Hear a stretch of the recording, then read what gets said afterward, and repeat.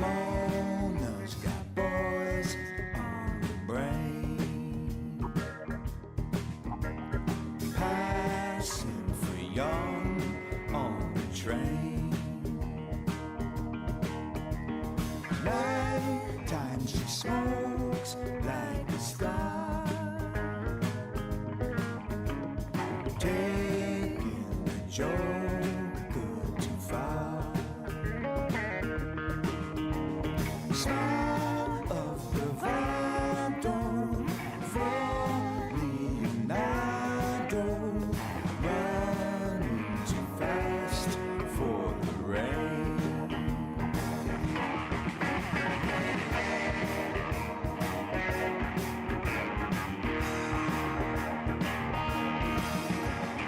Leo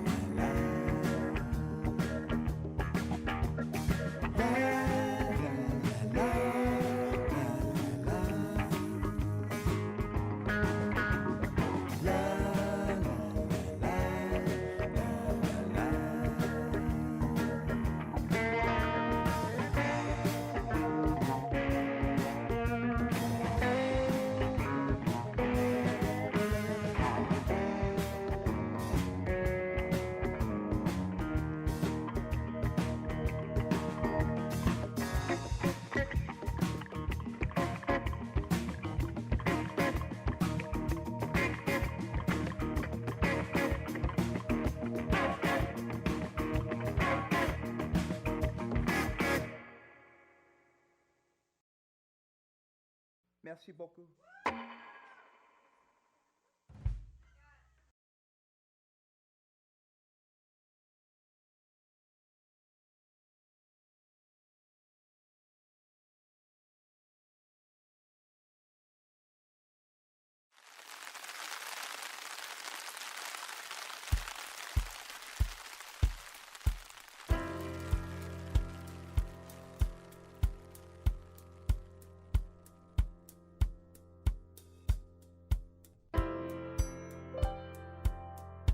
When the sun shines down on you, baby, and your head's in the clouds,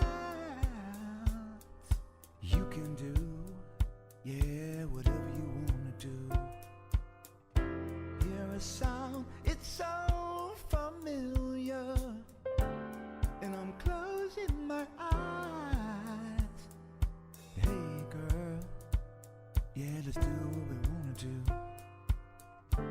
Well, it's muddy in the water, but I don't really care. You're my serotonin dream, and I'm flying through the air.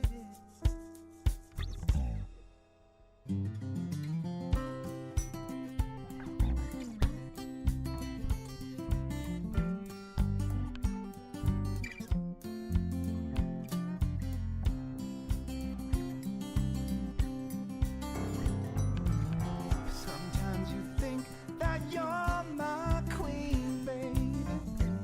Sometimes I'm your king.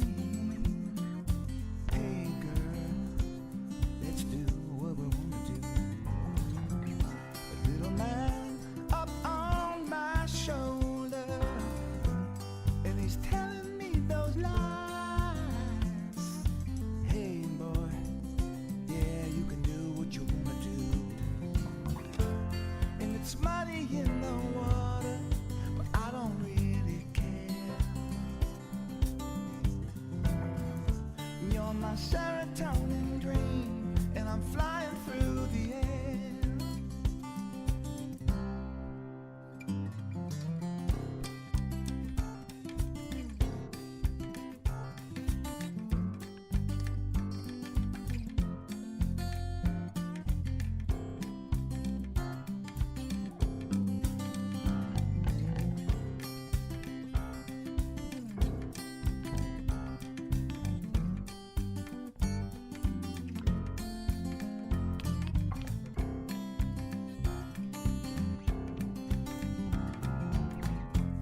Well, it's muddy in the water, but I don't really care. You're my serotonin dream, and I'm flying through the air. Yeah, it's muddy in the water, but I don't really care. You're my serotonin dream, and I'm flying right, yeah, flying right to you, babe. I'm flying right to you.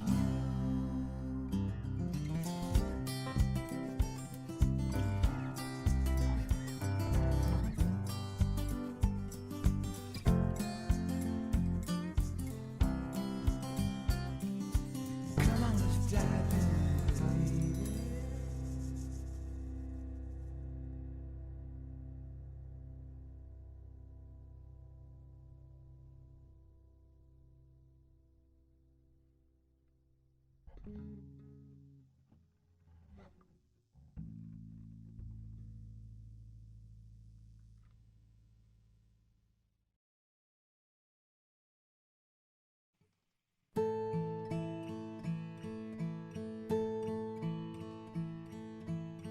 Hey little angel, why you flying me over? I don't know why these blues come and go. I cast my worries to the wind, said goodbye to my old friend. I don't know when they're coming back again. Never thought I'd ever see this day.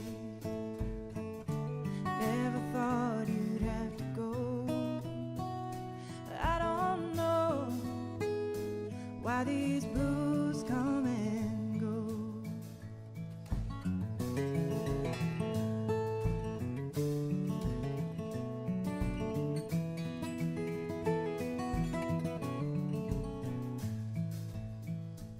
Now you're calling to me from a place that I can't go, and I wondered why I treated you so. And there's nobody out there, not one pretty soul, who could ever love me like you do. No, never thought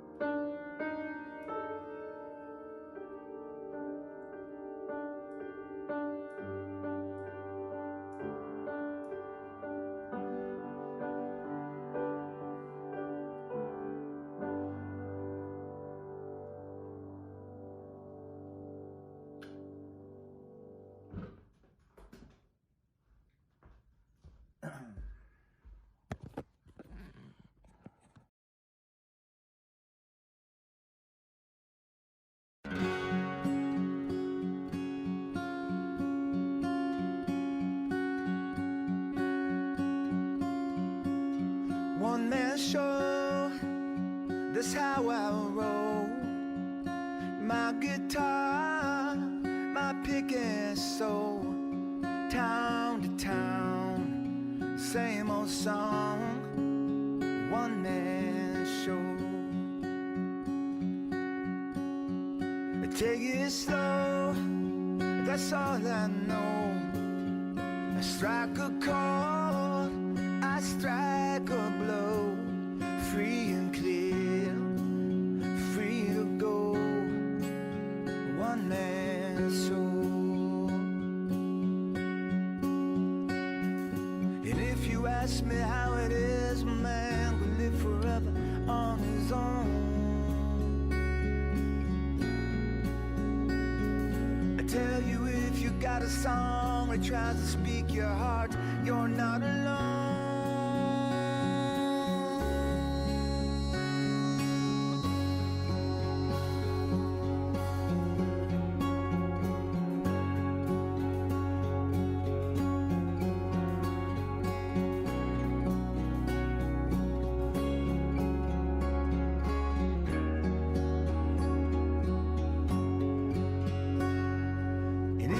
Ask me how it is a man could live forever on his own.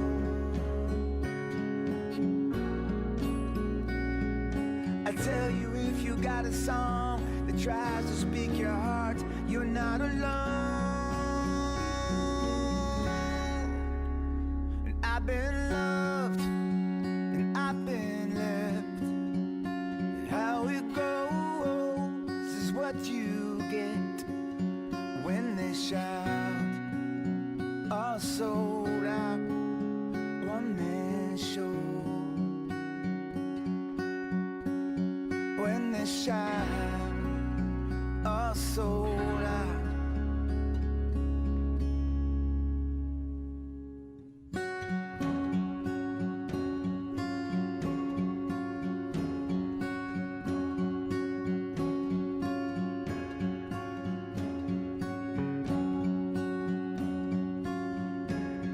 One man show.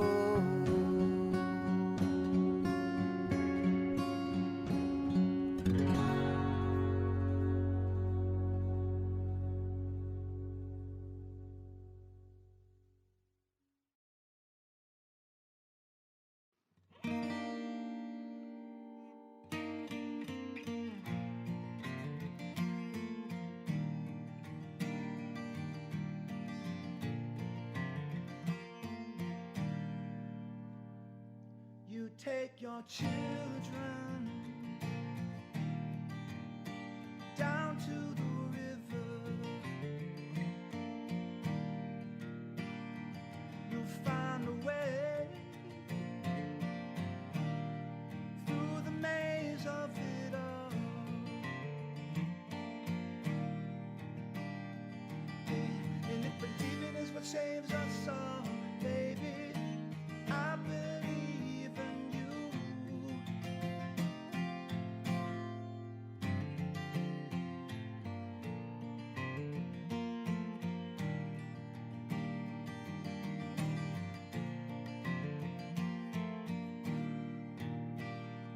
I may be bold and good at running wild. Take your time, say it all with a smile. Yeah, and if believing is what saves us all, baby, I believe in you.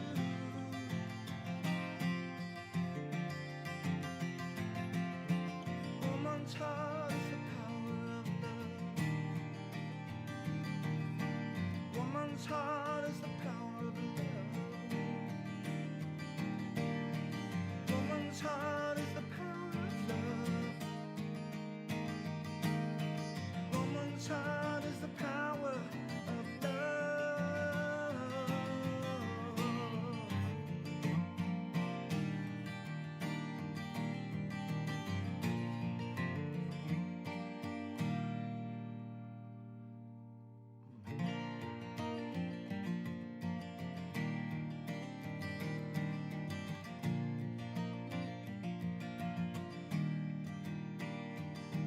And if believing is what saves us all, baby, I believe in you.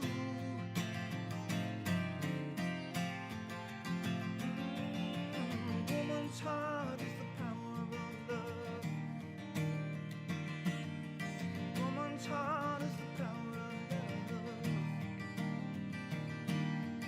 Woman's heart is the power of love. Woman's heart is the power of love. Woman's heart is the power of love. Woman's heart is the power of love. Woman's heart is the power of love. Woman's heart is the power of love.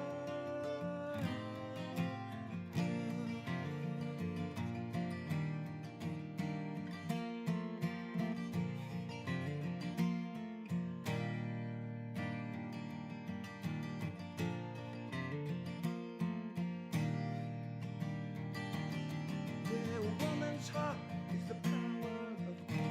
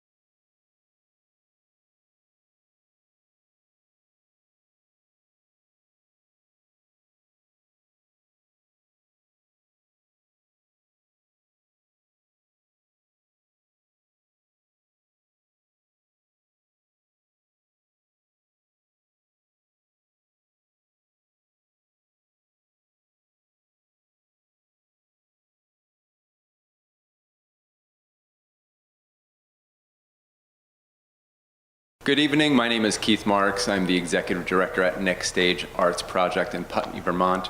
We appreciate you tuning in to this edition of, we're looking at the ratification of the 19th Amendment with Dr. Meg Mott, Votes for All Women. This is one of the things that Next Stage is looking at doing in terms of programming through the COVID pandemic, where we are looking to bring the experience of being in the theater into your home and into your computers, through your computers. We appreciate you tuning in. We appreciate everybody who has supported Next Stage through registering for this event, sharing this event. Before we get started, we'd like to thank our co-presenters. We want to thank the Vermont Suffrage Centennial Alliance. We also wish to thank the Commons, Windham County's independent source for news, and we also definitely want to give a big shout out to Brattleboro Community Television, who's handling all of the tech for this evening. This really could not be possible without BCTV, so we want to say thank you to all of our co-presenters. Right now we have Dr. Meg Mott, who's going to come on with our guest speakers speaking about the ratification of the 19th Amendment. Dr. Mott is a professor of politics emeritus. She is the town moderator for Putney, and she is a self-described constitutional wrangler. Without further ado, Dr. Meg Mott and Votes for All Women. Thank you.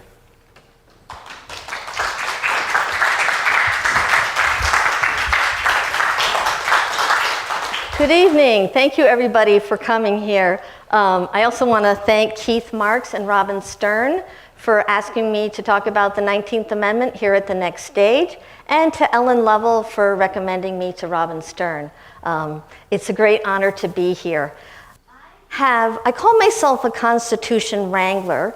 Well, first of all, when you retire, it's kind of an identity problem.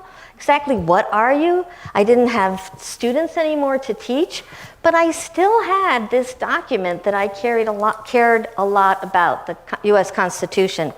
And after the 2016 election, when there was a lot of division, there has always, and just as a side note, there has always been a lot of division in the United States. John Adams passes the Alien and Sedition Act. Other people are trying to get rid of John Adams because he's trying to get rid of other people. So I don't want to make it sound like this is completely new. I know people say unprecedented all the time, but the reason I go back to the Constitution and I'm interested in American history is that yes, things change, and also they stay the same. So when I go around to different places to talk about the Constitution, it's usually, I imagine, easy to find a disagreement. So the First Amendment, freedom of speech, or the Second Amendment, right to bear arms. People have a lot to say about it. They have positions on one side and they have positions on the other. And I like having formats like this because then people get to hear each other. They don't have to endorse each other's positions, but they get to hear each other. And that's how I understand the genius of democracy. We fight, we're a disagreeable species, we disagree all the time, and the Constitution gives us more reasons to disagree, because there's a lot of confusing things in here. I called this Votes for All Women, Perseverance, Patience, and Politics, because I'm interested in virtue and in politics. Patience, perseverance, those are clearly virtues. But politics, usually people think, that's kind of dirty, isn't it? What is virtuous about politics? Well, the original idea of politics, and this comes from Aristotle, very, very old idea, 300 BC, and that is that politics gives us the possibility of becoming a better person.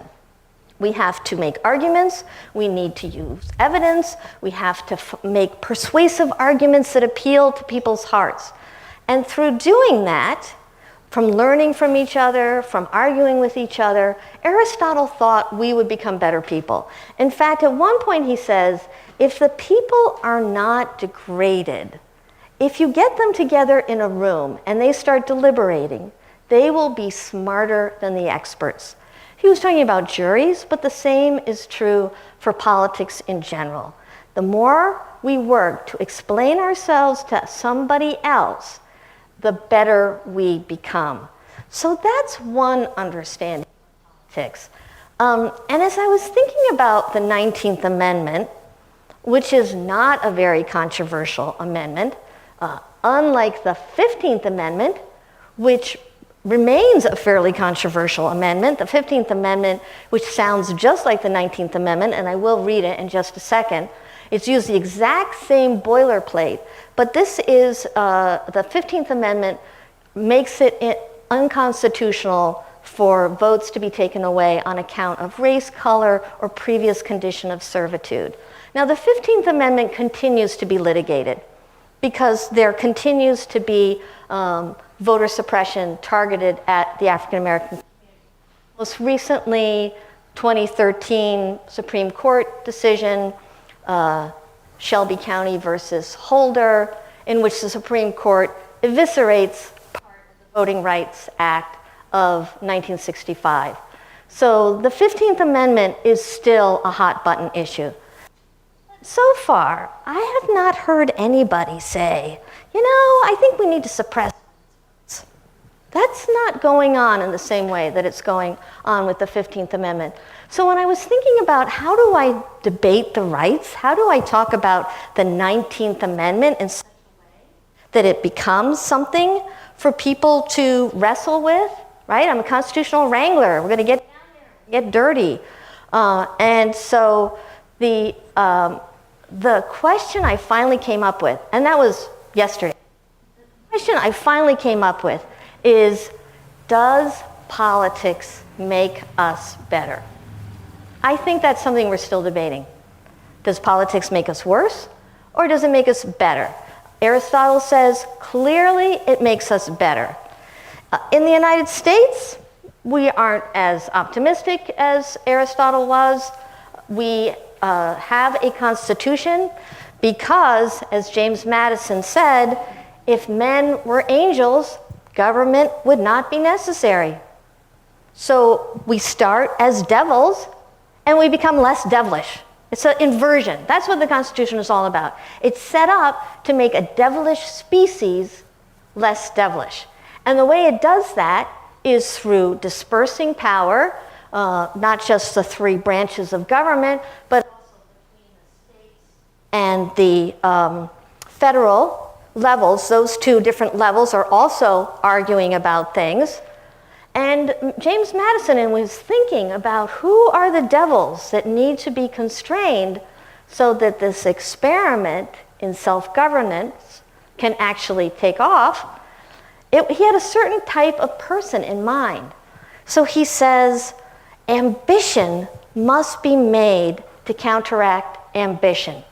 That's how they set it up, that ambitious people from the states, because if you think about how this country started, it was a lot of ambitious people from the different colonies, which then made themselves into sovereign states after the Revolution, and they're all gathered together in Philadelphia, and they're trying to come up with a law they can all live with. I think of them as roosters. Now, I live on a farm in Putney, not too surprising. When you get roosters in a room together, you got to watch out because they like to eviscerate each other. So they set up this constitution with a very specific psyche in mind. Ambitious people would be made to counteract other ambitious people.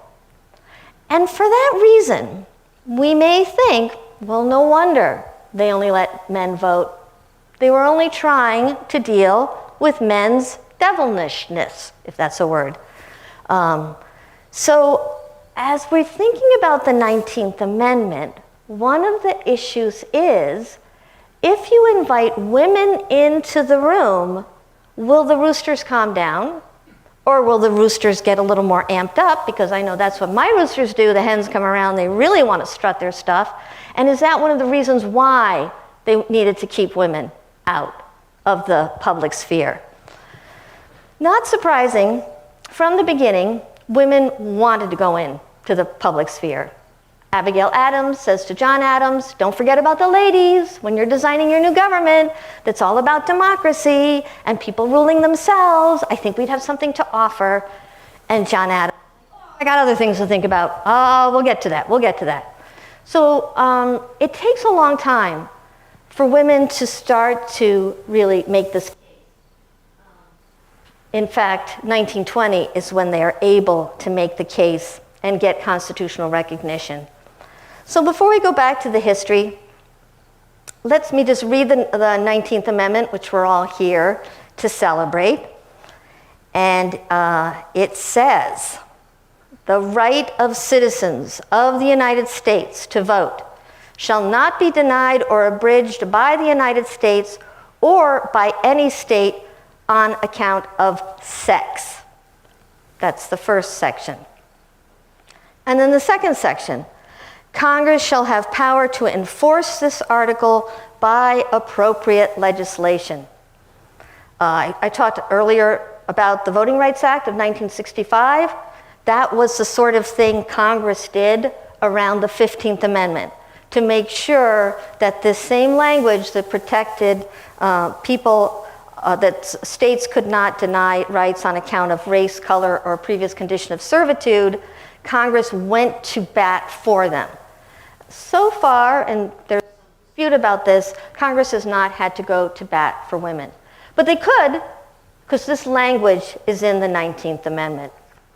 So let's go back in time, because that's what I love doing with the Constitution. We look at the text, we see what was, how the law changed, how it amended itself, which is pretty special.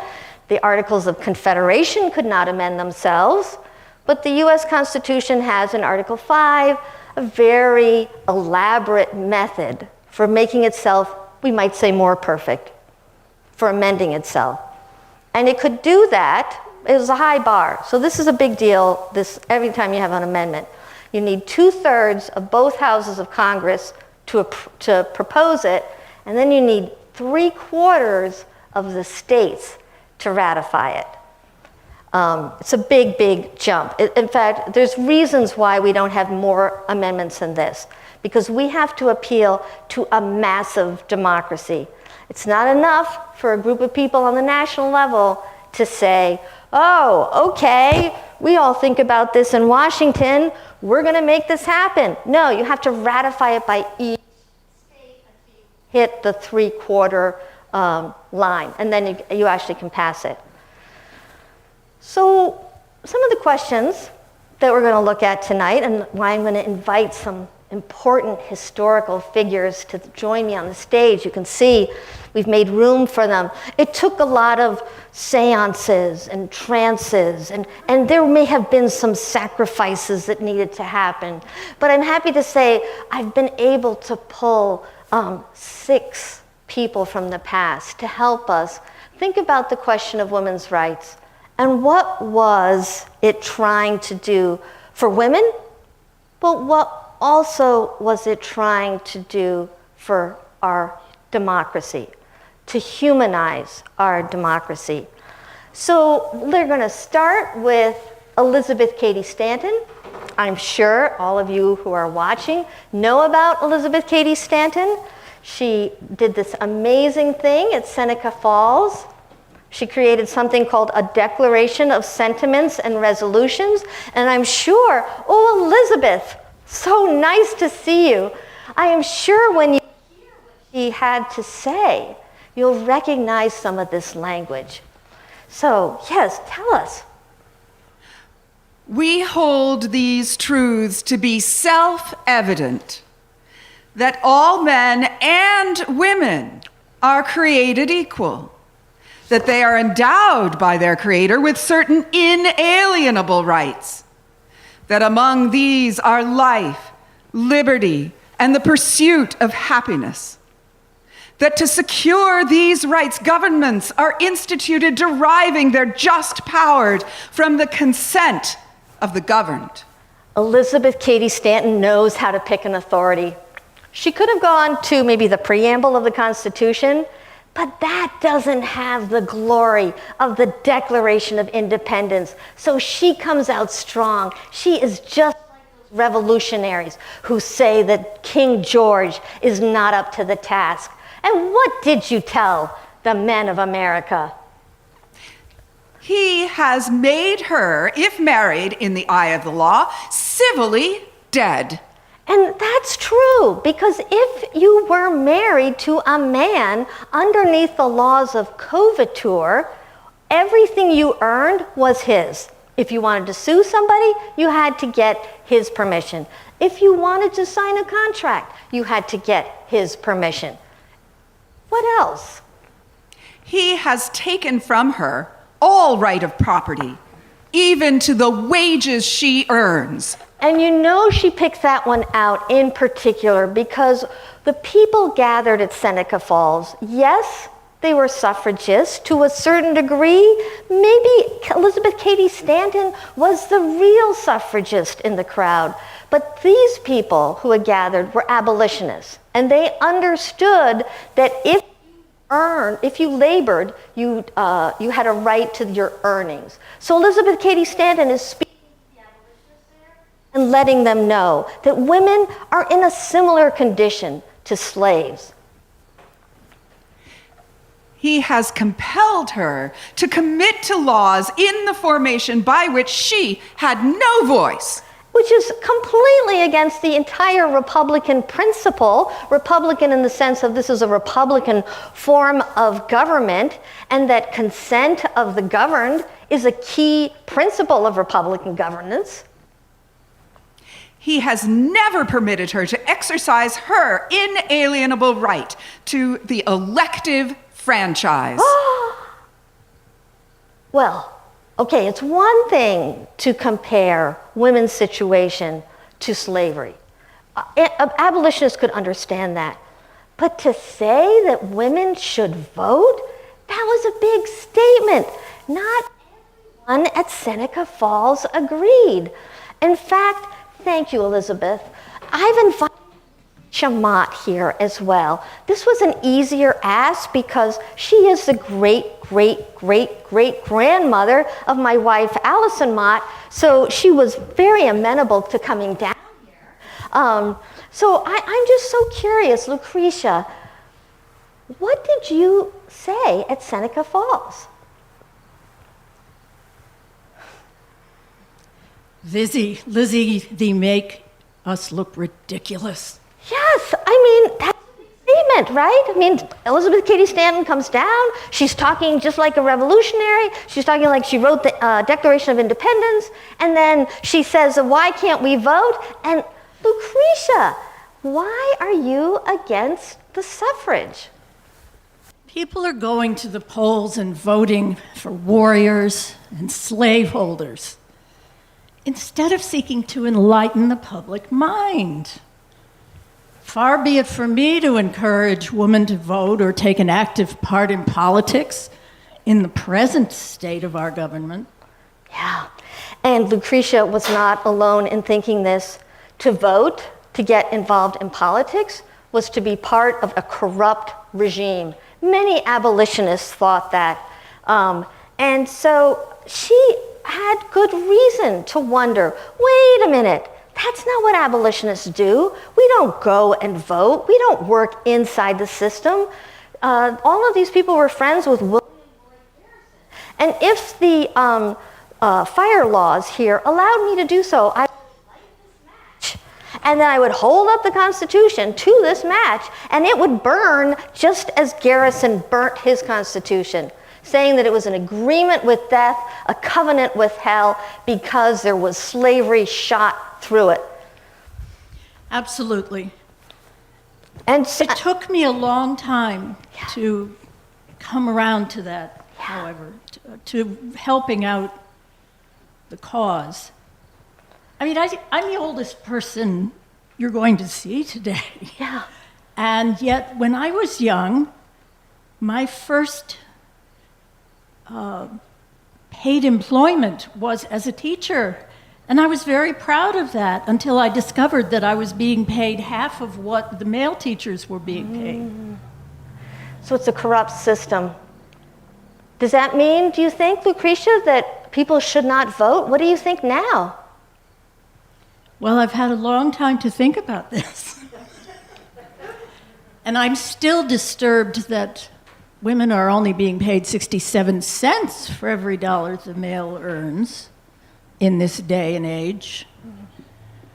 However, as far as the franchise, it's critical now. I realized that and signed the Declaration on the second day of the convention, because the only way that we'll have a true democracy is by having a plurality of voices Right. in the government. Plurality of voices. Thank you, Lucretia Mott. Yes, have a seat. Thank you so much. So there were other people at Seneca Falls, other abolitionists at Seneca Falls, who were not as disturbed about what Elizabeth Cady Stanton had said. So I've asked Frederick Douglass if he would be willing to join us. Frederick Douglass was at Seneca Falls, and as many of you know, he was so important to the abolitionist movement because he was able to tell firsthand what it was like to be an enslaved person. He wrote beautifully about that experience.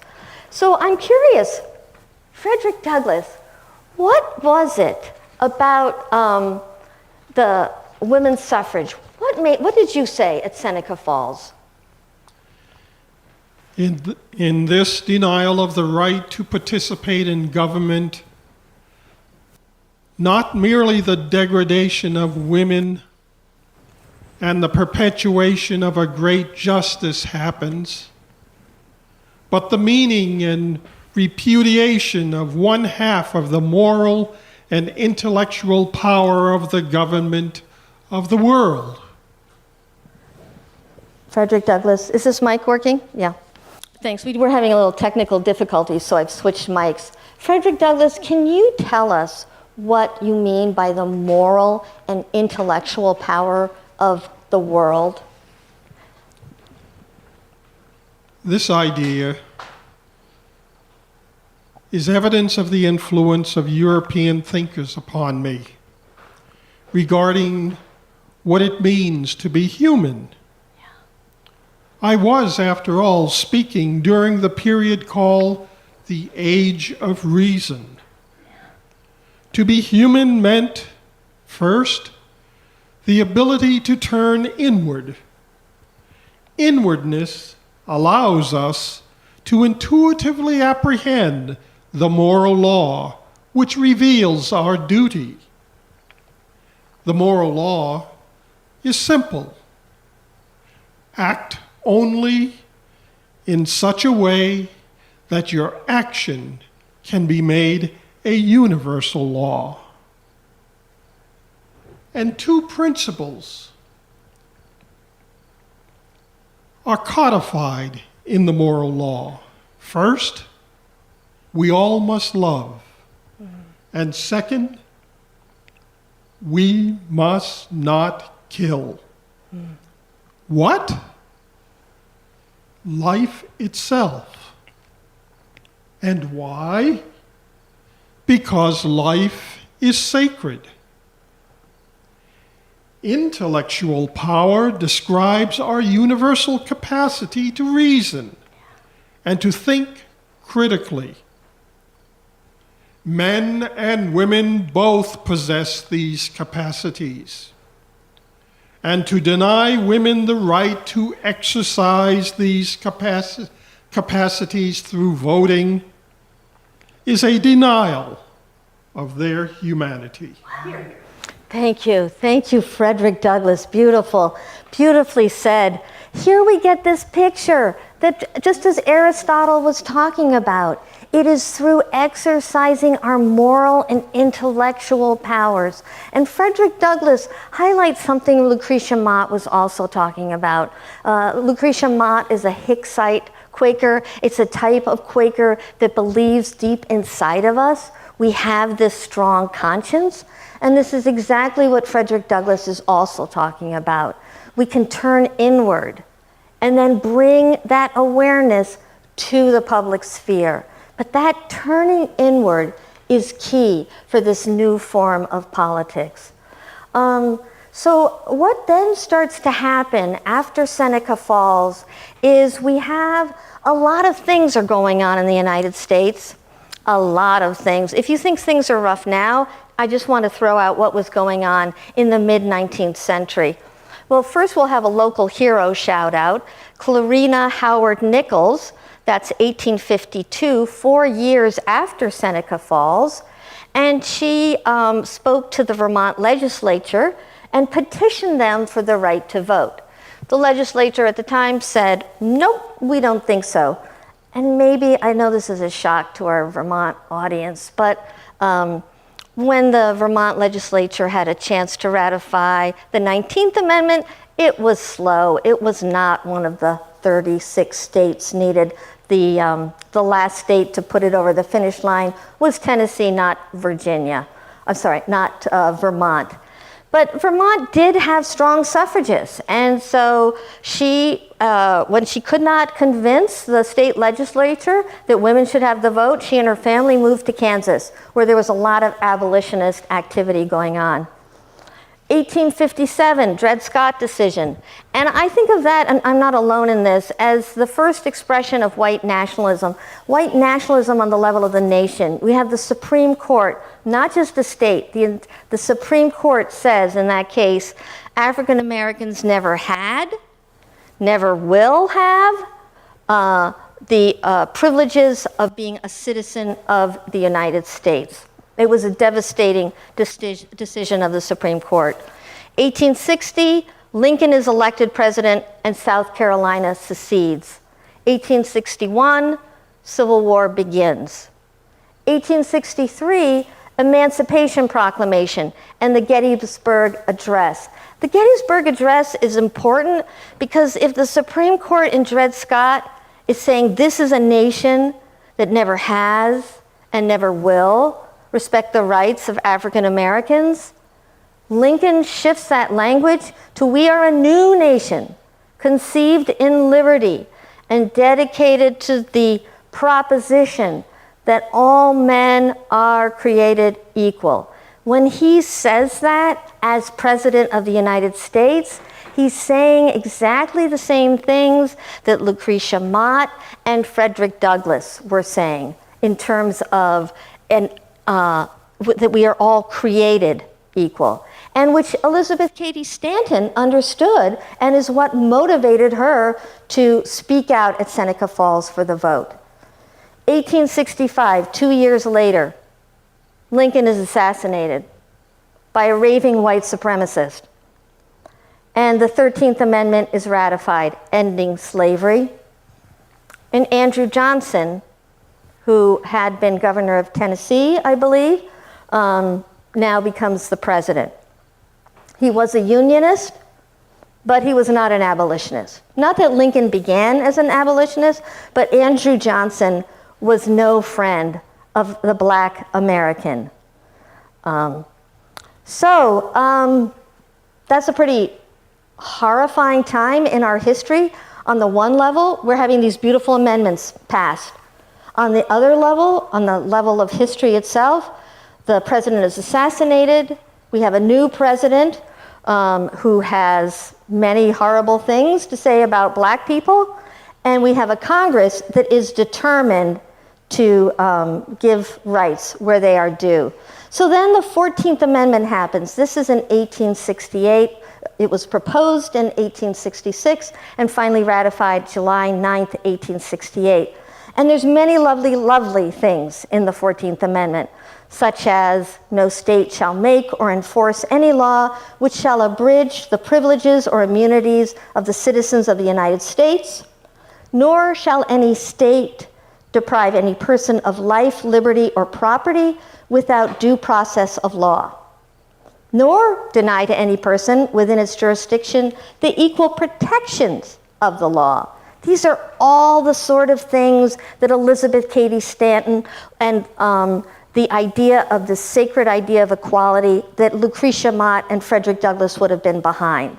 However, there's always a little thorn on the rose.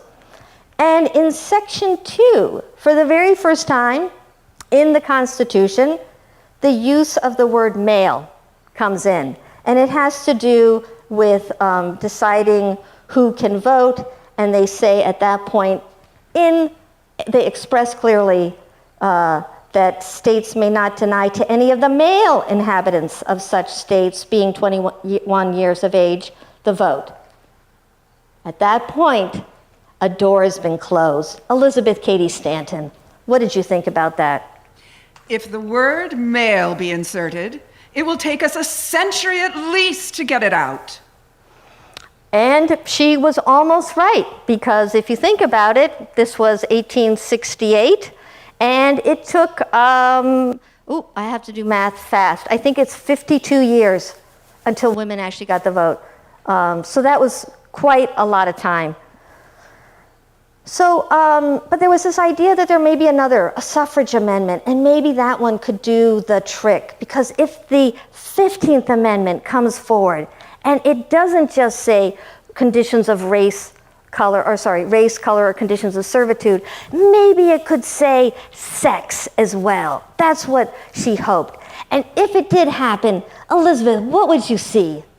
We intend to avail ourselves of the strong arm and blue uniform of the black soldier to walk in by his side. And wasn't that a beautiful picture? Surely it should have happened. There was a lot of energy behind giving black soldiers. After all, they had risked their lives for the Union. And there was all this energy to expand the franchise, to make the democracy a real we the people. But the abolitionists, and I can't say I fault them, the abolitionists, such as Wendell Phillips, he said, one question at a time. This hour belongs to the Negro. And so at that point, there started to be a split between white suffragists and abolitionists. And so I wanted to complicate this a little bit. A lot of times people talk about this time in history and they say it was when all the men were black and all the women were white. Because it's very easy to see that split and to make that in our heads.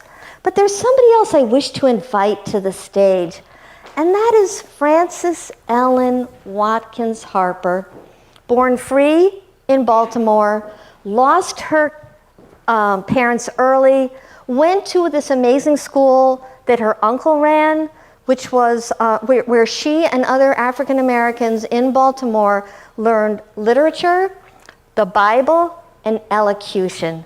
And she gave this great talk in May of 1866 at the Women's Rights Convention. And it's called We Are All Bound Together. Could you tell us that, Frances? Absolutely. We are all bound up together in one great bundle of humanity. And society cannot trample on the weakest and feeblest of its members without receiving the curse in its own soul. You tried that in the case of the Negro. You pressed him down for 2 centuries, and in doing so, you crippled the moral strength and paralyzed the spiritual energies of the white men of the country. When the hands of the black were fettered, white men were deprived of their liberty of speech and the freedom of the press. And she's absolutely right. When the slave power was in charge, yes, African Americans were brutalized, had absolutely no rights whatsoever. But what Frances Harper is telling us is that when that happened to one portion of the population, you could not talk, even if you were a white man, even if you could vote, you could not speak against slavery in the South. If you did, don't be surprised if a knock comes on your door in the middle of the night. Tar and feathering is one of the punishments that local people gave to white people who dared to speak out against slavery. Many of you may know the story of Elijah Lovejoy, who published tracts, newspaper pamphlets against slavery, and he was eventually murdered by a mob. I guess we would call it lynched. So when African Americans, when enslaved people had all their rights taken from them, it affected the entire country. So I'm wondering, Frances, because you're coming back and telling us what was going on back then. What did you think about this whole push about women's suffrage? Well, I do not believe that giving women the ballot is immediately going to cure all the ills of life. I do not believe that white women are dewdrops just exhaled from the skies. I think that, like men, they may be divided into 3 classes: the good, the bad, and the indifferent. Great. So maybe women are just like men: the good, the bad, the indifferent. So I'm curious, Frances, what did you think voting was what effect would that have on white women? Talk of giving women the ballot box, go on. It's a normal school, and the white women of the country need it. While there exists this brutal element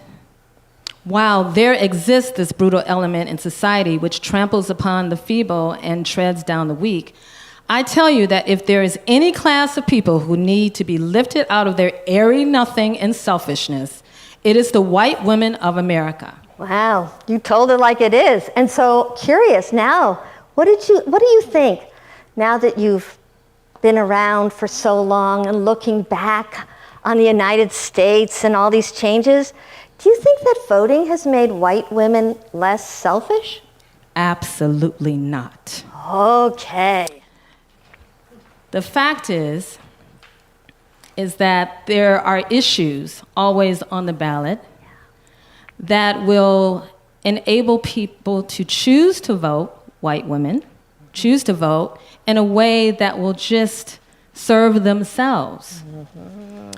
And also at the expense of other people. But perhaps there might be something on the ballot that might catch their attention, where they will educate themselves and become more acquainted with the needs of people other than themselves. And as a result, they may find that all people are human beings. Also,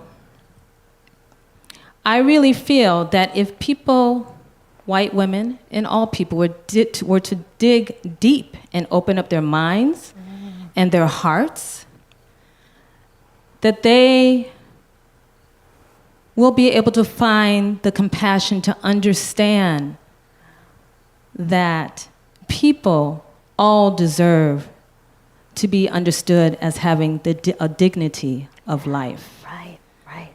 And to also contribute to the humanity of all life. Wow. Thank you, Frances Harper. Thank you very much. And what you've done for us is you've really, and thank you, you can have your seat, because we're getting at this issue about the morality in voting. You could, as Frances Harper say, just go and vote your own interest. In fact, in many ways, political scientists say that's what voters do. They vote their own interests. But what we're getting from our people from the past, and Frances Harper just said it so clearly, is that we have an opportunity to think beyond ourselves when we vote. But that's going to be on us to remember that. As we start to go forward, there's a struggle that's happening. So we've heard from our guests about how important morality can be to improving ourselves as members of the polis. At the same time, imagine you're part of a suffrage organization and it wants to get things done. And so what it needs to do, right? So it's easy to think noble ideas when you are formulating something for your own path. But in a democracy, you have to persuade the majority of the American public to go with you. And that becomes a whole other problem. So suffragists get organized. In 1869, Stanton and Susan B. Anthony formed the National Women's Suffrage Association, and they are going for the big time. They're operating on the national level. On the other hand, there's another group, and that is the American Women's Suffrage Association, and they're building on organizing power in the states. It's much more of a grassroots movement, and it makes sense. You know, there's a reason why a lot of suffragists wanted to work in the states and not on the national level, because truly, Who controls the franchise? It's the states. It's always been the states. Even with the 15th Amendment, the states control the franchise, but the 15th Amendment gives Congress the power to make sure the states are not denying or abridging the right to vote on account of race, color, or previous condition of servitude. So to work in the states makes a lot of sense. Also, women could already vote in a lot of states. Women could vote in Vermont for state elections starting in 1880, and Vermont is not alone in this. The idea that women could vote for school board, of course, because that's what women did. They thought about schools and they thought about children. So the women had that vote. Some states also allowed women to vote in federal elections. Montana, Wyoming, Utah, I think there was another state out west. They were trying to lure women to those states early on. And so women in those states got the franchise right off the bat. In fact, the first woman elected to the Senate or to Congress is a woman from Montana, Jeanette Rankin, and she was voted to Congress before the 19th Amendment because the states control the vote. But Elizabeth Cady Stanton, Susan B. Anthony, and later Alice Paul, they wanted an amendment. In fact, sometimes I think of them, they had a lot of ambition. They were willing to knock down and do what was ever necessary. They were getting to be a little bit more like roosters. I mean, this is what's necessary in politics. You got to make your stand, and sometimes other feathers are going to get fluffed up. Oh well, you make your stand. So as more and more immigrants start coming into the country, and like now, I think in terms of percentages of immigrants in the country, this is a time back then, 100 years ago, when again there was a lot of talk about immigration. And so Elizabeth Cady Stanton decided to build a campaign on some of that anti-immigrant rhetoric. What did you say? I said women's suffrage would dilute the ignorant foreign vote. And Elizabeth Cady Stanton was not alone in this. Ignorance is something that many abolitionists, suffragists were all concerned about. That to be an ignorant American was to be a self-serving American.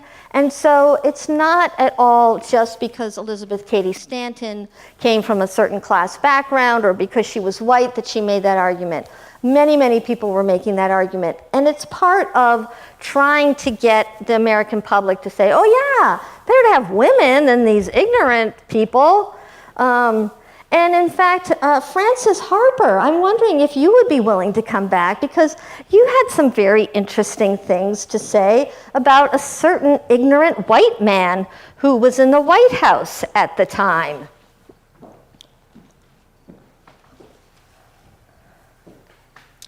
My objection to Andrew Johnson is not that he has been a poor white man. My objection is that he keeps poor wits all the way through. Yes, yes. Good play on words. Poor wits. I like that. And for Frances Harper and for many women at this time, suffrage was somewhat important, but even more important is the idea of temperance. Because ignorance was not good for democracy, and drunks were not good for democracy. So the women's temperance movement starts to get a lot of attention. Do you want to tell us about why you are for the women's temperance? Believing as I do in human solidarity, I hold that the Women's Christian Temperance Union has in its hands one of the greatest opportunities that God ever pressed into the hands of the womanhood of any country. Thank you, Frances. That is great. So we have this idea, and it's completely consistent with what Frederick Douglass told us. We have inside us a moral power.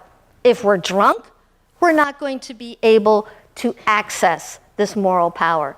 So temperance, abolition, suffrage were all of a piece. And the idea was And sometimes people think about the temperance movement as an early precursor to the war on drugs. As I've done more research, I don't think that's an accurate comparison. The war on drugs, started by Richard Nixon, clearly served elite interests. But the temperance movement was run by women, and it was an interracial group, perhaps more interracial than the women's suffrage movement.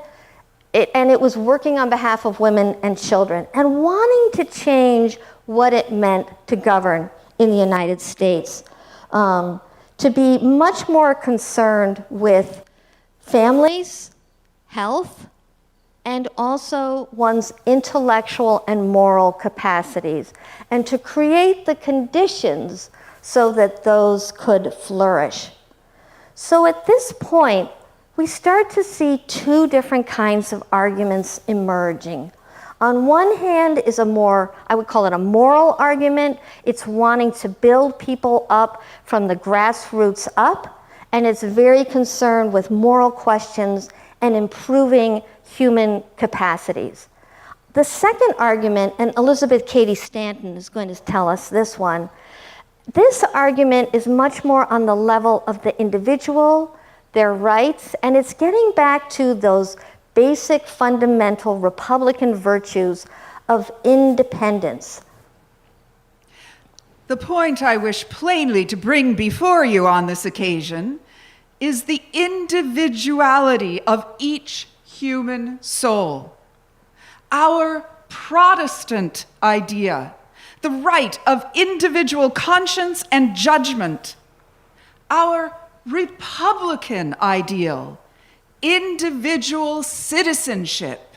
Yeah, thank you so much. And that's such a fine formulation of one of these things. If the purpose of government is to protect liberties, that's what you have given us, all those liberties that are so central to our form of government. So, Elizabeth Cady Stanton, before you sit down, I'm just curious, what do you think of our democracy now? Thank you, Dr. Mott. I, like Lucretia, have had many, many years in order to observe the American democracy, observe our women out there voting, moving things. And I say that our democracy now it suffers the same flaws that I was fighting for in the 19th century. It's part of the same argument. And I see my own conflict being an ardent abolitionist with racist thoughts, starting to percolate through or continuing to percolate through today's society. What I am encouraged by is the spirit and the fervor of the people for the franchise, of the people to vote. Watching the long lines of patient people voting in the primaries, whereas it was absurd, and I would have organized it better, was nonetheless an optimistic moment for me, and I think for our country, at the fervor that we have for the franchise. Yeah. Thank you, Elizabeth. Yes, these pictures, we can think about all these people waiting and all the work that you did and all these people, all the arguments that were made over the course of a long, long time, 1848 to 2020. That's a long time. And people are still out there now. Another speaker that I'm going to invite to the stage is W.E.B. Du Bois. And he's important because he wrote a speech that he read to the Women's Suffrage Convention, the National Women's Suffrage Association Convention. And he wrote this prior to the 19th Amendment. So it's at a time when things are heating up, and some women, some suffragists are getting more and more impatient, and they're trying what they can. So, Mr. Du Bois, can you just read us a little from what you said back then? Be careful of your reasoning. It has been said in America, if paupers and Negroes vote, why not college-bred women of wealth and position? Such argument or neglect is both false and dangerous. And while its phrasing may be effective at times, it represents a climbing of one class on the misery of another. Thank you. If we stress the responsibility of the state for the education of its citizens as prior to political rights, then the conclusion is that if the state allows its citizens to grow up in ignorance, it ought to suffer from an ignorant ballot. That is the threat of ignorant votes that make good schools. Right, the threat of ignorant votes should be motivating the state to make better schools or to provide more opportunities for students to become aware of civic values, to practice speech making, to practice deliberation, to practice counter-arguments and rebuttals. So Du Bois turns all of this around. It's not on the ignorant voters that should be shunned. It's the state itself that needs to, up its game, let's say, and take care of what needs to get taken care of. Would you be willing to read what you had said about democracy as well? And then I've got another question for you. Democracy is a method of realizing the broadest measure of justice to all human beings. In the last analysis, only the sufferer knows her sufferings. No state can be strong which excludes from its express wisdom the knowledge possessed by mothers, wives, and daughters. That is so beautiful. And this is getting at something Francis Harper also told us. We need to be open and listening and being open to hearing about each other's suffering. So, Mr. Du Bois, I have another question for you, and take your time with this. Have we learned more about people's sufferings because women now have the vote?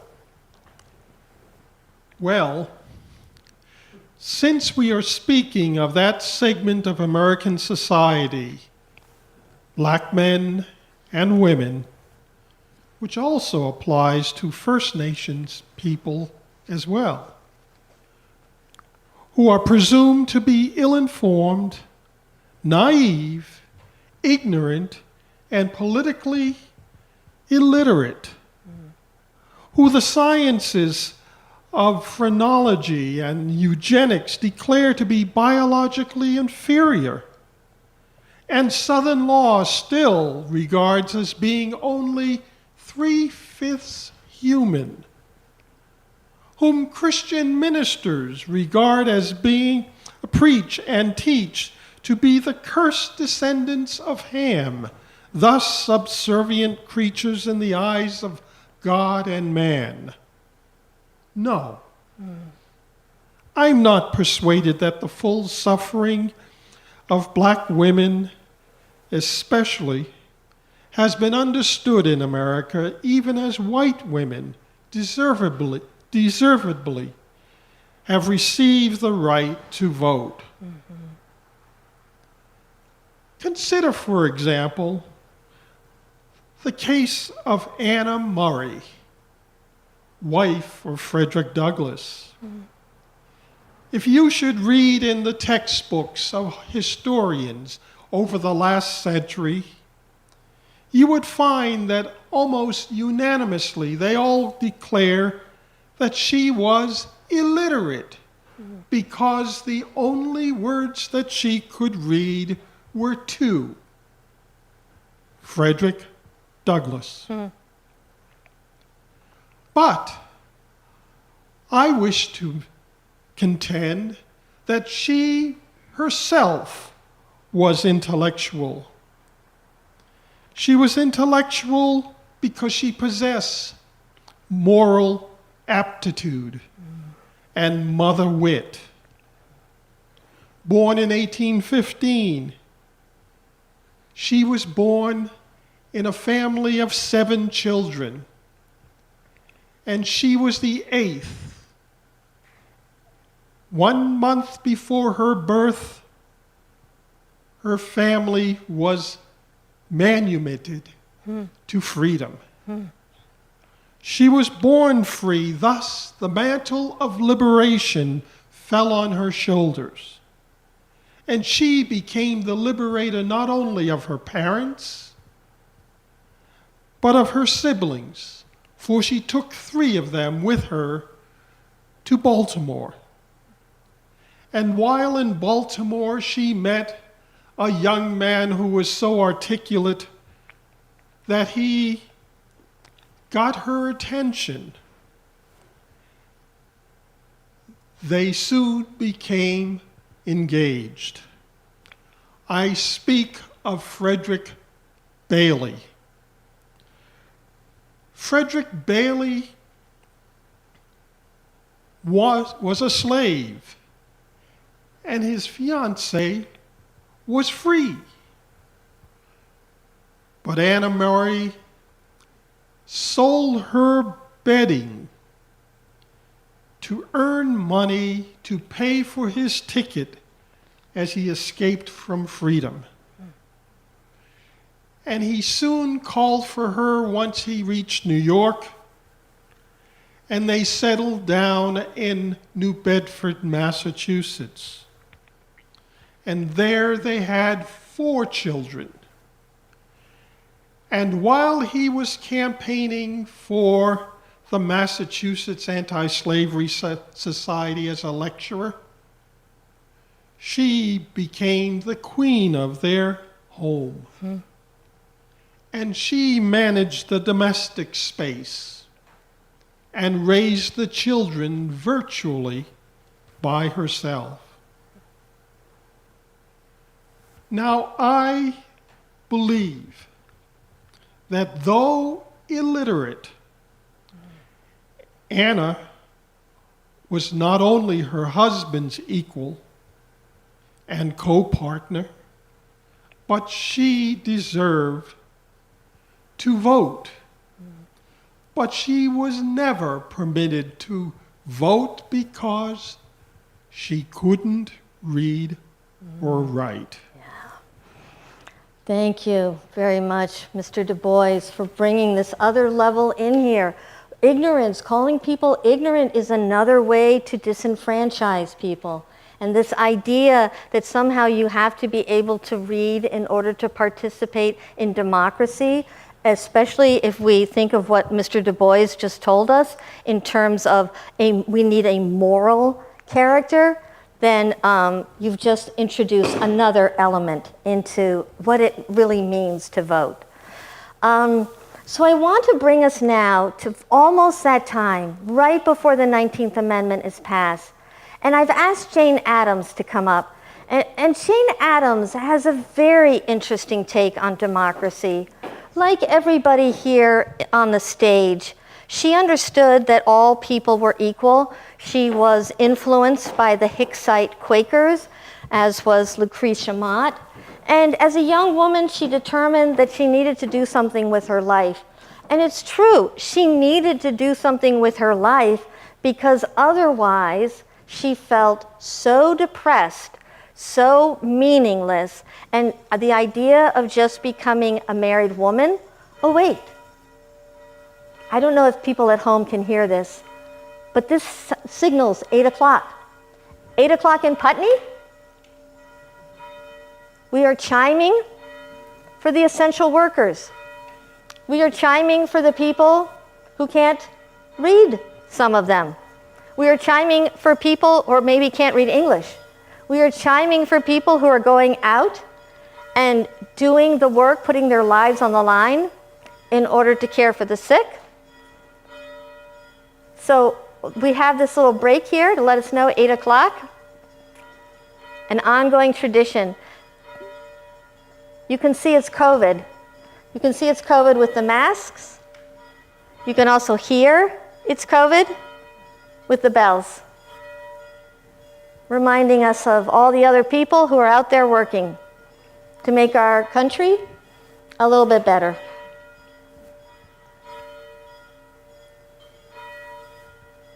This, I think, is something Jane Addams would have greatly appreciated. A town putting the working people, the essential workers first. So Jane Addams, I'm going to go on with her story, because what she did at Hull House in Chicago was she used some of her savings, her inheritance, and she bought this old mansion that had gone to ruin, because around this mansion were a lot of immigrant communities. And what she wanted to do, she got this idea from a settlement program that she saw in England. And the idea was, Toynbee House is what was in England, that you took young people who were feeling lost. And like nowadays, 100 years ago, what was the meaning of life? Great inequality, great ideas, and at the same time, terrible, terrible poverty and terrible, terrible racism. So what Jane Addams decided to do is she created Hull House. She invited the neighbors in. They had social clubs. They had debates. She would have the socialists come in from recent immigrants from Eastern Europe who were talking about the party, who were talking about class conflict. She'd have industrialists come in who would try and make an argument for capitalism. They would have to deal with the with the socialists. So she loved it to have people together debating and deliberating. Right before the vote, this is 1913, Jane Addams, and thank you so much for joining us tonight, joining this lovely group we have of our ancestors, helping us to be better citizens. You wrote this piece that was called If Men Were Seeking This Franchise. And she imagined a matriarchy. And in the matriarchy, they were already practicing in her mind the best form of government. She called it enlarged housekeeping. She understood that women would be great leaders because they were so interested in the young, in caring for people, and also in human flourishing. It was not paternalistic, nor was it so I'm a political theorist, and sometimes when I hear these things of one group trying to help another group, it can also feel like colonizing a mind. This was a totally different picture. She wanted to open it up so that all these different people could talk.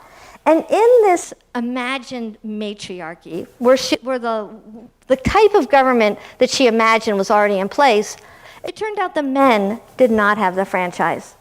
And so she imagined the men pleading with the matriarchs, oh, please, please, please, can we have the vote? And Jane Addams said the matriarchy had 3 different reasons why these men could not vote. Jane, I so appreciated this article. Can you tell us what was the first reason?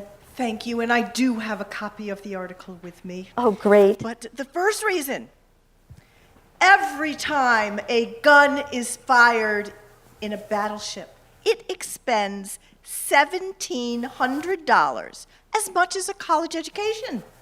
And yet, you would be firing off these guns as mere salutes, with no enemy within 3,000 miles, simply because you enjoy the sound of shooting. Oh my, I still think that's the truth sometimes, especially when these big warships, and you can see them all going places. Yes, that's a very good reason. What was your second reason, Jane? Well, my second reason.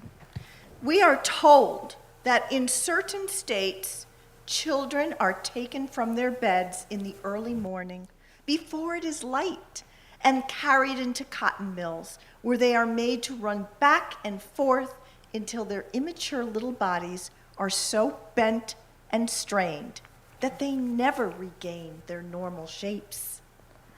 And that one was probably where you had the most influence, because we started to get labor laws in this country and child labor laws in this country. That is a great argument for why men shouldn't have the vote. What was your third reason? Indeed.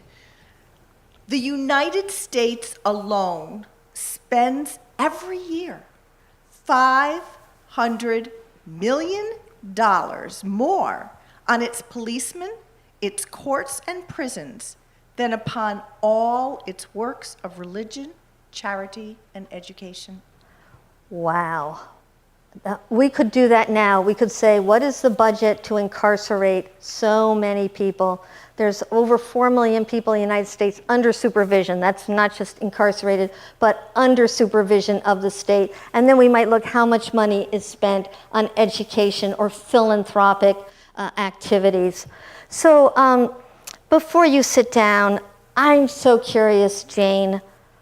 Did you expect that the United States would change when women got the vote?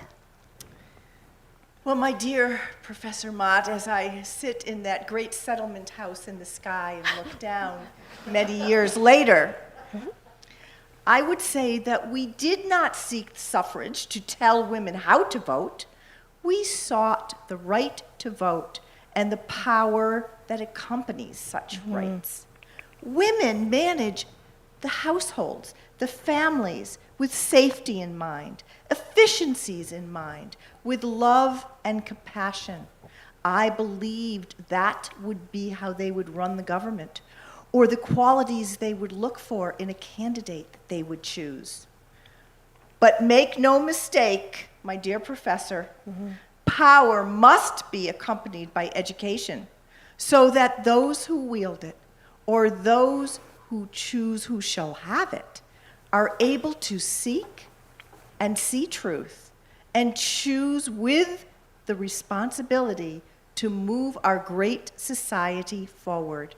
Professor, my glass is half full, not half empty. Yeah. But we are far from done. And I do want to give a little shout out to Kamala Harris. Oh, I bet Thank you were you, happy to see Kamala Harris there. That's great. Thank you, Jane. Thank you so much. So we're just about coming down to the end, but there's always this question. Okay, the 19th Amendment did pass, 1920. The franchise was doubled. People are usually curious, wow, did everything change? Because right after the 15th Amendment, when the franchise was open to African American males, things did change in this country for a very brief time during Reconstruction. However, there was this change where senators and congressmen from southern states came to represent their states, and they were African American. And that was one of these great tragedies of the United States. We began, Du Bois has a beautiful line, the slave stood for a moment in the sun, and then was into the shadows. So, for women, what happened after the 19th Amendment? Well, we know there was already one woman in Congress from Montana. She got in under state law. Voting patterns and partisan alignments in the United States stayed exactly the same. Even though a Democrat was in office, President Wilson, when women got the vote, the next two presidential elections put conservative Republicans in the White House, Hardin and Calvin Coolidge from Vermont.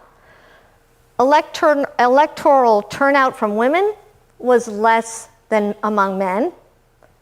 And even though women got the vote, they did not have the right to sit on juries or to hold political office. That required more activity. And this idea of enlarged housekeeping that Jane Addams and had this idea that maybe if women were in charge, it would have a different set of priorities, less money for the military, less money for prisons, and less money for, now I can't remember what the third one is, child labor and profit. Maybe the priorities would change. We did see that for a moment. And that was, I think, under Franklin Delano Roosevelt, with the appointment of Frances Perkins as Secretary of Labor, and a lot of those labor laws started to change. So we have these great moments, and then we recede. I don't subscribe to the notion that the 19th Amendment made us better. I think that the history of the United States is one of going forward and then receding, and going forward and then receding again. And as many of our speakers tonight have told us, we are again at that moment. Are we going to go forward using our moral powers, our intellectual powers, just the sort of things that Frederick Douglass was talking about? Are we going to be aware, as Lucretia Mott told us, of the candidates being connected? In the old days, they would have said slaveholders, and today I would maybe call vulture capitalists in a same category. Are we going to have that same sort of concern? Frances Harper told us, are we really going to be selfish and think about our own needs, and that's what we do when we go to the ballot box? Or are we thinking about the concerns of everybody? And Elizabeth Cady Stanton, who, because she had a long, long career as a suffragist, and some of the things she said, maybe she wouldn't say now about foreign ignorant votes. I'm going to guess that may be true. But she really honed in on the idea of rights are important. And yes, we want to be moral, and we want to be intellectual, and we also want to think about freedom and how important freedom is. So I'm going to stop our presentation now. I want to give a big shout out to all of our speakers who've come in, and then we're going to open it up to question and answer. So first, applause for what we've had tonight.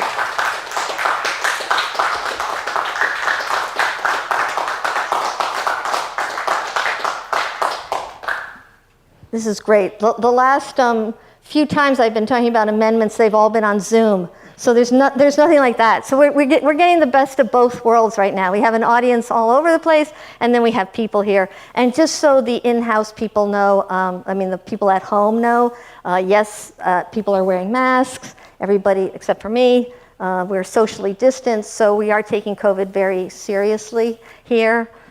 But I want to introduce these fabulous people who shared in the production tonight.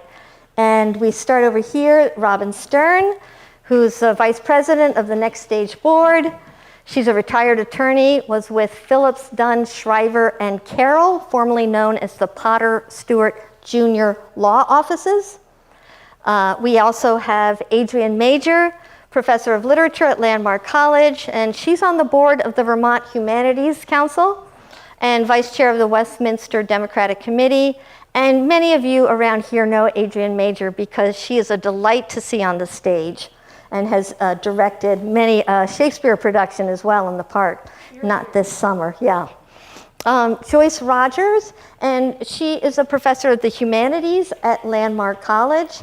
And she let me know right before we came on that she was born 100 years to the day after Elizabeth Cady Stanton delivered the Declaration of Sentiments at Seneca Falls. So if that is not another reason to just be so pleased that here she is with us this evening. And here we have Samira Evans, who people around here may know as part of the Samira Evans and the Handsome Devils. They've performed in Putney many a time. Allison and I had a very nice time dancing to those Handsome Devils. She is a performer and recording artist known for her dynamic and soulful approach to music. And yes, she has the wide variety. I have danced like this to her music, and I heard her sing at a funeral, and I felt I was transported to the heavens. Beautiful, beautiful voice. Samira is here because after being in Katrina for a long time, Katrina forced her and her husband Chris, Next Stage board member, to Brattleboro. It's been very happy for us here in Brattleboro because we get to dance to her music, and she is also a instructor of voice, teaches jazz voice at Williams College. And finally, I didn't think I could do this tonight unless John Grayson said yes. And that's because John Grayson, when he speaks about Frederick Douglass, this is a passion for a long time. He was a teacher at Mount Holyoke for 37 years, and he's now working on a book on the women who shaped the mind of Frederick Douglass.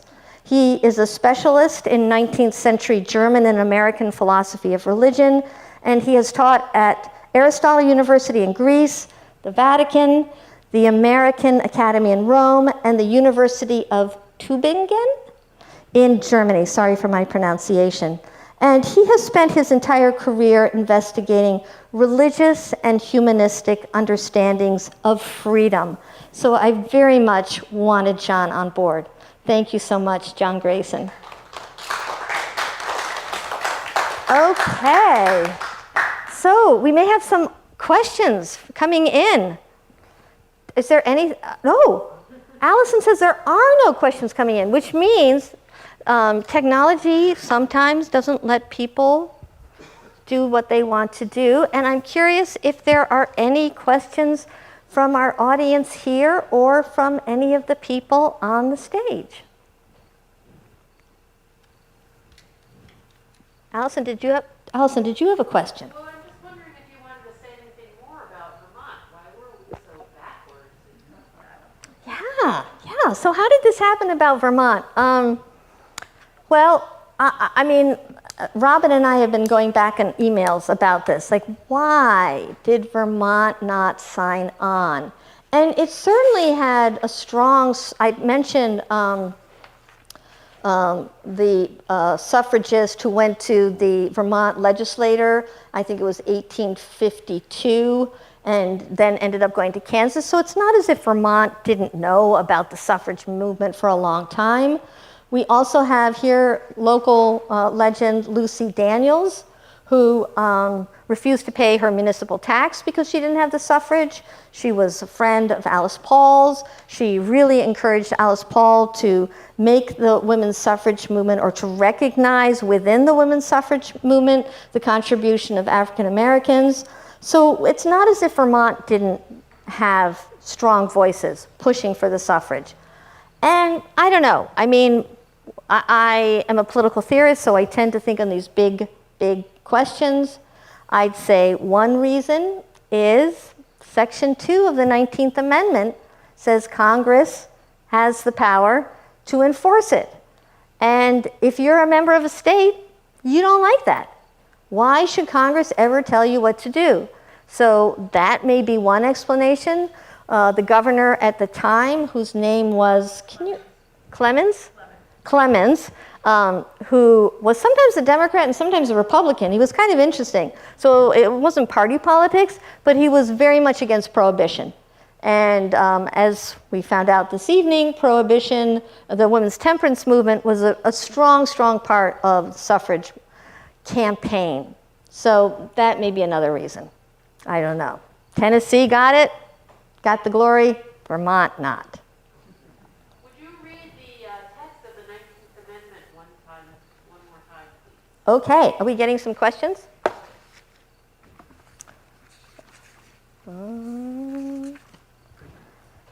The right of citizens of the United States to vote shall not be denied or abridged by the United States or by any state on account of sex. Congress shall have power to enforce this article by appropriate legislation. Yeah.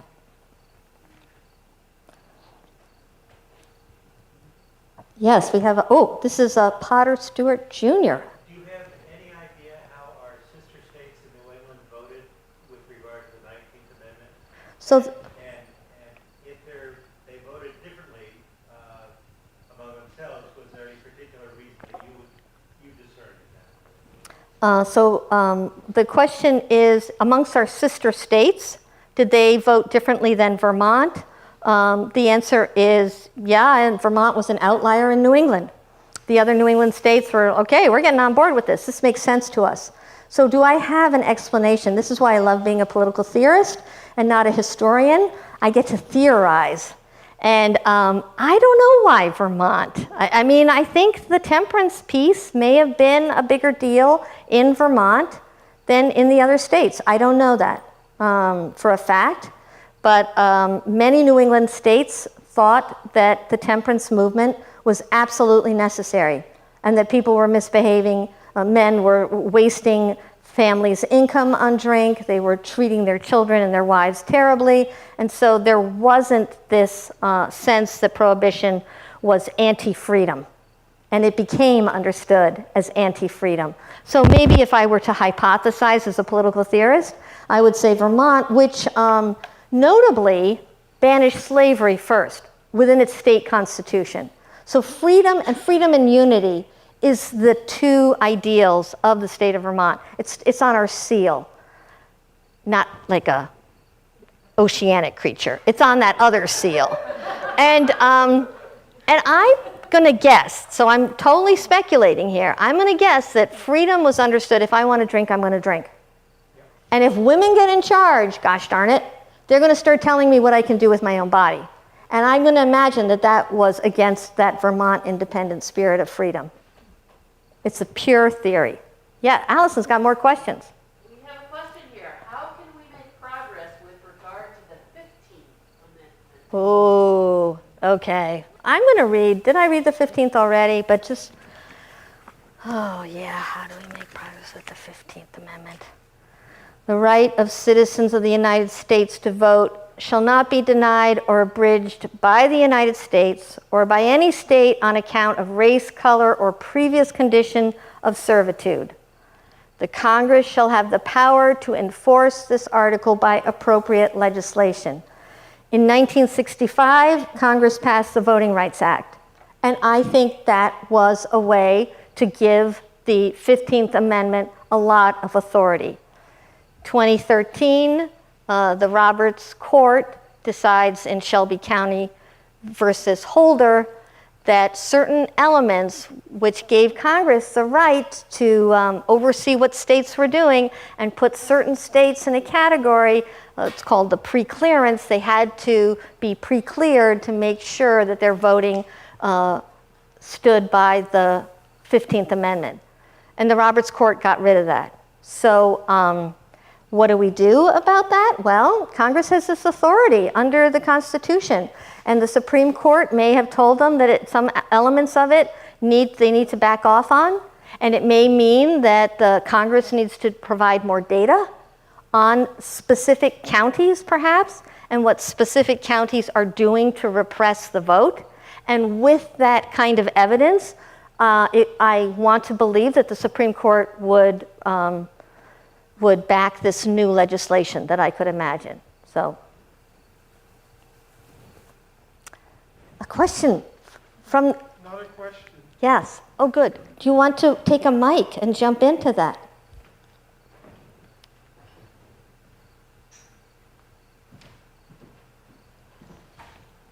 I'd like to suggest that states be encouraged to pass laws that mandate voting centers based on population size. And they never be, and that those centers will never be removed without the permission of the populations that are affected. Yeah. Nice. Very nice. That's a great idea. Thank you so much. Yeah. Do we have any more questions? Is there time for one more, or no? We're good. All right, this is actually perfect because we were hoping this was going to wrap up before 8:30, and in fact, it is going to wrap up before 8:30 just by a hair. And once again, I wish to thank people for watching us wherever you may be on the stratosphere, and to thank our in-house audience that is so COVID distanced and well masked. I so appreciate that. And to give a big hand of applause again to our readers who came in from the past. They've had to travel through centuries to come and participate tonight. So, and thank you, Next Stage, for having us here. Big hand. Yeah, thank you.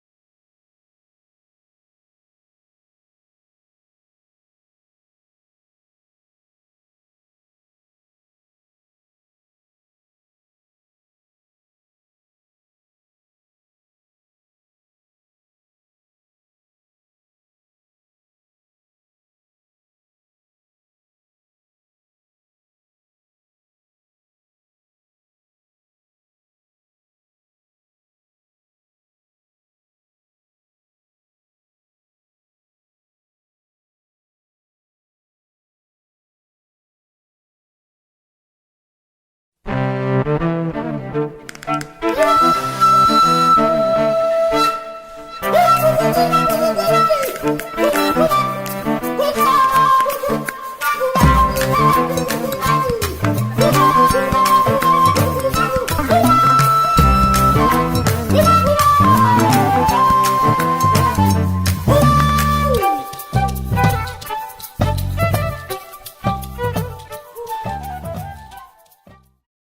hello, this is Derek Jordan.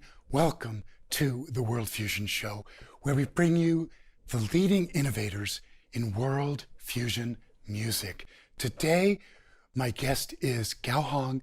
She grew up in China during the Cultural Revolution, and she is a pipa player and a wonderful musician. So welcome, Gao Hong, to the World Fusion Show. Thank you so much for having me. It's great to have you with us today. Really wonderful to get a chance for you to tell your story. And I wanted to start with your beginnings and what it was like to grow up during the Cultural Revolution in China. Oh, it's very difficult, especially my mom was a music teacher and my father was a landowner, also was an artist. So because of the Cultural Revolution, my mom trying to avoid me go to the countryside, I became a musician.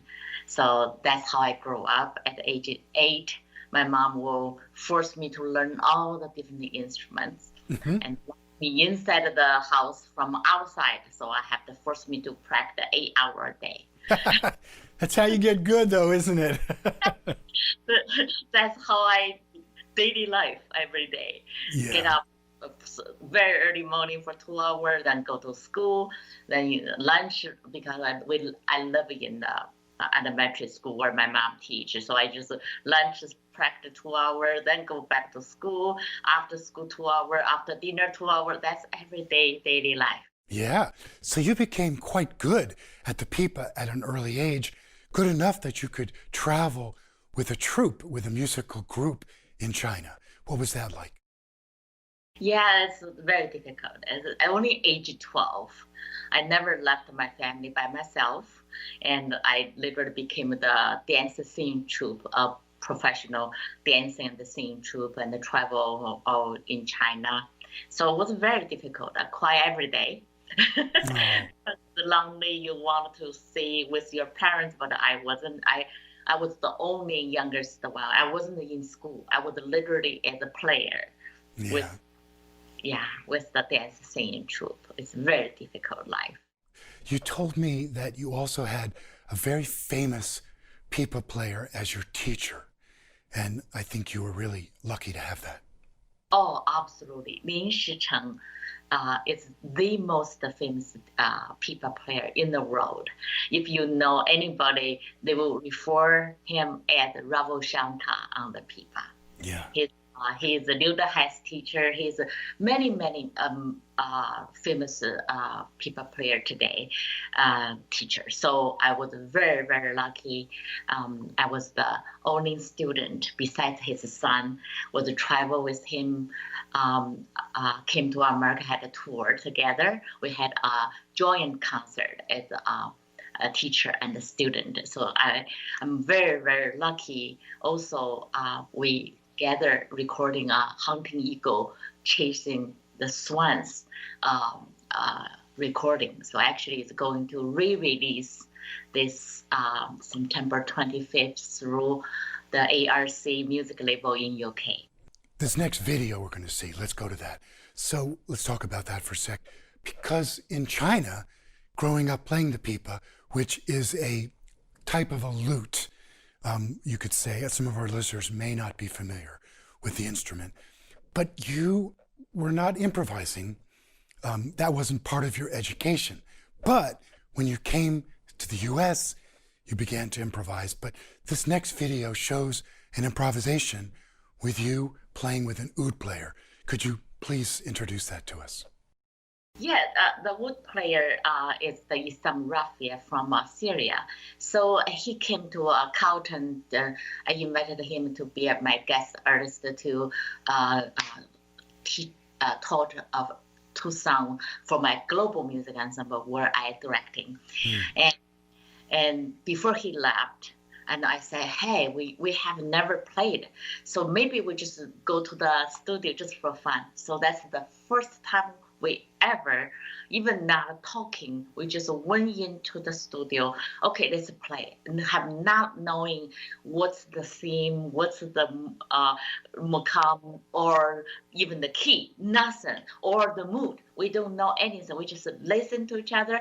Here you see, that's the first time we went to the studio for the whole afternoon. Sometimes that's the best way. Let's go to the video right now and hear this. Okay.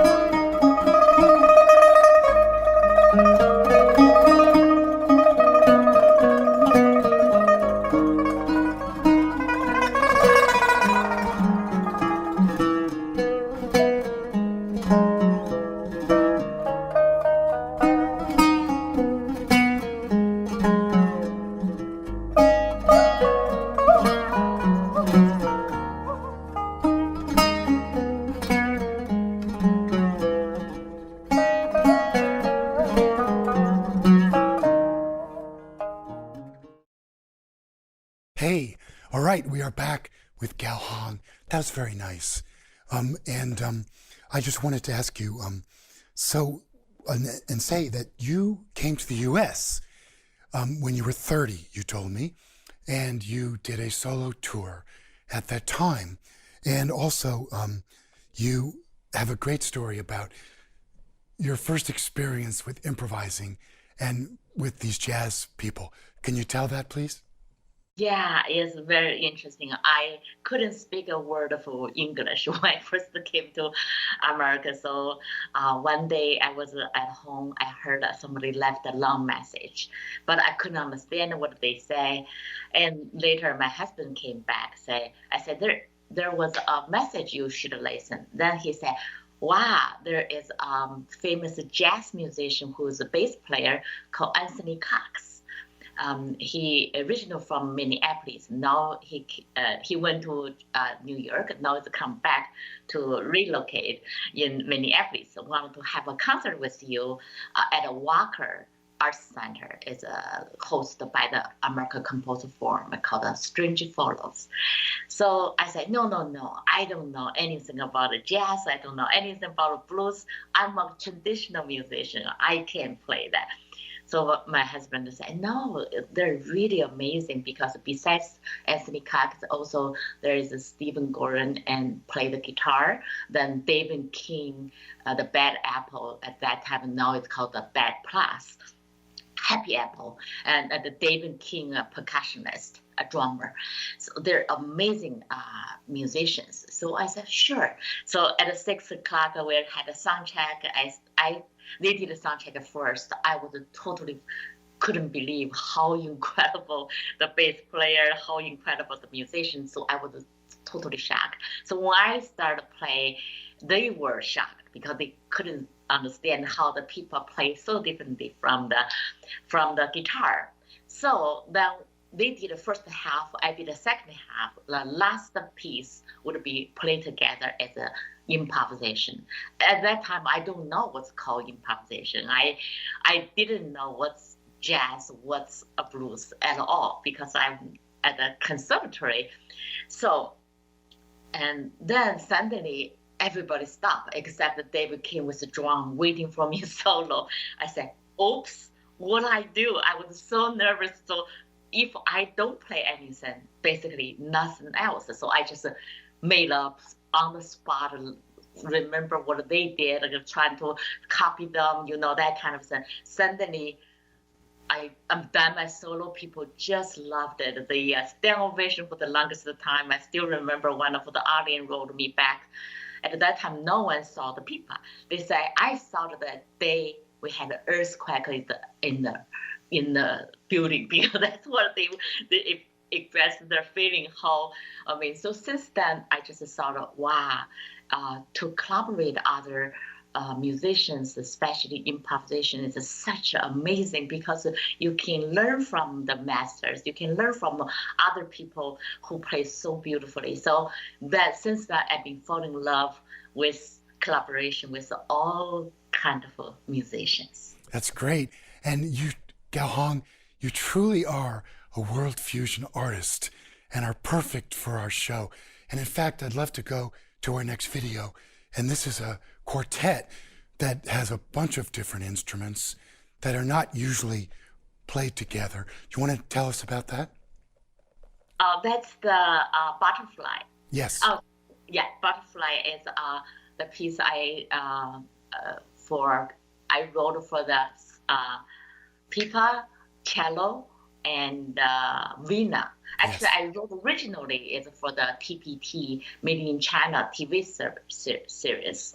Then when they asked us, I formed this group called Butterflies, because we all ladies. So then we add my long time collaborator Mark Anderson to play the drum. So this piece is kind of like a Silk Road.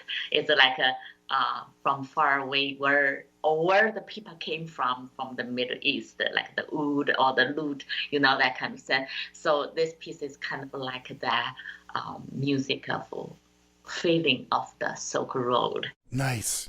Very good. Let's go to the video right now. Okay.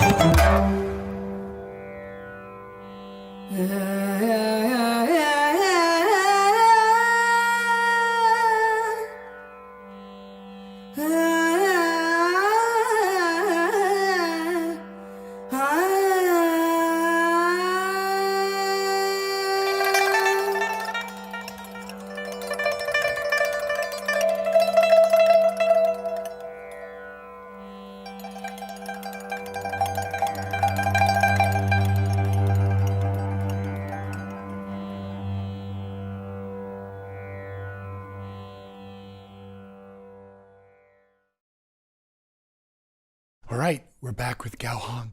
Hey, that was great. I love that. So nice to hear the blend of those different instruments together. Very nice piece. So now you have a Chinese music ensemble, also in a World Fusion ensemble in Minneapolis, Minnesota, near where you live. So tell us about what that's like. Oh, that's amazing.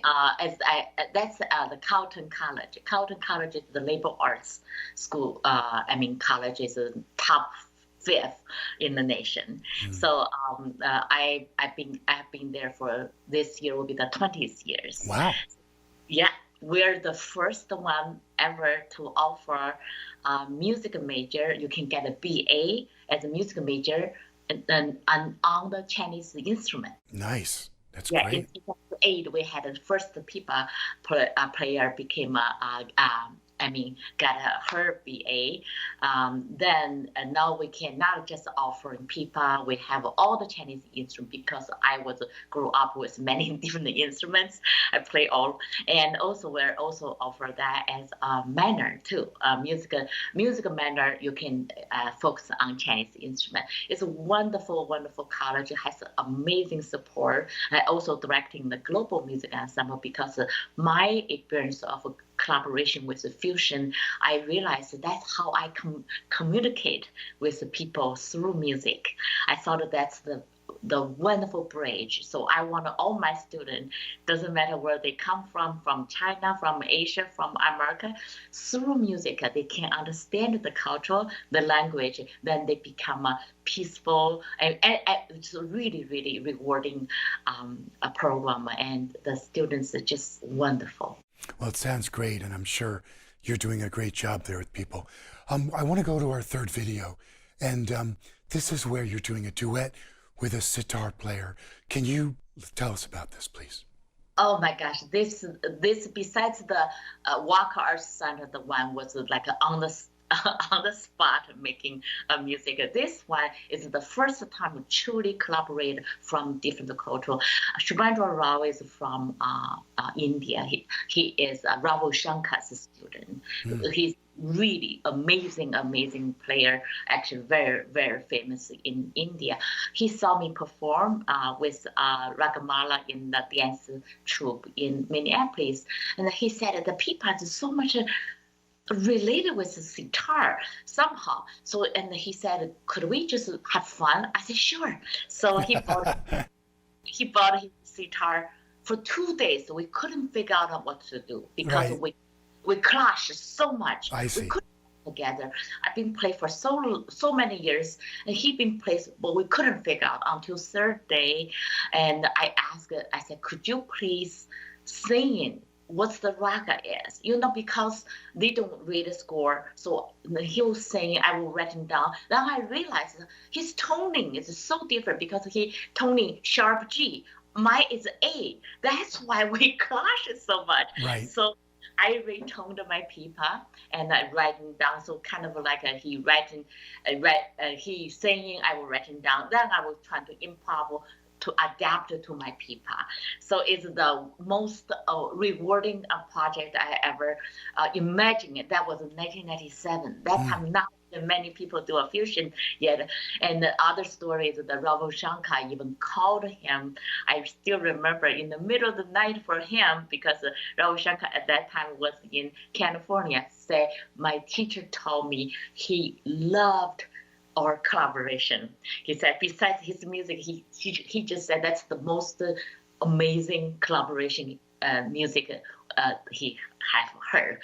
So that's a huge, amazing encouragement for us. So, and hopefully we'll get a more collaborate project together again. That would be great. Let's go to the video right now.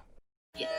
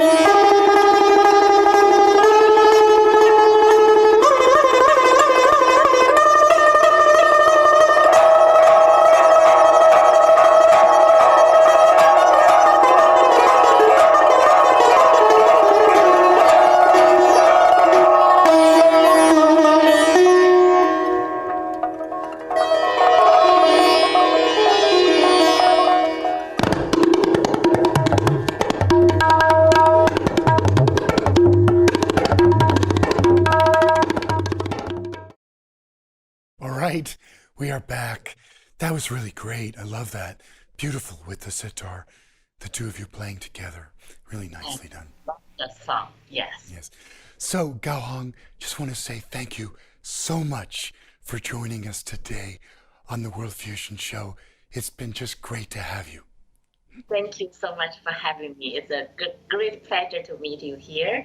And thanks for so much for doing this wonderful show for the World Fusion music. Well, we're going to go now to the part of the show where you and I get to play together through the magic of the internet. So I'm really looking forward to that. How cool is that? That's great, right? All right, so thank you again, Gao Hong, for joining us. Yes, thank you. All right, hey, this is Derek Jordan, and thank you so much for joining us for the ride today on the World Fusion Show. It's been great to have you. We have lots more fantastic guests and shows coming up. And hey, I want to thank our wonderful sponsors, Mackenzie Family Charitable Trust, Dean's Beans, Chris Pratt, Nancy Feinberg, and Ron Dans for their generous support for the show. And hey, follow us on Facebook, subscribe on YouTube, and share the episodes with your friends. It's great. And remember, as we always say, think globally, listen locally, and support independent music.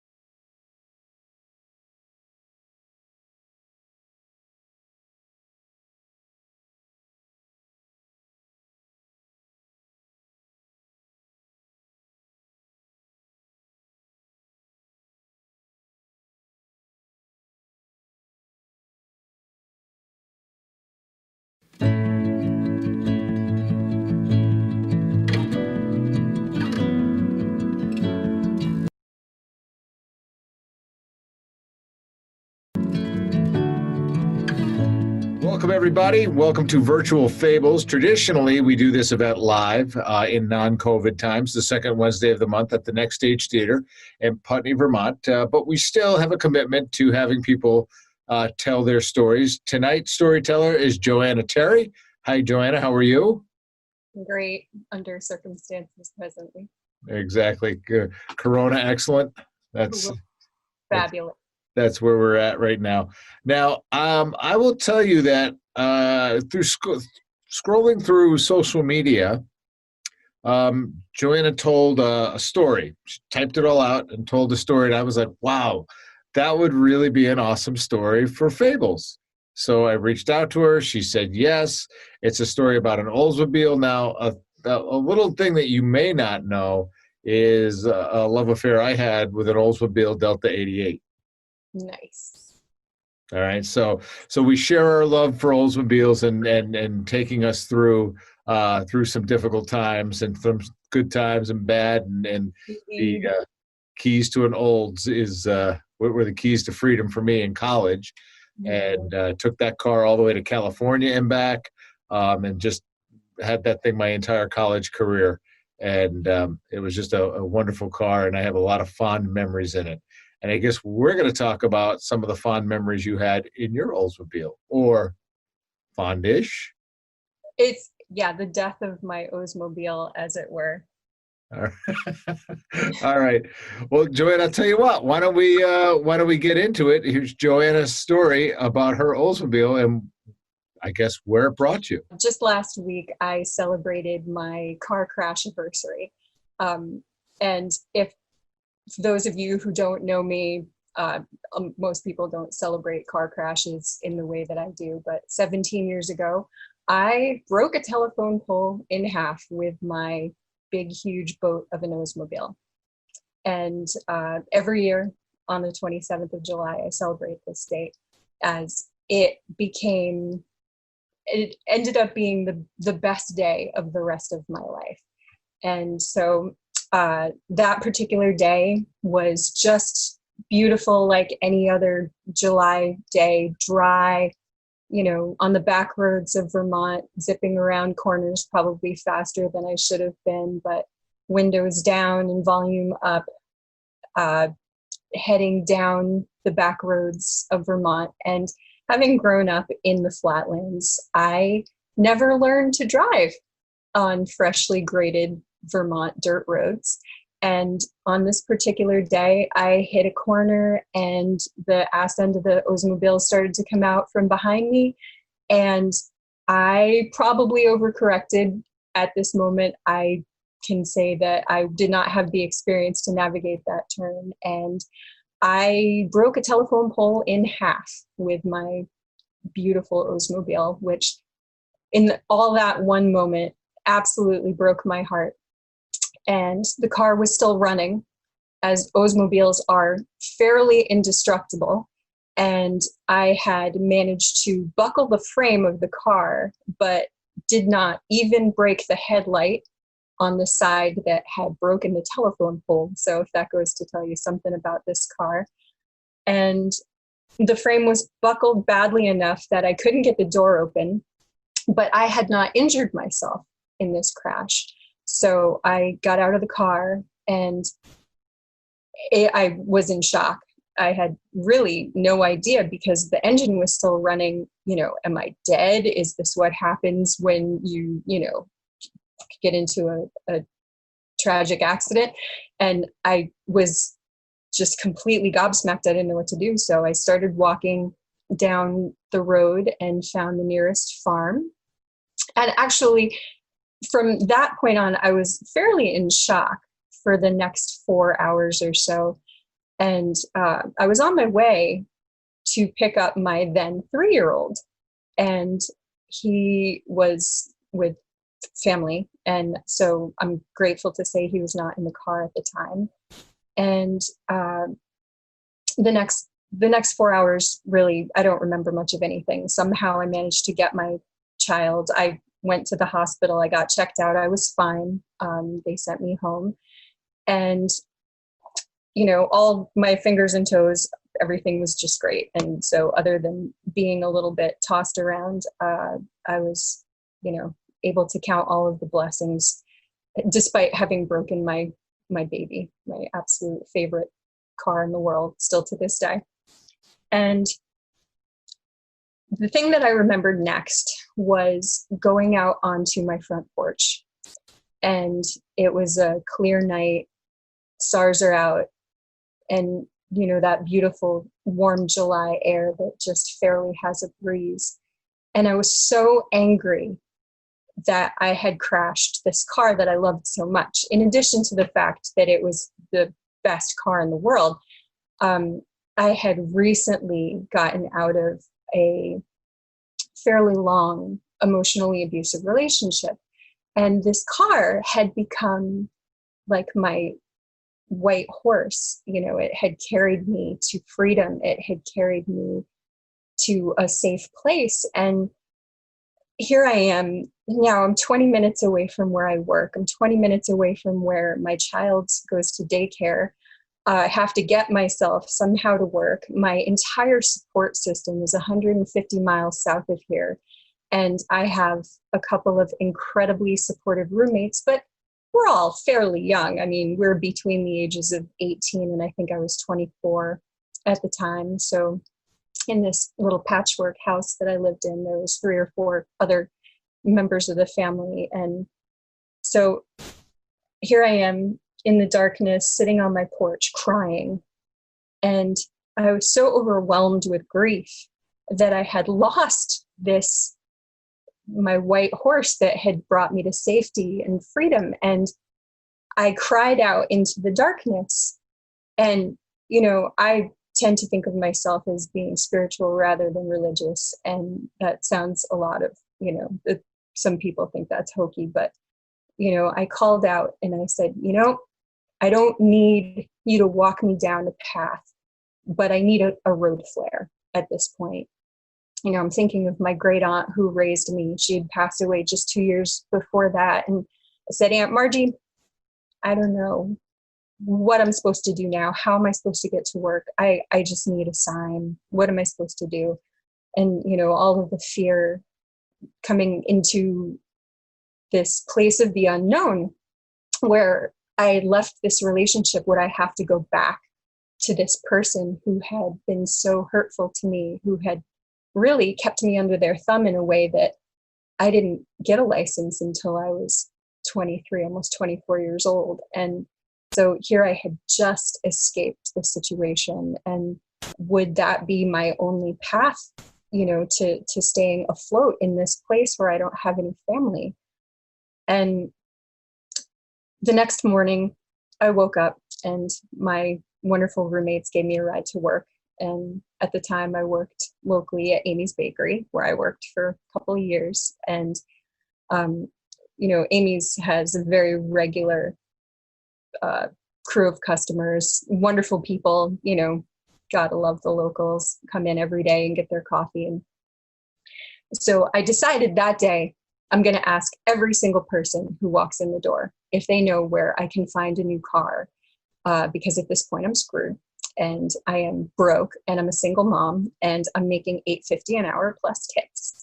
And so every single person who walked in, I say, hey, just out of curiosity, do you know if I can, where I could find a decent running vehicle that will last me until next tax season? It doesn't have to be beautiful. It just has to get me from, point A to point B safely, because I have to put my kid in it.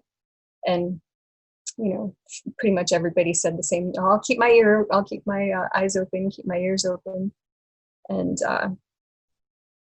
all day long, same thing. Just, hey, if you know of anybody who has a car that they might be wanting to get rid of, just send them my way. And later on, the afternoon came and this guy that I had a crush on came in, and I said, hey, I'm looking for a car. If you know of anybody who has a car that they're, able to get rid of inexpensively, I'm really in a situation right now. And he said, I do actually think I know of somebody who may have a car that fits that description. And I said, oh, okay, well, that's great. If, you want to just give me a call here, if you hear anything, that'd be great. So, on with the rest of the day, closed up shop. My roommates gave me a ride home. And the next day I came into work, and sure enough, this guy had found me a car, or had left me a message that said, found a car, give me a call. And there was this phone number. And at first I was like, wow, that's awesome. And then my, having been emotionally abused brain kicks in, and it's like, okay, well, there's obviously an angle to this. This guy is, can't possibly be on the up and up. So I call him, and he says, I do have a friend who has a car. Somebody's grandmother had, parked it in under a tree, and all the belts and hoses are rotted, but $500, you can have it. And $500 was actually more than I could afford, if you can believe that, at the time. And I said, okay, well, I don't have a ride, but, I'd love to go and look at it. And he said, well, if you want to meet me at work. And I somehow managed to get from Amy's Bakery to Solar Hill, where he was. And along the way, I thought, what? Nothing sends a guy packing faster than a screaming 3-year-old. So I'm going to bring my toddler. And so we met him, and he was literally shirtless on a tractor. And I'm like, who the hell is this guy? So we hop in his very nice vehicle and take a ride down to this junkyard to go and look at this car. And my plan to send him packing backfired pretty much immediately, as my toddler just fell in love with him. And I'm like, what? This isn't even happening. So sure enough, this car ended up being good enough. It was a Pontiac Sunfire or something. We called it the Fire Chicken. It was really bad. It was automatic, and it was ugly as sin, but the price was right. And I said to the guy, I've only got $250 in cash, but I'm very happy to sign a bill of sale and make payments. So the fact that I couldn't afford a $500 car, again, this is where I was at in my life. And it needed to be trailered because it had no brakes. It had no, serpentine belt. The thing was just, it was running, but not well. So my friend Dave said, you know what? No problem. I can tow it for you. And I said, okay. I'm not in a position to say no at this point. I can't afford anything. And I said, well, I can't afford to get it fixed. And he said, you know what? You're a single mom. I have some fairly decent wrenching skills. Let me take care of it for you. And I thought, all right, I'm getting myself into a situation here. I can't afford this. I can't afford anything. But he was so kind, and he had been my customer at the bakery for a couple of months at this point. So I said, okay, sounds good. So the next couple of weeks rolled on, and this guy became my very good friend. And he would come over and he would fix things. And I didn't have any money to pay him. So I would say, yeah, I could make you food. I could cook you a dinner, pie, something. And in the end, we ended up hanging out quite a bit. And it kind of went on as the summer went on. We just ended up becoming the best of friends. And so my roommates would tease me, and they'd say, your boyfriend's here again. And I'd say, he's not my freaking boyfriend, because Dave was self-described redneck, and not somebody who I would have initially gone after. I would more have described him as a woodchuck. But anyway, so he would just show up and take care of things. And my roommates and I were fairly new at all of the finer Vermont skills, chopping firewood, things like that, and pump would break or something would happen with, the furnace. And Dave was always there, and he would fix whatever was going on. And it was amazing. Dude was so good with everything. And so he was just around a lot, and my son liked him. And my roommates kept teasing me about him. And anyway, we're hanging out one day, and we'd gone for a drive, and my son was with his family, and so we're alone, and we're riding along in his car, and we're listening to music, and all of a sudden there's this uncomfortable silence where I realize, oh my God, this guy is going to say something about our relationship, and I don't want this because we've been getting along just great, and oh my God, I've got to change this situation right now. And so I interrupt this pause and I say, if you happen to meet a nice girl and you think that she's interested in you, you should totally go for it, because this isn't happening. We're just two very different people, and it's not going to go anywhere. We just, we've got two different lives. He grew up in a one-room hunting camp with no running water or electricity, and, broke the ice on the brook to draw water for his bath, as he has told us many times when we let the hot water run. And I grew up for a good chunk of my childhood on the beach in Connecticut. Wasn't wealthy, but, came from a different upbringing entirely. So I said, I don't think that this would work out. We're just two different people. I mean, I really dig your company, but if you meet a nice girl, don't, hold the pause because you think this is going somewhere, because it's not. And he paused for dramatic effect. And he said, I think you're wrong. I think that is the biggest chicken shit cop out I have ever heard. I think you're just scared. And I think that we have a lot in common. And I think that we would make a fine couple. We have a lot of things in common. We're both very family minded, and we have a great time together. So you know what? You just take your time. When you come to a place where you get over yourself, you just let me know, and we'll go from there. And I was so annoyed, but at that exact moment, I realized that I was in love with him. And within about a month, we moved in together. And like I said, 17 years since I crashed my car, and we've been married just for the last 2. We now have a 5-year-old together, and he helped me raise my then 3-year-old, who is now going to be 21 in December. And he managed to help me go from being a single mom who was on public assistance and, again, unable to afford a $500 car, to owning my own business and being an advocate for other people who are in those kind of situations. And anyway, the point of this entire long diatribe is that I celebrate my car crash, because in that moment that I thought my entire world was over and coming to an end, what happened was the universe had removed one thing to make room for something else.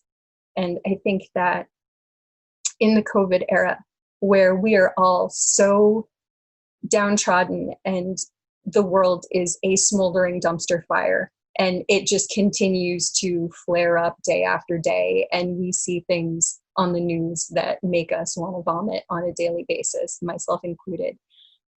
And when we go through things in the context of COVID, we experience loss. I've lost my dog. I mean, there's been things that have happened where you're like, really, this too? Also this, in addition to everything? Okay, fine. And go ahead. Here's another plate. Go ahead. And we have these moments of, despair. But what we don't realize is today might be that day, that wonderful thing that you never even considered was possible is right around the corner. And so therefore you should celebrate your car crashes.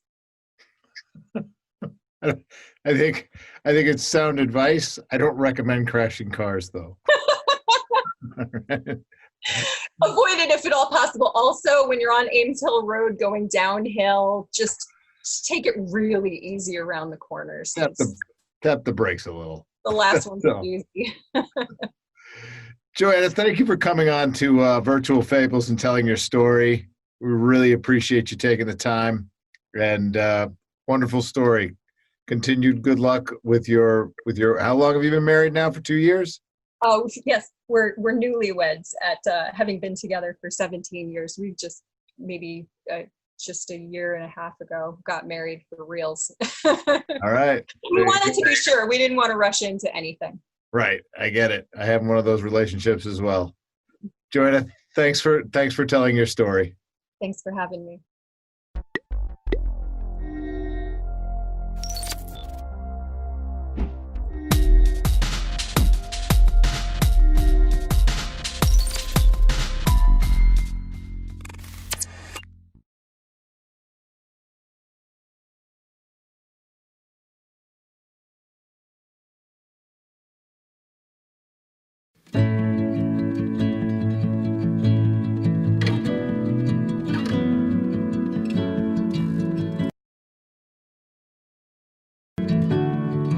Welcome to the virtual Next Stage main stage. As you know, with COVID-19, we have been forced into closets, into our basements, behind fancy velour backdrops and fancy printed backdrops in order to keep the art and the form that is storytelling in a forward progression. And we talked with this gentleman's wife last week. We kicked it off with Elle Stevens the week before. So we're going to keep trying to do this once a week and pull community members out who have either for obligations. I know we've tried with you before, right, Bob, to get you on, but you always have like a rock concert thing or something. Yeah. I always have something on Wednesday nights or Friday, different engagements when you're as busy as I am. Right. Wink. Wink, wink. Yeah. So we've tried to get him on to tell a story, but now that we're in the virtual realm, we can just record it whenever we want to, which is what we're doing.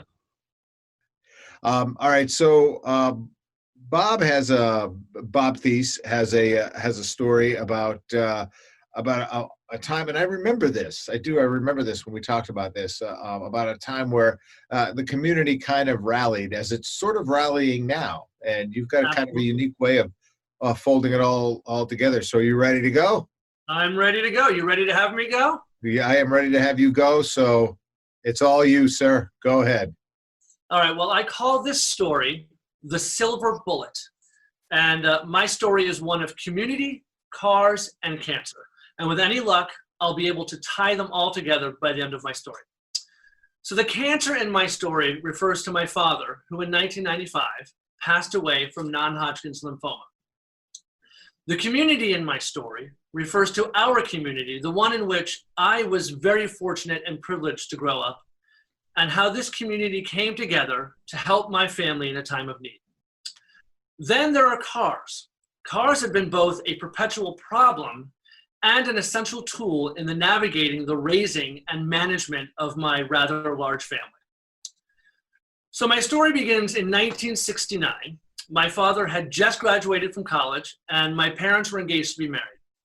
It was also at this time that my parents made their very first major purchase as a couple, and that purchase was a brand new 1969 Mercury Montego, the only brand new car my parents would ever own. Now, I had to Google this car because I was 3 years old when my parents got rid of it, so my memory of this car has faded.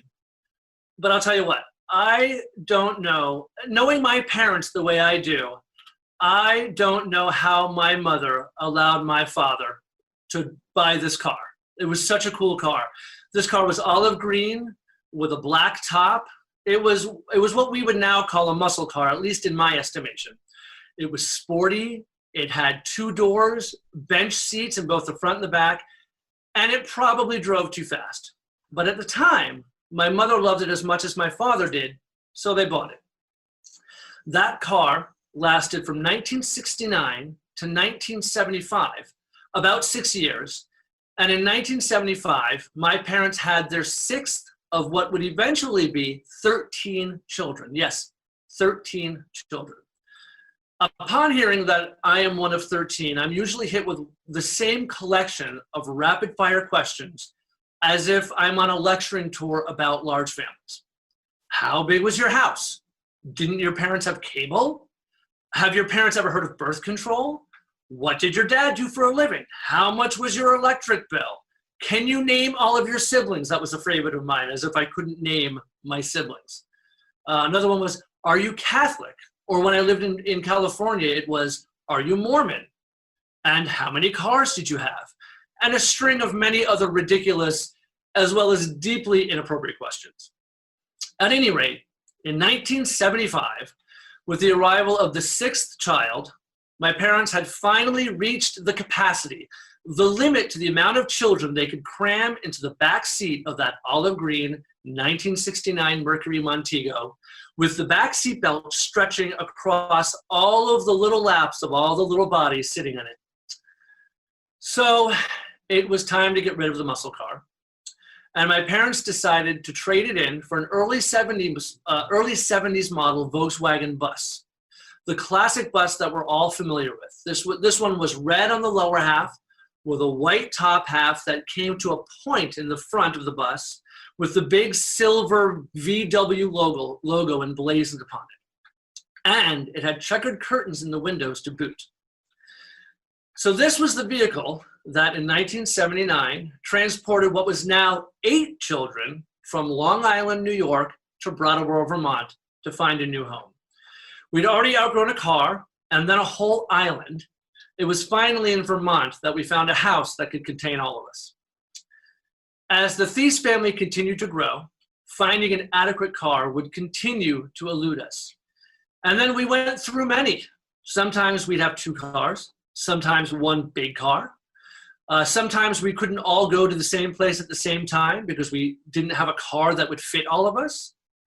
We would take split vacations. There were times when we had 3 cars, like in 1984, when my great aunt came to live with us, and with her came a 3rd car.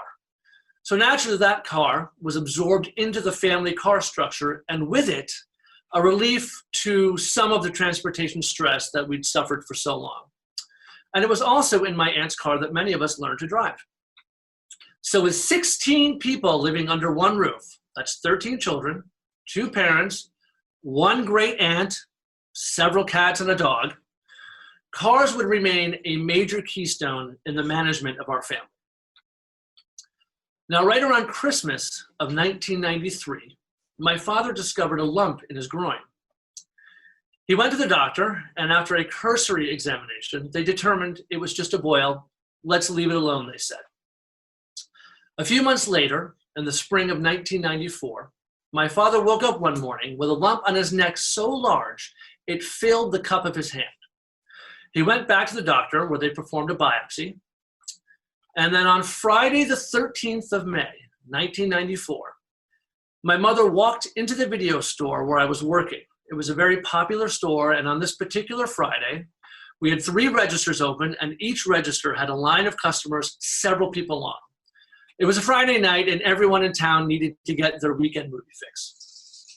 My mother came in and asked if I had a moment to talk, and I knew exactly what the news was. But we were so busy, I couldn't step away. Mom, I said, I'm sorry. We're so busy, I can't talk right now. To which she very calmly replied, come home as soon as you're done with work. Now, come home meant come to the family house, the house where we all grew up. I was 22 years old and I wasn't living there at the time. But when your mother tells you, come home, you know exactly where she means. So it was then, at the end of my workday, that I went to the family home and my parents broke the news to us that my father had been diagnosed with non-Hodgkin's lymphoma. He would spend the next 10 or 11 months of his life traveling to and from Dartmouth Hitchcock Medical Center to have all of the necessary procedures, including chemotherapy and a bone marrow transplant, that would at the very least prolong his life, if not save it. Now the Thies family story not only included my father's illness, but the car crisis continued. We had more than 1 car at the time, but not one that was equal to the challenge of the constant 2-hour round trips to the hospital. Not only were there many scheduled appointments, but whenever my father would spike a fever, he'd have to be rushed to the hospital. And still there was the challenge of the everyday transportation of the 6 or 7 school-aged children who still lived at home. Now, my father was a reputable and respected accountant in our town. He had a reputation of being an honest and caring man, a quality that attracted many friends. He could scarcely walk down Main Street without being stopped by a handshake or a wave. People driving by would honk their horns and wave as they saw him. He was a regular Jimmy Stewart. In a passing conversation, my father mentioned to one of his friends that one of the things he wanted to do before he was too far gone with his illness was to get my mother into a better car. Well, this friend of my father, he took this nugget of information and hatched a plan. The plan was that they were going to rally our community in secret to buy a new car for my mother. Now, this was to be a gift, not charity. They knew that my father would never have accepted charity, but he would have accepted a gift in the spirit with which it was offered. And again, this was to be done in secret, which was quite a feat in our small community, where for better or worse, everyone knows your business. So over the next few months, the community came together and collected enough money through secret donations and secret collections at church that they bought my family a 1991 silver Chevy Lumina minivan, which we quickly dubbed the Silver Bullet. Now, all of this was done behind my father's back. He didn't have the slightest inkling of what was going on. And I imagine the task of keeping this secret from him was a far greater challenge than it was to collect enough money to purchase the van. But that's just it. I don't believe the part of collecting money was a challenge at all. The outpouring of support from the community was overwhelming, to say the least. Our community was so quick to help a member in need, a friend in need, that in no time at all, they had collected enough money to not only buy the van outright, but to pay for the first quarter of insurance and include a healthy credit toward gasoline at one of the local gas stations. The van was presented to my parents on Valentine's Day, 1995, which was immediately followed by a scheduled trip to the hospital.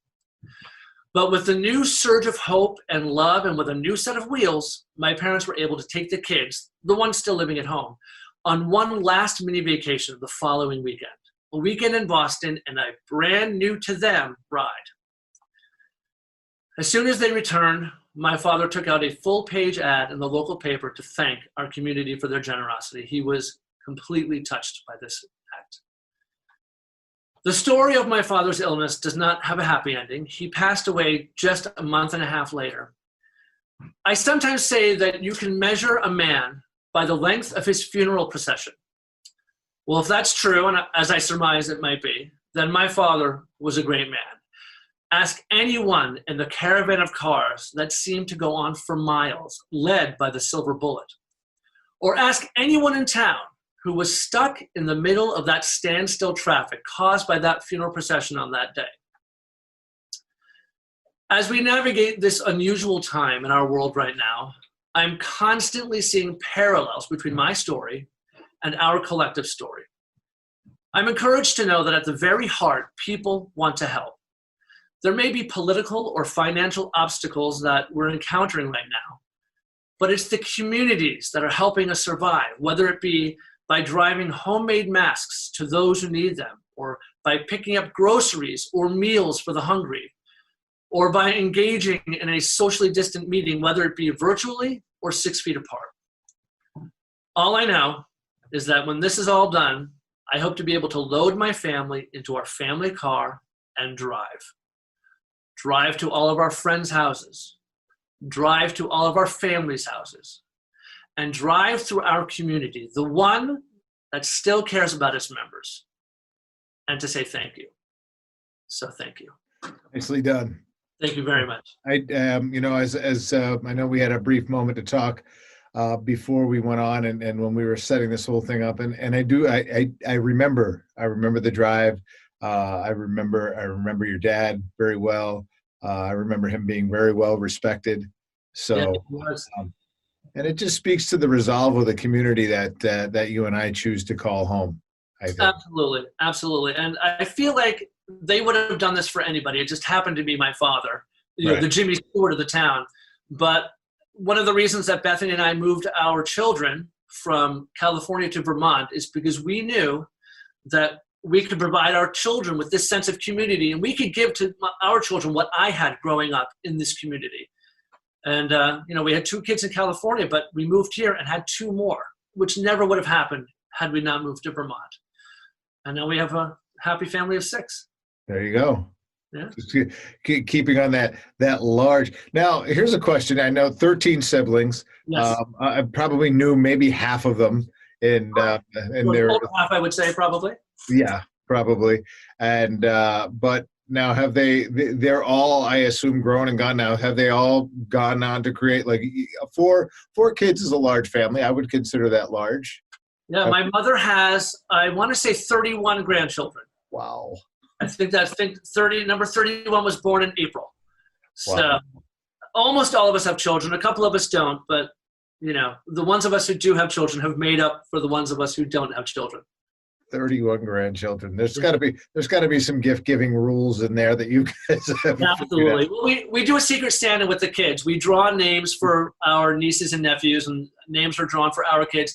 That way, it's kind of equal. We just, we're given one gift for our children, and we give one gift to 4 other kids, and all the kids get a present. And we don't get presents for the adults.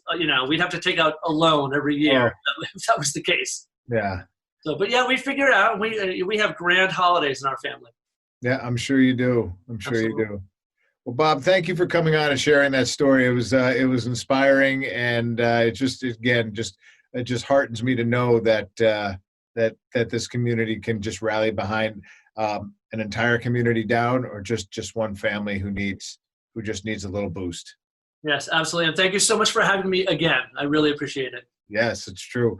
All right, so that's going to do it from the virtual Fables main stage at the Next Stage Arts. So we'll be publishing these to YouTube and podcasting them. So there you go. And Bob, I'll make sure you get a copy. Thank you very much. I appreciate it. It's been a lot of fun.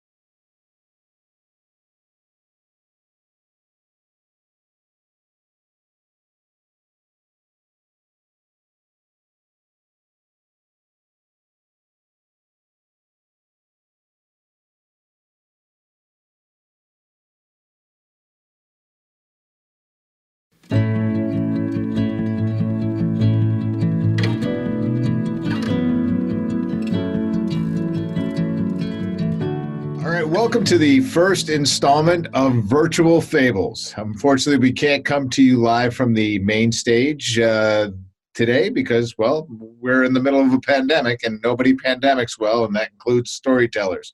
Elle Stevens joins us here at Virtual Fables, and Elle is a person that we had tried to get to tell a story a couple of times and turned us down, but she said the only way that she would ever tell a story from the Fables main stage was if she could do it from her greenhouse in her backyard.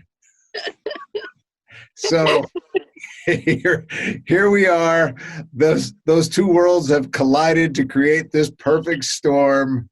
And so we're going to talk to Elle a little bit this evening, and she's going to tell her story about what it was like not to be a mommy blogger. Elle, welcome.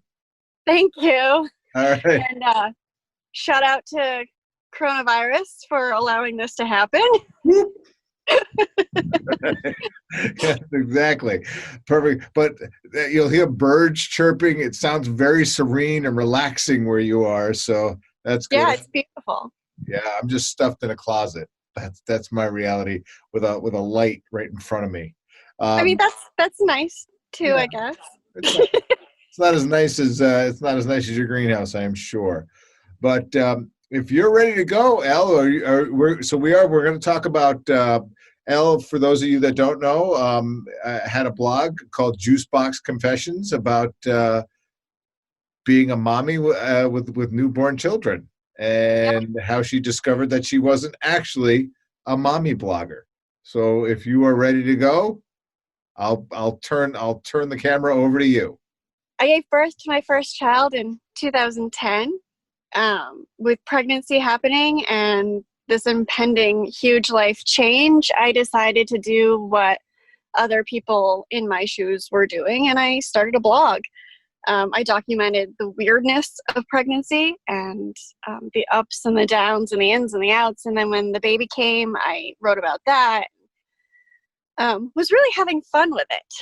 And my following was growing, and I had readers that I didn't actually know. Like, I thought, maybe my mom and my sisters would read it, and that would be good enough for me. But thanks to social media, I slowly amassed thousands of readers, which was like a dream come true. Like, I couldn't believe it. One of those readers was a fellow mommy blogger. And she was doing videos. She was doing this project where she was getting grants. I believe she was traveling around the country. I'm not positive about that detail, but I knew that she was coming to Dover, Vermont on a grant to do this series of stories from mommy bloggers, basically. And she reached out to me, and I, without any hesitation or delay, said, absolutely not. Thank you very much. Next. But she persisted and said, no, but I really like your content, and I think you'd be great for this.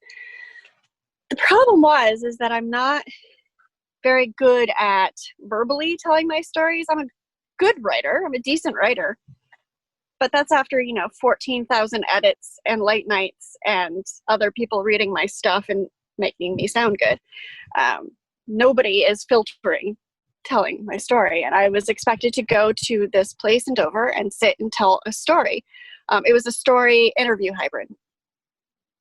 So I told her I'd think about it, and I started asking around, and everybody I talked to was like, do it. You have to do it. This is such an amazing opportunity. Like, how fun.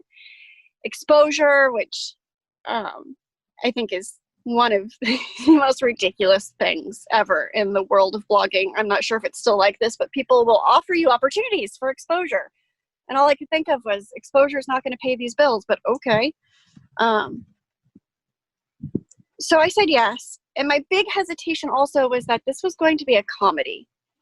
I didn't do comedy, where some of my content was funny because, let's be honest, being a parent can be hilarious and weird and just absurd. But it can also be heartbreaking and hard and exhausting. And my content, my platform was to be real and share the parts of motherhood and parenthood that I hadn't really read before, because I felt like I wasn't your typical mommy blogger. But I said yes, and when the day came, I hopped in my car with my young child. I think she was maybe 1.5 at this point, and my partner. We drove out to Dover to this absolutely beautiful house. This place was, as I tell people, the only local who had ever been in there went in there to clean it or do repairs. Locals did not stay at this house. This was for out-of-state skiers and visitors. So went in, felt sick to my stomach, and as soon as I stepped in, I was like, I don't belong here. I should back up. When we pulled in next to like some pretty high-end New York plate vehicles. We were driving a 1990 Volvo 240. This thing, like, it smelled like gas most of the time because it was just returning to the earth slowly. And I loved this car. Like, I loved it. It was who we are. Like, it made sense to us. So I knew, like, I just felt like a fish out of water. But I went in, and everybody was so nice and immediately offered me a glass of wine, to which I said no thank you, because one of the many things that made me feel like the outcast of mommy bloggers was that I don't drink. And explaining it to people was always super awkward. People would say, like, what do you mean you don't drink? And I didn't want to go into, my torrid family history of why I don't drink. So I would just say, no, thank you. And the person who offered me the drink said, oh, okay, you don't drink wine. Would you like a beer instead? And I said, no, I don't drink. And she was like, well, I guess maybe we can find you some water. Thank you. So she got me a wine glass of water, set me up on this couch with all these lights and a camera, and said, we're just going to start asking you questions and we're going to film it. And I knew that, she was saying, we're going to just test the lighting and we're going to make sure that everything's all set and the framing's good. And I know what that actually means because my partner is a photographer, and I know that that's the BS line that people give to people to make them feel comfortable, when in reality, that's the material they're going to use. It's not going to be the stage stuff. So I immediately was not comfortable. So she just started off, what's your name? How old are your children? And then she asked me the one question that I fear the most, and said, tell me your funniest parenting story, just on the spot. And I get what I like to call record store syndrome, where as I'm on my way to the music store, I love all music and I can't wait to buy everything. But the second I walk in, I hate music, I hate all artists, and I don't listen to anything. It's that my mind goes blank, and leading up to this, everything's funny. And then I was asked, and my answer was, and honestly, I don't even remember what I said. I stuttered through the rest of the interview. Just I don't even think I was forming coherent thoughts or sentences. I bombed hard. At one point, I remember looking up into the eyes of the cameraman and the woman doing the interview, and I've never seen such looks of disinterest and uncomfortableness in real life. I felt like at any point somebody was going to jump out and be like, we're just kidding. Isn't this hilarious? But instead they were like, okay, thank you so much. We'll be in touch when the video's done. And I remember thinking yeah, sure. Okay, I'm just glad this is over with. So I laughed, and as I laughed, a fellow mommy blogger, a fellow blogger that I knew from the area had pulled up because she was next. And she's hilarious. And I knew that she would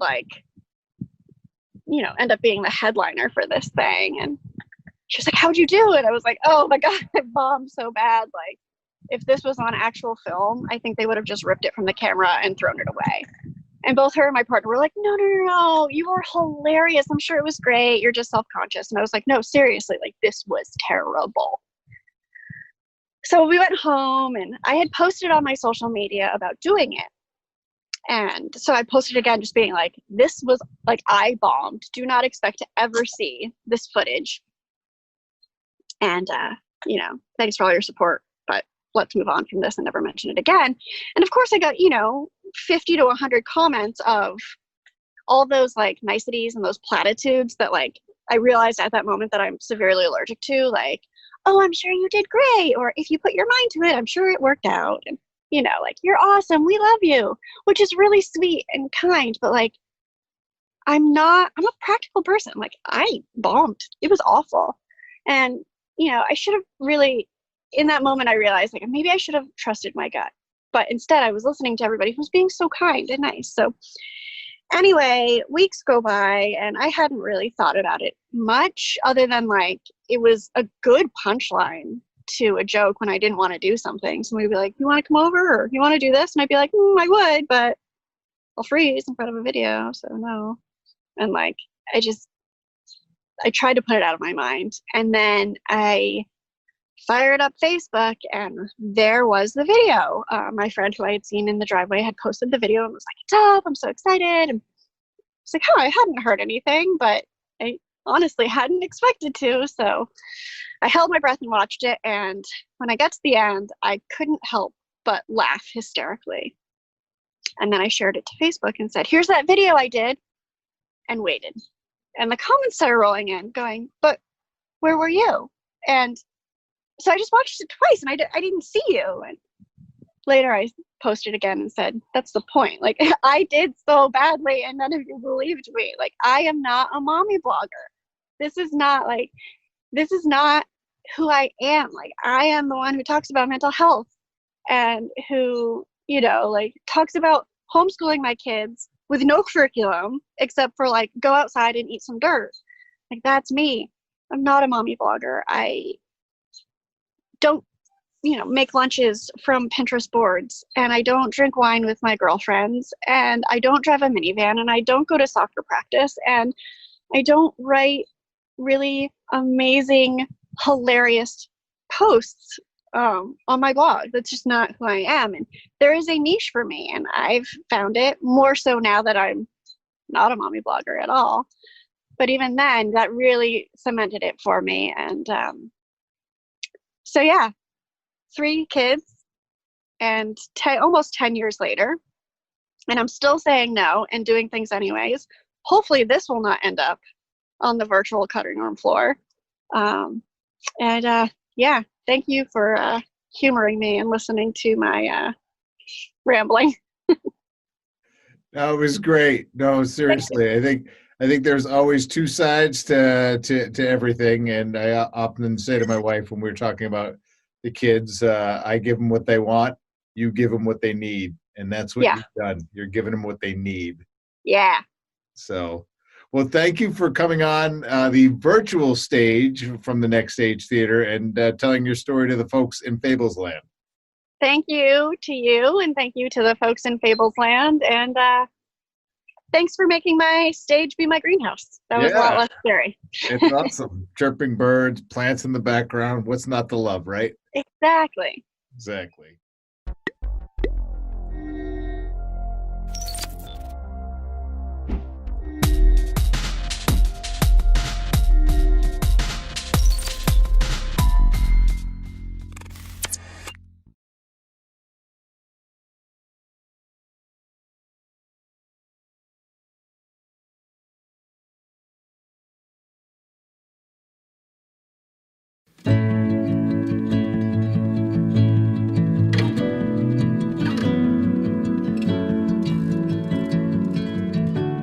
We will welcome Putney resident Carolyn Handy, who grew up at the former Vermonter Candy Factory, which is located on Lower West Hill Road, in the 50s and 60s. Tonight, she will share experiences of the sweet life and give us a glimpse of her sweet world. Instead of Charlie and the Chocolate Factory, her story could be called Carolyn and the Peanut Brittle Factory. Excuse me. Did you ever wonder if a family could eat all the candy they wanted? Did you ever wonder what went on in the factory when the employees left? Well, I guess tonight we find out. Carolyn Handy. What is it like to grow up with a candy factory in your home? What are the handy family secrets to making good peanut brittle? I will share 4 of those tips later on. We moved to Putney in April 1952, and we brought the candy business with us from Dorset, Vermont. My mom got pregnant with me over in Dorset in 1950, and that's when my dad realized he better get serious about figuring out how to support the family. So he took a peanut brittle recipe and he tweaked it by adding maple syrup to it. And then along with his father, they designed the boxes, came up with the name, bought all the equipment, and they rented a room behind one of the Dorset stores to make the candy. My dad thought, well, hey, I'm renting this space and I'm renting a house for the family. That's dumb. Why don't I buy a place that is a home that also has a room where we can make the candy? And here in Putney, he found a 2-bedroom, 1-bath house that had a big room attached that used to be the laundry for the Putney School up the hill. Sold. When I was a little girl, I always wanted to help make the candy and get involved, but I was just a toddler, so to keep me out of the way, my dad would lift me way up high on this stool. I would look at the big copper kettle full of the bubbling hot candy. There was an exhaust fan with sticky steam being blasted out the window. And then, when it came time to take out the thermometer, we'd get one of these.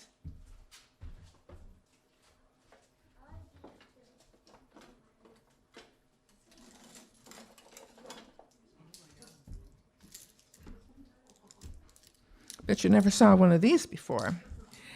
This is what we use to lift the kettle up.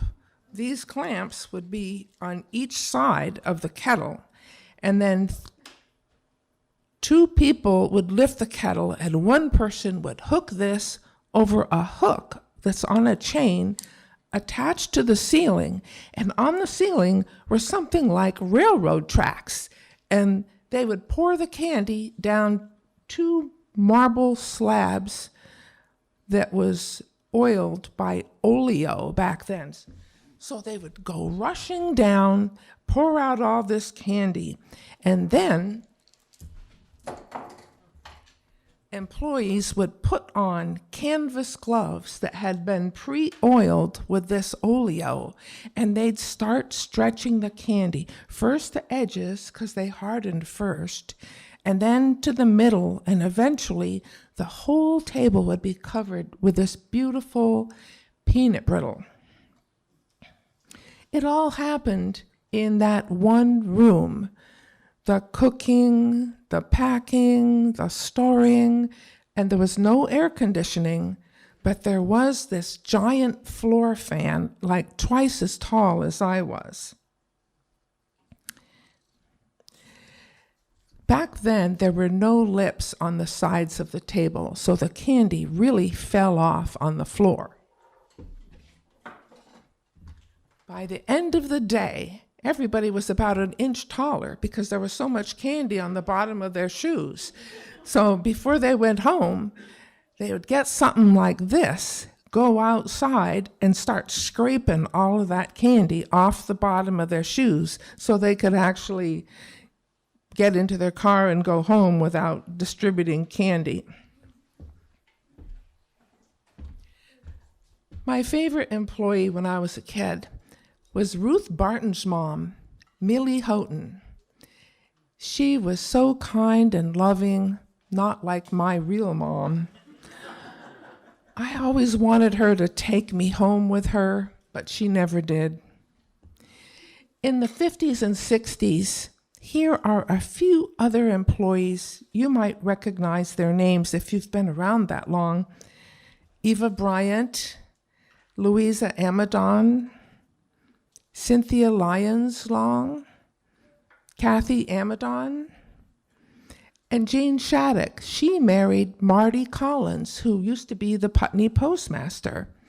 They had 3 daughters, and one of them, Jennifer, worked for me for the last 15 years, and before that, at least 10 years for my dad and his second wife, Chandira. When I was a little girl, I loved being on the road with my dad delivering candy. It was a very difficult adjustment for me in the fall of 1956 when that had to stop because I had to enter first grade. When I got to be 12 years old, I got to work every summer at the candy factory. I would help my dad pour the candy. I'd help stretch it. I'd put the lids on the boxes. I'd get the cellophane and wrap the boxes and seal the ends. Then when I turned 16, I got my driver's license. My dad put me right on the road every summer so he could make more candy while I was out delivering it. And he'd just give me this crude little list and fill up a station wagon full of candy, and off I'd go. But of course, most of the stores were familiar to me. My dad never called ahead for an order, so it was just a guess. Long-distance calls cost too much back then. And everybody paid me in cash. So here I am, 16 years old. At the end of the day, I'd have, and this is, remember, in about 1967, a huge wad of like $300-400 in bills. I could barely stuff it in my jeans pocket at the end of the day. My dad always trusted me. He'd taught me how to drive, after all. And we never had winter tires, and guess what? We never had car insurance. He was quite thrifty, and my mom too. They both grew up during the Depression. In fact, both my mom's parents were from Scotland, so you know she was a thrifty Scot. She was an RN, but she quit in 1950 when I was born, and she didn't go back to it until about 1965. When I left home, I wound up having a career as a nonfiction writer and an editor, but occasionally I'd get to come back on a weekday to the factory. I'd pull into the driveway and I'd first see that sticky steam going out the vent window. I'd open the door and I'd hear that loud exhaust fan whirring away, and then I could smell the peanut brittle fumes. That all said Dad to me. What are the advantages of growing up in a candy factory? Well, if you get low on groceries, there's always the candy ingredients. Corn syrup, maple syrup, salt, baking soda, peanuts, walnuts, and of course, sugar. So what can you make out of that? Well, my mom would make pancakes with maple syrup, grade B, of course. And she also would use the walnuts to make brownies. But I didn't like her recipe. She would just dump the walnuts in without chopping them, and then I'd be eating a brownie, and then there'd be this huge lump in there, and so I'd spit it out, and then my mom would yell at me. So then I learned to just take the brownies privately and eat them secretly, and I could spit the brownies out and throw them in the trash. My dad said, "Don't ever eat raw peanuts. They'll make you sick." We also never had iodized salt because my dad said then we'd have to put iodine on the box for the list of ingredients, and he didn't want to do that. So I grew up not even realizing there was such a thing as iodized salt and we needed it, and I developed a thyroid problem.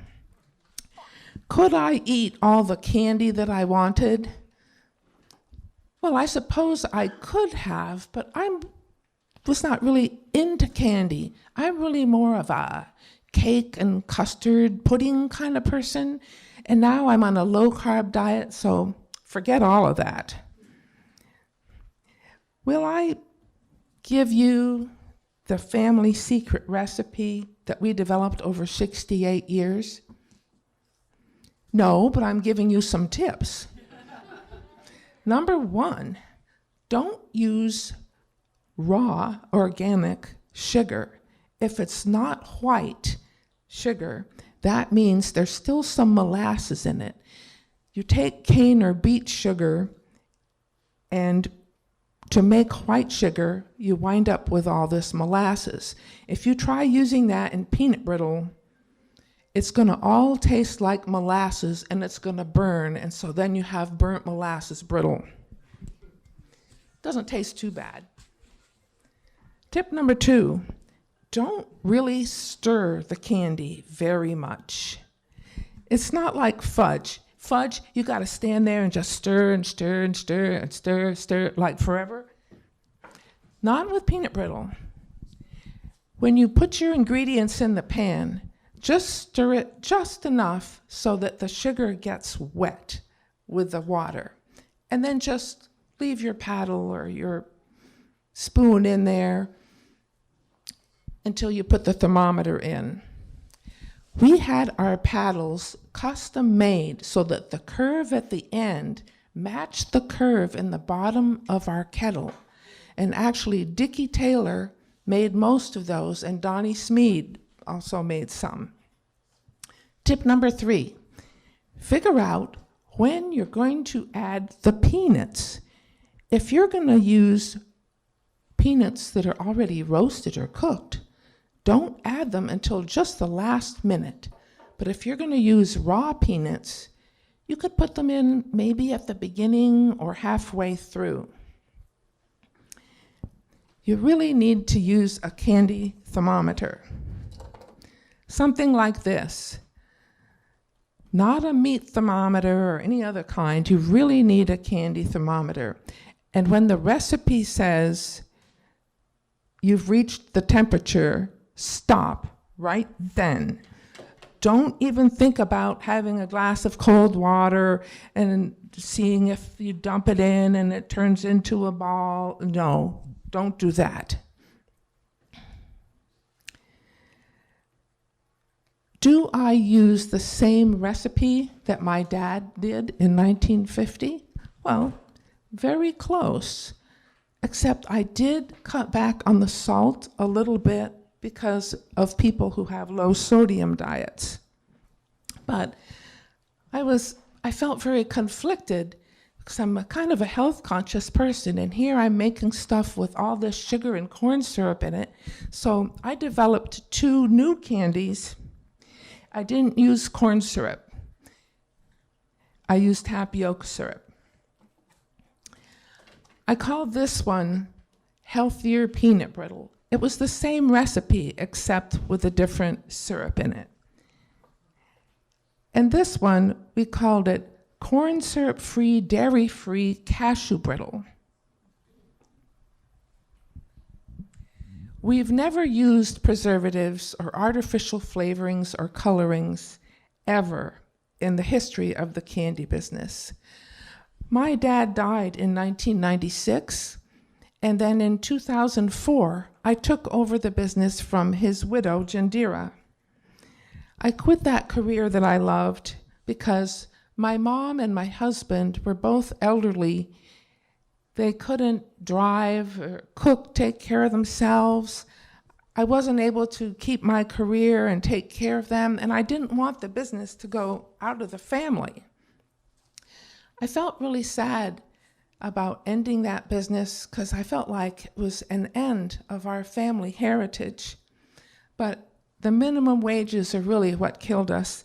They went up every year, and I had to keep increasing the price of the candy, and then the stores weren't able to make a profit, and neither was I.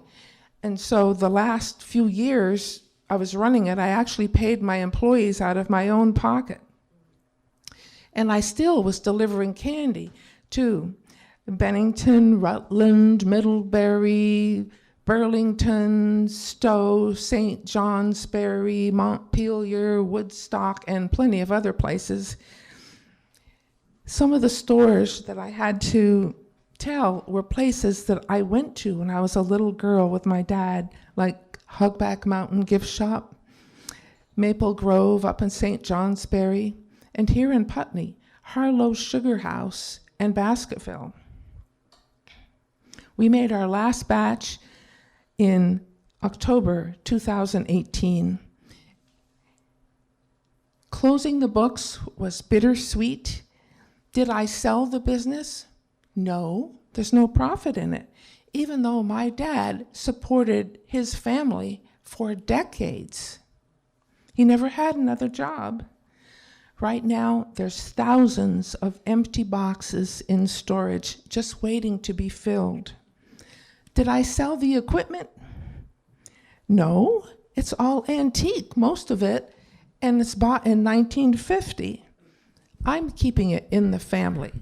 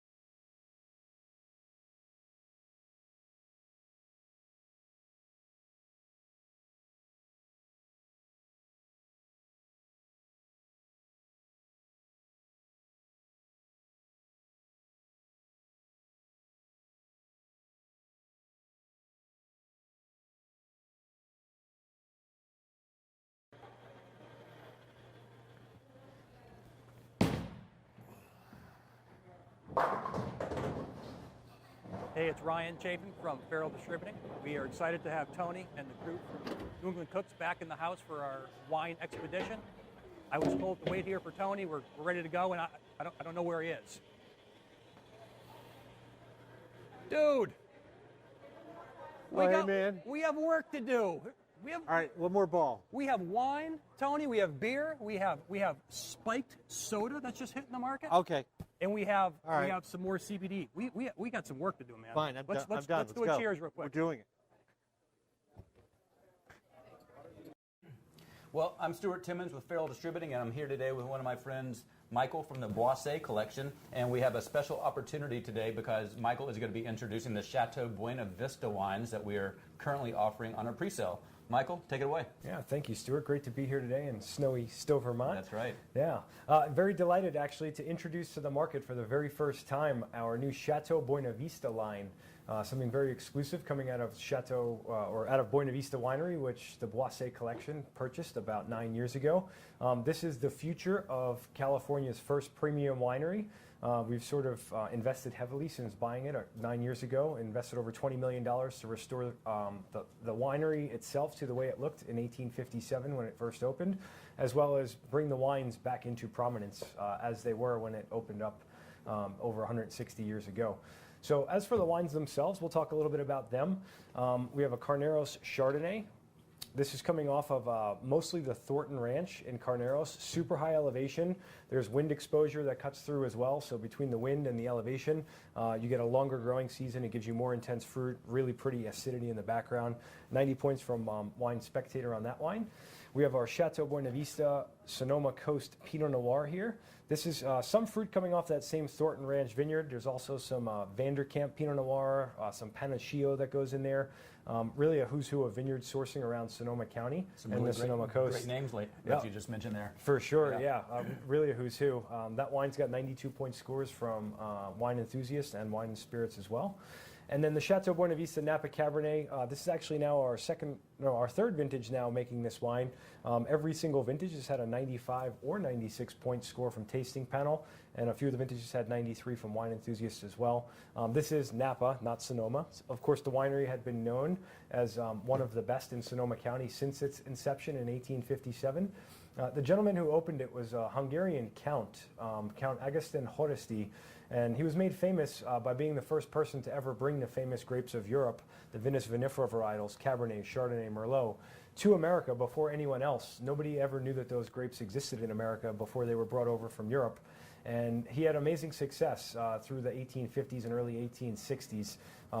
And opened the first winery in California's history making wine using those famous grapes of Europe. So we're delighted to bring that story back to life now in our new Chateau Buena Vista tier. And as Stuart said, we're doing an exclusive pre-sale on it now for the next couple of weeks. So we do hope you'll get to try the wines and bring them in and let your customers here in Vermont explore the new world of Buena Vista. Great. Well, I especially love cool climate Chardonnays and Pinot Noirs, so I look forward to trying those myself. Delicious. Thank you, Michael. Thank you. So, hi, Scott. Great to see you again. Here today with Scott from Leonardo Locascio Selections, and really exciting because we're introducing the new package of Zardetto Prosecco. Scott, tell us a little bit about the winery and some of the fun details on this new packaging. Thanks. Good to see you as well. Zardetto's been in the U.S. market for just over 40 years and was the first Prosecco imported into the States. So there's a long history with Zardetto in the market. We have a new look that's just coming in now, and we've got a new bottle shape, new labels, which are really wonderful, that pull away and are interactive. But the wines are still the same quality and the same premise that they always were. Zardetto Brut is the flagship wine, 100% Galera, which is the name of the grape in the region of Prosecco, and also a rosé, which doesn't get the Prosecco name. It is Spumante, or sparkling wine, as the Prosecco region doesn't ordain a rosé Prosecco. And so that's the basic difference between the two. The Brut has changed in looks, but it's still the same wine. All right. Yeah. So what are the grapes you're using for the rosé? It's one grape. It's called Robusta Veronese. It's a bush-trained varietal. It's really not used for much other than this style of wine in the region. All right, great. Well, I've always enjoyed the traditional Zardetto Prosecco and look forward to trying a glass of the rosé. Thank you, Scott. Thank you. So we're here today in beautiful snowy Vermont, one of the first snows of the season, and I'm speaking to Brent Hayes about a couple of the wines that he represents from Foley Family Wines. So we've got the Chalk Hill Sonoma Coast Chardonnay as well as the Sebastiani North Coast Cabernet. Take it away. So I work for Bill and Carol Foley out of California, and they are proprietors of many beautiful estate wines from California. This first one we have here is Chalk Hill Sonoma Coast Chardonnay. Bill and Carol live on the estate, and it's a very historic property named after the actual Chalk Hill appellation. It's 100% Chardonnay, aged for 9 months in French, American, and Hungarian oak. Really delicious, lots of apple, pear, really bright citrus, and some nice undertones of vanilla. I've loved that wine for many years. We actually have a few restaurants in Stowe that have been pouring that by the glass, and their customers really love it. The wine's performing great. It's actually #2 domestic luxury Chardonnay in America right now. So Excellent. We're thrilled and honored to have that status. Great. And Sebastiani has a lot of history. Sebastiani, as well, right? Beautiful winery. It's pre-prohibition winery from 1904. Bill and Carol bought it from the Sebastiani family. It's known for its cherry block Grand Cru, essentially Grand Cru vineyard on the property. This is the actually matted label is in the shape of the cherry block gate. But again, very historical, producing wines for sacramental purposes throughout Prohibition, and really one of our flagship properties for Foley family. Well, excellent. A lot of history in both these wineries. So thank you for introducing them to us. My pleasure. Thanks for having me. Great. All right, so I'm here today with Nicole Shangraw. She is now heading up our CBD portfolio at Farrell Distributing, and she's going to walk us through the 3 brands we have in front of us today that are all Vermont-produced products. Absolutely. So a lot of people are familiar with Long Trail. We have some non-alcoholic seltzers in 2 flavors from Long Trail. And then we have Tree Tap, available in 4 flavors. They use the sap water from the maple trees. And then we also have Upstate Elevator, which is a sparkling water, and it's available in 3 flavors. Great. Do you have a favorite? I really like the Tree Tap.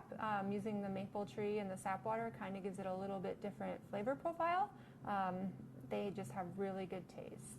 Cool.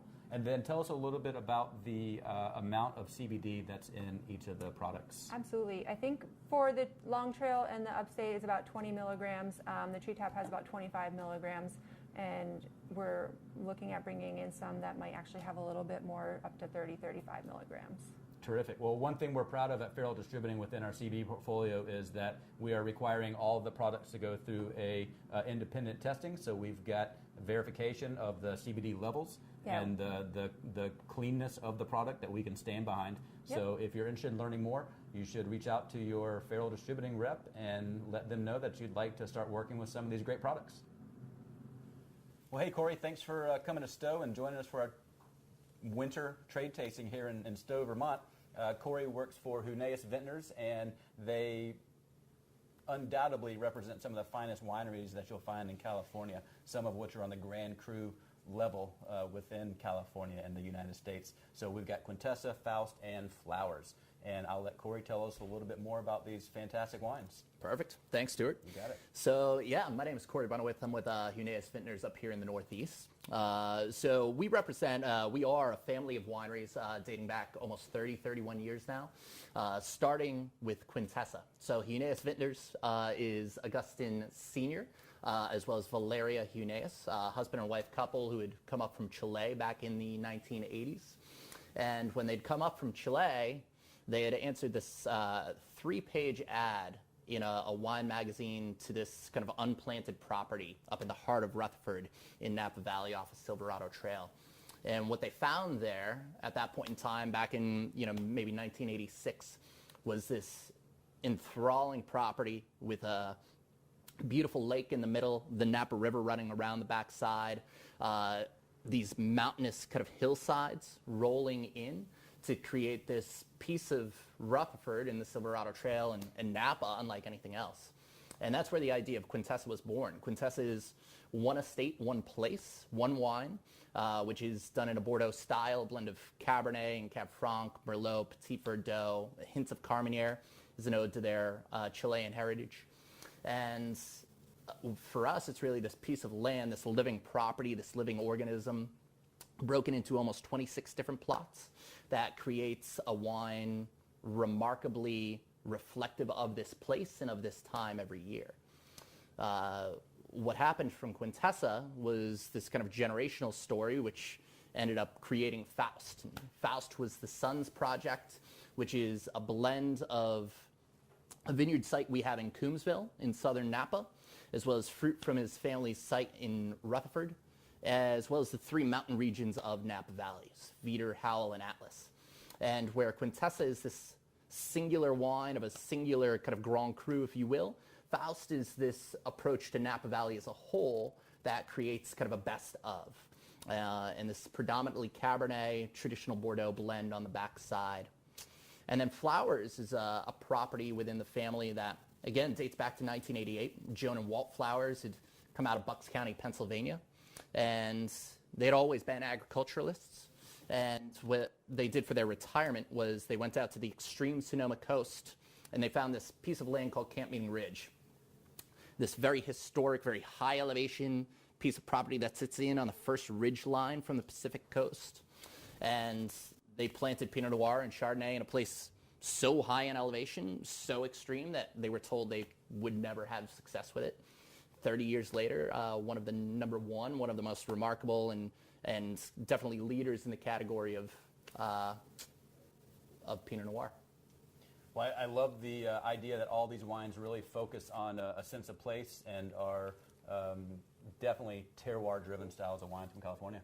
Thank you. Yeah. Thank you. Thank you, Corey. Nice. Thank you, guys. Well, we have some exciting launches this year. We have a lot of great stuff coming up, Tony, between the wine world and the beer world, and who knows what else. And CBD? CBD, sure. Oh It's my going God. to be a fun rest of the year and a great next year for us. Can't wait. Thanks for coming again, and Tony, your bowling skills, Dude. you got some work to do. So get back on the lanes and practice. Fine. The bubbly will help. I will. Right Cheers. on. Cheers. Cheers.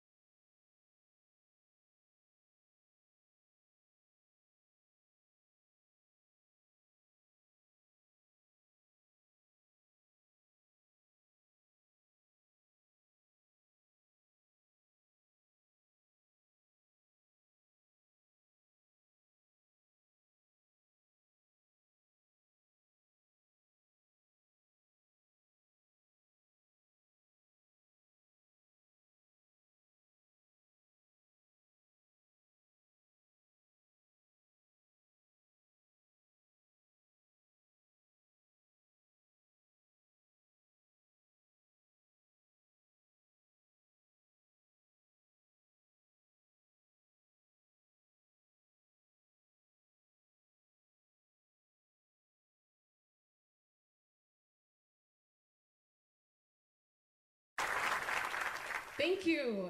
It is so exciting to be here at the very first virtual Solar Fest. My name is Julie. This is Bruce. We are Patchouli and Terra Guitarra. And tonight we are so honored to get to share our music with you all. How did we end up at the virtual Solar Fest? Well, for the last 20 years, we have been performing music at the Midwest Renewable Energy Fair, the Energy Fair in June. And John from Solar Fest has heard us play there several times and has invited us out to Vermont. And what a lovely day we have for this concert. So thanks again for having us. We're going to start with a couple instrumental pieces from the Terra Guitarra project.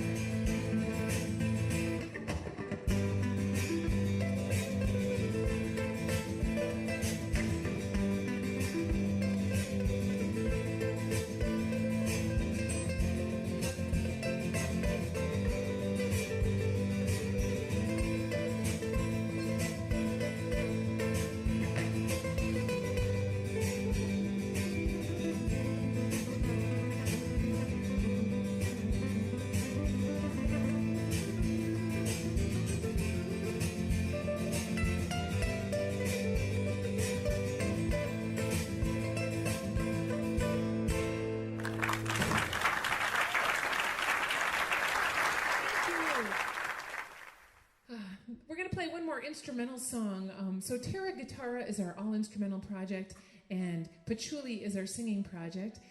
This next song is from our album called Of Sea and Stars. And that album, Of Sea and Stars, won the award for Best Instrumental Album of the Year by the World Music Broadcasters in 2017. This is the first song on that record, and you will notice that we play very percussively, and everything you hear, since many of you are new to our music tonight, is how we play our instruments. So it's the strings, it's the guitars, it's our picks, our fingers, and then my foot on an instrument called the porch board bass, which is basically a piece of porch board with a microphone in it, so we can bring our porch around the world. So all of those sounds coming together. We don't use any loops or tracks or tricks. Everything is live guitar music. This is Wave Walker.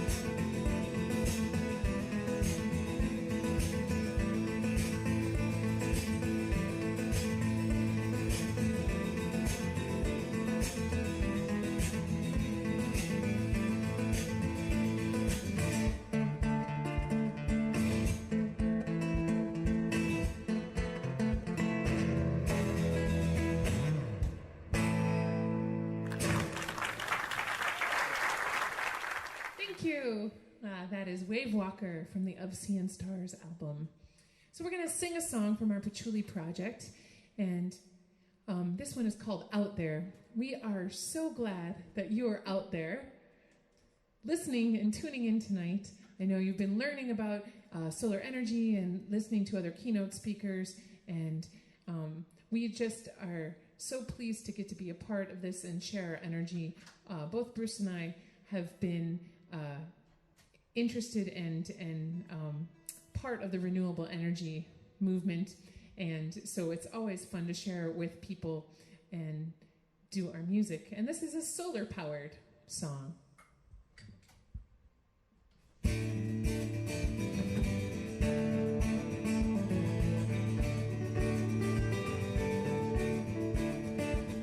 Let's get in the car and drive away into the country for the day.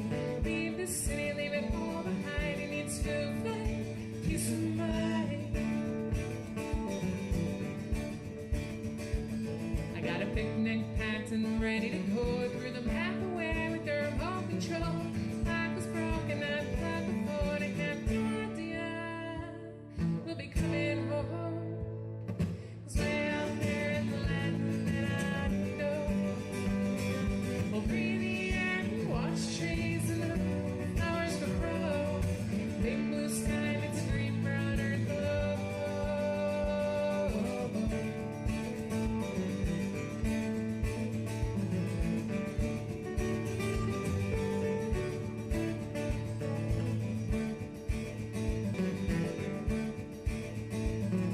The radio's on and the window's down. My hair's pulled back, but it's blowing around. You're happy and so am I. 'Cause the sun is shining as the land flies by. On the road, just a little short while. Looking out the window, I see you smiling. On the road, just a little short while. Looking out the window, I see you smile. Parked the car, wasn't that far till we jumped out, hit the ground, the top and the down. There wasn't anybody else around. Way out there in the land that I know. We'll breathe the air and watch trees and the flowers will grow. Big blue sky meets green brown earth below.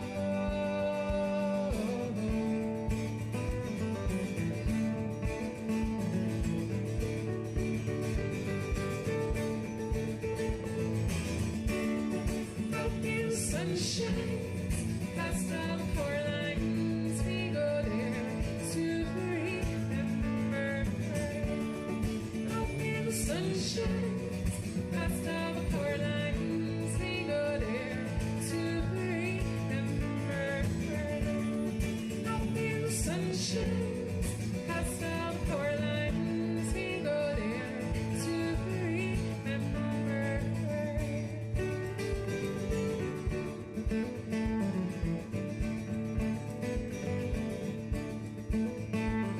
It's a beautiful day for a walk in the woods. Hold your hand, it feels so good. We'll be down at the bottom of the hill soon, where the lake is blue and the hill is blue.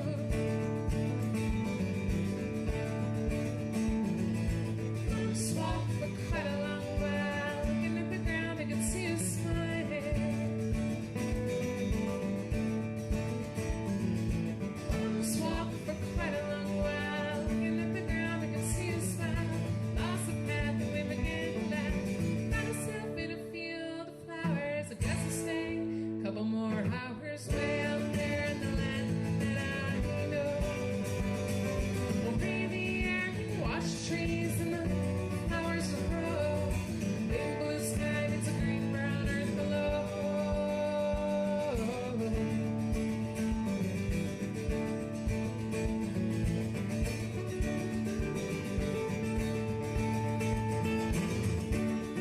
Broken sunshine, past all four lines, we go there to remember.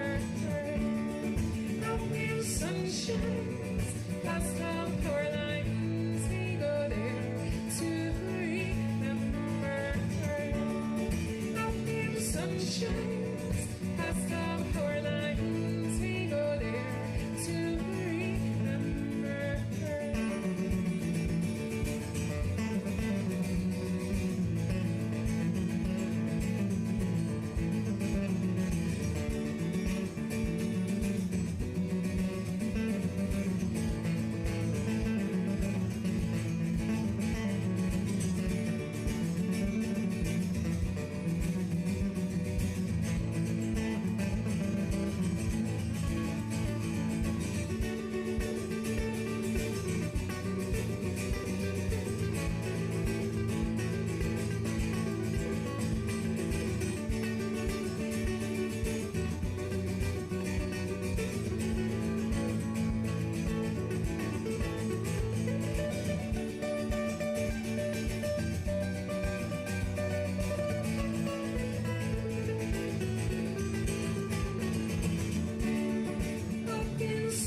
shines past all power lines. We go there to remember. Up in the sunshine past all the power lines. We go there to remember. Up in the sunshine past all the power lines. We go there to remember.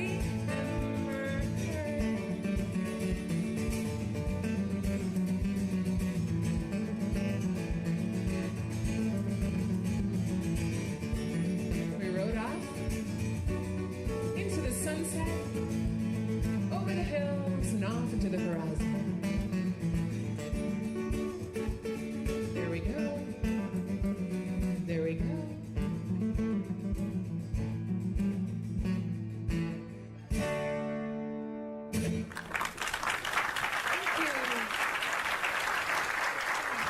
Song is out there, and we're going to sing another song. This one is called The Labyrinth. This one is from our CD called The Woodlands, and this is a real healing song. Bruce and I were up in Sault Ste. Marie, Canada, got a phone call that one of our family members had passed away, and we got in the car and started to drive home, and we didn't get home until about 2 in the morning. And I was still really awake from driving, and I was upset, but it was too late to call anybody in our family. So I thought, well, I'll just email somebody, and I turned on my computer, and I'm just sitting there in the dark with the glow of my computer screen, and I just couldn't think of anything to write. And I'm just sitting there, and my screensaver comes on, and it's all of these close-up photographs of plants. So real close up, I could see the cacti needles and the veins on the leaves and the pine cones, and each one of them created this little labyrinth, this pathway. And I picked up my guitar, and I started to just sing this out loud and walk this path of peace that I needed to find at that moment. And I thought I was alone, and then I heard Bruce pick up his guitar from a different room. And so that's how we wrote this song.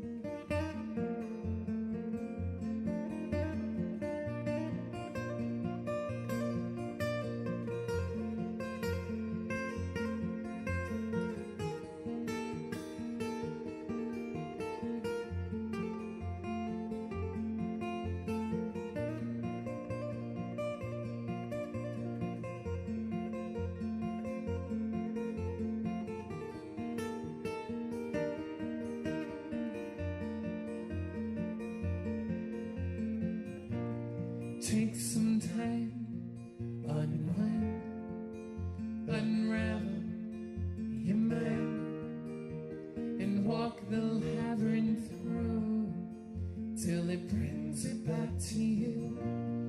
Take some time, unwind, unravel your mind, and walk the labyrinth through till it brings it back to you.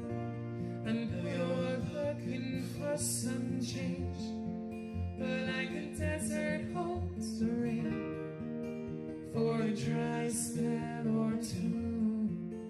Let me hold it here for you and trace these lines through what happened, like a topographical map, then feeling everything you know. Let it bring you right back home, and take some time, unwind, unravel your mind, and walk the labyrinth through till it brings it back to you.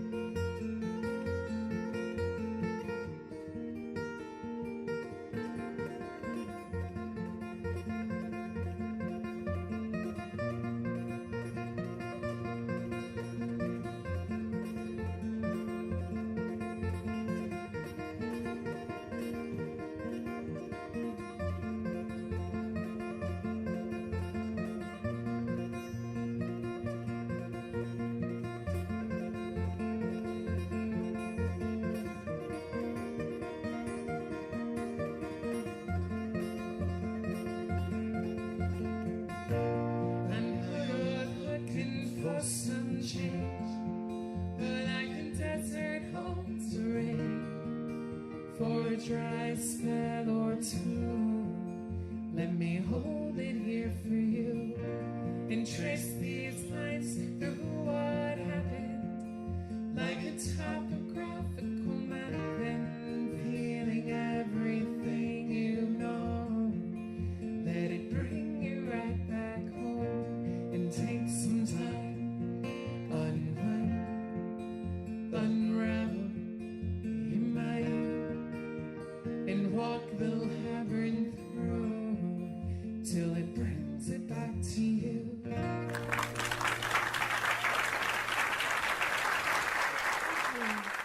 The next song we're going to play is called The Woods.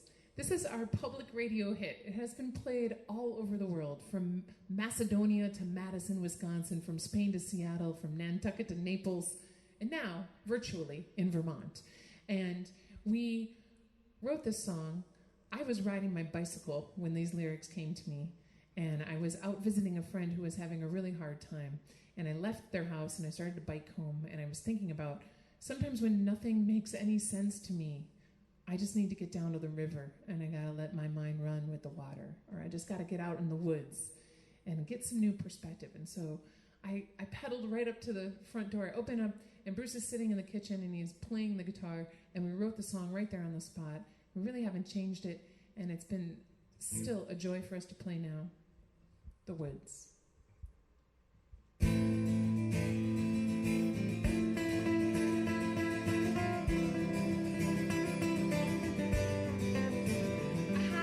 The woods to feel good, and I go to the river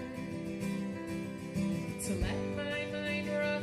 I go to the mountain to gain perspective. I go to the field to open up. I look to the lake to reflect. I look to the sky to imagine. I travel highways to go somewhere new. I go to the woods to feel good, and I go to the river to let my mind run. I go to the mountain to gain perspective. I go to the field to open up. I look to the lake to reflect. I look to the sky to imagine. I travel highways to go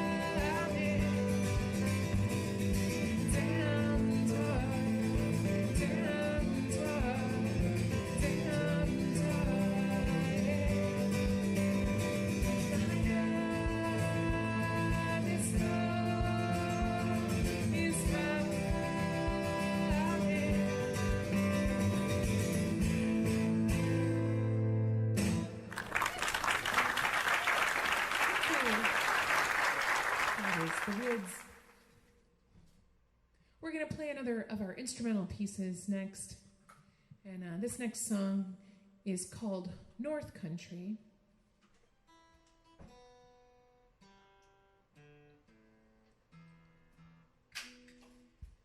This song is going to feature Bruce on guitar as well as Native American flute. And this one is from our CD called Firelight.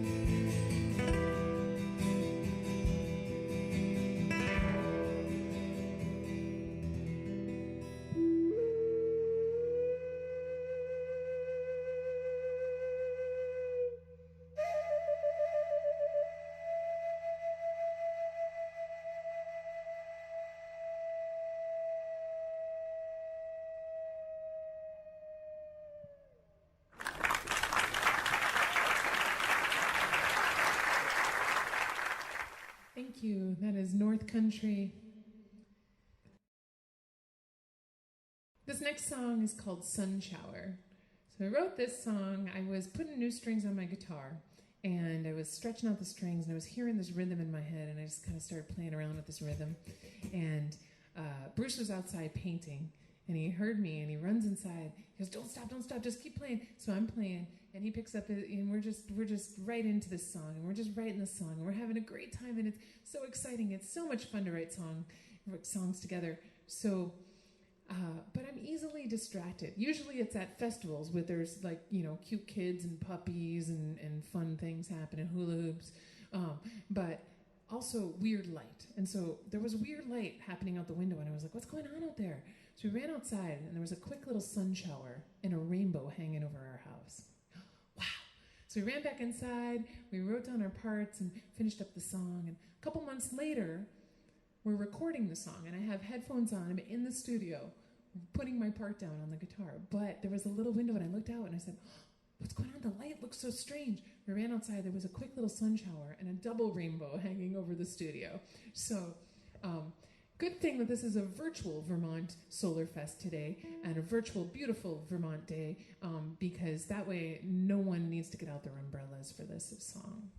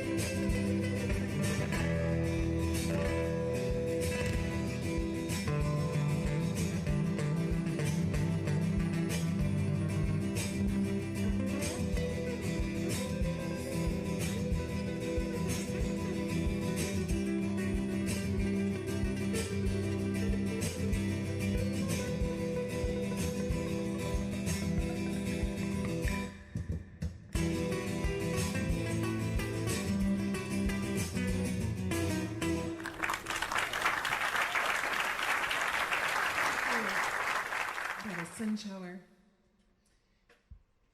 So Bruce and I have been playing music together for over 25 years. We have traveled over 1 million miles. We've traveled around the world doing our music 3 times, and we are always glad to get to go to new places and get to see new things. But we're also always very interested in the other cultures and also the nature and the beauty and the forest and the lakes and the rivers that we get to visit when we are in these different countries. So this next song is called Under the Sky. It's a song on our new CD. We just put out a brand new CD called Nothing But Heart. It's our 22nd album together, and we released it during the pandemic. But this song, Under the Sky, we made our first music video of it, and we hiked up the Mississippi River bluff behind our house, and with our 2 guitars and our cameras and tripods and a bottle of water and a change of clothes, because once you hike to the top of the bluff, and we shot our music video up there. So if you'd like to check that out, it's on the website as well.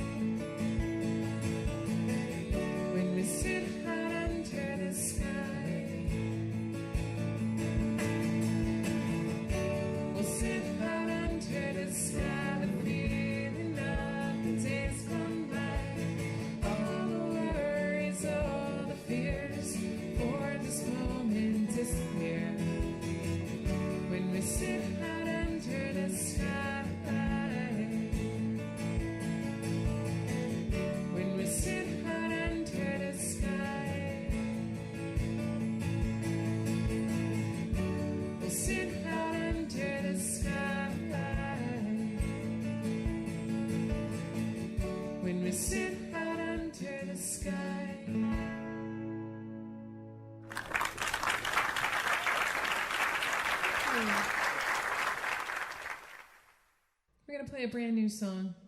It's so new, it's not even on the new CD, Nothing But Heart. It's newer than the CD that just came out. It was written just a few days after the CD released. But that's how it goes. It's a song called Gratefully. And right now you can get it, download it as a single off of our website, which is patchouli.net.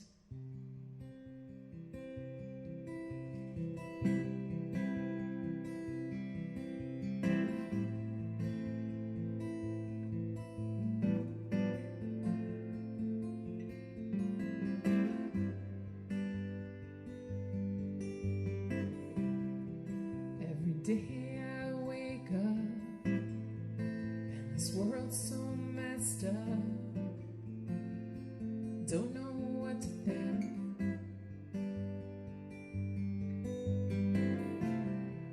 Yet the birds are calling while the world's still falling, and I'm trying not to sink.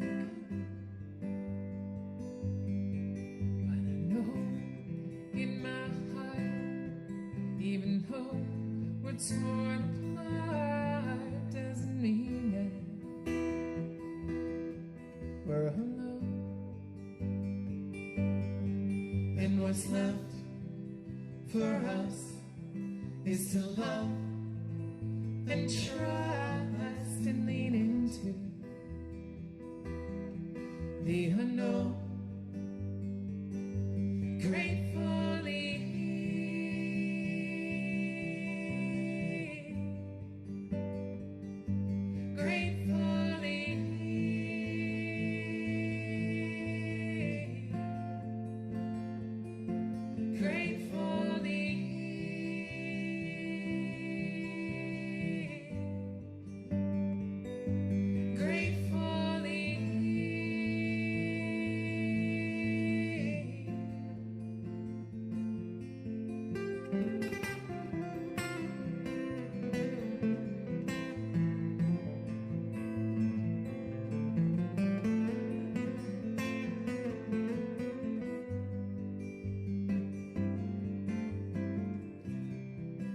Every day I wake up and this world's still messed up, and I don't know what to do.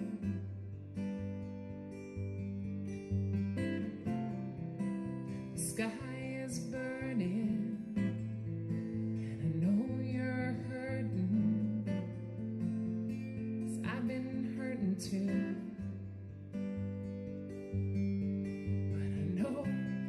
In my heart, though we're miles and miles apart, doesn't mean that we're alone. And what's left for us is to love and trust and lean into the unknown.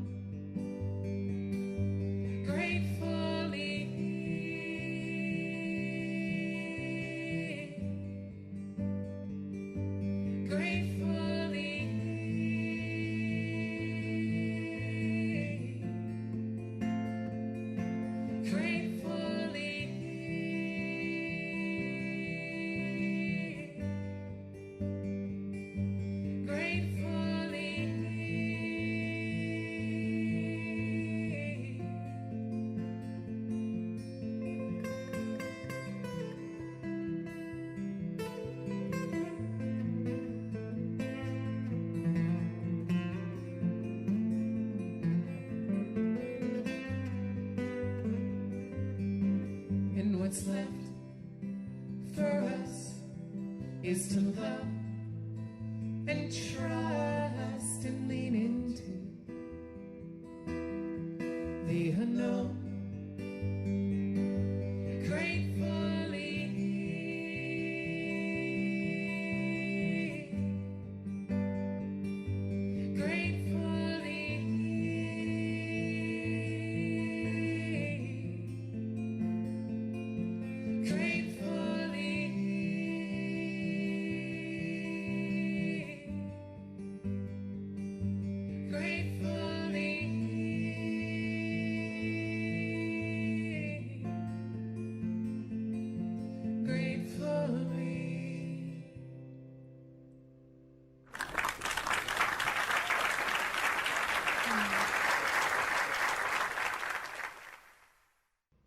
thank you so much for having us at the first virtual Solar Fest.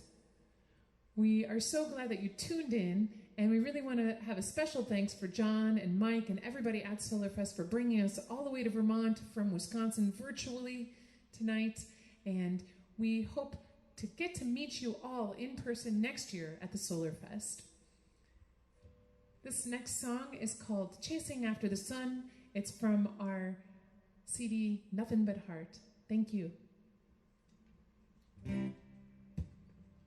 Chasing after the sun, watching light on the run again, and its darkness is coming. Chasing after the sun, chasing after the sun, watching light on the run again, and its darkness is coming. Chasing after the sun, come away with me. It's our time to travel far across the sea.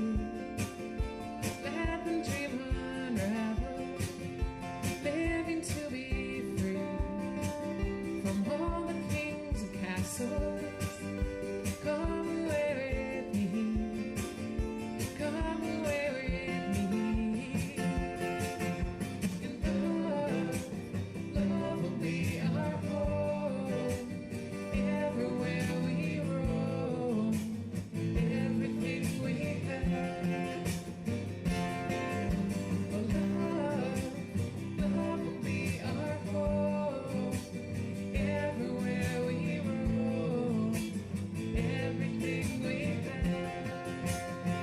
Chasing after the sun, watching light on the run again, and its darkness is coming.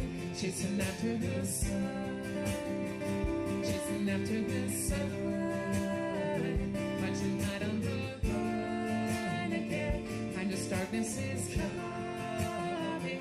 Chasing after the sun, riding away to another day, into another season, chasing after the sun. And the stars they paint the sky at night. Another season, another night. Chasing after the sun, watching light on the run again, and its darkness is coming. Chasing after the sun, chasing after the sun. Watching light on the run again, and its darkness is coming. Chasing after the sun, come away with me. It's our time to travel far across the sea. Let the dream unravel, living to be free from all the kings and castles. Come away with me. Come away with me. And love will be our home. Everywhere we roam, everything we have. Oh, love will be our home. Everywhere we roam, everything we have. Chasing after the sun, watching light on the run again, and its darkness is coming. Chasing after the sun, chasing after the sun, watching light on the run again, and its darkness is coming. Chasing after the sun.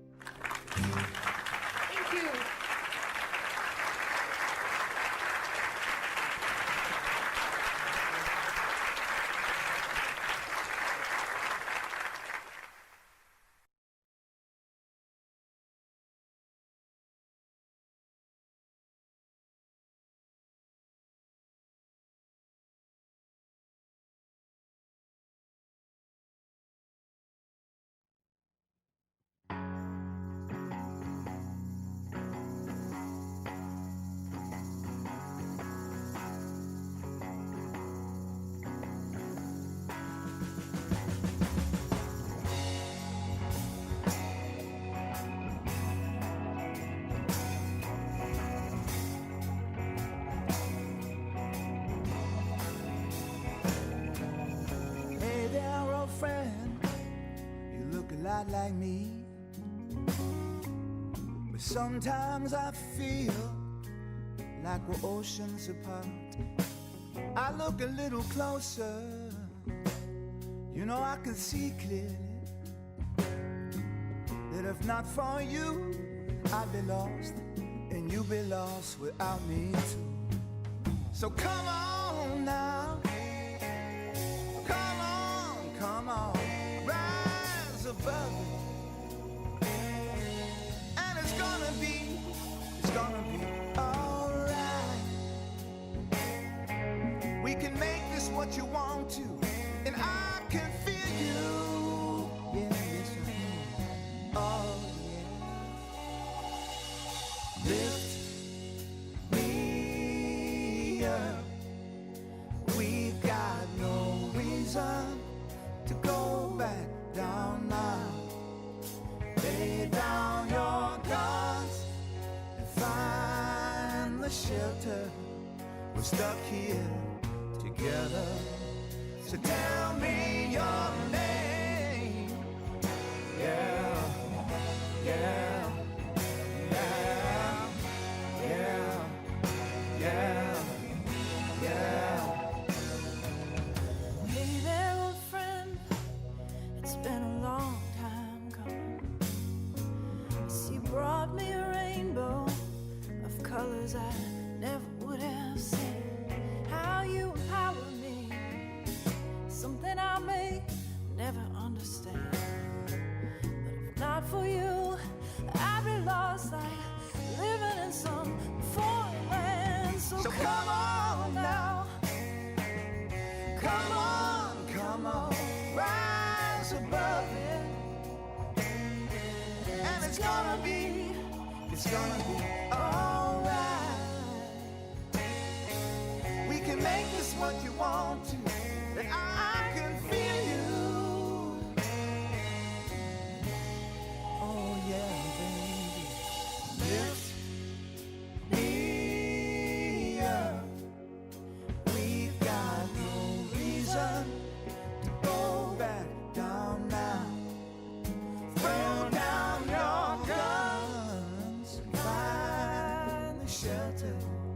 We're stuck here together, so tell me your name. Yeah, yeah, yeah, yeah, yeah, yeah.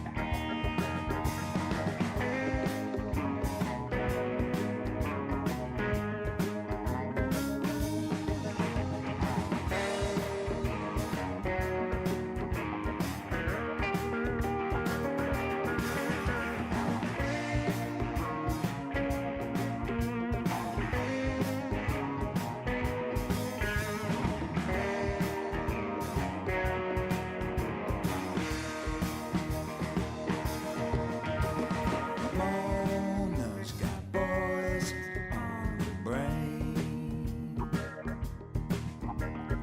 passing for young on the train. Nighttime she smokes like a star, taking the joke good too far. Smile of bravado for Leonardo, running too fast for the rain.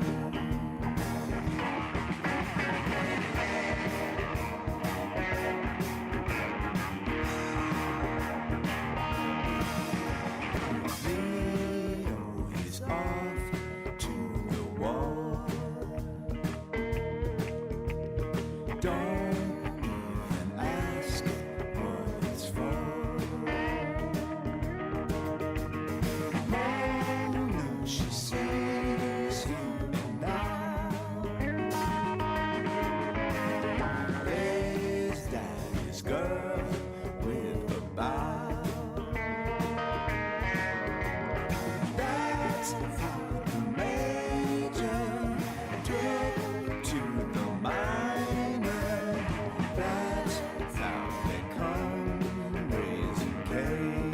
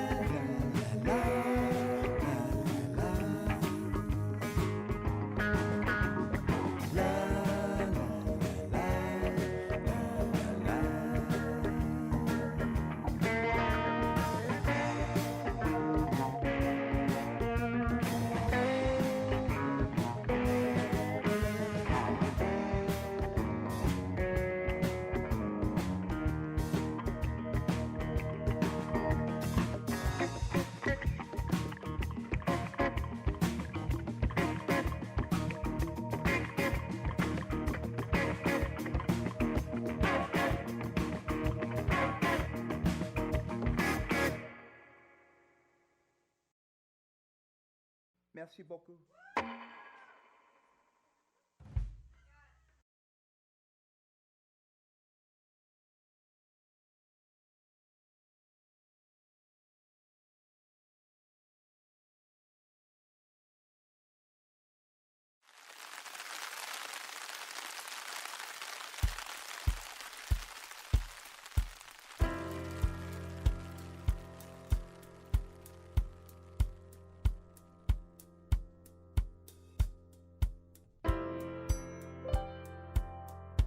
When the sun shines down on you, baby, and your head's in the clouds, you can do, yeah, whatever you wanna do. Hear a sound, it's so familiar, and I'm closing my eyes. Hey girl, yeah, let's do what we wanna do. Well, it's muddy in the water, but I don't really care. You're my serotonin dream, and I'm flying through the air.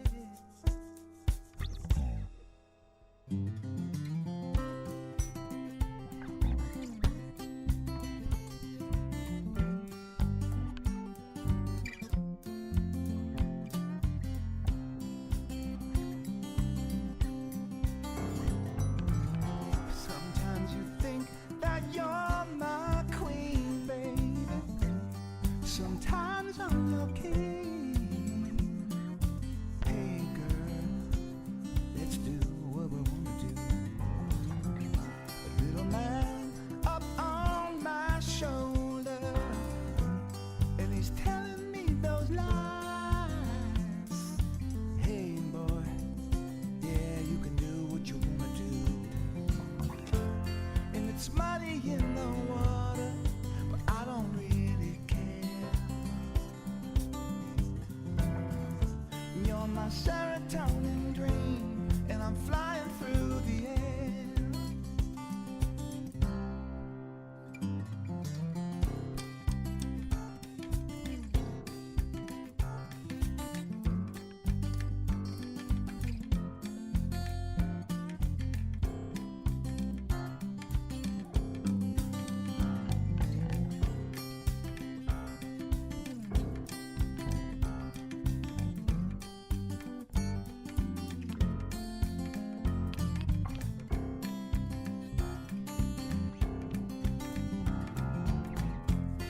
It's muddy in the water, but I don't really care. You're my serotonin dream, and I'm flying through the air. Yeah, it's muddy in the water, but I don't really care. You're my serotonin dream, and I'm flying right. Yeah, flying right to you, babe. I'm flying right to you.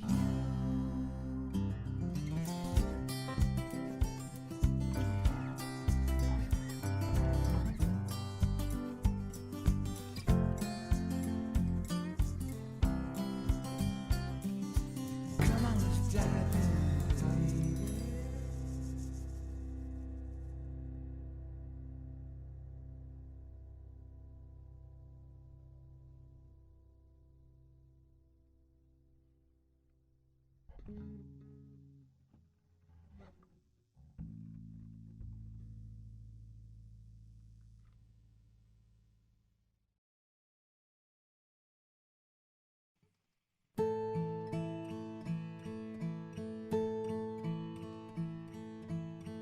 Hey little angel, why you flying me over? I don't know why these blues come and go. I cast my worries to the wind, said goodbye to my old friend. I don't know when they're coming back again. Never thought I'd ever see this day.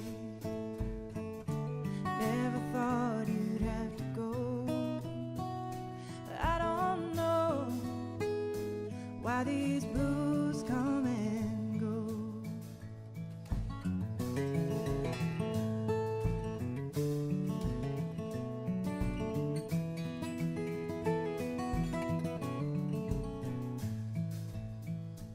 Now you're calling to me from a place that I can't go, and I wondered why I treated you so.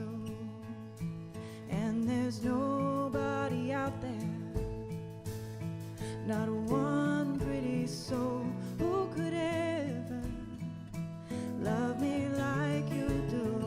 No, never thought I'd ever feel this way. Maybe I don't wanna know what I know.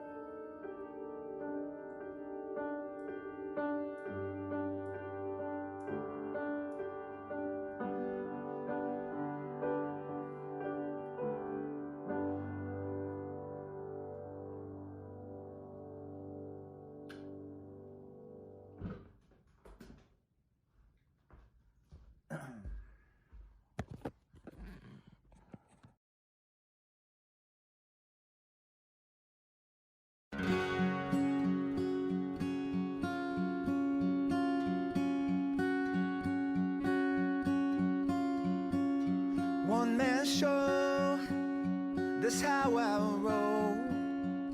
My guitar, my pick and soul, town to town, same old song, one man show. Take it slow, that's all I know. I strike a chord, I strike a blow, free and clear, free to go, one man soul. And if you ask me how it is, a man could live forever on his own. I tell you, if you got a song that tries to speak your heart, you're not alone.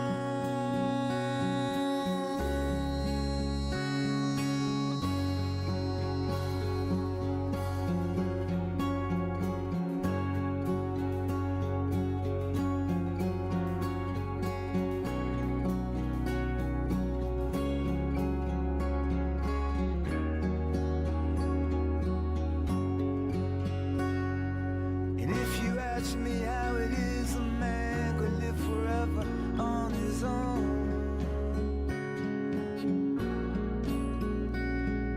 I tell you, if you got a song that tries to speak your heart, you're not alone.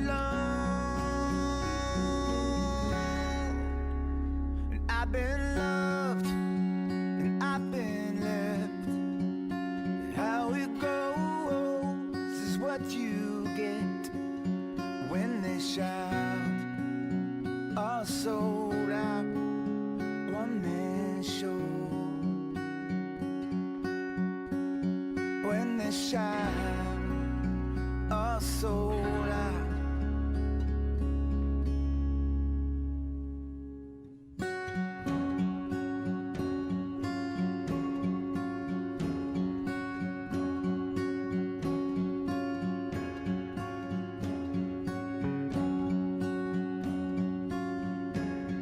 One man show.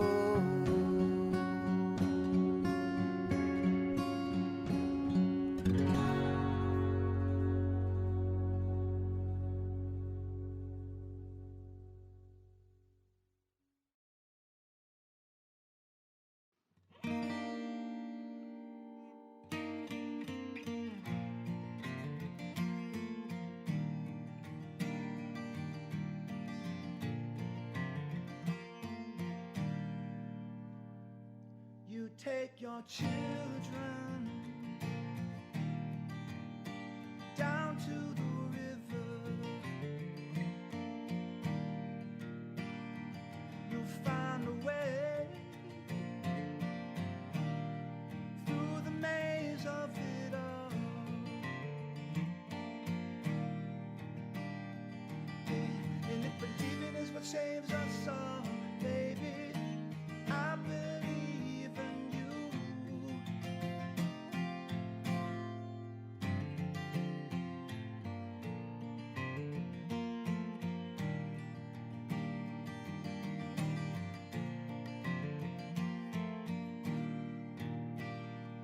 I may be bold and good at running wild.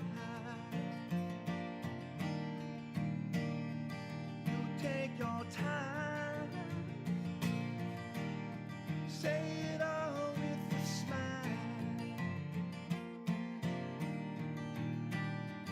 Yeah, and if believing is what saves us all, baby, I believe in you.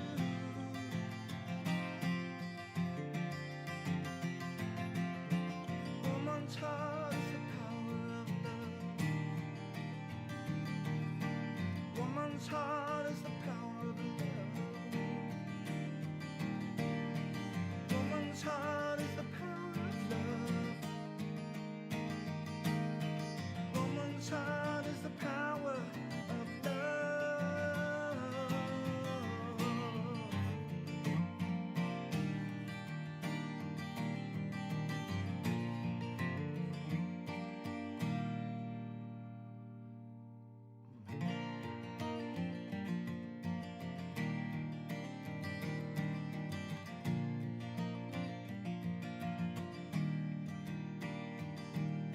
Believing is what saves us all, baby. I believe in you.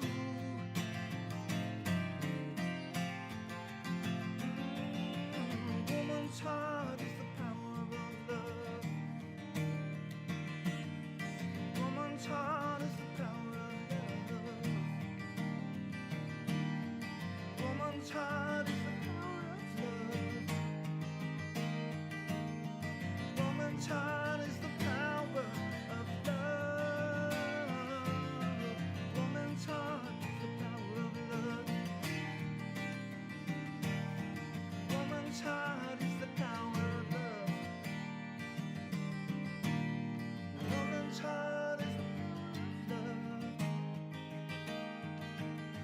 Woman's heart is the power of love. Woman's heart is the power of love.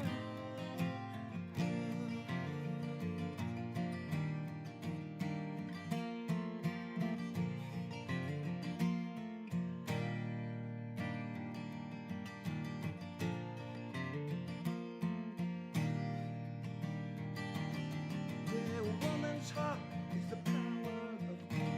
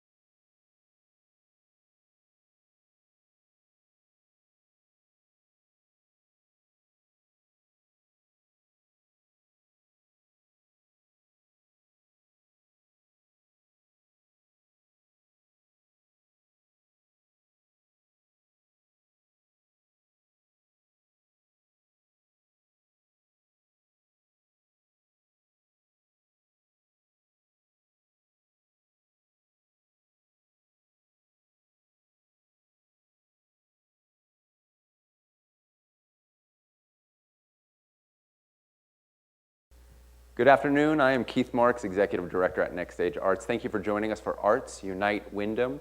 We have 7 arts organizations presenting throughout the evening from 4 to 8 p.m. We're glad you tuned in. We're raising money and awareness for the Root Social Justice Center and the Wyndham County NAACP. With me is Sharon Fantel. She's our first guest MC of the evening. She is the board chair of the Arts Council of Wyndham County. Hi there. Hi, Sharon. I'm really happy to be here. So when we're doing things like this about collaboration, can you kind of speak about that, why that's important in Windham County? I can't think of a Windham County where people don't collaborate, and so this feels like a great expression of the work that people do constantly in arts organizations and artists working together. And it's something that we're excited about at the Arts Council, especially to see the connection between art and social justice. So we're happy to be here, and I'm really excited and curious to see what the evening holds. So.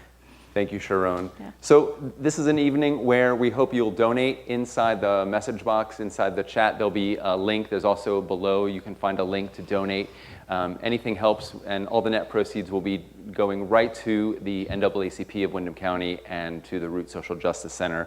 So this evening, our first artist is going to be performing at Next Stage, and it is Samira Evans, and she will be accompanied by, I have my notes here to make sure that I'm on it. We have pianist Franz Robert, bassist Ron Smith, and on drums, Jacob Smith. So I'd like to welcome Samira Evans. Thank you very much.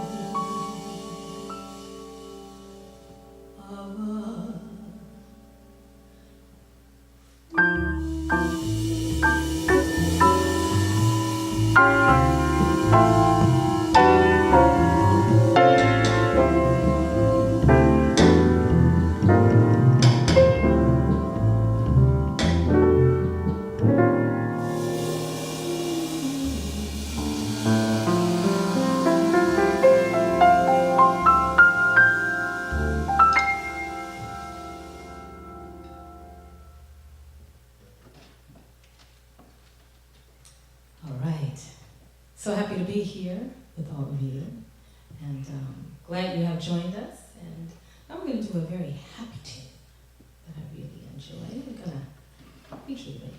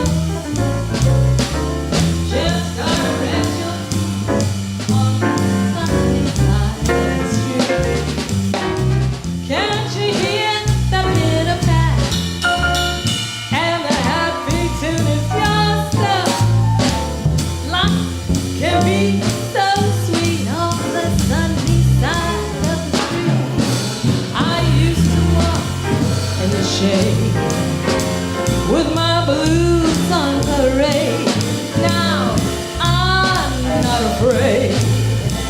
That rover done got over. If I never had a cent, I'd be rich as my girl Winfrey. Gold dust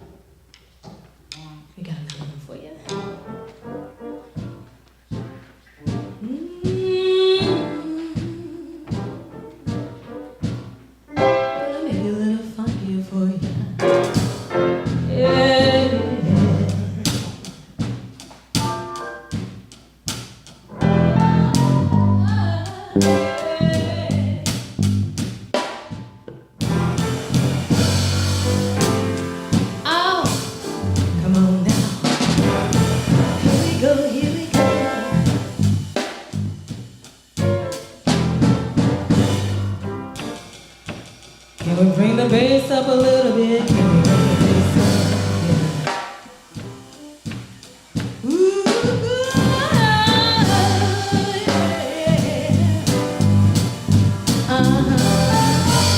That's what I'm talking about.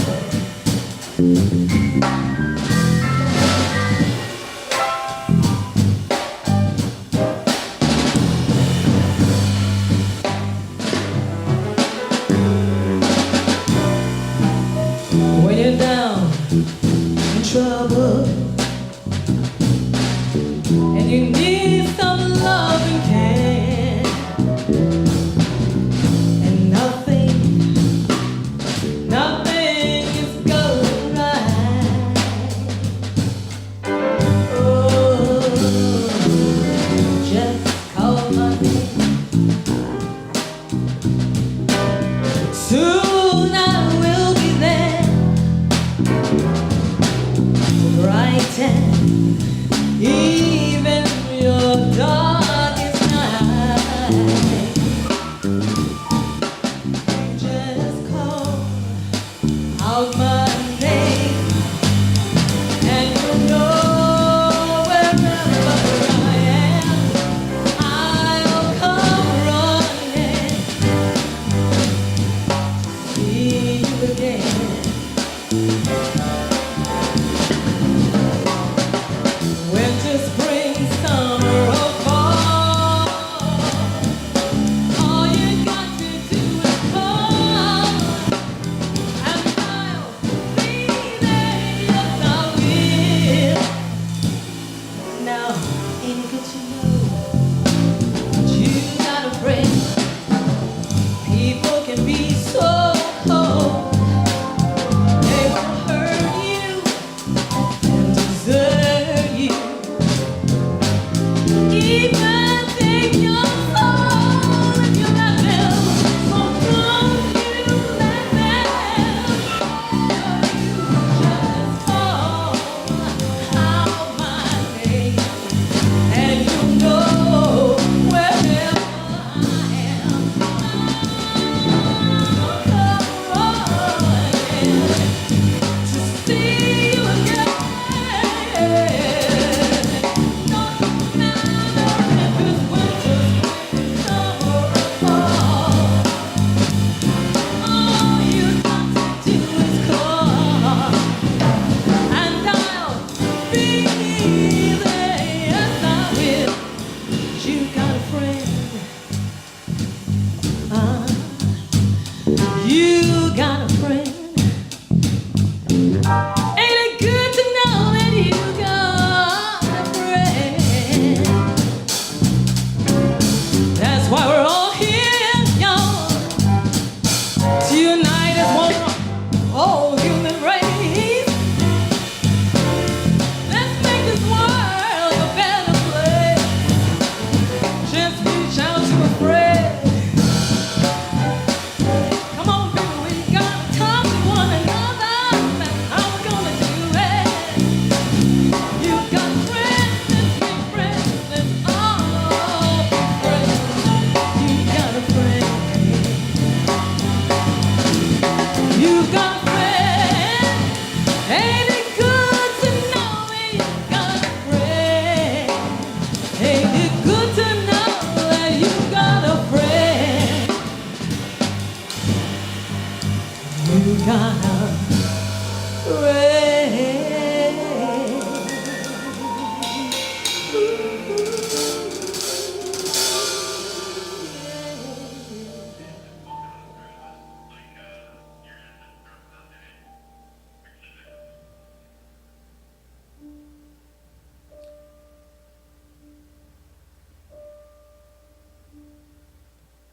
Yeah, this is a very special event. And I can't help but want to sing this song right now.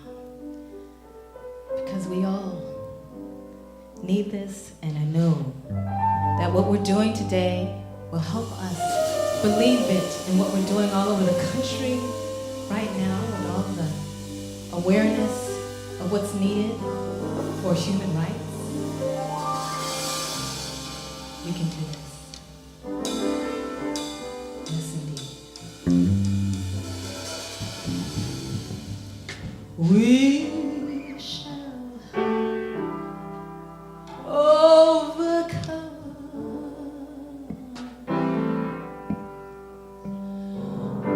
We shall overcome.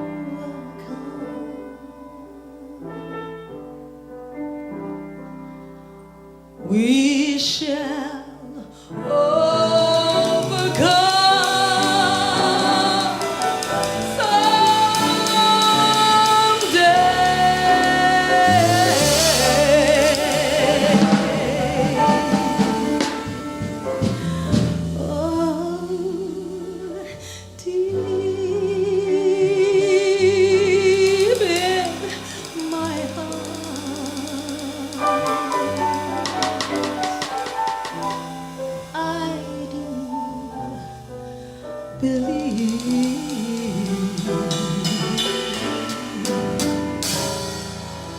That we shall overcome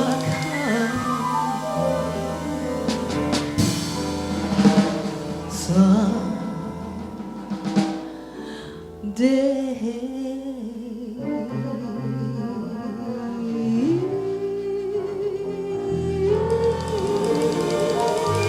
And that one day will be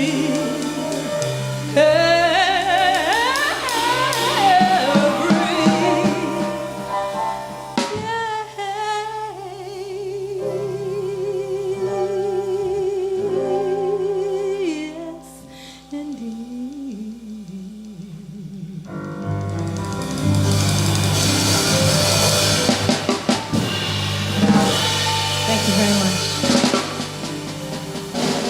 Franz Marvin, Ron Jacob, Ron Smith, Jacob Smith.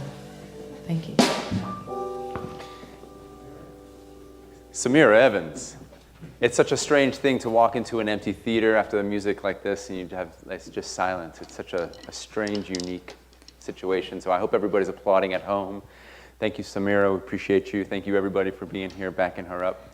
So my name is Keith Marks. Encouraging you tonight, we're raising money for the Root Social Justice Center and for the Windham County NAACP. In the chat box, there's a link there. We'd hope you donate. With me is Sharon Fantel. She is the board chair of the Arts Council of Windham County. So will you real briefly just kind of tell me about the Arts Council? Sure. First, I want to say thank you so much. I haven't sat and listened to live music in a while, and that was beautiful just to sit backstage and to hear you play. Thank you so much. So the Arts Council of Windham County, we are a small team of creative practitioners, administrators, artists, and one of the things that we manage is the Town Arts Fund, which we inaugurated this year and hope to continue. And ultimately, we are not doing a lot at the moment, given COVID. We're already kind of working with a very slow and emergent process of convenings and programming, but our work is really focused on coalition building and just elevating the work that's already happening in our community. So this is a great opportunity. If people want more information about the Arts Council, where can they find it? They can go to Arts Council, Arts Windham. Oh my gosh. Google it. Info artswindhamcounty.org. Sorry about that. Info artswindhamcounty.org or artswindhamcounty.org. Thank you, Sharon, for being here. And we thank the Arts Council of Windham County for helping support us in this work this evening. Right now, we're going to go to New England Youth Theater, and we are going to see a piece called Freedom. So we'll see you in a few minutes. We'll be back after New England Youth Theater. Thank you.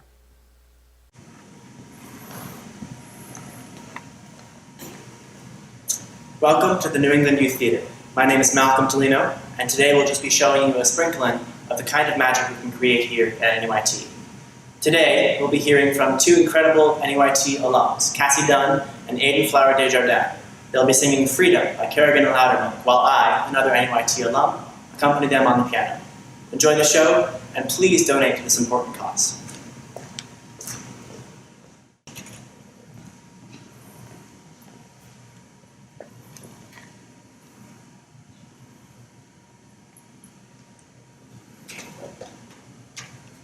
La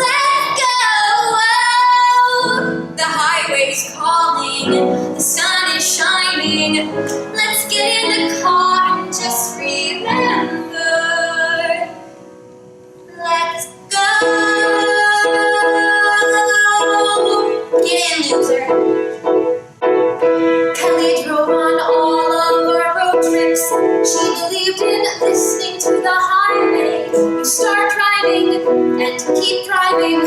There's no stopping till Callie says we will ride. You're not doing it right. Doing what? You're not in it. What are you talking about? You're not feeling it, Sam. Talk about what it felt like. What did it feel like? You remember. Feeling the wind blowing your hair. You're not even trying. I am. Try harder. Picking a road and going anywhere. Remember the biker bar? Oh, God. We're heading south. And the biker, or maybe west. We don't know much. We're making up the rest. Dig up the atlas. Don't read the road signs. Driving for the sake of driving anywhere, that's freedom. Freedom. What bug do you have up your ass? I don't have a bug up my ass. Do you even realize how epic this weekend is going to be?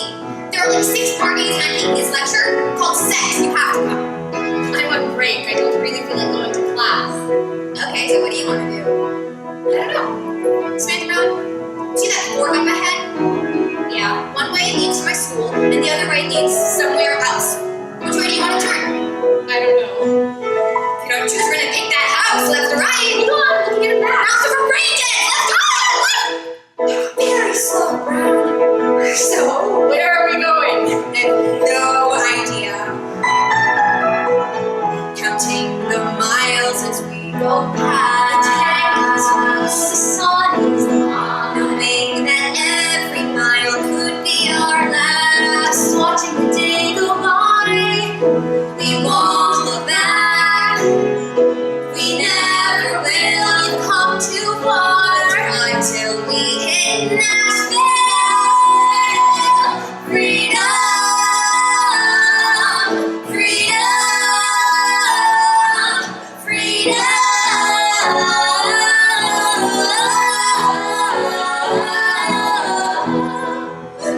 So, what do you want to do next?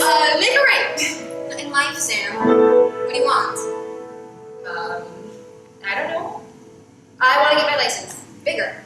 I want the deafening sound of driving fast with the windows down. More. I want to break rules and do something unexpected. What? I want Arby's. I just want to this moment right now. I want to go skinny dipping in the ocean. I want to drive forever.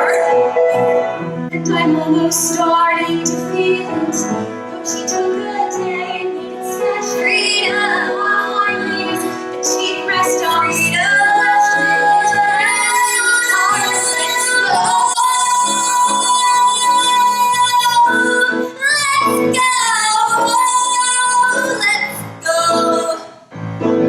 Pick a road, pick a highway. Any road is going my way.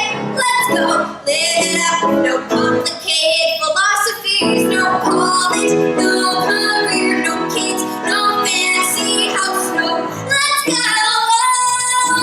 Any road but the one we're on. No college, no career, no screaming kids, no mortgage driving anywhere, just driving straight into the dawn.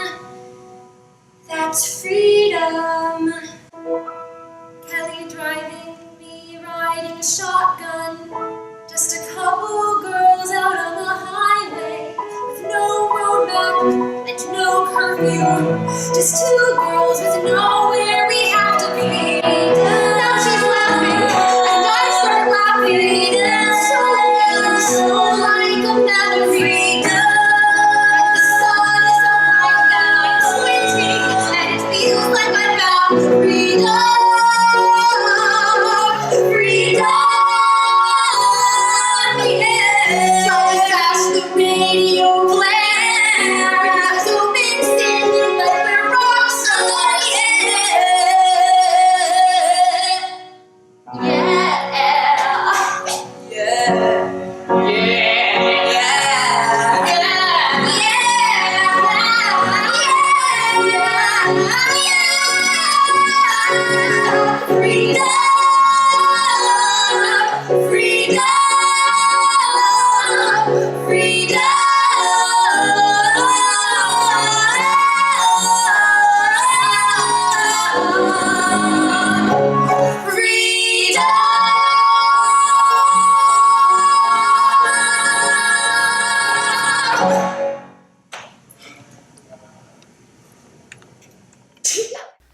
Thanks you to New England Youth Theater. My name is Keith. We are here at Next Stage raising money for the Root Social Justice Center and the Windham County NAACP. Please click the link in the chat box to donate. With me right now is Robert McBride. Robert is a longtime art supporter in the area. And Robert, will you please tell me about something you run called Southern Vermont Creative Network? Well, yep, this is an initiative, the Vermont Creative Network, which is statewide initiative of the Vermont Arts Council that was actually put in effect with an act of the Vermont legislature about 4 years ago, where we work on the economic development of the arts and showing the economic impact that artists and arts organizations have throughout the state. The state is divided into 6 zones. We all down here in Windham and Bennington County are in the 6th zone, and I'm the zone coordinator. And with the figures that we've gathered over the last several years, it looks like artists and people working for arts organizations account for about 9% of the Vermont workforce, which is a significant piece of the workforce which rarely gets mentioned in economic plans or stuff like you would see agriculture, manufacturing, et cetera. But we might actually be higher than some of those other sectors of the economy. So one of our major goals is to make sure we support artists and arts organizations, but understand that we as artists and arts organizations are a constituency which wield economic power and political power that we need to get out there and assert more. And this is a statewide initiative. Statewide initiative handled by the Vermont Arts Council out of Montpelier. And what kinds of things can people expect to see from the Southern Vermont Creative Network? Well, basically what I've been focusing on a little bit before COVIDs, it's mostly a resource building thing, putting people in connection. So Sharon, who you just heard from the Arts Council of Windham County, the Weston Playhouse, we work with all the organizations in town to try to connect them. There's no grant money to be applied for or anything with this. It's really building our strength and our knowledge. And right now I've been working on a newsletter that has gathered about 500 creatives in both counties that we can reach directly with information, a lot through COVIDs with the relief funding and different things like that. So if you get in touch with me through the Rockingham Arts and Museum Project, which I run in Bellows Falls, we can make sure you get on that list if you are not already on that list to receive information. That's great. Yeah, the Southern Vermont Creative Network has been instrumental in helping me, who has moved here a few months ago, get rooted and connected into the arts and culture scene. So the work is very important, and we appreciate that the Vermont Arts Council is taking up this mantle and this initiative. Right now, we're going to go over to the Vermont Jazz Center. And right now, the executive director is also a performer, Eugene Uman, who's a wonderful piano player, wonderful arts administrator, wonderful person. He's going to be playing 2 10-minute duo sets, one with a percussionist named Julian Gersten and another one with trumpeter Rob Freeberg. And we'll take it away, Vermont Jazz Center. Thank you.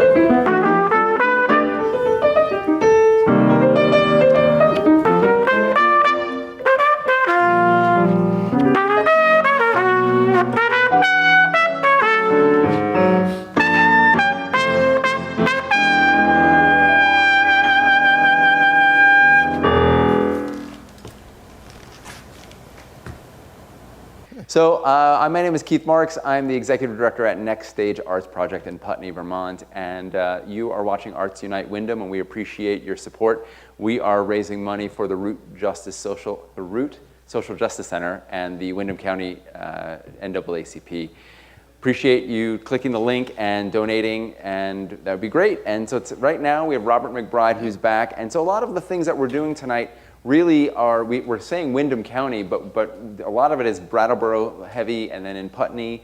And so you're a citizen of Bellows Falls? Yep, exactly. The Duchy of Bellows Falls. Will you speak to Bellows Falls and the art scene there and what's going on, like the Renaissance and what you guys are doing to lift it up? Well, it started about 25 years ago, and I founded an organization called the Rockingham Arts and Museum Project, or RAMP, which is basically an arts advocacy organization. Rather than do programming per se, we've been involved with affordable housing for artists, hosting regular artist town meetings quarterly, sitting on boards of directors, working with our local Fact TV to spread the word about information that's coming, and also with Wool FM, Black Sheep Radio, the community radio station, to do things. And then recently, as I discussed before, being involved with this whole Vermont Creative Network statewide initiative around artists and arts organizations and the economic impact.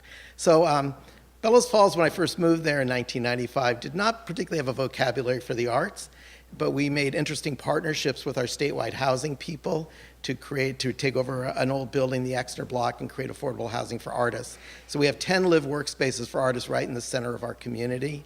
And from that, another project was done in the Howard Block. So working with a housing organization like Wyndham Windsor Housing Trust is very important for arts organizations and artists to be aware of, because most of the artists I know qualify for the guidelines of affordable housing. So really go to Windsor, see if they have apartments available, because they're really beautiful apartments.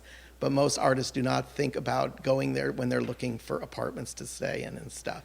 So that's been a thing. And then as we've developed RAMP, we've managed to attract other people. Charlie Hunter came in early on with Flying Under Radar and music series. Gary Smith, who subsequently opened Popolo, but started the Wool FM radio station and started a sound studio downtown. There's also, I think, Stage 33. Stage 33, yep. I want to talk about Mark Pipcorn, who does great work over at the Wool FM area there, and the work that he's creating, been building over the last few years.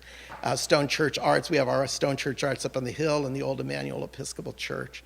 And what I like about Bellows Falls is that it's a village, and as odd as it sounds for an arts organization development person like myself to say, I really don't want Bellows Falls to be known as an arts community. I want it to be known as a community that artists feel comfortable living in, but we're not pushing anyone away. We're not saying arts are the only way, but we're integrating that into the vitality and the long-term economic sustainability of the community. So it's a great village. It's different than Brattleboro. It's so interesting talking up here in Vermont, where we only have 620,000 people, to talk about the difference between a community that has 3,000 and 12,000. But it's a huge difference of what those communities become. And I really believe in arts in rural communities throughout the country. And we have our own interesting petri dish. Lots of times when you go to national conferences, they don't really address rural arts. They think you're just an organization that's waiting to grow up and become an urban arts center. But the rural art scene is a totally different, vibrant scene. Yeah, and we feel really lucky to be here in Windham County with so many. I mean, one of the reasons why we started Arts Unite Windham was the idea that there's so much breadth and depth of arts and culture here in a small 40,000 people. And, you know, there's just so much for families to do and artists to get into and community. So we really feel passionate about this area. So thank you very much for the work you're doing. So the great thing about it is the access we have to people and artists here. You know, the quality of it. In New York, you'd never meet them unless you're introduced. Here, you can go up to them after a concert like Samara and talk. So the great access on all levels in Vermont that we have to our legislators, et cetera, is amazing. So now we're going to shift gears. We're going to go over to Sandglass Theater. There's going to be a piece that they're going to perform called Give Me One More Day. It's an original cranky made by Inez Zeller-Bass, performed by Eric Bass and Inez Zeller-Bass, and the music is composed by David Surratt. We appreciate you guys tuning in and clicking that link and donating. Take it away, Sandglass. Give Me One More Day, a song by David Surratt.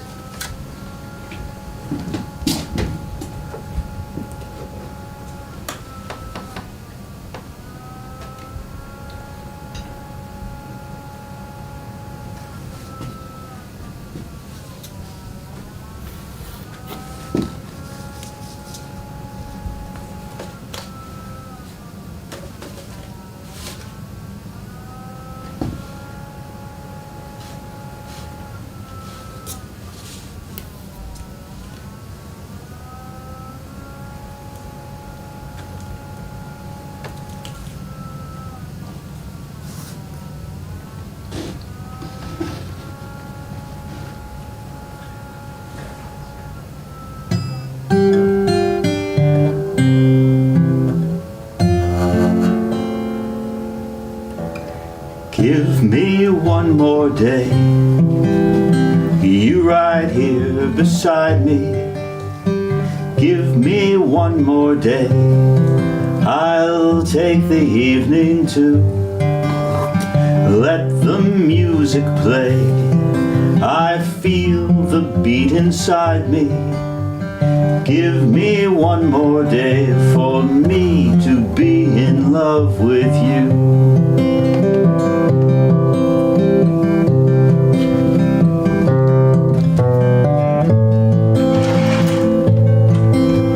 Coffee in my cup. Sunshine on the table. The world is waking up. Not a lot to say. Walking through this world. As long as we are able. I don't want very much. Just give me one more day. Give me one more day. You right here beside me. Give me one more day. I'll take the evening too. Let the music play. I feel the beat inside me.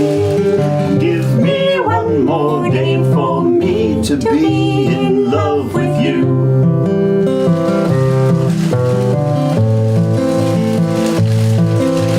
I have felt the rain falling through my fingers. Leaned into the wind. Seen the sky turn gray. I have felt you touch upon my body linger. I don't want very much. Just give me one more day. Give me one more day. You right here beside me. Give me one more day. I'll take the evening too. Let the music play. I feel the beat inside me. Give me one more day for me to be in love with you.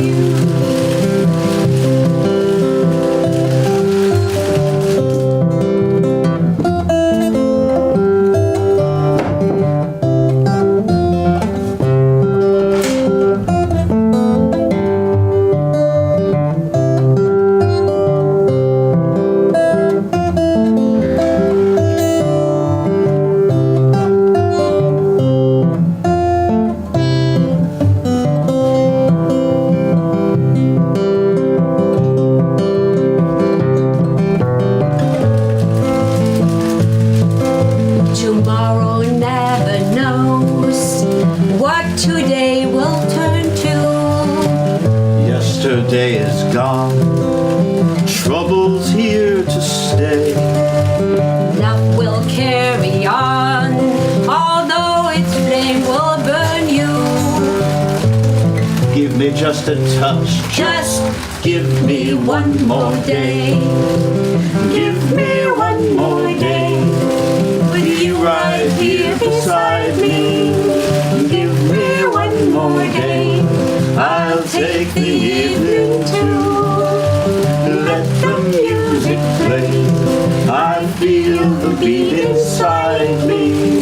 Give me one more day for me to be in love with you.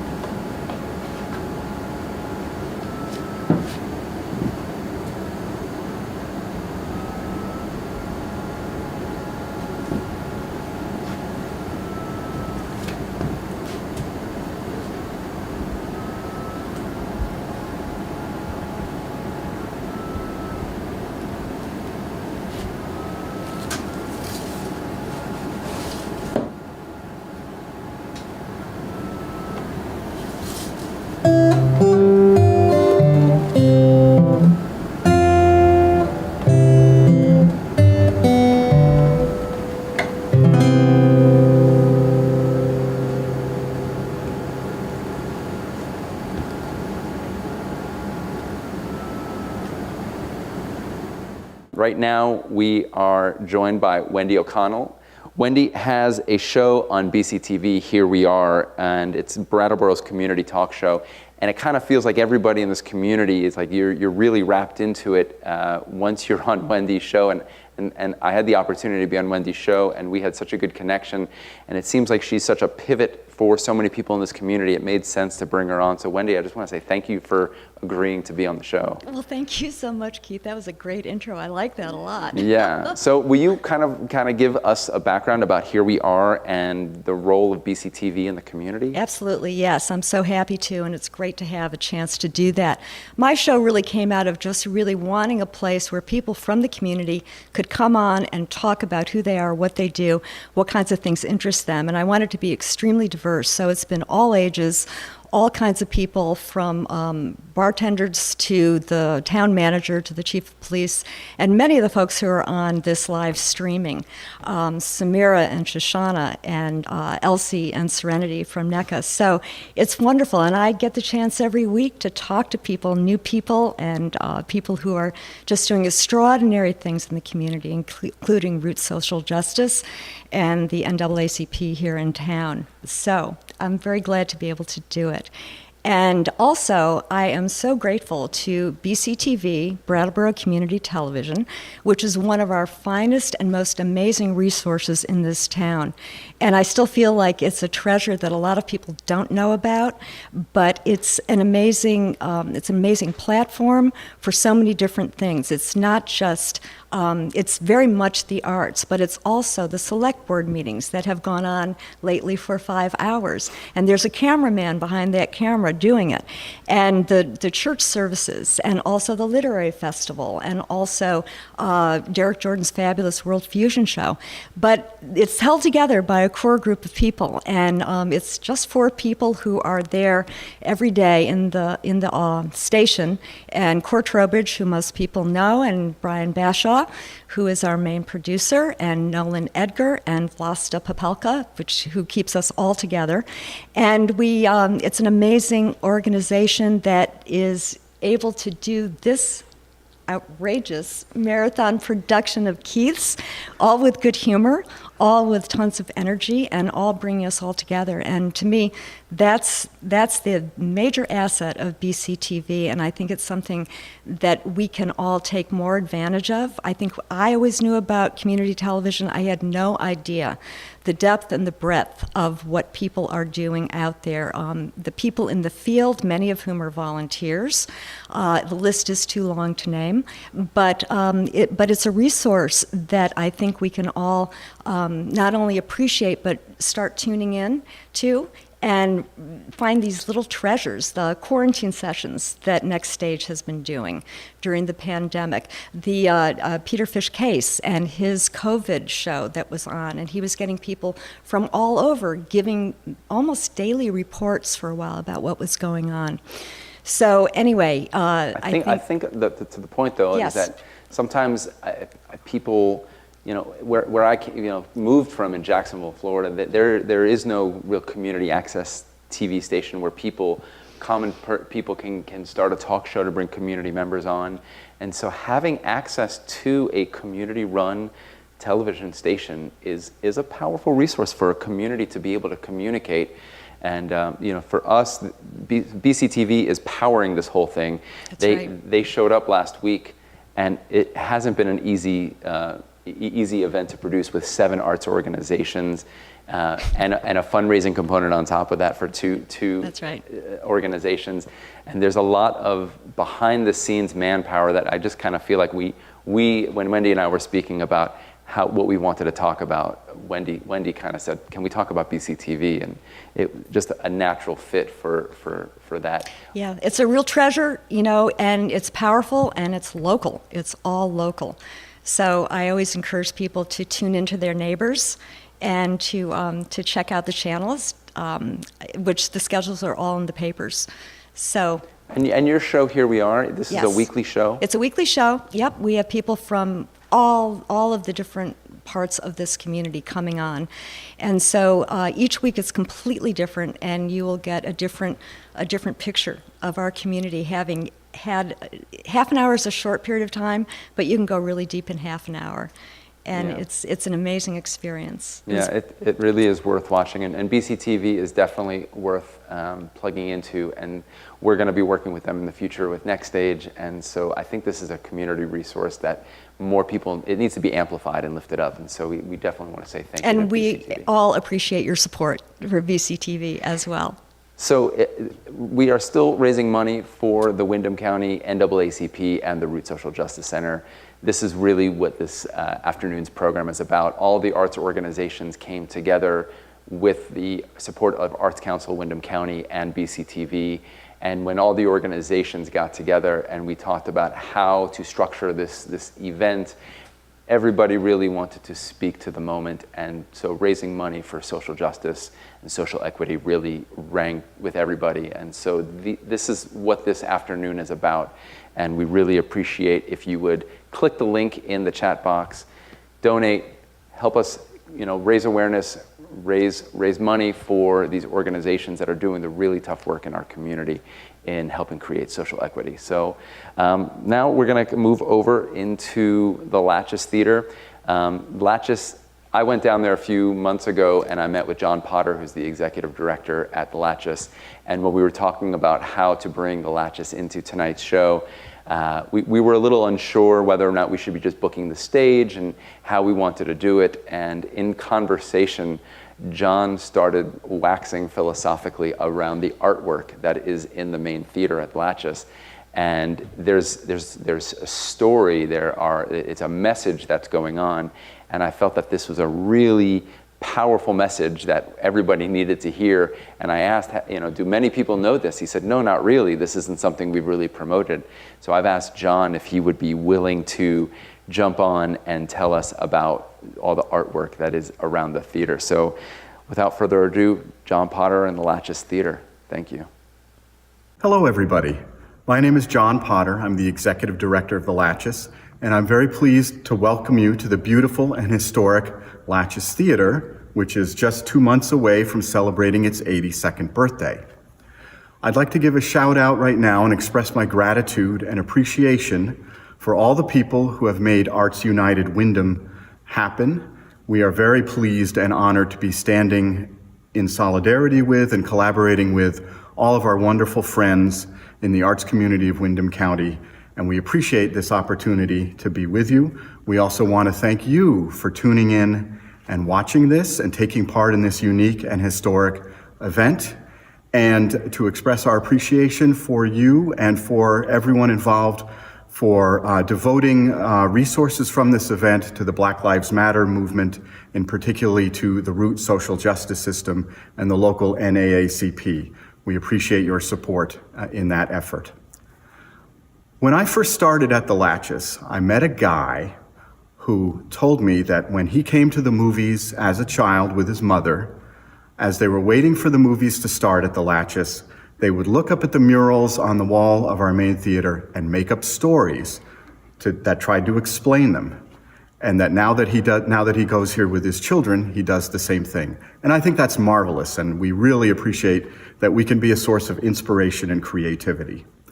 As it turns out, the murals in our theater do tell a very interesting and powerful story, one which speaks to the impact and importance of the theater in our lives and in the lives of our communities. And I'd like to give you a little chance at hearing that story. This story really came to light to us with the help of Dr. Anthony Tuck, who is a professor of archaeology and mythology at UMass Amherst, and we want to express our appreciation and acknowledge his scholarship in helping us shed light on the murals in our main theater. These murals tell the story of the importance of theater to a community. And the first mural we're going to start with to explain this story is this one right over here.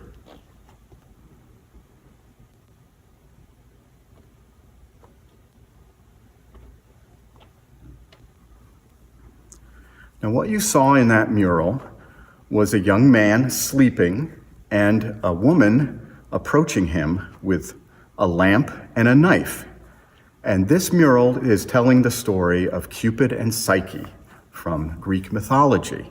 And it's a long and convoluted story, and I won't get into all the details. But in this particular scene, Psyche has been sent to the bedroom where Cupid is sleeping because she thinks mistakenly that Cupid is a hideous monster. So she has been sent to kill him. At the very last minute, he is revealed to her as her love, as this beautiful, wonderful love. And she doesn't kill him. And then they go on with their various adventures. What this mural, and by the way, our murals were painted by Louis Jambord, a classically trained European artist who came over to this country after World War I and was brought in to paint the murals of the Latches. And what Jambord is addressing in this mural is a very powerful moment of revelation. It speaks very clearly to the power of theater to reveal things to us, to shed great light on our lives, to shock and startle us and lift us out of the stories of our everyday lives and into the stories that are unfolding in the theater. And this is a very powerful testament of Jambord's to the impact of theater as a revelatory force in our lives. And I'm sure we can all think of times here at the Latches when we've experienced something like that. I'd like to turn now to the next mural right up here.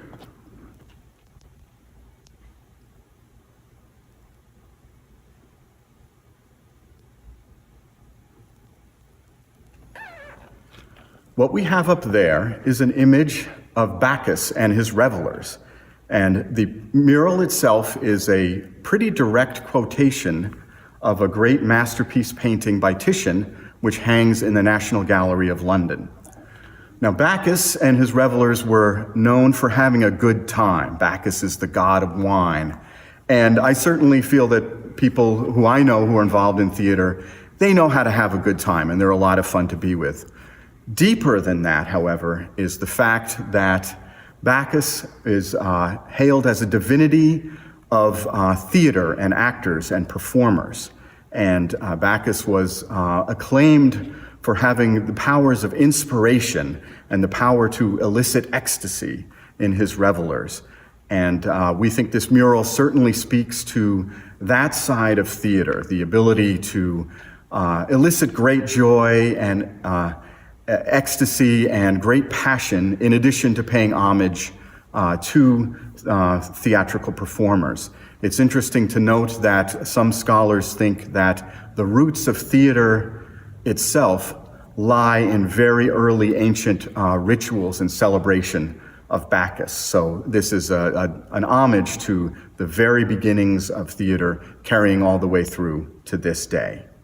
So we've covered this side of the theater. And this side, I like to say, speaks to the power of what theater is capable of doing for us and what it may do for us in our lives. We're going to turn now to the other side, murals at the other side of our theater, which bring the conversation, shift the attention over to our role toward nurturing and taking care of theater and what our responsibility is. And we're going to start with this mural right here.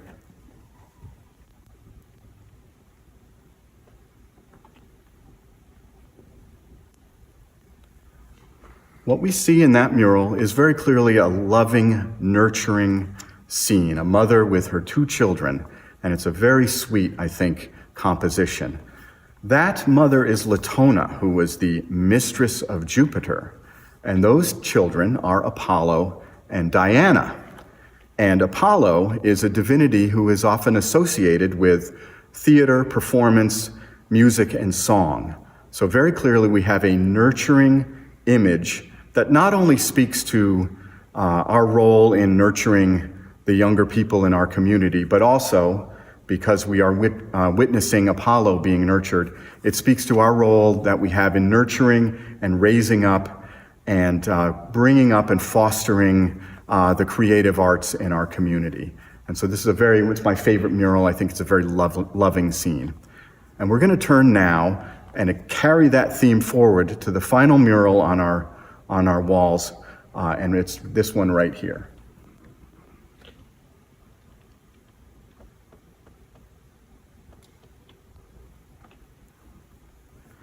So in this mural, we see a centaur, and he's carrying a young man on his back, as centaurs, I guess, are wont to do. This centaur is named Chiron, and he was considered in ancient times the wisest and most just of all the centaurs. And it is his responsibility to be the teacher, the educator of Achilles, who is the divinity riding on his back. And so this image speaks very strongly to two things. Certainly, the role of theater to educate us. In addition to revelation and inspiration and joy, very clearly theater and our experiences here can be part of our enlightenment and education. But beyond that, it speaks to the role we have in education, in stewardship, in nurturing the coming generations. Education is not a process that simply begins and ends with the generation being taught. The generation being taught becomes the generation that teaches the next generation. And it's a very deep and powerful generational experience and a commitment we all have to educate the young people in our community so that they can come up and take care of subsequent generations. So this image speaks very strongly to me of our responsibility to education and to nurturing the future generations who will come and take care of our community and take care of our creative life and take care of each other. So it's a very powerful image of education and the responsibility that we all have to education. The additional feature on that mural is a three-columned structure, and we'll pan back over to that.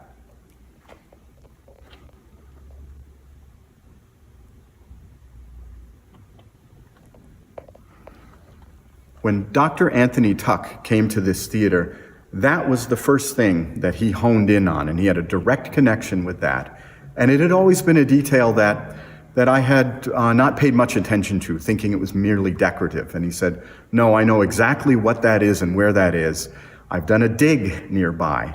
And that is an actual building, a quote of an actual building that is still in Athens today at the base of the Acropolis. And this is a monument to Lysicrates. And Lysicrates was known in ancient times as a great patron of the arts. And so this is a monument to a patron of the arts.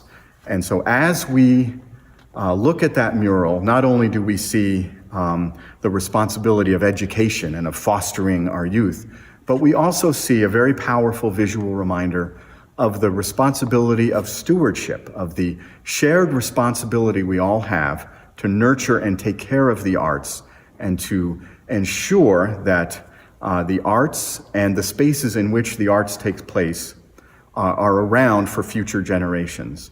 And I think when you look at all these murals together and take them all in an appreciation and realize that it's our belief that Louis Jambour and the Latches family created them with a very strong, cohesive message in mind, I hope this enhances your appreciation of the story that's being told in our theater. And that story is the story of the importance of theaters in our community and of what they can do for us and what we must do for them so that they can continue to do their great magical alchemy for us in our lives going forward.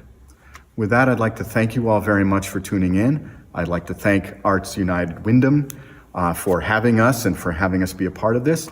I'd like to thank Keith Marks of Next Stage for being the Pied Piper of this wonderful program. And I'd like to invite you all to come back to the Latches as soon as you're comfortable doing so. If you'd like a personal private tour and a personal chance to look at these murals, please email me at john@latchesarts.org, and I'd be happy to set up one with you. We are also open for movies on the weekends now, and we'd love to welcome you back as soon as you're comfortable coming back. We'd love to have you. We have many hygiene and social distance measures in place to take care of you. Above all, thank you so much for being part of this amazing evening. Hi, welcome back. My name is Keith Marks. I'm the Executive Director at Next Stage Arts in Putney.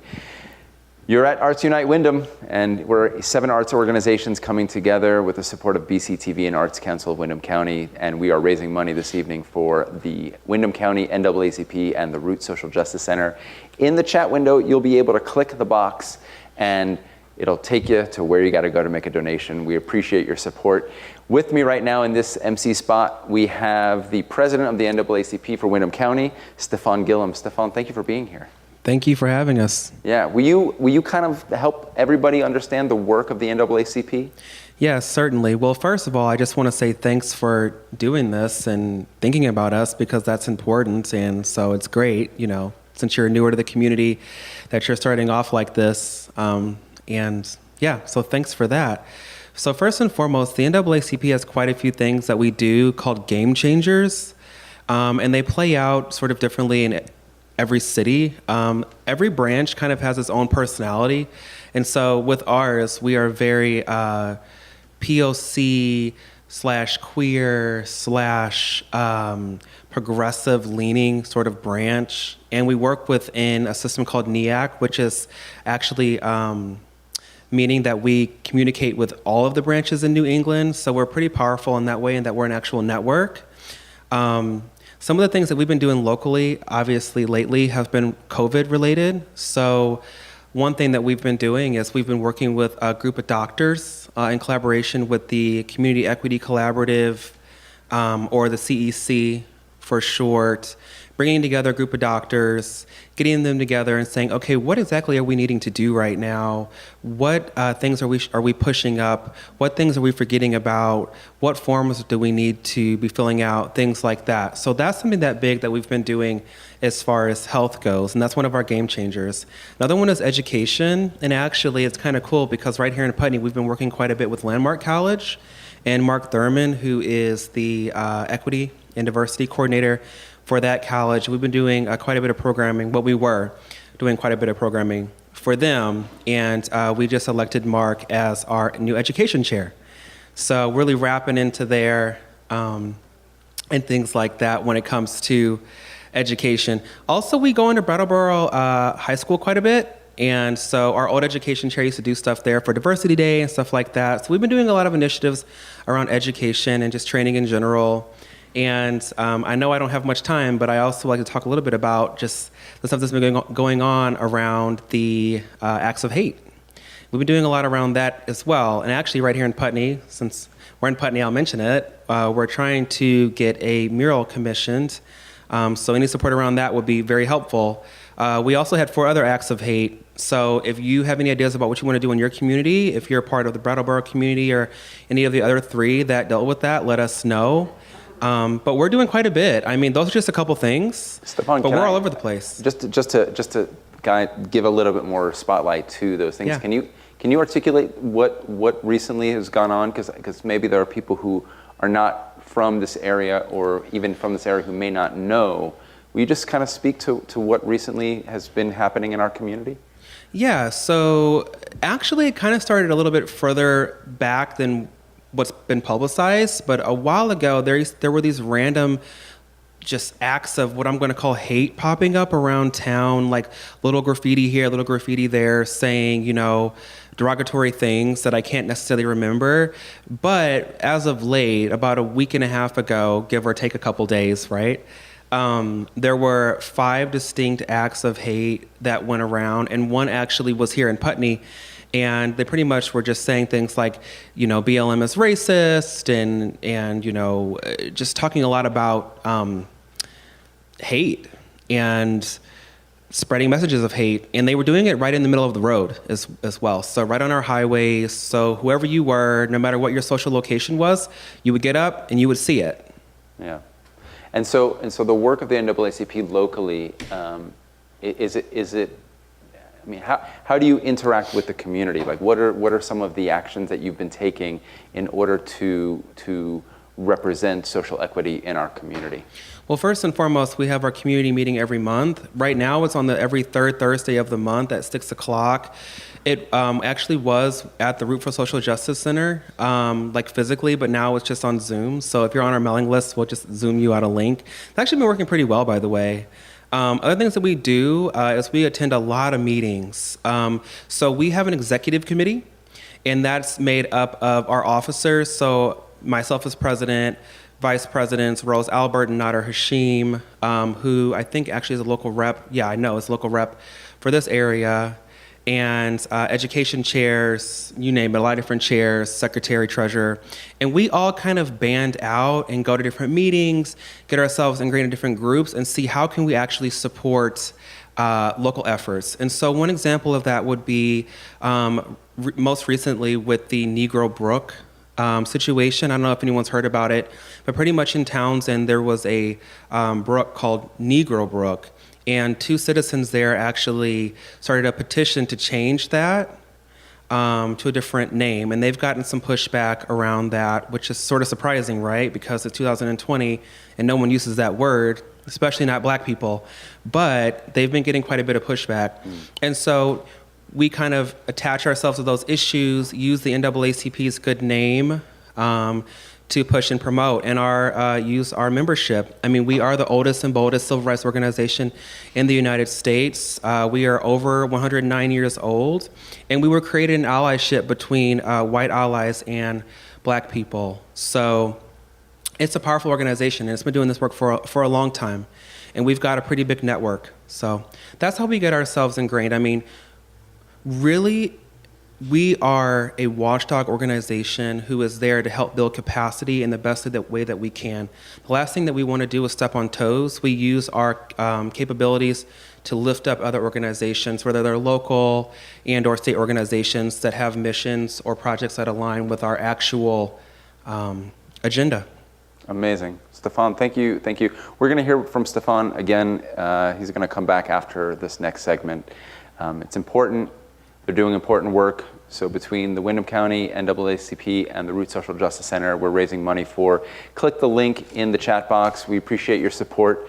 And right now we're going to have NEYT, New England Youth Theater, is going to come up and do a bit of clowning for us. And so we're excited to see New England Youth Theater. So without further ado, New England Youth Theater. Thank you. Hello and welcome to the New England Youth Theater. I'm Cassidy. I'm Lucas. And we are happy to be a part of the Arts Unite Windham. Please make sure to donate. And on with the skit. Yeah.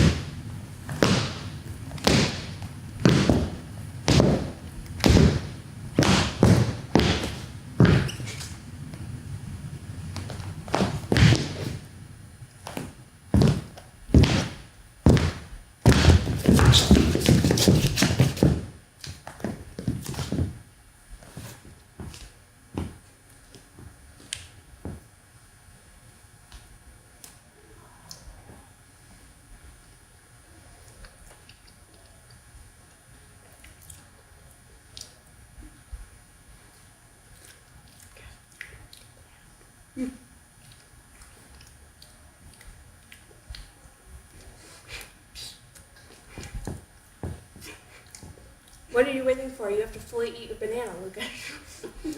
But you're...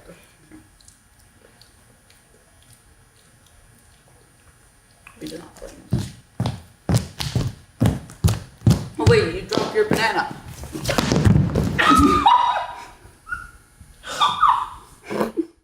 Hi, it's Keith Marks, Executive Director at Next Stage Arts. We are here at Arts Unite Windham.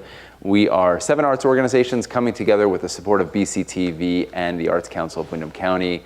We are raising money for the Windham County NAACP and the Root Social Justice Center. There's a link to click. We would love it for you to support this evening's effort as we present this this experiment in online variety show fundraising. We appreciate it. So with me right now is Stefan Gillum. He is the president of the local chapter of the NAACP. So Stefan, thank you for still being here with us. Yep, happy to be here still. Yeah. Stefan, we talk to me about what's going on in the state when we talk about BIPOC and the movement that's going on in terms of just like, there's a national movement, national conversation. And so what's going on in Vermont? Yeah, so the NAACP focuses a lot on structurally. So we take a big structural lens in the way that we approach the work, as we call it, which is different than other organizations, but like it kind of goes into that capacity building thing that I was talking about earlier. So for example, that group of doctors that I spoke about before that we have local here in Windham County, we actually use that information and siphon it up and act as liaison, bringing that information to the actual equity caucus here the equity task force appointed by the governor here for the state. And so there is like a real connection between the ground here in Windham and what we're going through and what we're seeing from the medical side of things, and actually what we're trying to report back to our governor for recommendations for policy, hopefully. I think our first deadline is August 15th, but don't quote me. That's just one. We also do a lot of pushing for legislation change on the state level, things around use of force, reparations, I mean, you name it. There is a plethora of bills out of the House of Representatives mainly that we have been pushing and hoping to get change around. So we're really moving. And the other president of the NAACP, Tabitha Moore up in Rutland, and I work hand in hand together on state issues. And so if something goes with the state, she and I will meet about it. We usually talk about it together. And we've gotten a lot of work done for the state. And we're really proud of our footprint here. And so what does it look like as, Vermont being, I think, 96% white? So what does it look like for white allies to help support the work of, we're talking with you specifically about the NAACP, but also other organizations like the Root, Lost River is here in town, but like what are things that the community can do to help uplift and support the work that the NAACP is doing? Well, I think the first thing is just to realize that Black and brown people have always taken care of themselves in that way structurally, right? So there is always a policy or something that is built not in our favor, and we've had to come back and correct that or advocate for that on the back end of things. And so that healing that comes from that trauma caused by having to correct those things are things that we do ourselves, right? So that the structural change, the healing change, all of that sort of change are things that we're doing ourselves. And so I think it's good for white allies to realize that first and foremost. And then when we make requests, which is things that we do, right? We don't like to do a lot of asks. We're like, this is what we need. This is our request to help us meet that goal, right? So I guess it's the same thing I would say in therapy, right? Make requests, not complaints. So. And in terms of experiences of people of color in this area, in this community, I mean, can you kind of just like give us some insight into that perspective of living as a person of color in a community that is overwhelmingly white? I think living as a person of color in the United States right now is an interesting experience. I would never want to say that it's a horrible experience just because I think that would deny the resilience of our people and the fact that we've been able to come through a lot. But it's challenging because you're facing a lot of structural bias, a lot of social bias at all times. And it's not only pervasive within the systems here, but it's also deeply ingrained into a lot of the community just via homogeny, right? So people just don't know what they don't know sometimes, and sometimes they might know it and they still might act out of their bias because it's easier or more comfortable. So I think that I've seen people of color be misrepresented a lot, and a lot of times the things that they're asking for, the points that they're trying to make are misrepresented or misconstrued to be something that they're not, and usually that's towards the negative side of things. But I also would say that, and this is something that I always put into things, that the resiliency of people of color is not to be discounted. But yeah, I would say misconstrued is the general theme that I feel here, because no matter if you're saying it in the nicest way possible, if you're saying something in a way that is a little bit more what I would call like forward facing, it's hard to get your point across without being stereotyped or boxed into some sort of a dominant discourse that you never even decided you wanted to be part of or that you fit into. So I would say that I would say that is what it's like to be in a community where you are extremely outnumbered, but you still also are part of the community. And there are a lot of people of color in Vermont, right? I mean, 6%, I think we're actually around 9% now or something like that. It's going up there, especially when you talk about the transient community. That's still a lot of people. It's many, many thousands of people when we're talking about over 500,000 folks in the state, so. Yeah. And one of the things that, we're raising money this evening for the NAACP and the Root Social Justice Center. And so one of the things that we speak about in a lot of this equity work is how do we make things socially equitable, but also financially equitable, right? Mm-hmm. And so, we're raising money for an organization that's doing the hard work, but can you speak to that financial equity and like the importance of sort of tipping the scales back into balance? In what regard? Do you mean just? Well, as an organization, I think that's it's unfair for me to ask you to speak for all people of color in Vermont, but I think that as the president of NAACP, like from an organizational perspective, like how does the money and the finances go around the NAACP and how people can donate to you and where funding comes from and avenues of. Yeah, so of course we have our website, which is under construction, but it's usable. And you can become a member for a year, which is $30. And if you need help with that, then we usually try to help folks out, like financially. You can become a lifetime member as well, which is $75 a year, but and for 10 years in a row, and then you're done for life. And then we send you like a plaque and all kinds of cool stuff, which is kind of cool, right? You get it in the mail. Some people just pay that flat out, and they're like, okay, I'm good, I'm done. I would say that we do get a decent amount of donations. I wouldn't say a lot of donations because we're a young branch, but we've been doing pretty well successfully. And we also just use our general memberships and fundraising stuff like our Freedom Fund dinner, which maybe we'll talk about later, but it's pretty much just our biggest fundraising event of the year. Last year it was wildly successful, and we had, I think, over 225 people show up. I know that for a fact, actually. We had 300, but the building capped out. Okay. So we did what we had to do. You can speak about the Freedom Fund dinner, because I think it's an important thing for the community to know about. Yeah, so the Freedom Fund dinner is pretty cool. So what it really acts as is a place for people from all different social locations, and by social location, I just mean where you're at in your life, age, gender, race, all those things, socioeconomic class, people from different career, really. People from different socioeconomic, social locations come together, and we break bread together once a year, right? And it's pretty cool because people get to meet each other that usually would not have met each other, or sit in the room and have conversations that they usually would not have had. We also have usually pretty good speakers come down, music, a pretty good program happening, and most of the proceeds go to the branch. But it's also really this like beautiful moment where people get to be awarded. So last year, I think we gave out 4 Lifetime Achievement Awards, which was huge because most branches only give out 1. But we wanted to make up for lost time. So it was kind of cool because we kind of based it on this pillar model where we were like, well, we're gonna give people who've been pillars in the community this award that they would have gotten if a branch would have been here longer, because Vermont's I think maybe the only state, if not one of 2 states, that did not have a NAACP branch, like a single branch. Most states have several. So. And membership in NAACP, it's obviously not just for people of color, right? No. Yeah, so we are truly, we started off being created by allies and Black and brown people coming together and saying, this is what we need.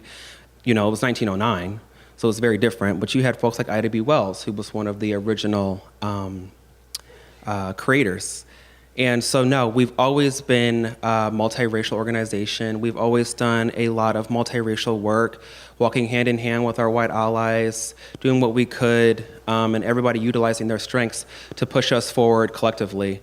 And that really has been a strength for the NAACP. And it served us well all these years. I mean, there's the NAACP Image Awards, for God's sake, and so many other things that are huge. I mean, Beyonce was just talking about the NAACP and just gave us a shout out. So, and our legal team just won DACA in the Supreme Court. So I think that our model has worked for a long time, and we're hoping that it keeps working as long as we need it to, right?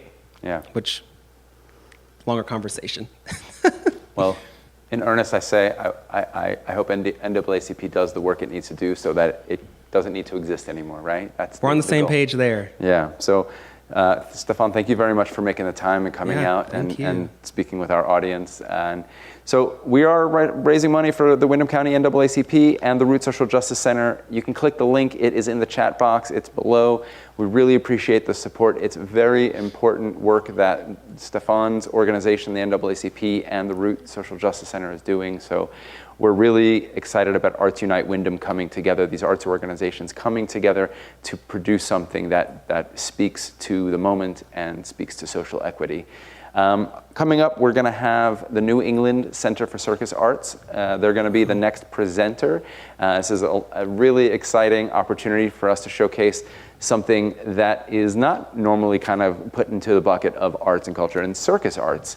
And so we feel really powerful that having this in our community, having a Center for Circus Arts, is vitality, is vibrancy. It's an opportunity for people to experience art through their body and movement. And so coming up, we are going to be going to New England Center for Circus Arts with Erica Radcliffe, who I do need to give a shout out. She is the graphic designer who made all of the marketing collateral. And I just want to say thank you to Erica.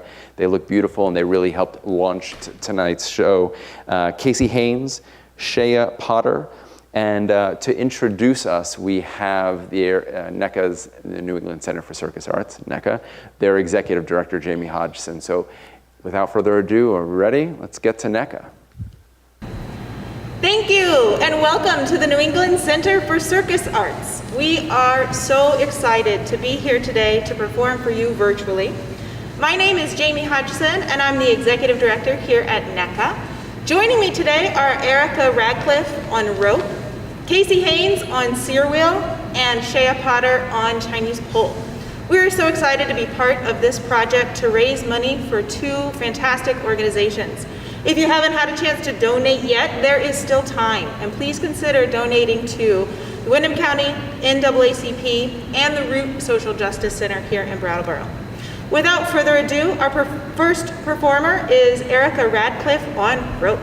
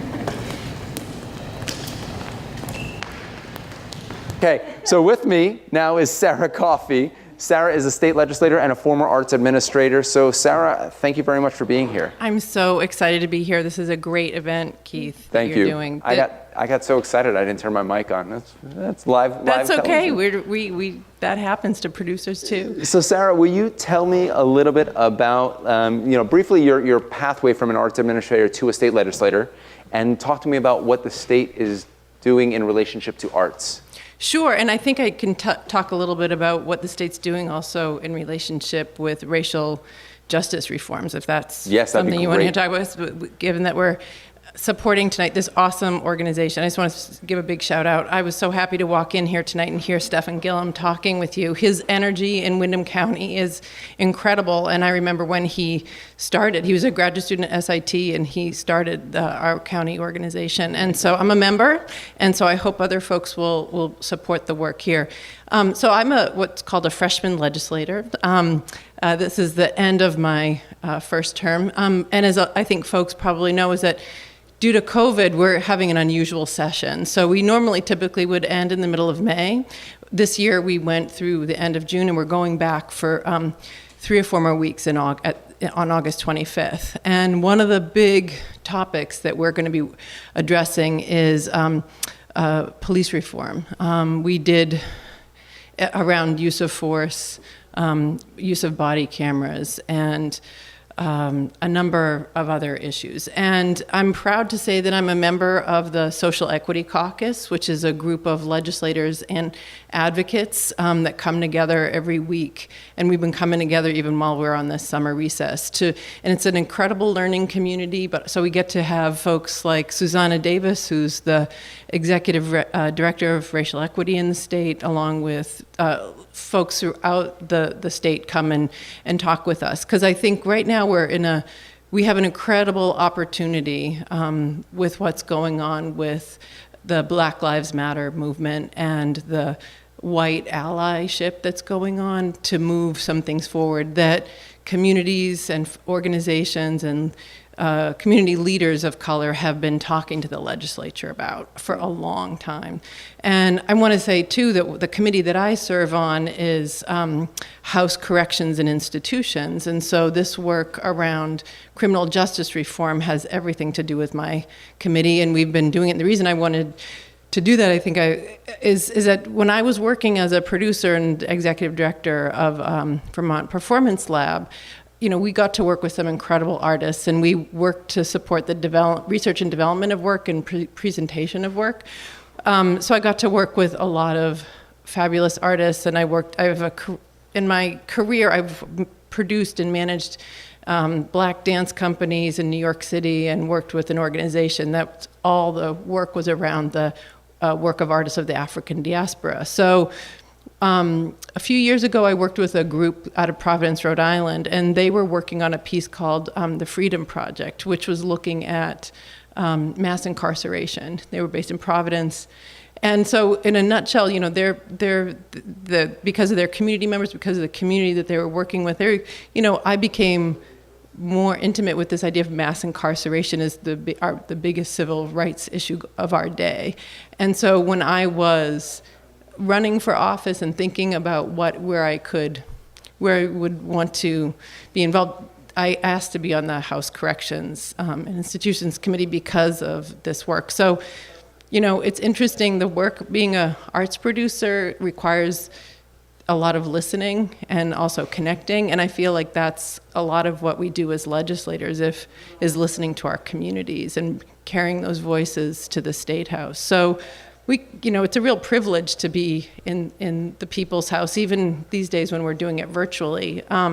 It's really an honor, and we're so lucky to have organizations like the Windham County NAACP and the Root Center for Social Justice working locally in our community. And actually, we have a pretty strong delegation in Windham County that is members are working on many different committees and kind of carrying racial justice is I can speak for many of us, is a huge priority for us. So how does the work that you're doing in the state like how does Windham County, because this is like an Arts Unite Windham idea, so we're talking about Windham County, so like how does Windham County do in terms of responsiveness to social equity, social justice in relation to where the state is? Well, I think, when it comes to a lot of I think Windham County does pretty well, but I think we can do better. Mm-hmm. In our state, the communities of color, the largest concentration of the communities of color are in Chittenden County, Winooski and Greater Burlington. And so I feel like many groups have been working with the mayor of Burlington, which is our biggest city in the state. And there's been some really fantastic work going on there. I would have to say we have some pretty forward-thinking organizations here that, in terms of restorative justice with our Community Justice Center, how they work with our criminal justice system, the folks that we have in our high school, the restorative justice coordinator, what's going on in our school board, our district school board, and they recently adopted a resolution around racial equity. So I think in terms of statewide, Windham County is moving well, but we need to do more. I mean, it's really, and there are conversations up at the Brattleboro Select Board around policing, and I know that's true in Putney too. So I think we have a lot of communities, a lot of activism in Windham County, and my observation over the last couple of years is that it's been really exciting to see different organizations working together around various issues and coming together.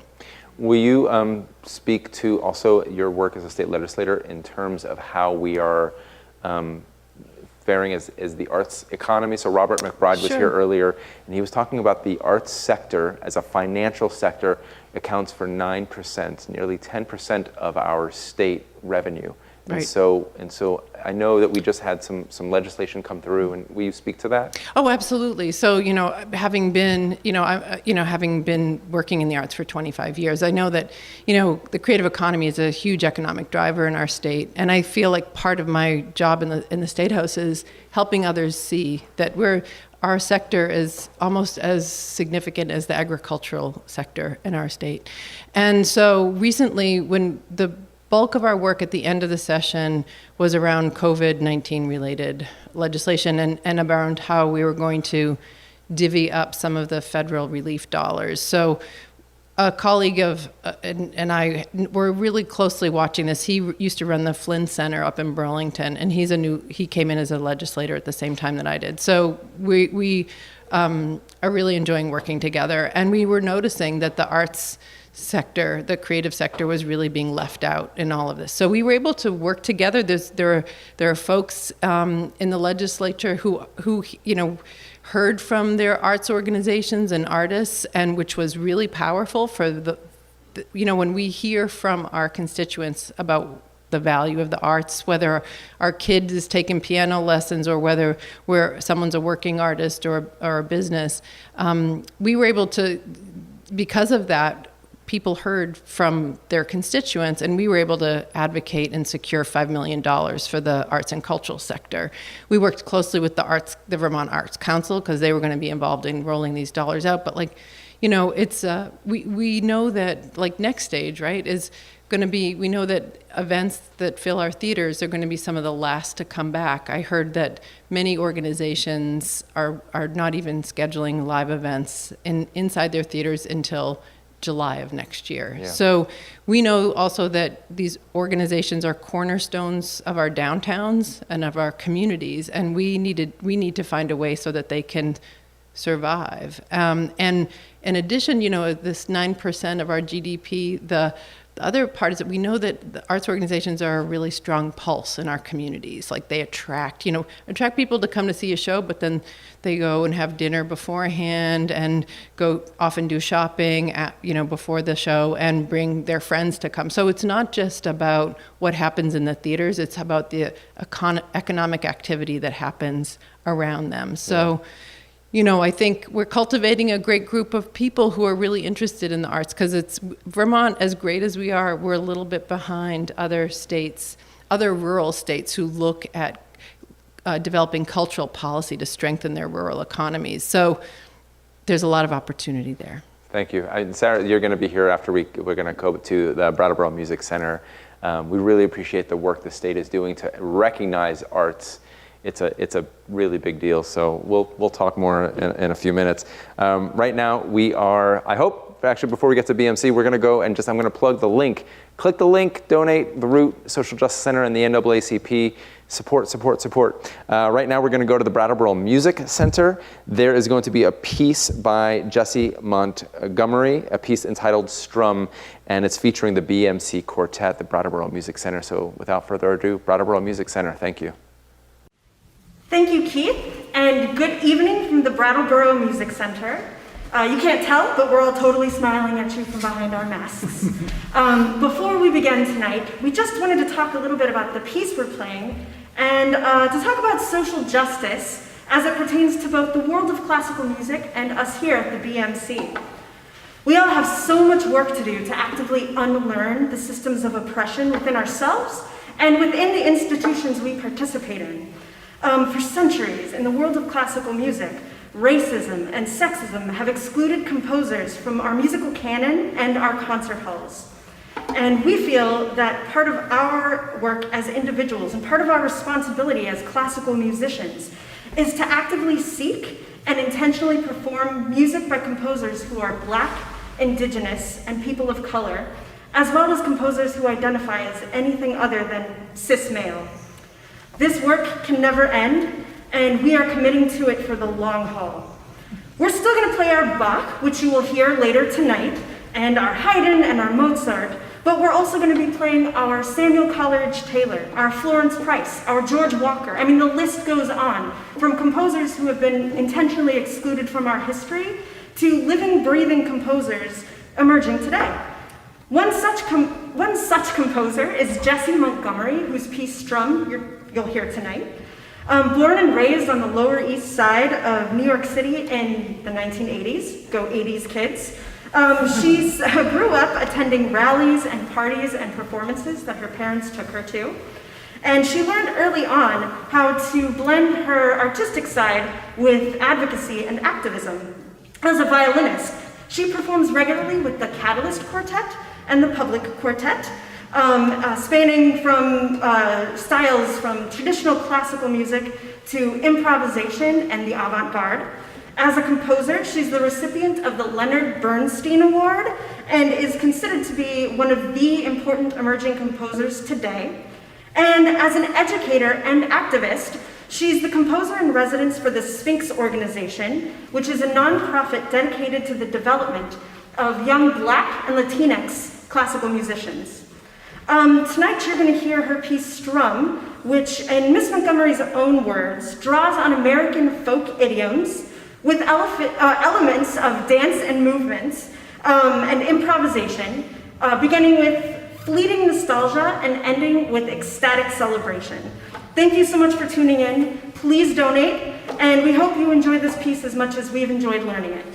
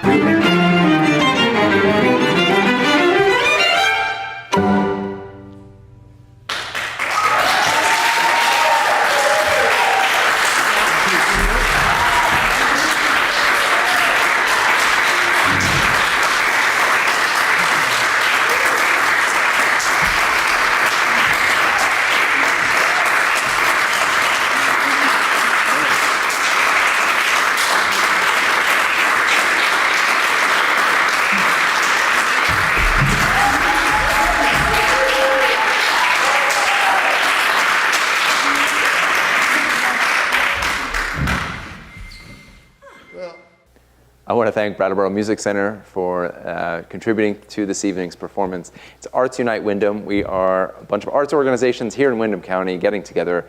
We're raising money for the Root Social Justice Center and the Windham County NAACP. If you just joined us or recently joined us, there's a link in the comments section in the chat, and there's a link below. If you would please think about supporting this important work, social equity in this community, and so if you can support, that'd be great. So we're talking with Sarah Coffey, state legislator, who is has an incredible history of relationship to the arts administration, and then through this. So I know that tonight we're sort of fusing the arts and social equity and social justice, and so I do want to come back to the work that the state legislature is doing around social justice and social equity. So are there more things that people should be aware of? Sure. I just wanted to put in a plug for a couple of ways, because as I mentioned, we're going back August 25th, and two of the House committees are going to be taking up some pretty, looking very seriously at a number of police reforms in Vermont. And I wanted to let folks know that there are 3 public hearings that are happening I wrote them down, August 6th, 11th, and I have to write, It's okay, we all have our notes. Yeah, it's August 6th, August 12th, and August 16th. And I'm happy to send because it's a link that if people want to give testimony, that's one thing that they can do. If they want to tune in and watch the hearings, that's another thing that they can do. But there's also an online survey, and it's really important for us to hear from folks all over the state on this things about where Vermonters want to see us focusing on how to do police reform, from body cameras to developing a consistent use of force.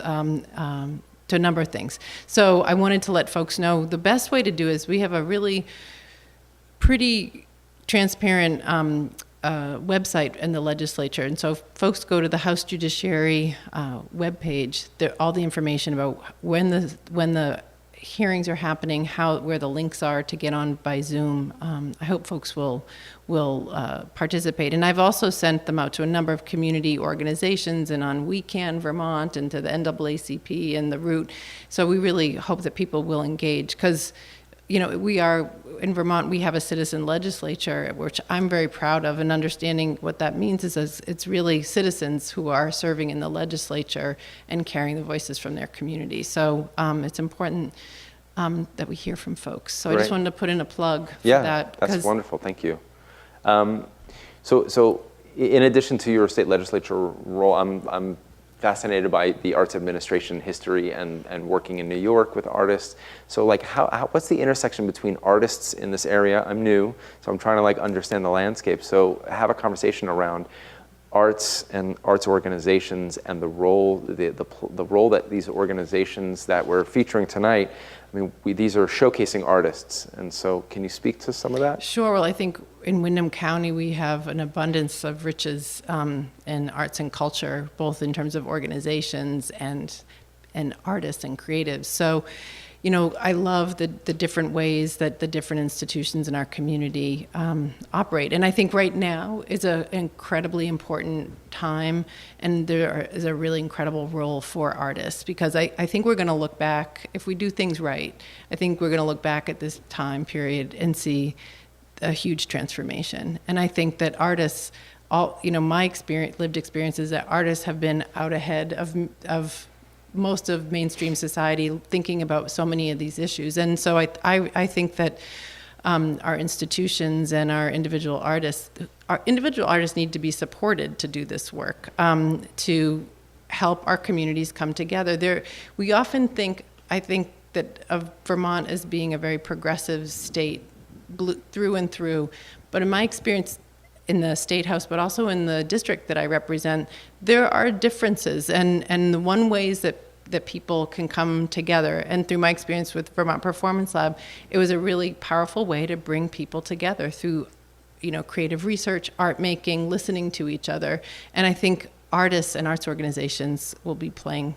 We're going to need arts organizations to continue to do that work. We have a fantastic museum in town that has been doing all sorts of work, from beautiful exhibits on featuring the homeless individuals who are homeless in our community. And I think about a recent exhibit, it was a few years ago, featuring folks, loggers, Vermont loggers, people who work in the forest economy, and painting in their stories. So anyway, I'm just saying all of this is that I feel like arts are a great uniter. And I don't say that with a sugar-coated way. I think it's really powerful. Like, we have seen how the arts can transform and move us forward. And this was a number of years ago. I think it was about 9 years ago. I was at a conference, and it was for Dance USA. And the keynote speaker was talking about what had happened in the state of California, where we call the minority majority, where California had flipped. And they said, you know, this is going to be happening throughout our country, and the role that the arts play for this, because this is a huge change for many of our communities, and especially in a state like Vermont that is, I heard you talking with Stefan earlier, you know, we are a very white state, 96%. And I think if we're thinking about the future of our state, we want to be a state that is welcoming to people of color, because we also know that most young people, I'll say this as a mother of a 17 and 19-year-old, like, they don't want to live in a lily white place. They want to be living in places where LGBTQIA folks are welcome and where there are many. So I think Vermont, while we have really great politics most of the time, I think there's some work for us to do, like around our systems. And so I'm excited about some of the work that artists can do, and also the work that needs to be done and is started with the passage of a bill we passed last year, the Ethnic Studies Bill, like bringing that work into our schools more directly. And when I say that work, I mean about the history of folks of color, you know, more directly. And I do believe that there is, if anyone can do it, Vermont can do it. There's one of our co-founders and community leaders in this area is John Burt. And John, since I'm moving here, he and I have had a lot of conversations around the role and function of art in the community, especially in rural America and the rural sector of the arts sector. And he talks about how, you know, we had, you know, for a long time there were institutions of religion that brought people together, and then there were institutions of commerce that brought people together, and these arts centers are, you know, like even a testament to like what's going on tonight. All these arts organizations coming together to speak to the moment of social equity, and I think that is really valuable. So thank you for leading us down that path. So let's get back into the art making and the art presenting for Arts Unite Windham. Before we get to the next presenter, I will say the link is active. Please think about donating. All the net proceeds will benefit the Root Social Justice Center and the Windham County NAACP. So now we're going to go over to Sandglass, our geographic neighbor, puppetry theater company. They're performing a piece called Zadel. It's an excerpt from Eric Bass's original Autumn Portraits performances, and it's going to be performed by Shoshana Bass as part of her show, When I Put On Your Glove. So without further ado, we appreciate you, Sandglass. Thank you.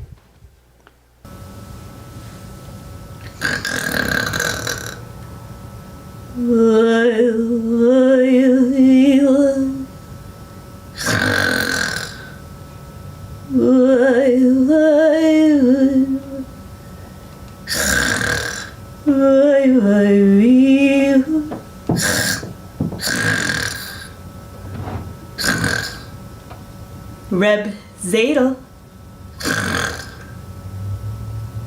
Reb Zadel.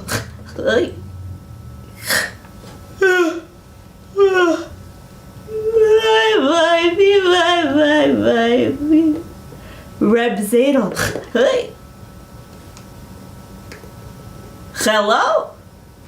Reb Zadel, it's time. Time? What time? Time for you, Reb Zadel. It's your time, my time. What do you mean, my time? I never have time. Wake up now, Reb Zadel, and come with me.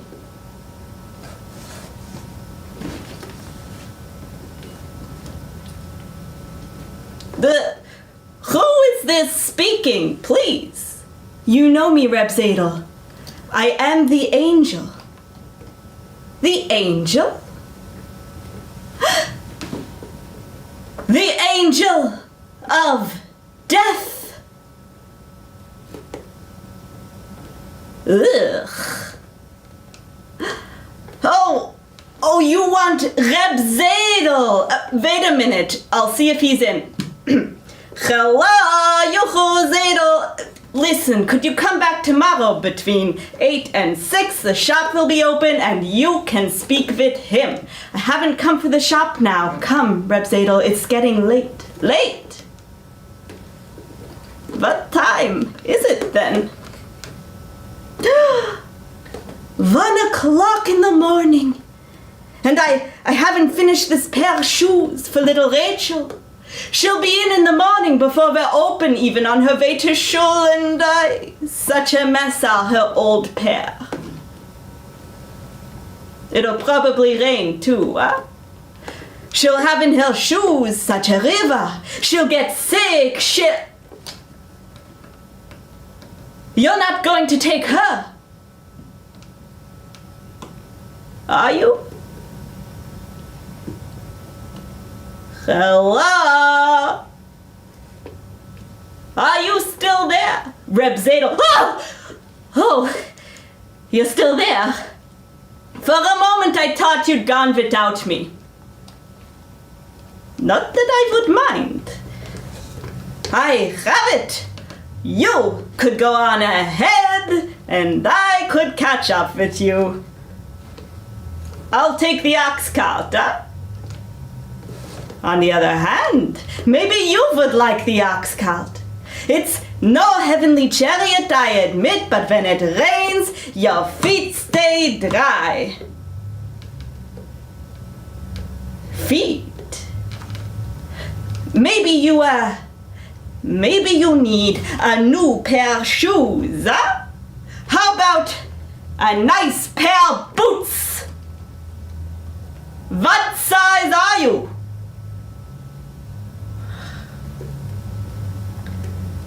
What am I saying? Angels in boots. But listen, I know you're a busy person, but couldn't I finish this one pair? Yeah, I have it. I'll tell you a story, huh? Do you know why I make shoes? You think it's because my father made shoes, huh? No. So listen. Relax. I'll tell you why I make shoes.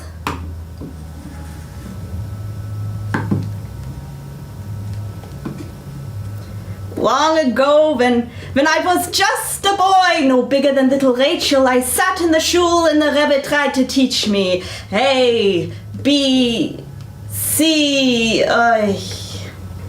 in such things I was not so good. God gave me good hands, but not such a good head for learning.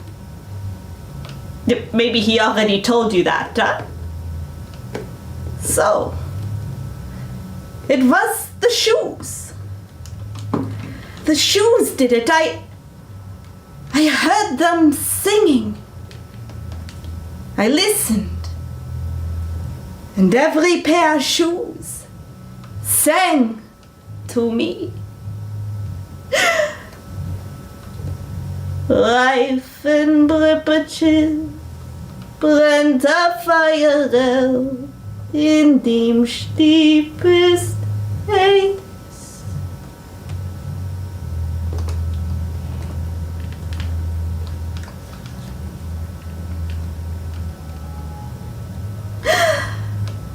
Andere belehren kleine Kinderlach, dem Alef Beis.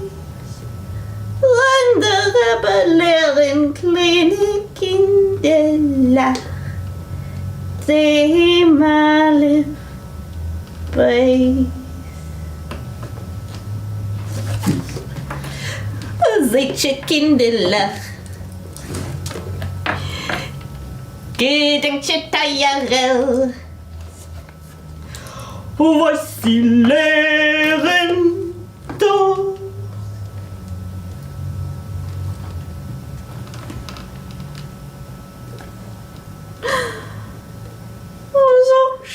noch einmal und Tage noch einmal. Komm jetzt alle. Oh. It was the alphabet song that my mother used to sing to me, but I heard it from the shoes.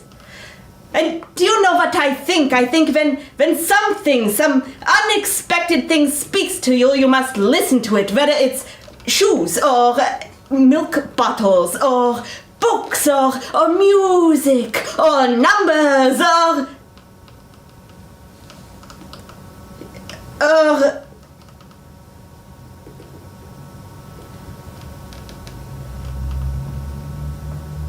angels.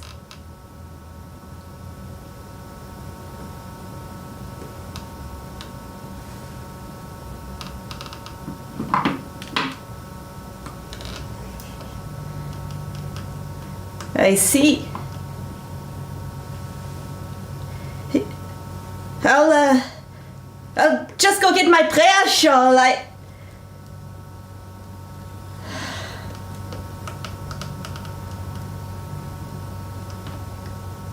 Little shoe. You must tell little Rachel for me. I'm sorry. I did not finish. Rachel, forgive me.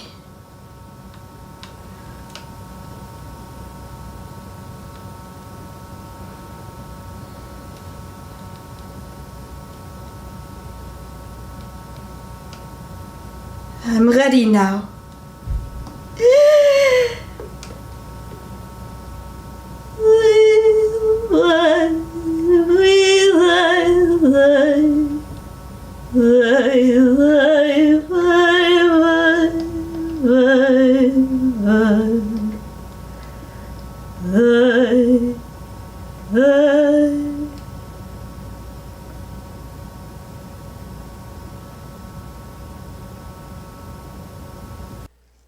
Hey, I'm Keith Marks, Executive Director at Next Stage Arts in Putney. Thank you for joining Arts Unite Windham. We really appreciate it. There's a link in the chat box. Please click it. We are raising money for the Root Social Justice Center and the Windham County NAACP. Right now, I have Danny Lichtenfeld. Did I say that correctly? Yes. He is the director at the Brattleboro Museum of Art and Arts Center. Danny, thank you for joining us. We really wanted to invite not just performing arts organizations to be involved, but the museum to be represented, so thank you. Well, I'm so happy to be here, Keith. Thank you.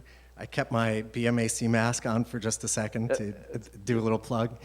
And I really appreciate you involving the museum, and I just want to say, like the scale of what you guys here at Next Stage and all the other performing arts organizations in Windham County have been dealing with is really different than what we've dealt with. We've felt like, I used to work in performing arts and before I went to the museum, and I just feel like, oh my God, I'm so happy I don't work in performing arts right now because it's so challenging in a different way than it has been for the museum. The museum is open, right? The museum's open, yep. We were closed for 3 months. In fact, we had a set of exhibits that we'd been working on for like a couple years that opened on March 15th and then closed the next day.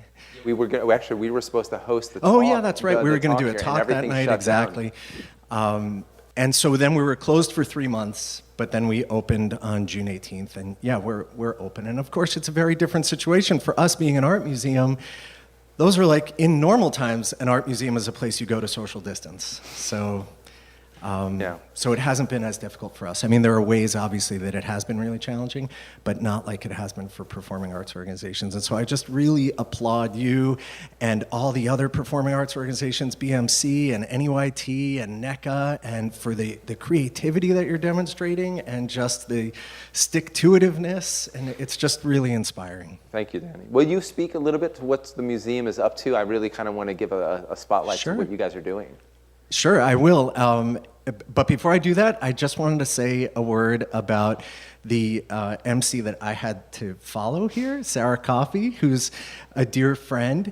And also, I just want to say, like a total inspiration for me personally and for our arts community. And I hope that in our area, people involved in the arts know how lucky we are to have Sarah in our midst, and now in the legislature advocating on our behalf. Sarah was really a brilliant arts administrator and now doing an amazing job in the legislature, and we're so fortunate to have Sarah representing us. Yeah, and the band that's coming up at Next Stage, Moxie, she's got family. Yeah, exactly. We just got to hear Moxie sound check.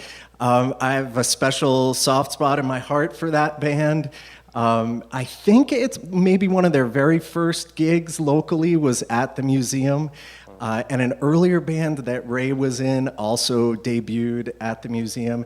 And I'll have this picture in my mind forever of a tiny little Ray who participated in a great program that we do at the museum every few years called Glasstastic, who twice was one of the winners in that program where she drew an imaginary creature and it got turned into a glass sculpture. And so really have a soft spot for all those kids. That's great. Will you just briefly kind of like comment before we go into the next organization that's presenting, just how the pandemic and COVID have the new dynamic at the museum? Yeah. You know, we're a non-collecting art museum, so we rotate our exhibits. And so there are really three big things that our museum does to be of service to the community.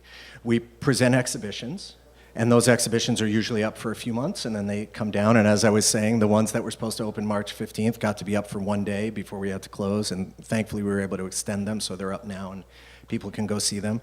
But the other two big things that we do to be of service to our community are events, all kinds of cultural events, and we more or less had to shut those down. We had an incredible, rich array of programming lined up this spring in connection with an exhibit that Sarah alluded to having to do with homelessness. We actually have two exhibits up right now that deal with homelessness.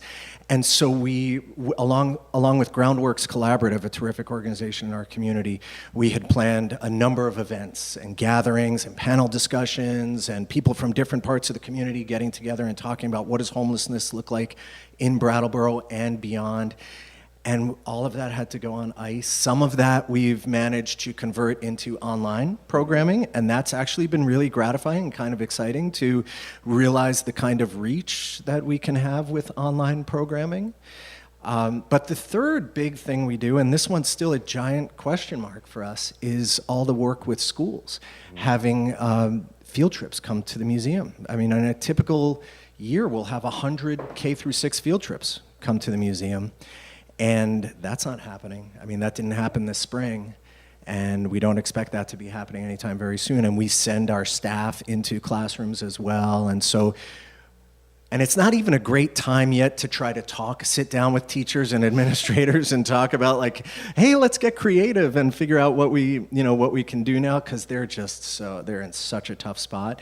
So that's a big question mark for us going forward, is what our education programs are going to look like. Well, thank you. I know that all of our arts organizations are trying to navigate this. We're building the ship as we're sailing it, kind of thing. And How many times have I said that over the last 3 months? All of us. And I don't know about you. It's really taxing. I mean, each day I like ping pong back and forth between feeling really fortunate that the museum did not have to cut our staff, and that, we're financially in sound shape, thanks in large part to relief funds that are, have been made available. But then on the other, and at the end of each day, I'm like so exhausted, and it's because of questions like that. Let's come back to this. We're going to have Danny here for the next segment too. So we want to create space for the Vermont Jazz Center. Again, I'll just plug that link. Keep donating. Thank you very much for kind of speaking and supporting for this Arts Unite Wyndham. So now we're going to travel back to the Jazz Center, the Vermont Jazz Center, where pianist Franz Robert will play a 10-minute solo set of piano. Franz is one of the area's finest pianists. He has performed in New York, Boston, Southwest United States, and is the house pianist at the Sonic Circus Studio. We welcome Franz Robert at the Vermont Jazz Center. Thank you.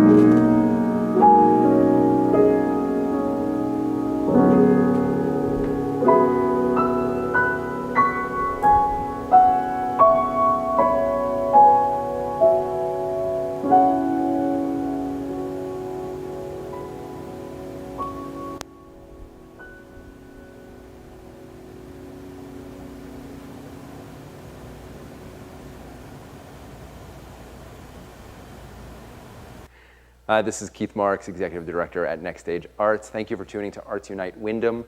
We are 7 arts organizations coming together with the support of the Arts Council of Windham County and BCTV to produce an online variety show fundraiser for the Root Social Justice Center and the Windham County NAACP. Right now, I am joined by Danny Lichtenfeld. He is the director at the Brattleboro Museum and Art Center. That's it. I nailed it. Good.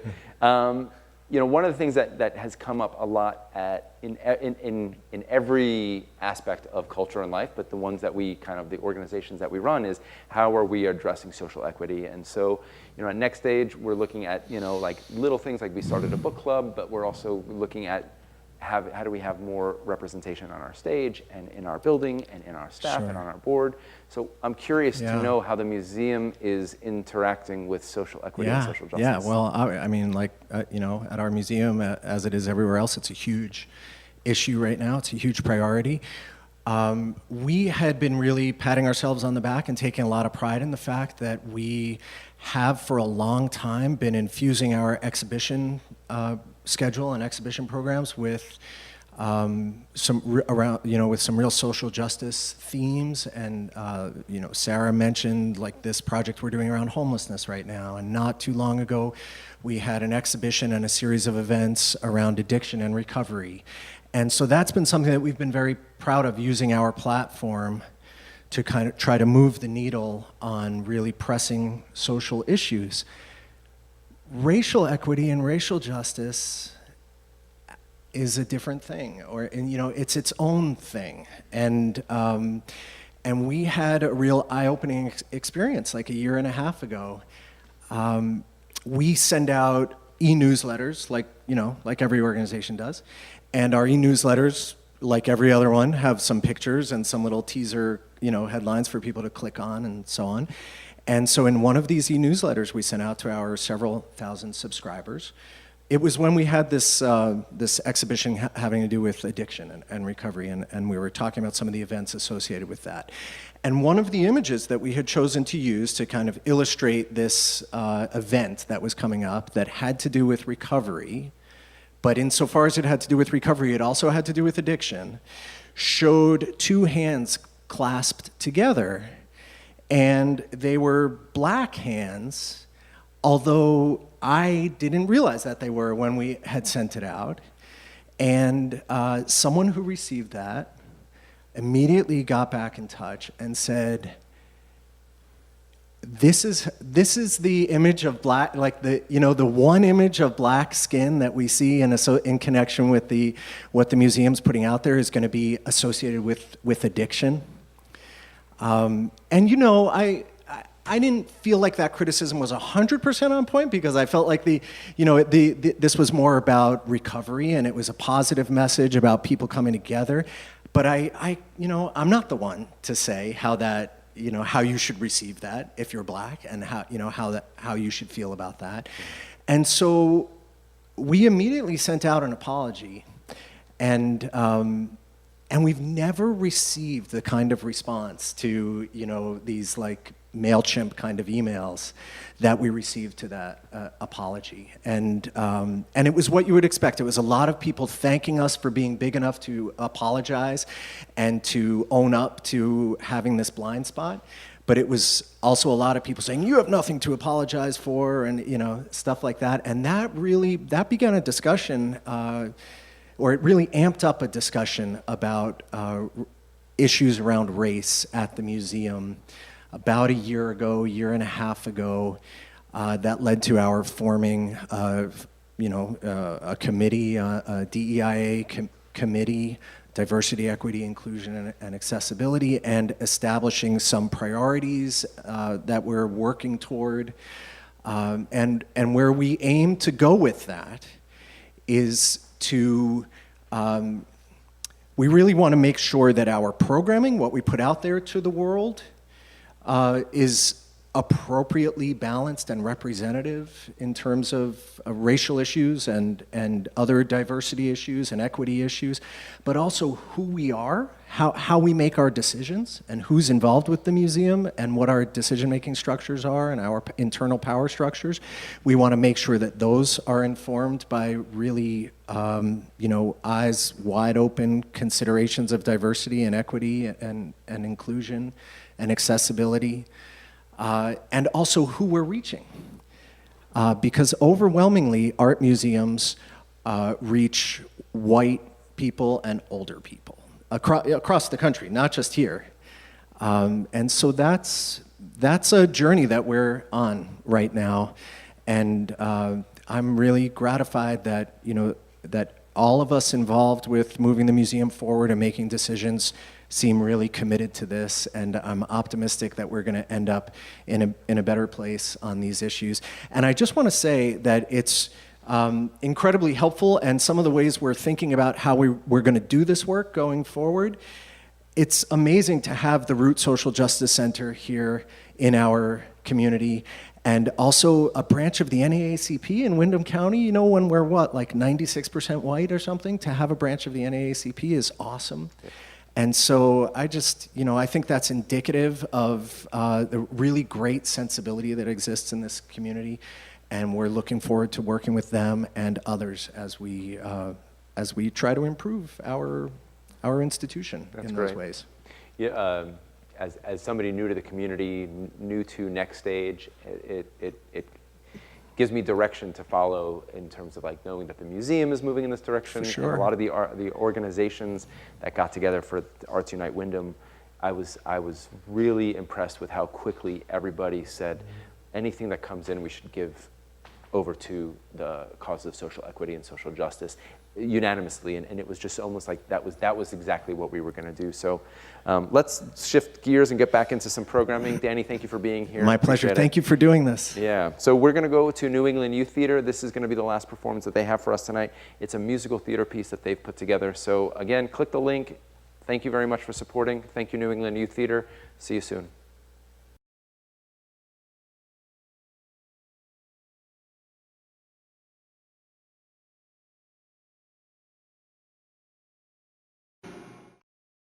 Mama who bore me, Mama who gave me, Mama the angels who made me so sad. There is a vitality, a life force, a quickening that is translated through you into action, and because there's only one of you. In all time, this expression is unique. If you block it, it will never exist through any other medium and be lost. The world will not have it. Will you be my light in the storm? Will I see a new world in your eyes? With you, my whole spirit rise. It is not your business to determine how good it is, Nor how valuable it is. nor how it compares with other expressions. It is your business to keep it yours. Clearly and directly. To keep the channel Open. You do not even have to believe in yourself. or your work. You have to keep Open and aware directly of the urges that motivate you. You. Keep the channel open.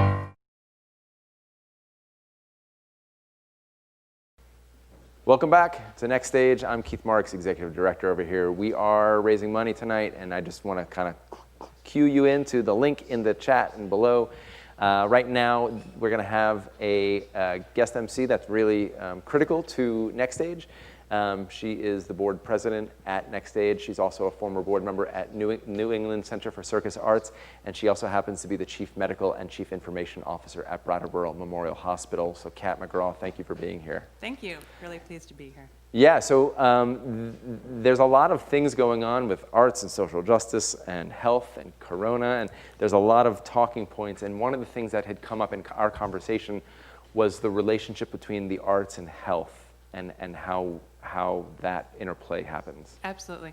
You know, I think about how a number of years ago, Vivek Murthy, who was the previous Surgeon General, talked about that the road to happiness and health consisted of kindness, gratitude, exercise, meditation, and social connection.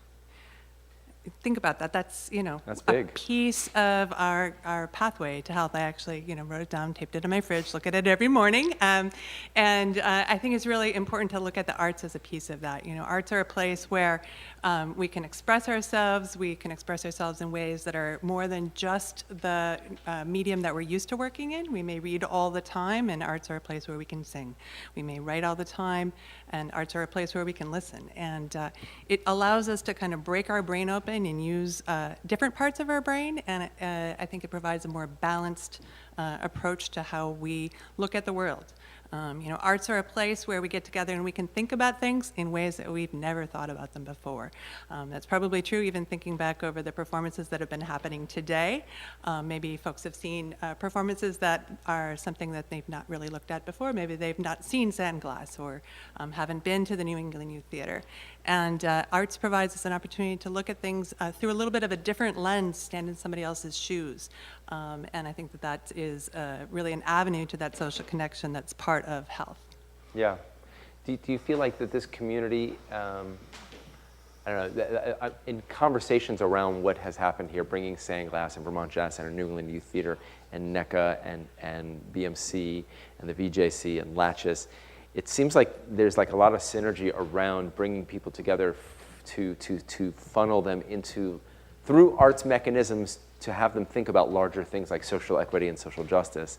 And it seems like for our communities to be functioning and healthy and thriving and strong, it's like arts is that meeting place to bring people together. And so in your work as a board member of Next Stage, yes, and as a board member of NECA, like, what has been your experience in seeing that type of interaction happen? Well, you know, one of the interesting things is you can bring really diverse programming into a community that hasn't experienced it, that is not of that background, and it can be very, very exciting, invigorating, and really let folks think about things, really, as I said, from a different way. You know, we think about the times where this is before you arrived, but, you know, we'd have Bread and Puppet come here and perform here. And for those of you that, you know, could never make it up to Glover, Vermont to see that, you know, that's a form of art that really brings together the community and has people think about things from a political standpoint, from different angles that they may not have, to step back and kind of see it from a meta-analysis as well. And sometimes, you know, from an art perspective, what it does is it helps us to step back and look over a broader perspective and be able to see that 30,000-foot view that we often do not see, and see all the other groups that are working, you know, in whatever manner they are for the same ends, or maybe see the pieces that we are not seeing ourselves, and be able to incorporate that into our lives.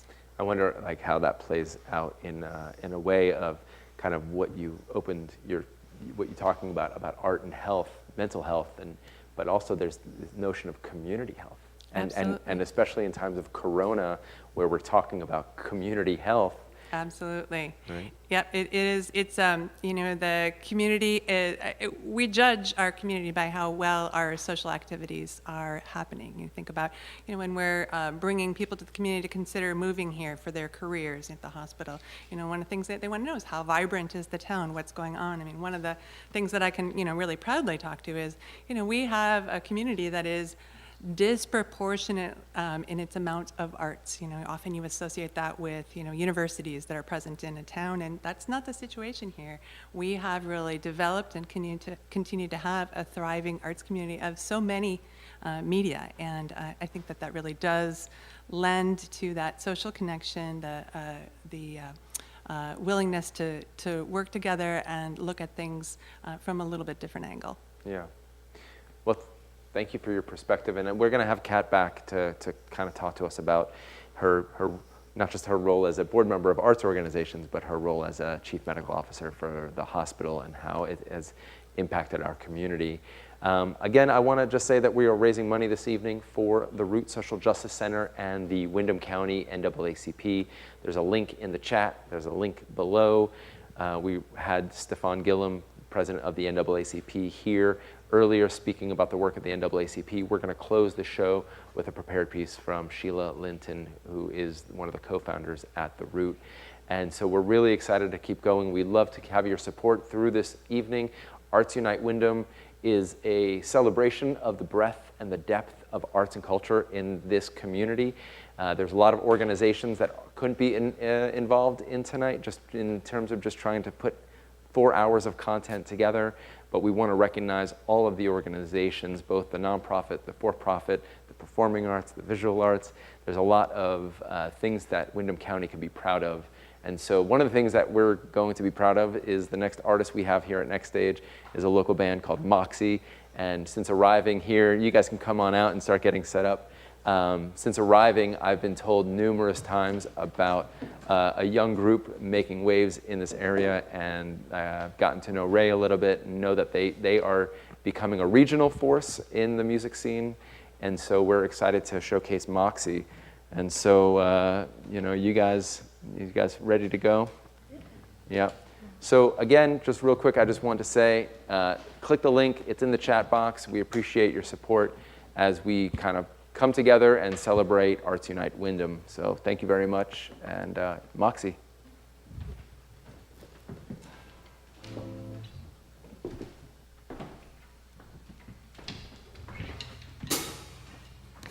Hey, you guys watching from remotely, we're Moxie. We're so excited to be here. We were just talking, and this is like our first show in 4 months, so we're really excited to be here. Wish you could be here with us, but thanks for tuning in. And yeah, we're gonna start off with a song called Hard to Beat.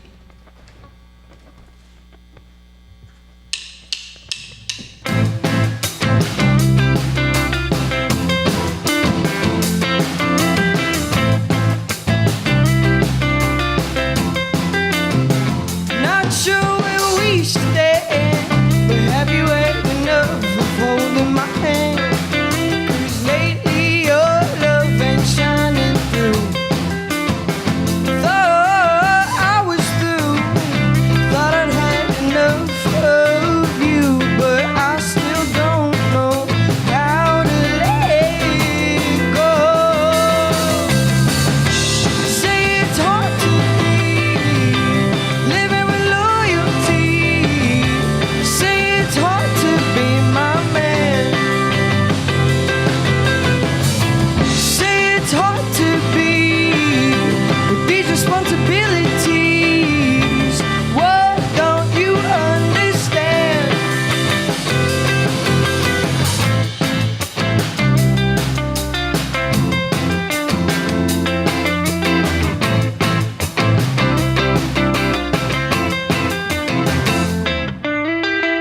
I know that these days are coming to their end. I can feel it in my bones, there's something in the wind.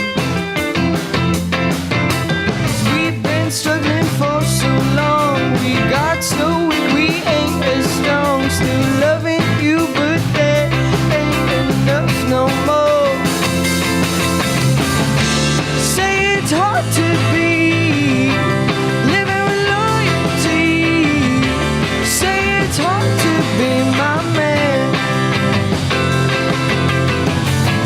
Say it's hard to be with these responsibilities. What don't you understand?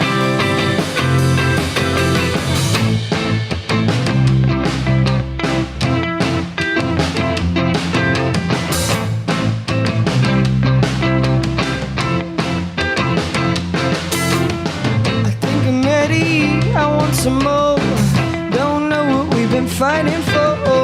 Think I could let go, it's full of best right now. I think I'm ready, I want some more.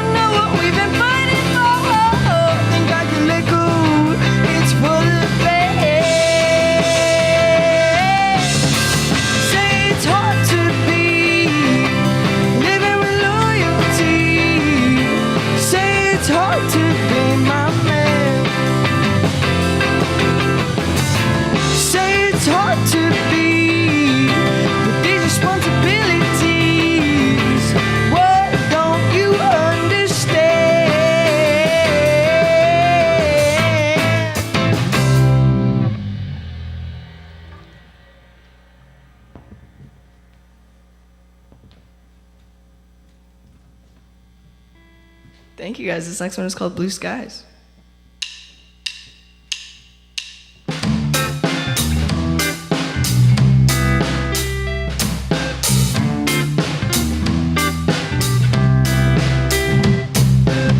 I wake up on a sunny morning, blue skies, not a piece of gray. You gave me so much warning, so why do I feel this way? I'm hurt, not expecting this much pain from a man who let me slip down the drain. Slipping away, slipping away. Hey, Delilah, take a different turn. Too naive to conclude, but the days are getting longer. Wake me up on a cloudy morning. Wake me up on a cloudy day. So it's a blue morning. I've seen this day before. Now I watch the morning till some fate that comes so clean. This time I ain't crying. This time I'm smiling. I'll take my things and go. Take one for the team. Wait, Delilah, take a different turn. Too naive to conclude, but the days are getting longer. Wake me up on a cloudy morning. Wake me up on a cloudy day.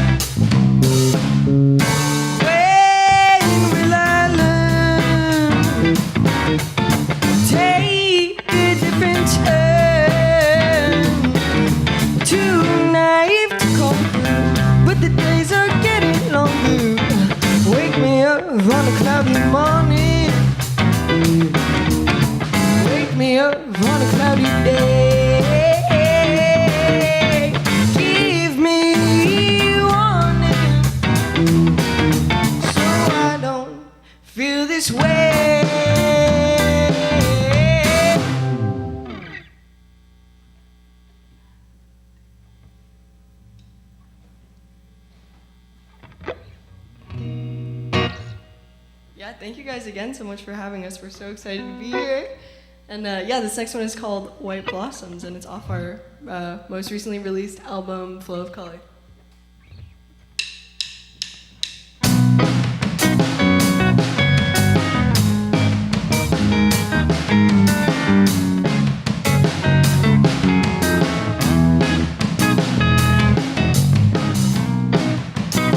Remember back in the summer days, white blossoms and sitting up in that pear tree where nothing could touch me.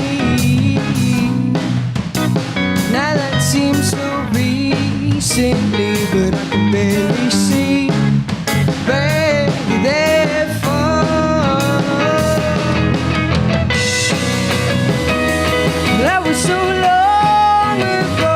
Always feeling like it goes by so slow, but I'm in and it's out of reach.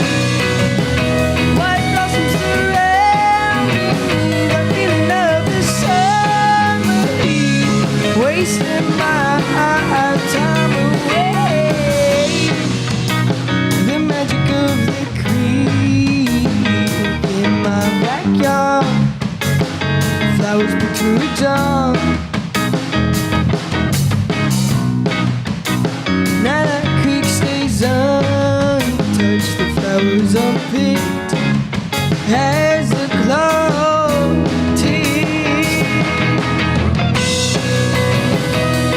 That was so long ago, always feeling like it goes by so slow, but I've been and it's out of reach. White blossoms surrounding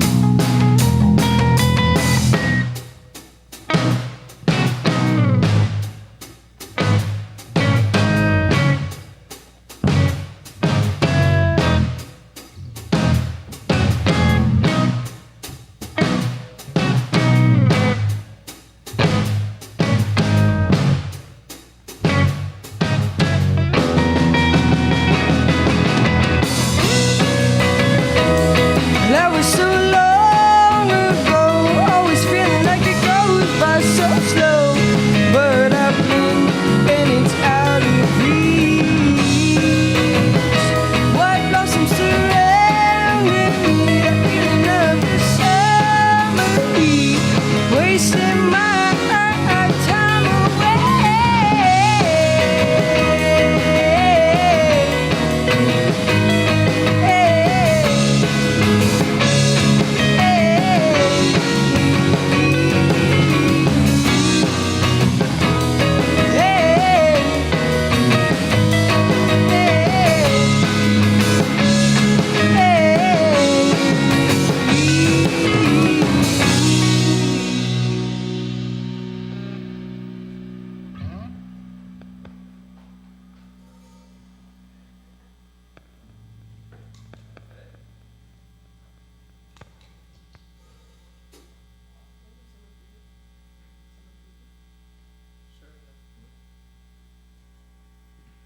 Yeah, this is going to be our last one, but thank you guys for tuning in.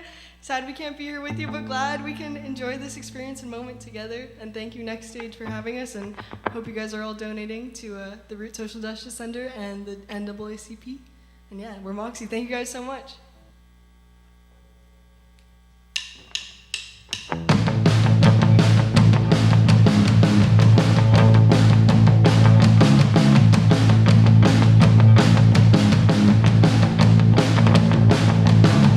It's summer now, it'll be gone soon. Bright warm days all throughout June. Let go of our worries, let go of our fears. My sweater still, it smells like you. And now you're gone, but you miss me too. When will you be back around? Hold on to me. I'll be everything you want me to be. Hold on to me.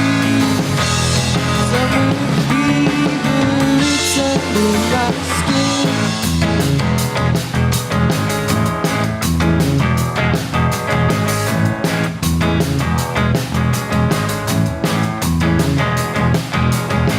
When I was with you, it felt like home, so far away from alone. Tell me, where are you now?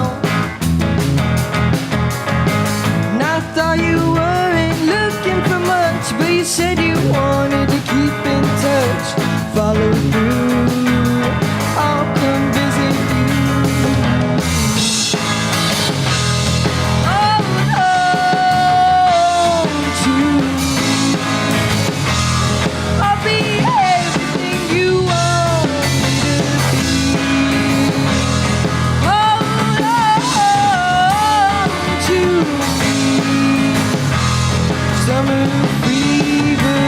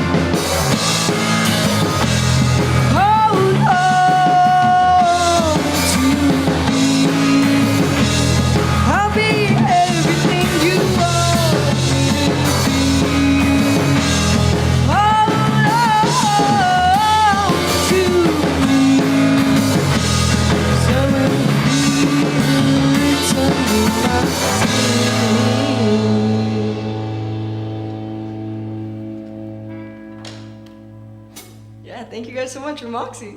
Wow. Woo! I feel like there should have been like a stadium of people applauding and not to like 3 people in an empty theater. It's great. Thank you guys so much. Yeah. It was Moxie. Wow, amazing. I'm a new fan. That's great. My first time seeing Moxie. So I'm Keith Marks. I'm the Executive Director at Next Stage Arts Project here in Putney. You are watching Arts Unite Wyndham. I have a glow from live music happening around. We are really excited to have so many organizations coming together tonight to raise money for the Root Social Justice Center and the Windham County NAACP. So with me again is Kat McGraw, the Chief Medical Officer and Chief Information Officer at the Brattleboro Memorial Hospital. She's a board member at Next Stage, and she's a former board member of New England Center for Circus Arts. But one of the things that we want to discuss right now is the relationship between Corona, global health, public health, and racial equity. And you have so much data information to share, so please just start waxing philosophically. Yeah. I mean, we in Vermont have been incredibly lucky right now at this point in time in terms of the spread of COVID. And, you look at the map of the United States, and Vermont is green, and our cases numbers are low. And I feel very strange being up here without a mask on. I loved, and it's so sad, but I loved that the Moxie was wearing their masks while on stage, because it's what we need to do right now. In Vermont, we have tested nearly 100,000 people, about 97,000 people as of this morning. And we have, as of this morning, 1,426 positive cases across the state. So that's a lot, but a very small proportion of our population. But I think the key thing that I want to just mention is in terms of racial equity, we in Vermont are not immune to the difficulties of racial inequities in our healthcare. Because when you look at our positive COVID cases, they account for 18% of our positive cases here in Vermont. And as you've heard various folks, say in the discussions earlier in between events here, our population here is about 96% white. That is 4% people of color. So the fact that we have 18% positive case rate of people of color is just really, it's very, very difficult. And so we have to look at that. I think organizations, Danny spoke of this around the museum, having to self-examine and look at what kind of structural racism exists in their organization. Arts organizations need to do this, but healthcare as well. Racism is a public health crisis, and it's nowhere really shown as much as with COVID, which is just incredibly heartbreaking, but it means we have some really hard work to do. Vermont is collecting statistics around race and ethnicity with respect to COVID, and across the nation we are doing that as well, but that hasn't always been the case, and we're looking at it closely now. And then the question is, what do you do? How do you work with that? We at the hospital, Brattleboro Memorial, have had a group of folks talking about racism, racial equity, racial inequity for quite some time, and it has formally come together to really look at structural racism within healthcare, with our hospital itself, but also within within the broader context. One of the things that you had said while we were in conversation while Moxie was playing was that racism is a public health emergency. It absolutely is. And I would love for you to elaborate on that for a minute or two. Well, anytime there is any kind of a health crisis that disproportionately affects one group of people, that's a huge number of folks that we lose from the richness of our society. It's a huge wound to that group of folks that they then carry, increased targeted sickness, and target is not the quite right word, but cohorted. And what is that? It's the structural racism. It's the microaggressions that mean people don't seek health care. It's socioeconomic issues that arise from the structural inequities that we have in our society. And so all of the things that we do to examine that, look at that, and correct that all move us a little bit closer to more equity within our healthcare and in our world.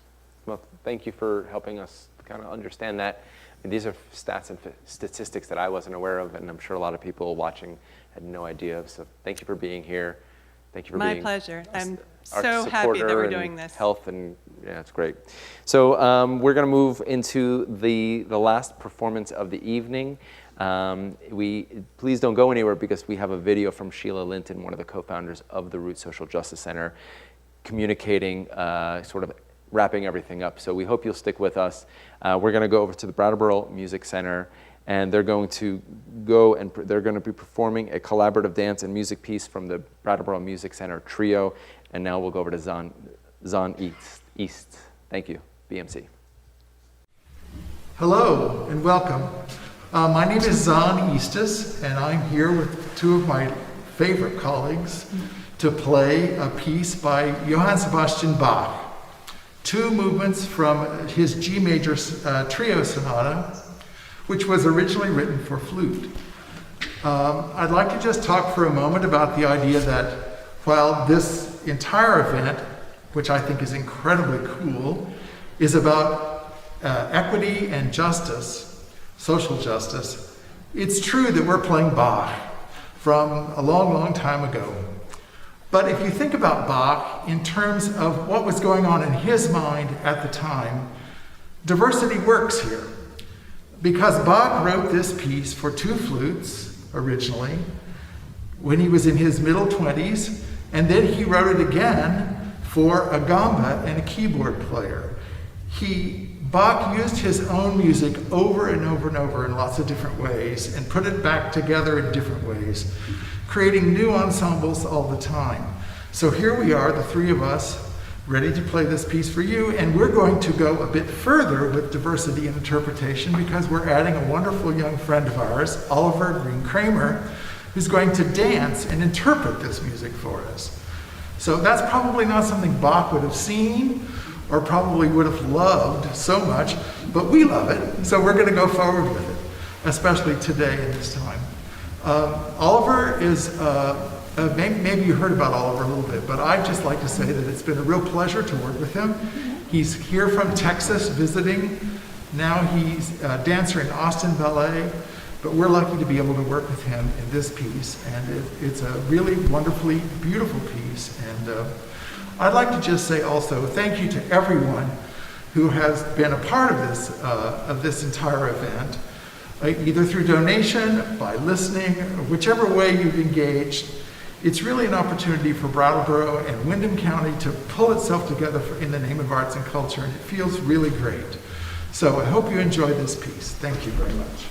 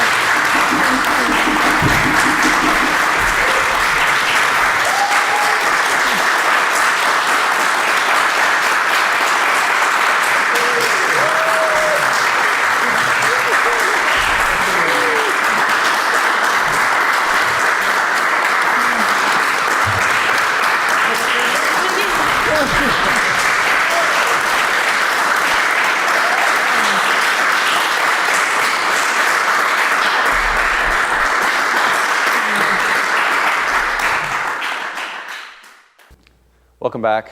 I am Keith Marks. I'm the Executive Director at Next Stage Arts. It has been a pleasure to host Arts Unite Wyndham. I just wanted to say, to echo something that had come up earlier, building community is about building trust. And so I really want to say thank you to the organization, the people around the organizations who believed in stepping up and doing something like this. The real heroes of the day really need to be BCTV. We have a gift in having BCTV. They're incredibly professional and they problem solved, and this was not an easy thing, doing a multi-venue live stream fundraiser. And so if you can, reach out to BCTV and let them know you appreciated it. They really are an organization that's doing great work. I want to thank everybody at Next Stage. I want to thank Julian McBrown, running sound all night for us, Barry Stockwell on staff, Neil Goldberg, volunteer running the chat, NECA, VJC, BMC, Latches, Sandglass, NEYT. I want to say thank you to all of you guys, all the organizations that came together, meetings, and not really sure how this is going to come together. There was trust there. I want to thank our graphic designer who designed all the collateral, Erica Radcliffe. All the donors who donated this evening, I really would like for you to find the link. Keep sharing it out with people in the community. Let's raise money and raise awareness and really shine this light as bright as we can get it. I want to thank our media, the Commons, VPR, the Reformer, the Keene Sentinel. These are organizations that took up and saw this and helped us magnify what we're doing. I want to thank Stefan Gillum, Wendy O'Connell, Kat McGraw, Sharon Fantel, Danny Lichtenfeld, Sarah Coffey, and Robert McBride for being guest MCs and believing here and coming up. And more than anything, I want to thank the Root Social Justice Center and the Windham County NAACP. They put an awful lot of trust into something that they also didn't really fully understand what it was when we sort of pitched it to them. So thank you very much. We're going to close with Sheila Linton. She's one of the co-founders of the Root Social Justice Center. I hope that as she's speaking, you'll click the link and make a donation if you haven't already. We really appreciate it. From here at Next Stage, we say thank you and good evening. Hello, everyone.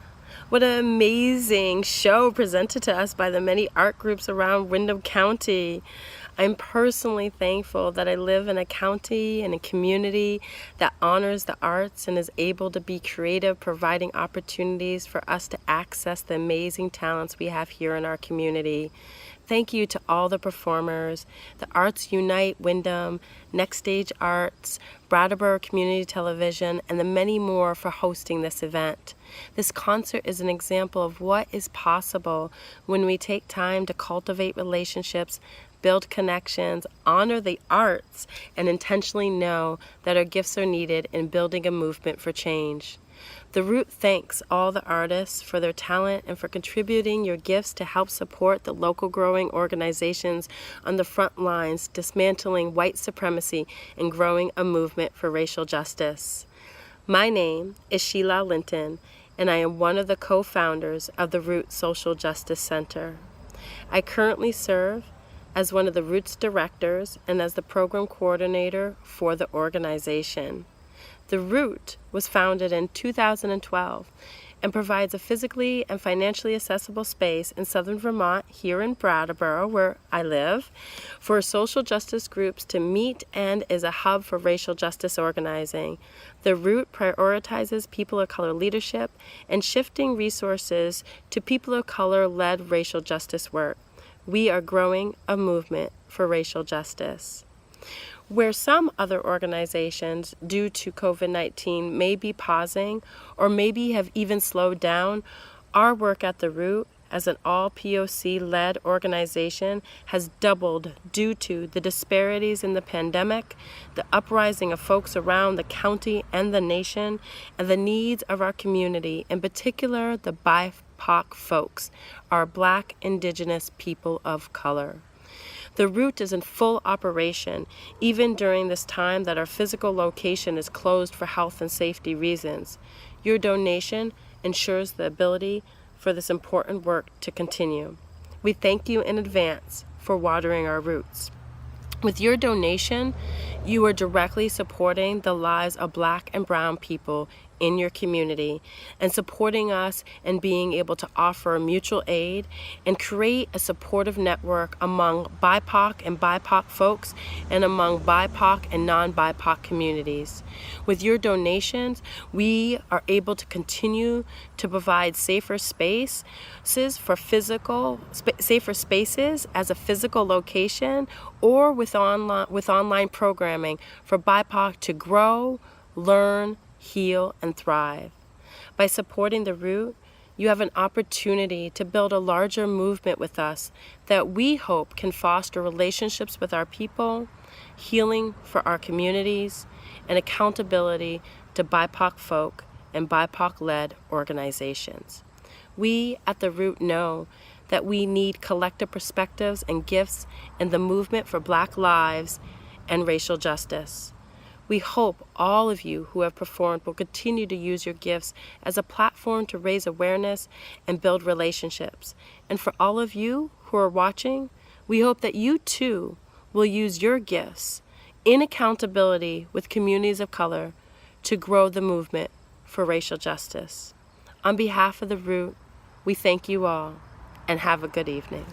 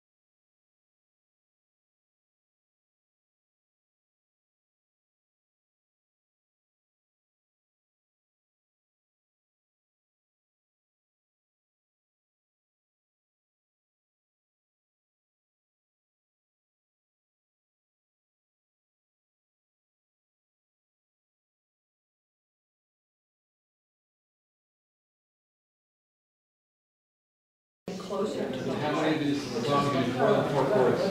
It's a fair amount of them, probably. Yeah. Yeah, because they're not just folk songs, they're, you know, old movies. things get more complicated. The one I just played, Dream a Little Dream, has got like 8 or 10 chords. That was our warm-up song. Oh, you're working on expanding your chord collection? Well, it makes a big difference. The world opens up when you get some of those more interesting chords. You know, minor sevenths, major sevenths. Somebody here? Susie's not singing in support. She's trying to try to read the words somewhere. Her husband's only home on the weekends for Montpelier. So, and Mondays, so she stays home. She'll be back on the song.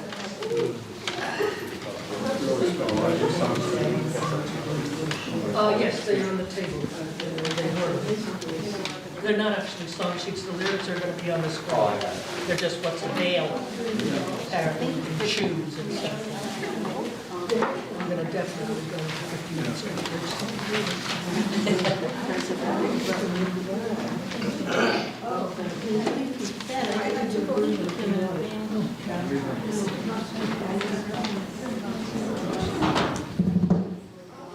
We are about to get started. I'm going to give Star, the librarian, another minute to come by. If she doesn't come by, we'll start. She is here. She's at the door upstairs. Oh. See, it looks like she's going to be fetched.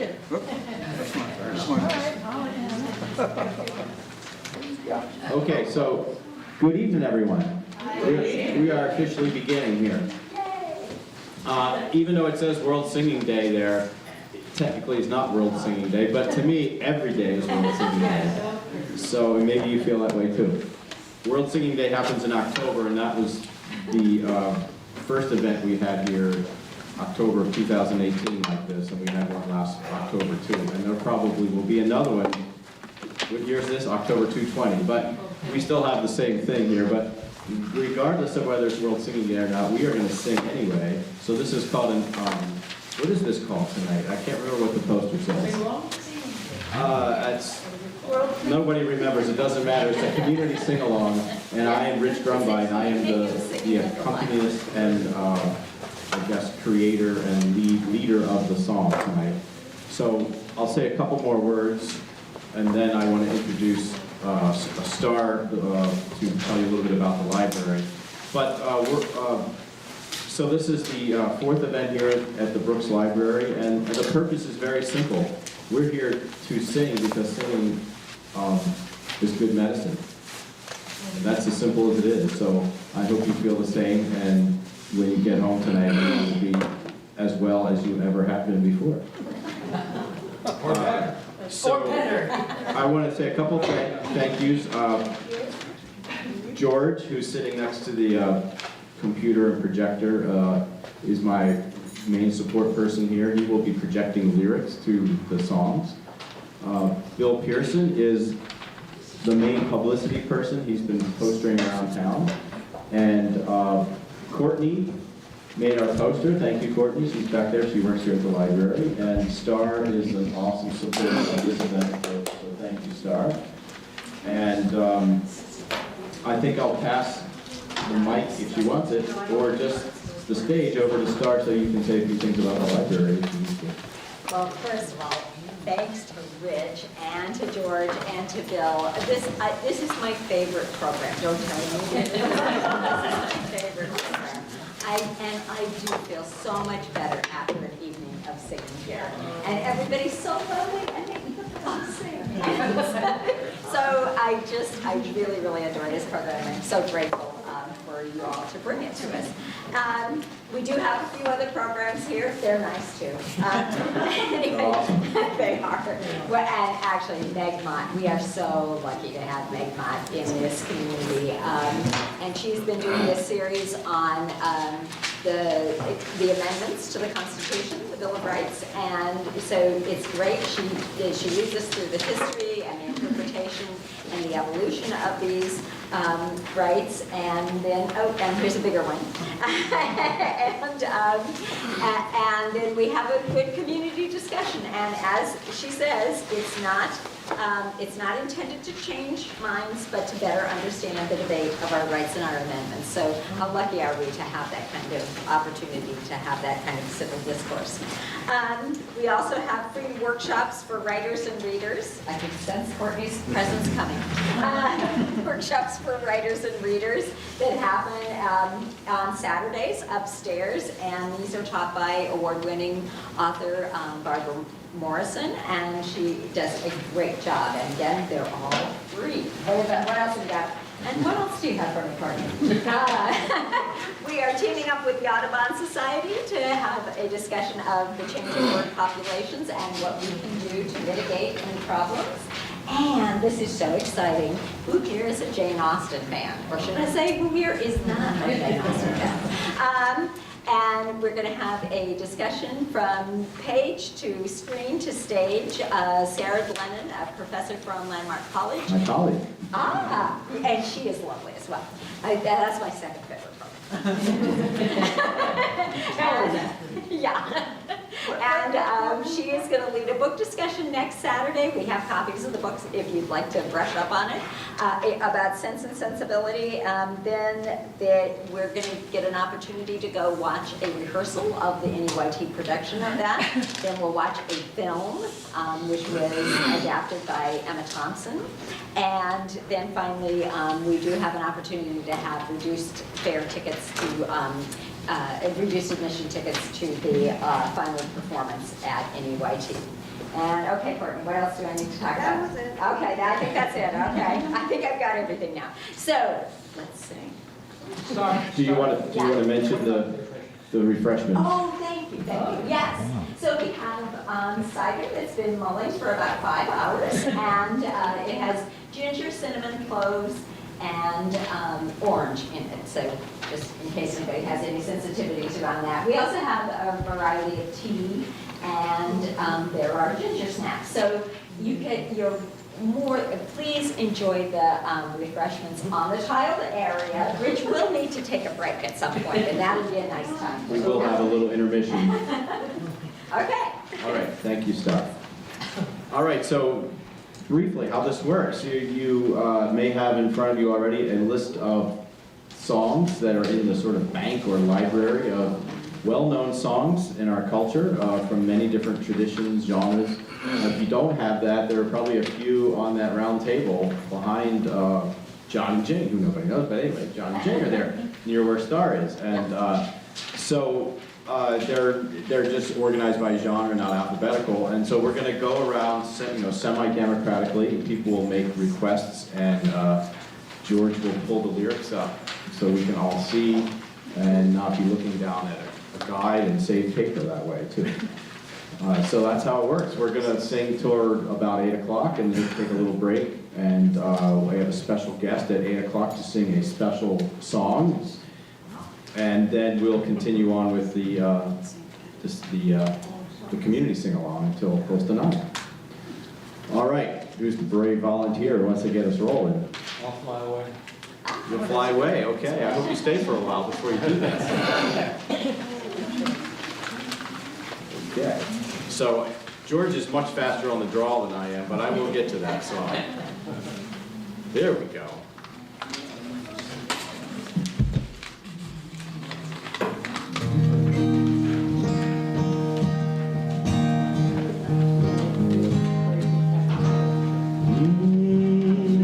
If I remember, I'll give us sort of a start and go. Some bright morning when this life is over, I'll fly away to a home on God's celestial shore. I'll fly away. Oh, I'll fly away. Oh, glory, I'll fly away in the morning when I'm hallelujah by and by. I'll fly away.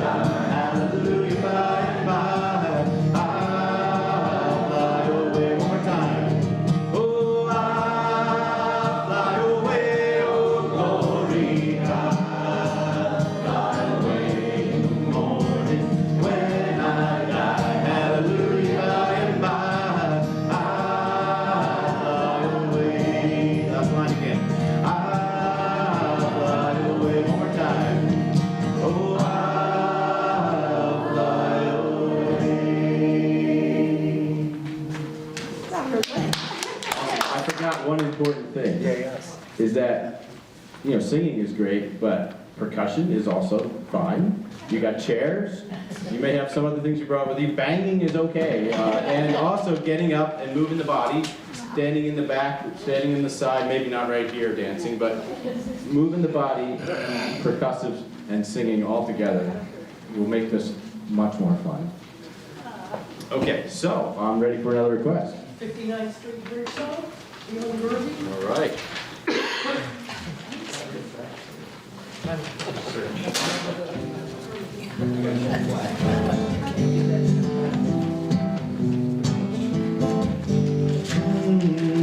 That's where we are. Slow down, you move too fast. You got to make the morning last. Kick it down the cobblestones, looking fun and feeling groovy. Ba-da-da-da-da-da, feeling groovy. Hello lamppost, what you knowin'? I come to watch your flowers growing. Ain't you got no rhyme for me? Do-do-do, feeling groovy. Ba-da-da-da-da-da, feeling groovy. I got no deeds to do, no promises to keep. I'm dappled and drowsy and ready to sleep. Let the morning time drop all its petals on me. Like I love you, all is groovy. Ba-da-da-da-da, feeling groovy. Sing that first verse again. Slow down, you move too fast. You got to make the morning last now. Kicking down the cobblestones, looking fun and feeling groovy. Ba-da-da-da-da, feeling groovy.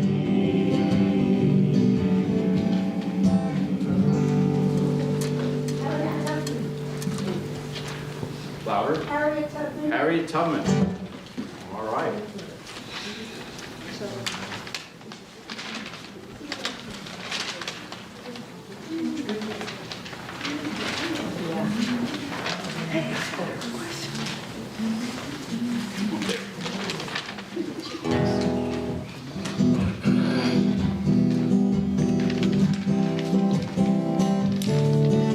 How's the guitar, George?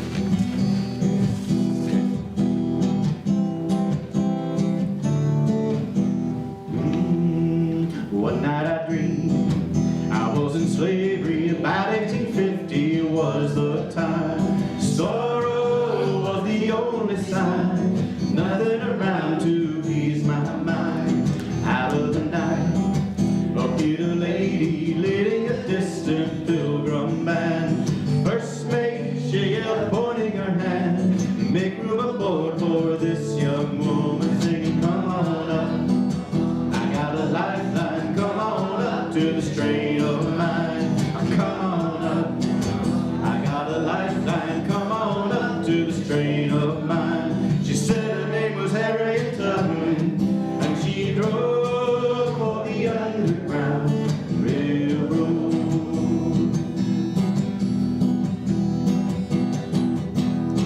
Hundreds of miles we traveled onward, gathering slaves from town to town, seeking every lost and found, setting the free that once were bound. Somehow my heart was growing weaker. I fell by the wayside, sinking sand. Firmly did this lady stand. She lifted me up and took my hand, singing, come on up. I got a lifeline, come on up to the strain of mine. Come on up. I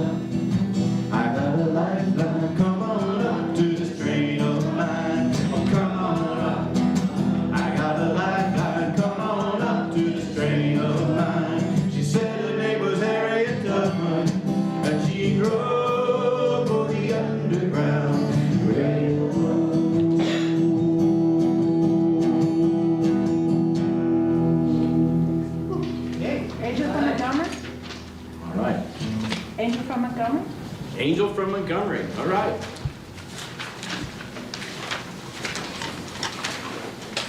I hope most of us know most of these songs, but I'm sure there are a few you don't know, and that's great too. You're learning some songs. This one doesn't quite fit on this to me.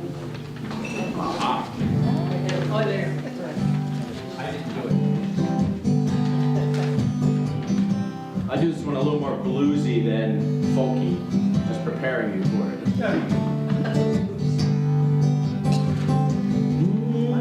That's where we are. I am an old woman named after my mother. My old man is another child grown old. His dreams were thunder, lightning was desire. This old house was a burned down a long time ago. Make me an angel that flies from Montgomery. Make me a poster of an old rodeo. Just give me one thing that I can hold on to. Believe in this living's just a hard way to go.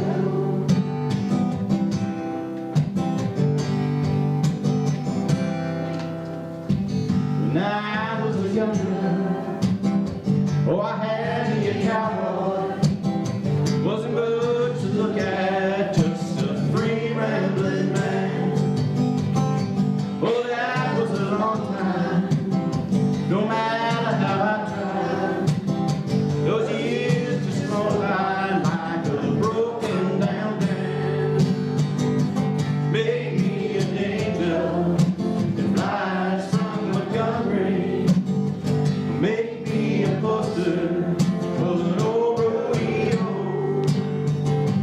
Just give me one thing that I can hold on to.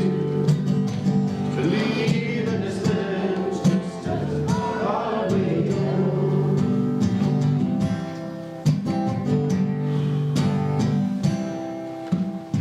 There's flies in the kitchen, I can hear all the buzzing, and I ain't done nothing since I woke up today. How the hell can a person go to work in the morning, come home in the evening, and have nothing to say? Make me an angel that flies from Montgomery. Make me a poster of an old rodeo. Just give me one thing that I can hold on to. Believe in this living's just a hard way to go. Believe in this living's just a hard way to go.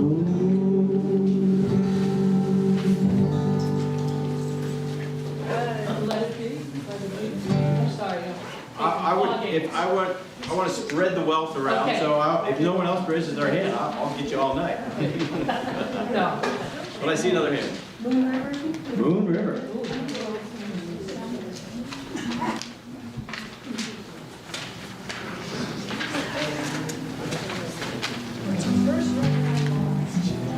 There's one of those songs with a lot of chords in it, so awesome song.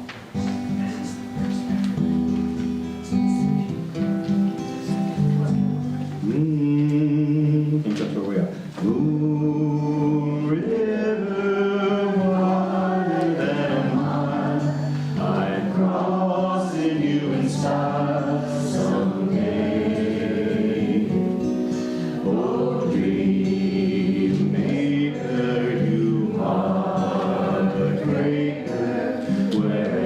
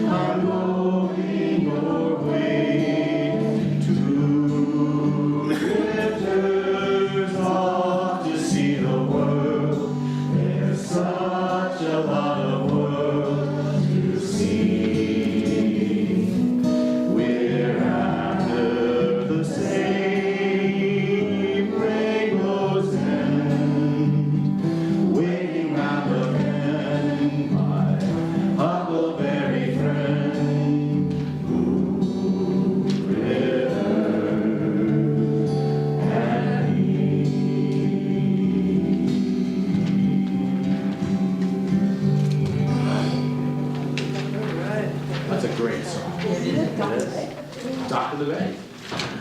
Hey guys, Dock of the Bay it is. Is that Dock of the Bay or sitting on the Dock of the Bay? That's the question, George. Mine's Dock.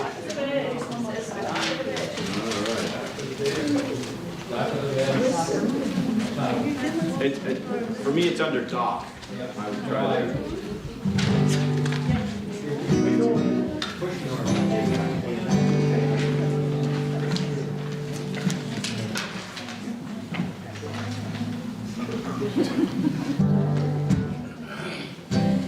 Got it, okay. Somewhere like that. Sitting in the morning sun, I was sitting when the evening comes, watching the ships roll in, and I watch them roll away again. Sitting on the dock of the bay, watching the tide roll away. Sitting on the dock of the bay, wasting time. I left my home in Georgia, and I headed for the Frisco Bay.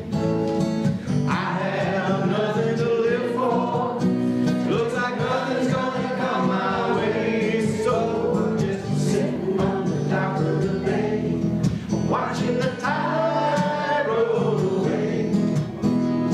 Sitting on the dock of the bay, wasting time.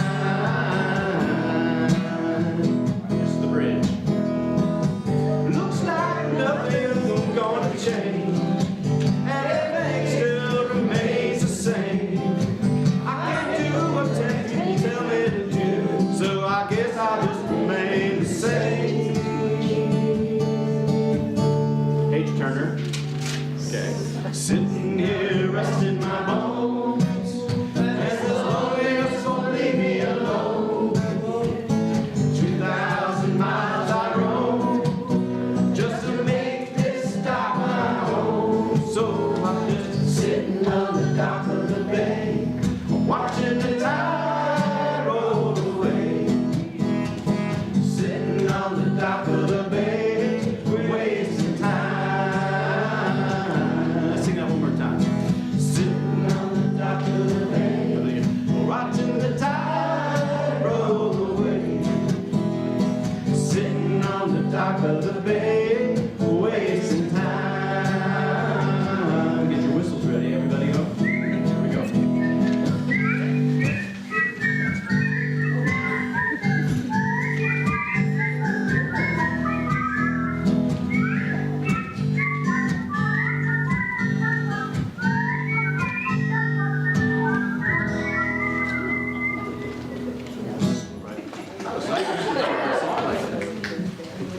When I was 64.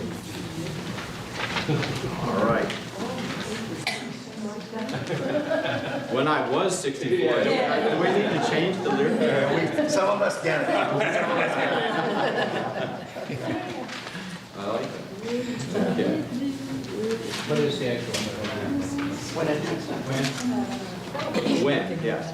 In fact, I think it's a great idea in this song, just sing 60, whatever number you want to follow that. And if you want to skip the 60, 70, kind of 60, it doesn't take this one, whatever, 13, whatever age you are. At heart. At heart, yeah, okay. Guess I need a cape over here.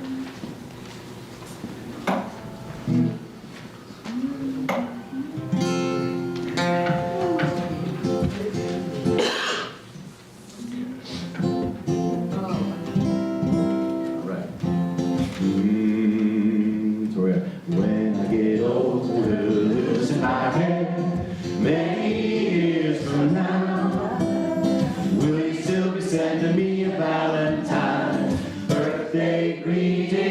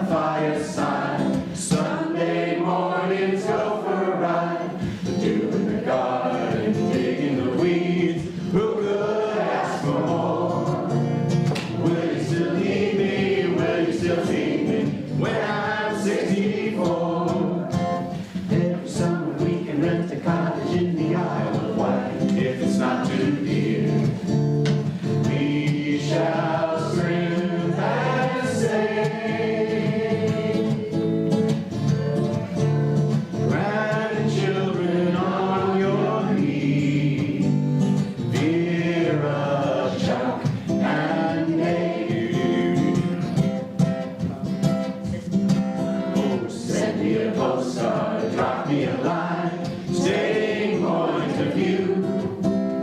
Indicate precisely what you mean to say. You're sincerely wasting away. Give me your answer, fill in a form, mine forevermore. Will you still need me, or will you still feed me when I'm 64? Will you still need me, will you still feed me when I'm 64? Right. Yeah, circle game? Circle game.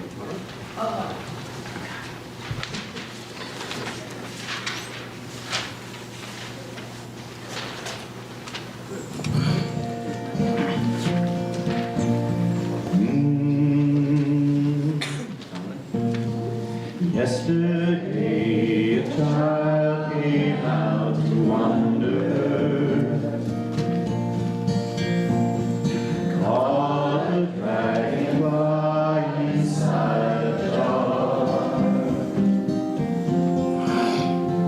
and fearful when the sky was full of thunder, and tearful at the falling of a star. And the seasons, they go round and round, the painted ponies go up and down. We're captive on the carousel of time.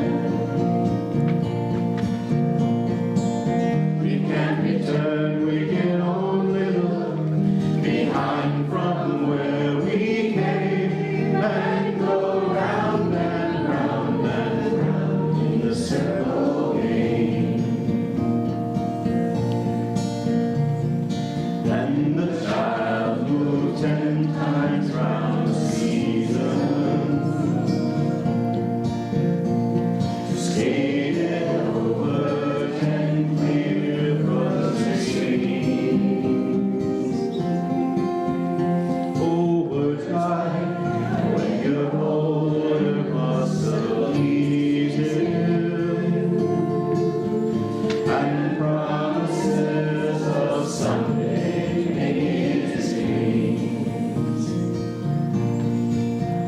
And the seasons, they go round and round, and the painted ponies go up and down. We're captive on the carousel of time. We can't return, we can only look behind from where we came, and go round and round and round in the circle game. 16 springs and 16 summers gone now. Cartwheels turn to cartwheels through the town, and they tell him, take your time, it won't be long now, till you drag your feet too slow the circles down. And the seasons, they go round and round, and the painted ponies go up and down. We're captive on the carousel of time. We can't return, we can only look behind from where we came, and go round and round and round in the circle game.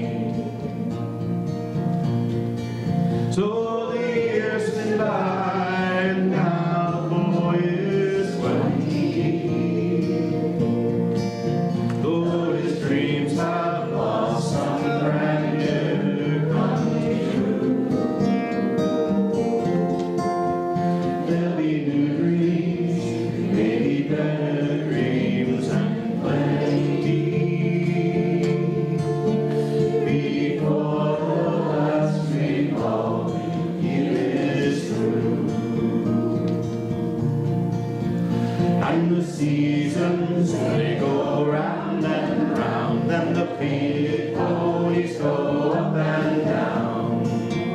We're captive on the carousel of time. We can't return, we can only look behind from where we came and go round and round and round in the circle game. Last line again. And go round and round and round in the circle game.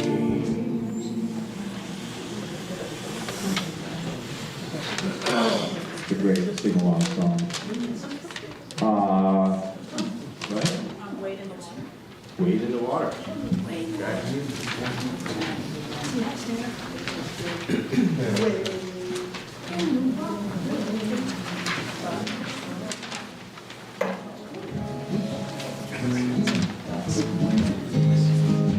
Probably a lot of versions of this song. This one's a little more upbeat. Hope it fits what you're thinking. A lot of repetition in this song.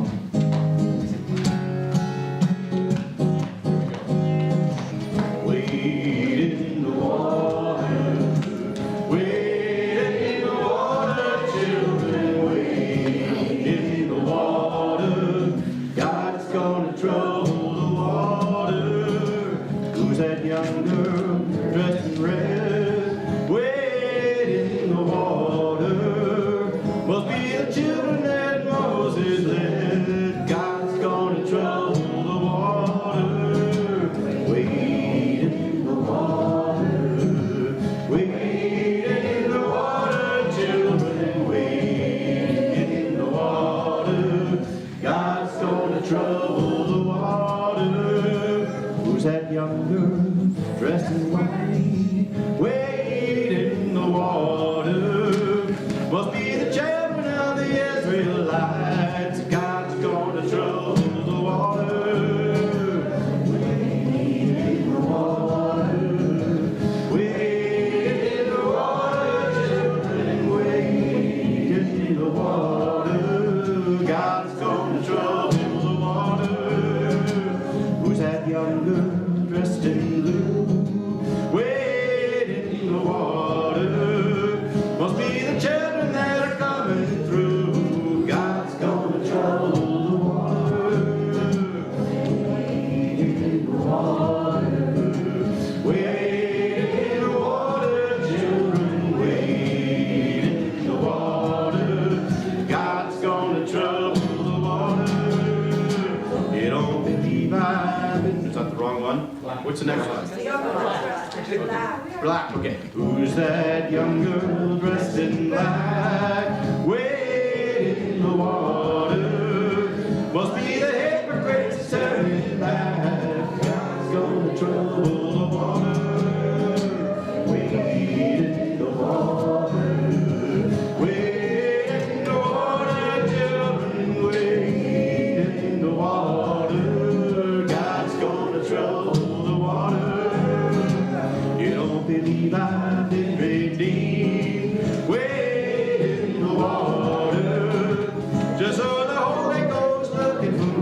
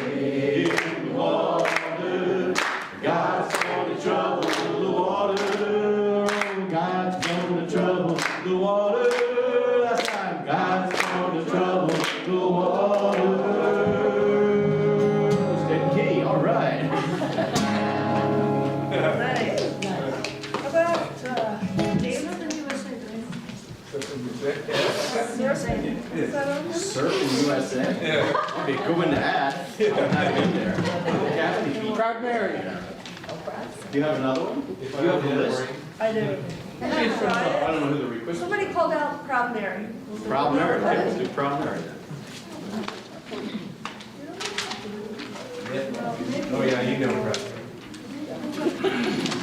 Queen of Spirit. Oh, I thought it was What? Yes, not.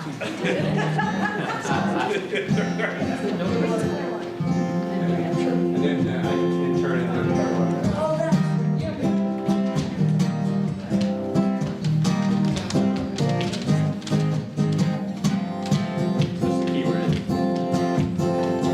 Left a good job in the city, working for the man every night and day. And I never lost one moment sleeping, worrying about the things that might have been. Big wheels keep on turning, proud Mary keeps on burning. Rolling, rolling, rolling, rolling, rolling on the river.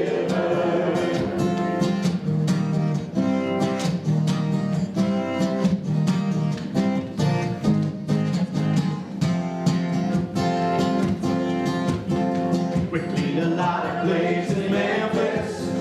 I bumped a lot of pain down in New Orleans. But I never saw the good side of the city till I hitched a ride on the riverboat Queen. Big wheels keep on turning, oh proud Mary keeps on burning. Rolling, rolling, rolling, rolling, rolling on the river. I guess I'll skip that other part too many times. So when you come down to the river, bet you're gonna find some people who live. You don't have to worry, cause you got no money. People on the river are happy to give. Big wheels keep on turning, proud Mary keeps on burning. Rolling, rolling, rolling, rolling, rolling on the river.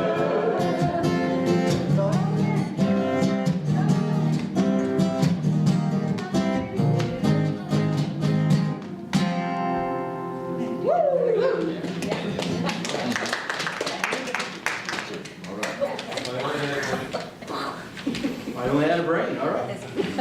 Oh, I know you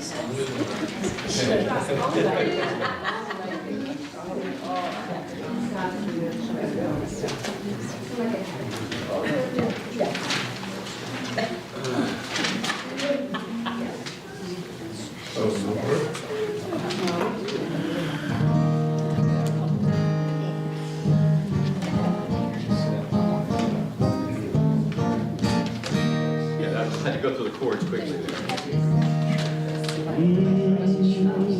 I could while away the hours, conferring with the flowers, consulting with the rain. In my head I'd be scratching while my thoughts were busy hatching if I only had a brain. I'd unravel every riddle for any individual or trouble or pain. With the thoughts I'd be thinking I could be another Lincoln if I only had a brain. Oh, I could tell you why the ocean's near the shore. I can think of things I never thought before, and then I'd sit and think some more. I would not be just a nothing, my head all full of stuffing, my heart all full of pain. I would dance and be merry, life would be a Piccadilly if I only had a brain. When a man's an empty kettle, he should be on his mettle, and yet I'm torn apart.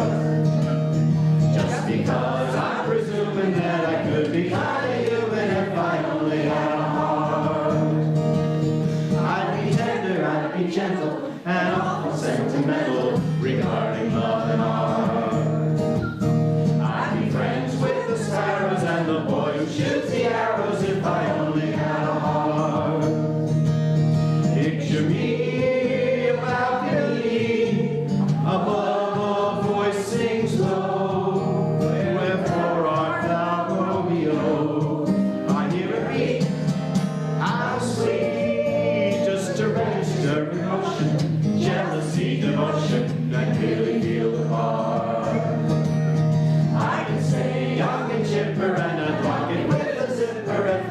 only had a heart.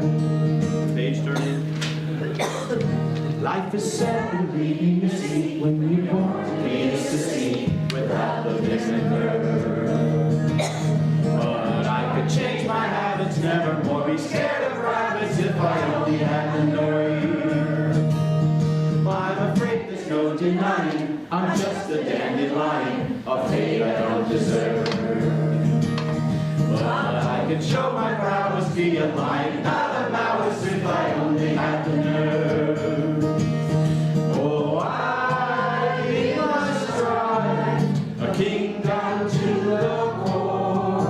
I'd roar the way I'd never roared before, and then I'd roar and roar some more. I would show the dinosaurs who's king around the forest, a pain they better serve.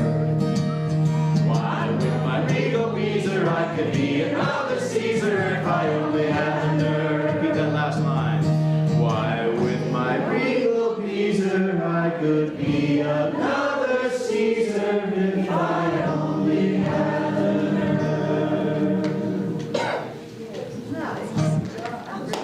Fun song.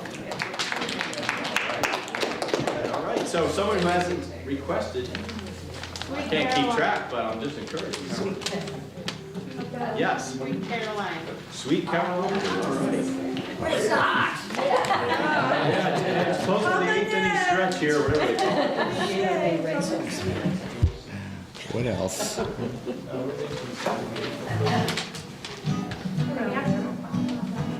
this has that little intro, which I just hum along, you know, whatever instrument that is, string.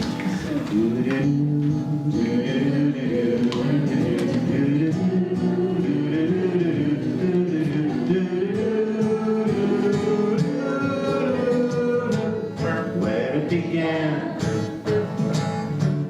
I can't begin to know it, but then I know it's going strong.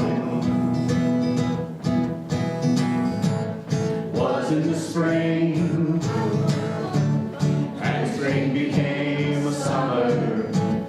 Who'd have believed you'd come along?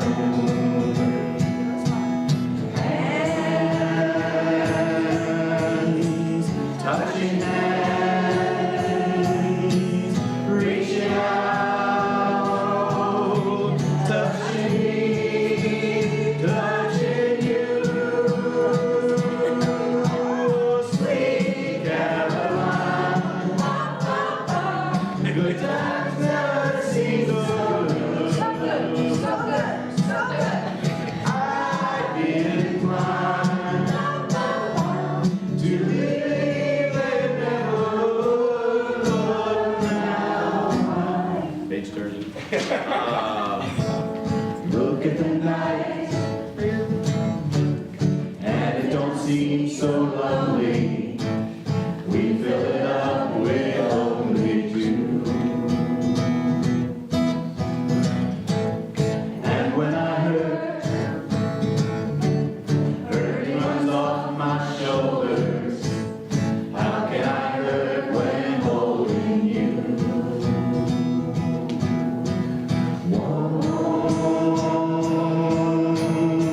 Touching one, reaching out, touching me, touching you. Sweet Caroline, good times never seem so good. I'd be inclined to believe they never would, but now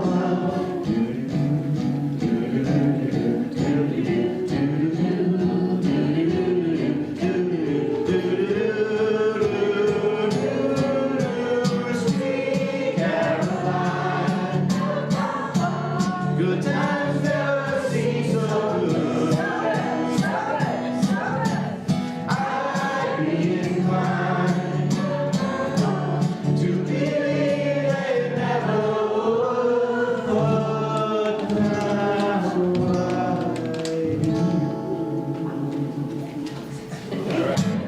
right, that's awesome.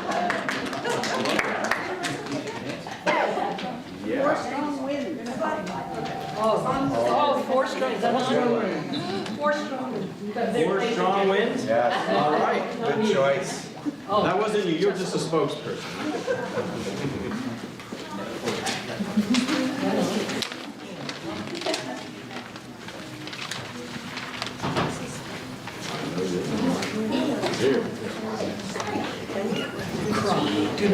This is a good song for harmony singers, so I encourage you to give it a try.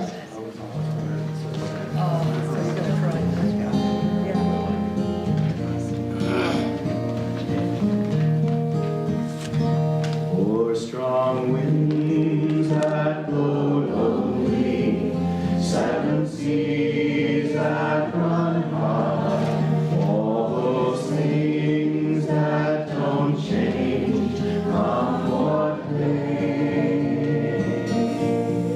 But our good times are all gone, and I'm bound for moving on. I'll look for you if I never back this way. Think I'll go out to Alberta, where it's good there in the fall. Got some friends that I can go to working for. Still I wish you'd change your mind if I ask you one more time. We've been through this 100 times or more.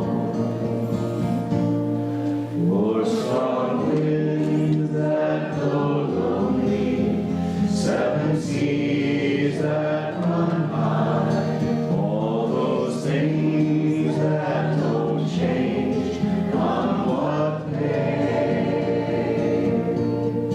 All our good times are all gone, and I'm bound for moving on. I'll look for you if I never back this way. If I get there before the snow flies, and if things are going good, you could meet me if I send you down the fair. But by then it would be winter, not that much for you to do. And the winds sure do blow cold way out there. Four strong winds that blow lonely, seven seas that run high, all those things that don't change, come what may. All our good times are all gone, and I'm bound for moving on. I'll look for you if I never back this way. Repeat that line again. I'll look for you if I never back this way.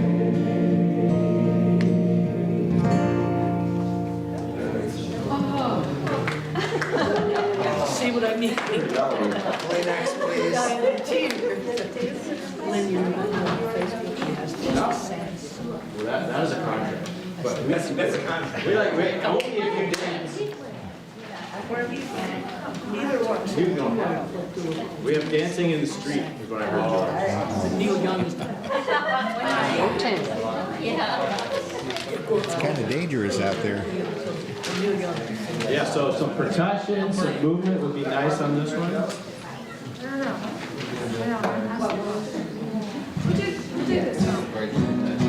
This was covered by Martha and the Vandellas, Motown, and then Mamas and the Papas do an awesome version of this, and even the Grateful Dead. And then there's probably plenty of others.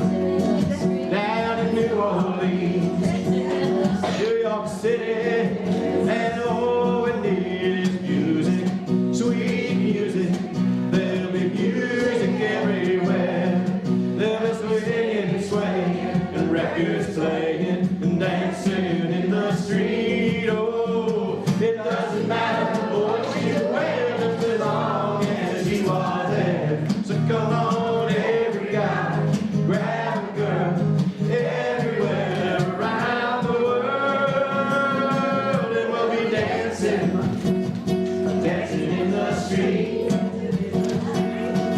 This is an invitation across the nation, a chance for friends to meet. They'll be laughing and singing and music swinging and dancing in the streets of LPA, Baltimore and DC now. Can't forget the Motor City, 'cause all we need is music, sweet music. There'll be music everywhere.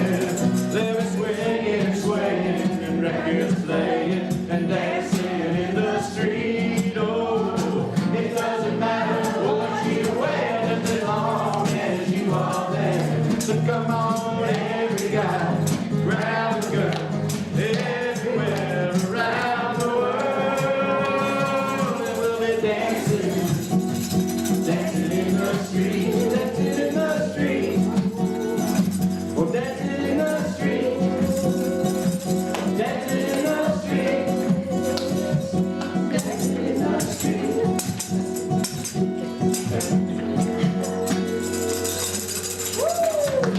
All right. Nice to have a full band for that one. You did a great job. Yeah. Being every. Well, let's do one more, and then we're gonna take a little break. So there's old cider over here, I told, and ginger snaps. So one more. Someone who hasn't requested who. Ticket to Ride. Ticket to Ride. Oh, damn. All right. Sounds good. We've done one Beatles, but you know most of this is all right. Need more than that. I don't know.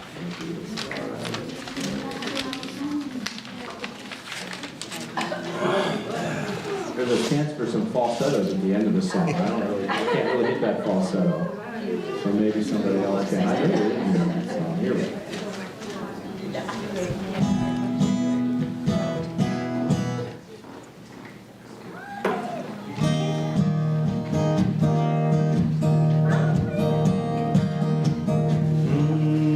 That's where I got. I think I'm gonna be sad. I think it's today. Yeah. The girl that's driving me mad is going away. Oh, she's got a ticket to ride. She's got a ticket to ride. She's got a ticket to ride. She don't care. She said that living with me is bringing her down, yeah. But she would never be free when I was around. Oh, she's got a ticket to ride. She's got a ticket to ride. She's got a ticket to ride. But she don't care. I don't know why she's riding so high. Tell me why she'll be right by me. Of course she thinks of saying goodbye. Tell me why she'll be right by me.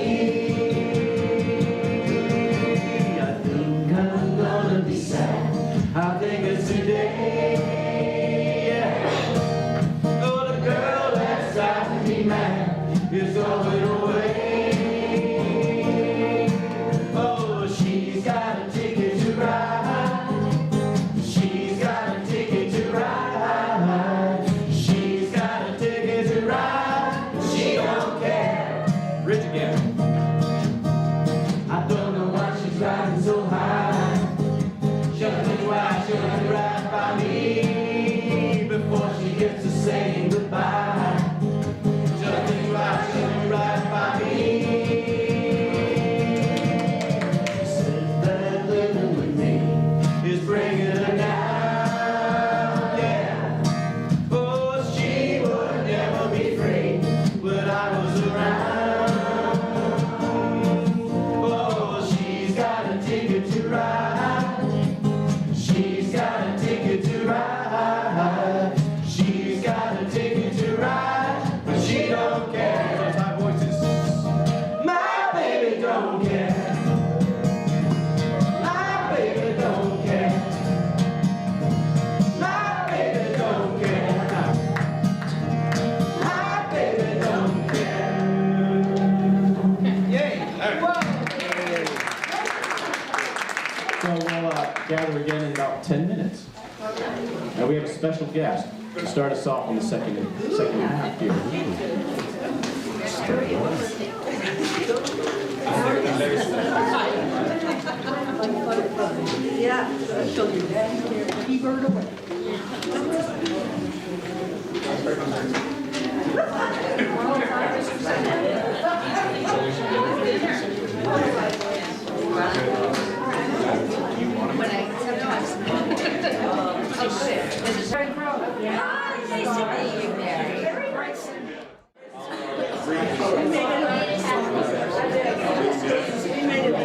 Everyone, we're about to start again, so please come back to your seats or hang out over here, whatever your preference.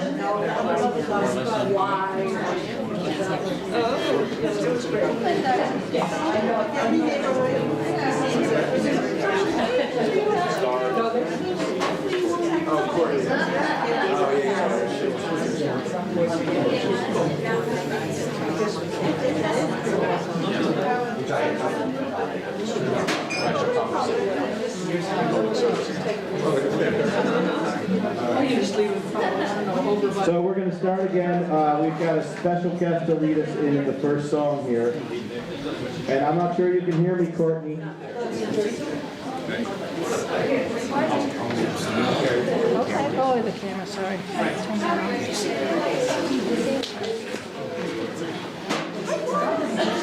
How are you?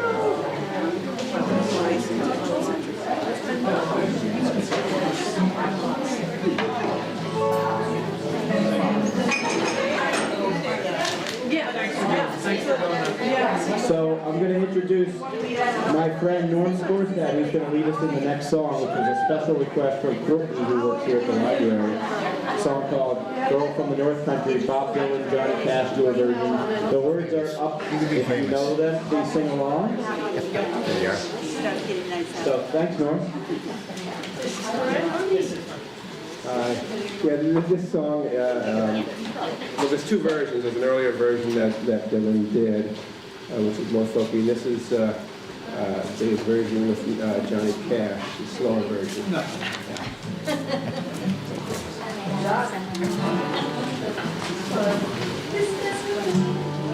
Yes, we travel to the North Country Fair, where the winds is heavy on the border. Remember me, you were there. She once was true love land. Well, if you go where the snowflakes gone and the river's free and summer rain, you've seen where our cold so warm to keep it from howling wind. These people meet if a hair hangs long, if it rolls and flows all down the grass. These seats for me if a hair hangs long. That's the way I remember that. I'm wondering if she remembers me all.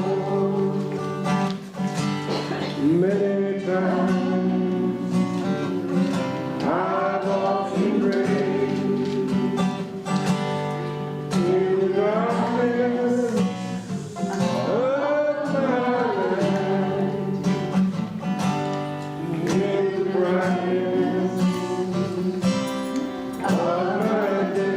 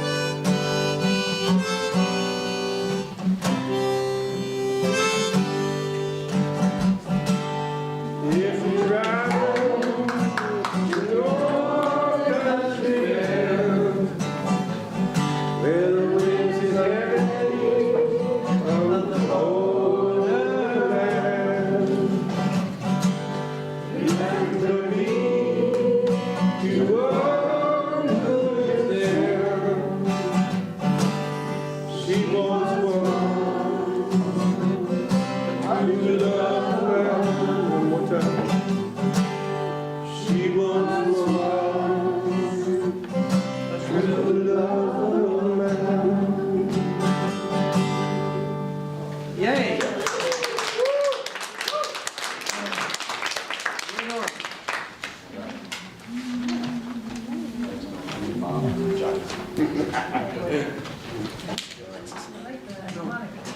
Oh, thank you. So, Rick, Yes. you know, Catherine Barrett was a dear fan of this event, and she has recently headed upstairs. And so I thought it would be nice if we would sing a song in her honor. Yes. And Bill Pearson and I conferred, and we agreed that, you know, Catherine was big in time trade, and she was a good worker, so we thought if I had a hammer for Catherine. All right, let's do it. All right, and Great we'll sing idea. it nice and loud so she can hear us.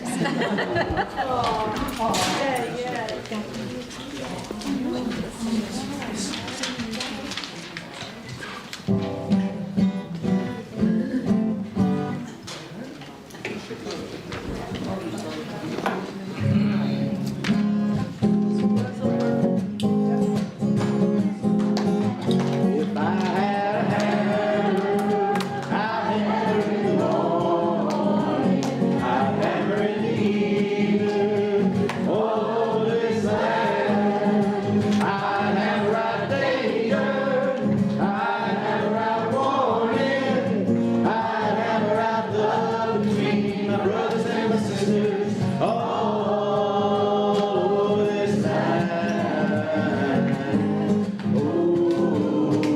If I had a bell, I'd ring it in the morning, I'd ring it in the evening, all over this land. I'd ring out danger, I'd ring out warning, I'd ring out love between my brothers and my sisters, all over this land.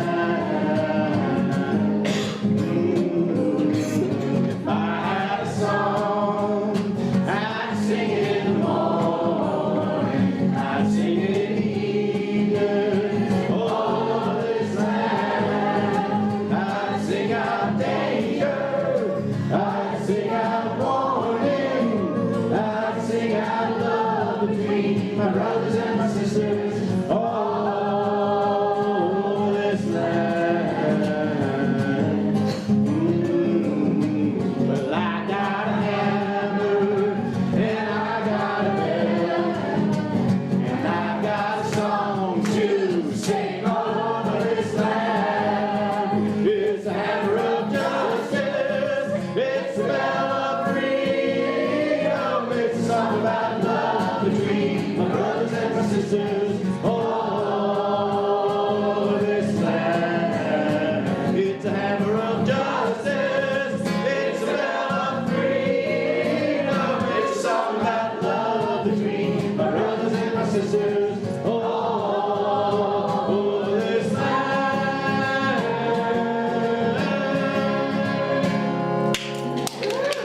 Thank you, Catherine.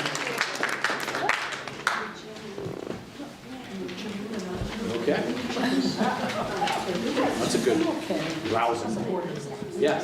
Brown-eyed girl. Brown-eyed girl. That's it.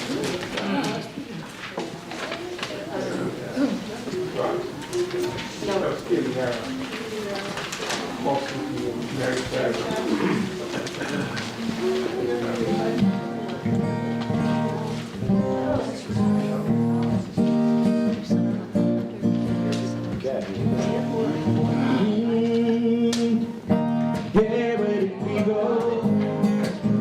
Days when the rains came down in the hollow, playing a new game, laughing and running, hey, hey, skipping and jumping in the misty morning fog. Our hearts are thumping, and you, my brown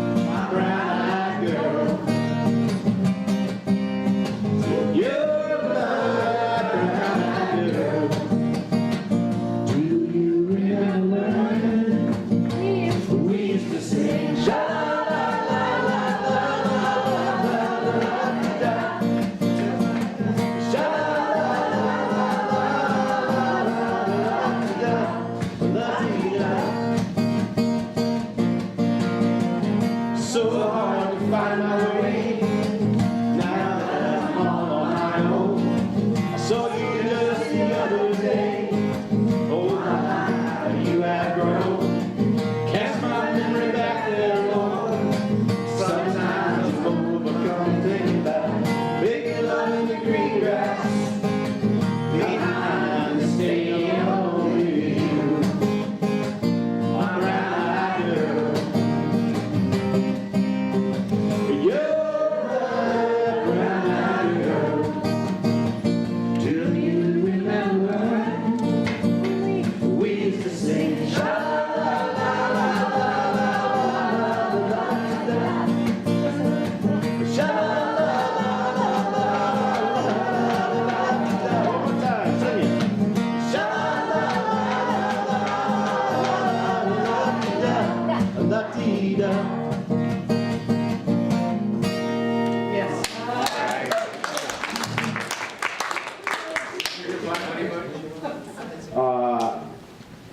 I'll get you. I've got somebody really important in the back who's raising their hand for a request. All right, Jane. Leaving on a jet plane. Yay. Leaving on a jet plane. Yeah. Okay. Don't forget that. I won't. Leaving on a jet plane.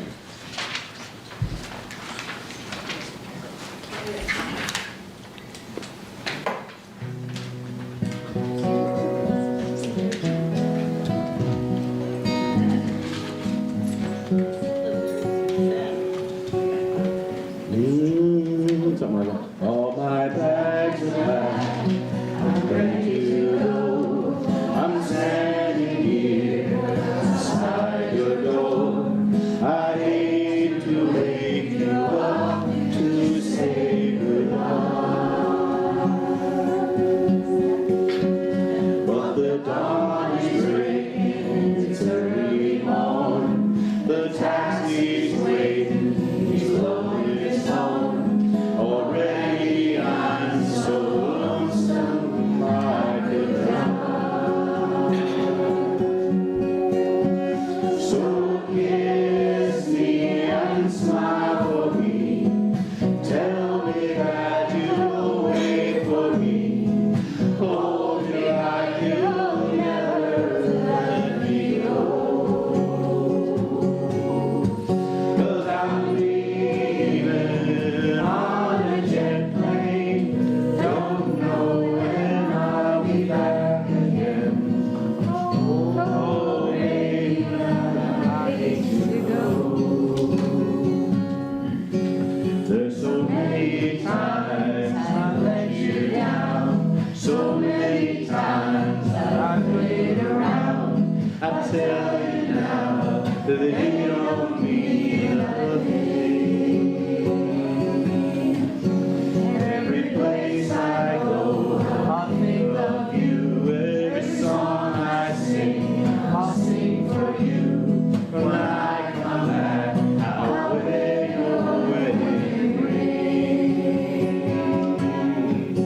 So kiss me and smile for me.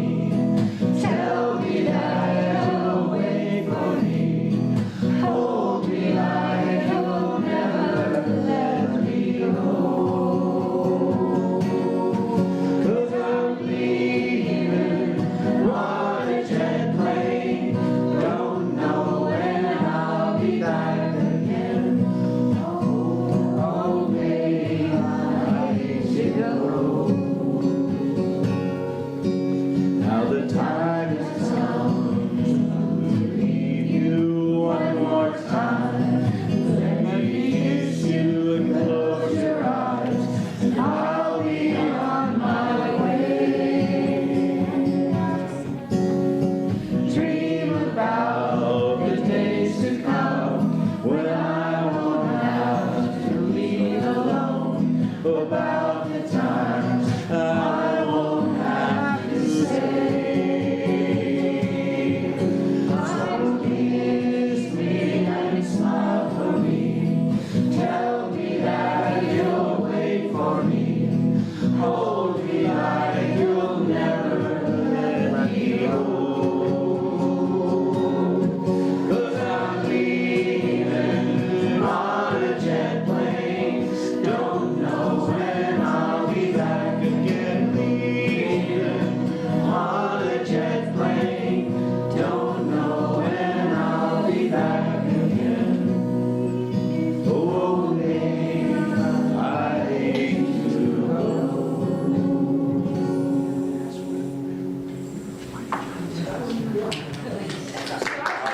Apparently there's another request in the back. Down by the This is riverside. Down by the riverside.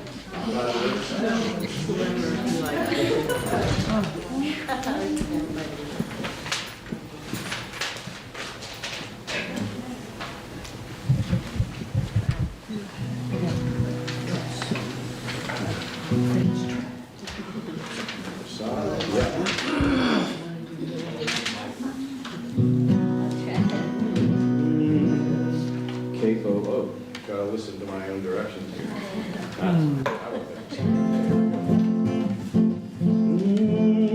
I'm gonna lay down my sword and shield down by the riverside, down by the riverside, down by the riverside. I'm gonna lay down my sword and shield down by the riverside. I'm gonna study war no more.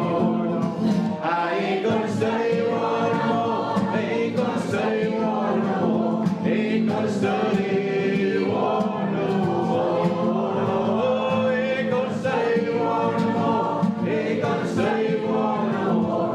Ain't gonna study war no more. I'm gonna stick my sword in the golden sand down by the riverside, down by the riverside, down by the riverside. I'm gonna stick my sword in the golden sand down by the riverside. I'm gonna study war no more. I ain't gonna study war no more. I ain't gonna study war no more. I ain't gonna study war no more. Ain't gonna study war no more. Ain't gonna study war no more. Ain't gonna study war no more. I'm gonna lift up my heavy load down by the riverside, down by the riverside, down by the riverside. I'm gonna lift up my heavy load down by the riverside. I'm gonna study war no more. I ain't gonna study war no more. I ain't gonna study war no more. Ain't gonna study war no more. Ain't gonna study war no more. Ain't gonna study war no more. Ain't gonna study war no more. I'm gonna find hope for all the world down by the riverside, down by the riverside, down by the riverside. Gonna find hope for all the world down by the riverside. Gonna study war no more. I ain't gonna study war no more. I ain't gonna study war no more. I ain't gonna study war no more.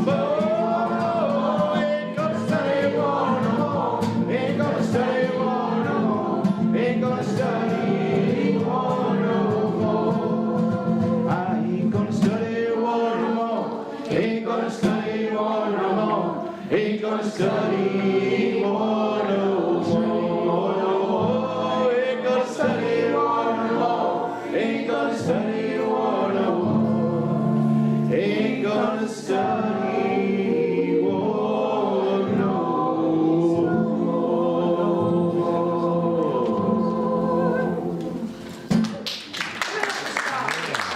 Great job, thank you, sir. Okay. Sugar pie honey bunch. All right. We haven't known each other that long. We get to know each other, right?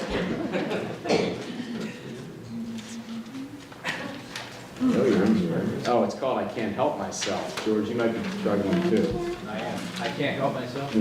I can't help myself. I can't help myself, yes. There it is. This is another song a band would be nice to play. Here we go. We need maybe some dancers, percussion, I don't know, whatever works. Not quite ready yet. We gotta get Wait, we're not ready. Wait, there's no words up there. I have it under I can't help myself, but maybe you don't. There you go. Deep bass. I don't remember.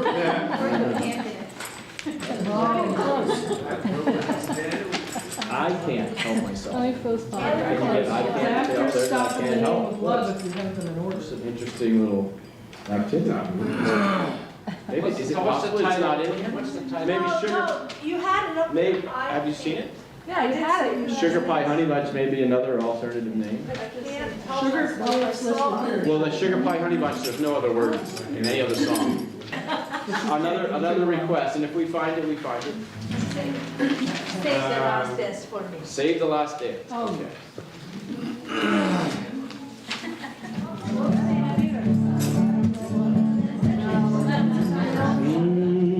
Oh, you can dance. Go and the guy who gave you the eye and let him hold you tight. Or you can smile, every smile for the man who holds your hand beneath the pale moonlight. But don't forget who's taking you home and whose love you're gonna be.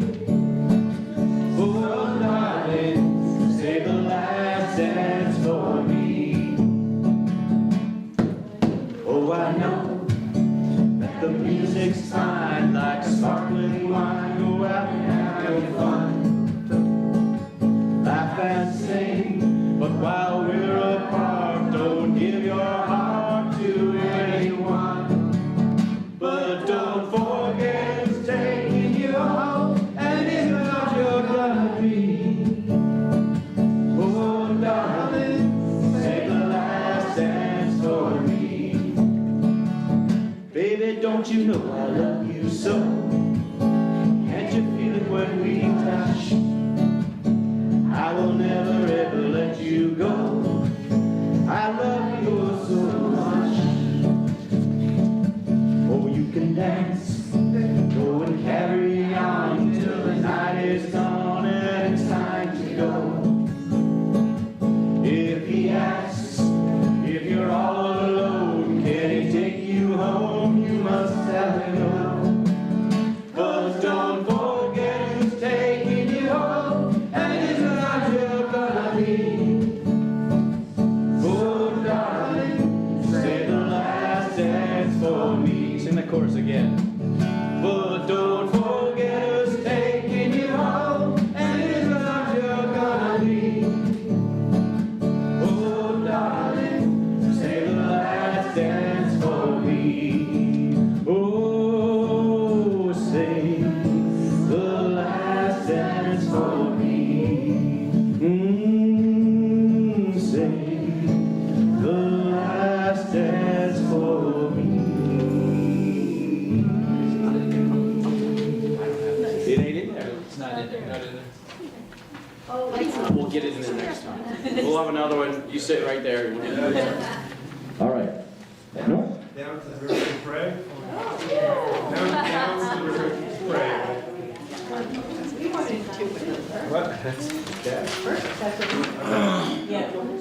Down to the river to pray. What if you say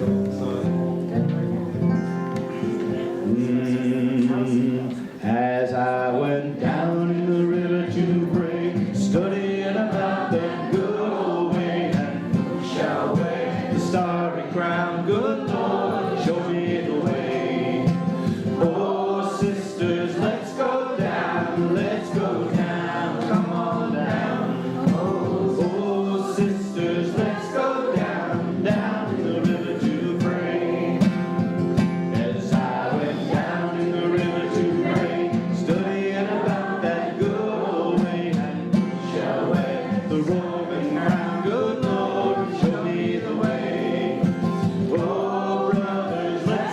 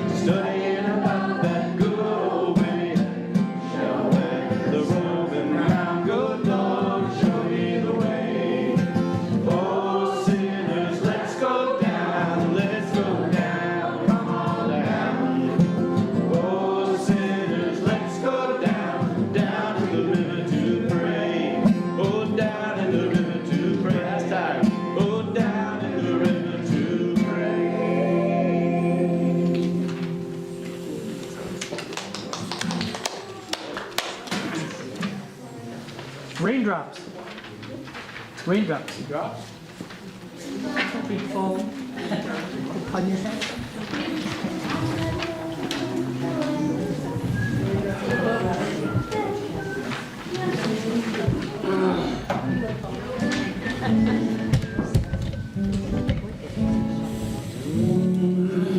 Please up the way up. Raindrops keep falling on my head. Just like the guy whose feet are too big for his bed. Nothing seems to fit. Those raindrops are falling on my head. They keep falling. So I just did me some talking to the sun. And I said I didn't like the way he got things done. Sleeping on the job. Those raindrops are falling on my head. They keep falling. But there's one thing I know. The blues they send to meet me won't defeat me. It won't be long till happiness sets up to greet me. During the day, Joe, raindrops keep falling on my head. But that doesn't mean my eyes will soon be turning red. Crying's not for me, 'cause I'm never gonna stop the rain by complaining. Because I'm free, nothing's worrying me. Ba-dum, ba-da-da-da-da-da-da-da-da. It won't be long till happiness steps up to greet me. Oh, raindrops keep falling on my head. But that doesn't mean my eyes will soon be turning red. The crying's not for me, 'cause I'm never gonna stop the rain by complaining.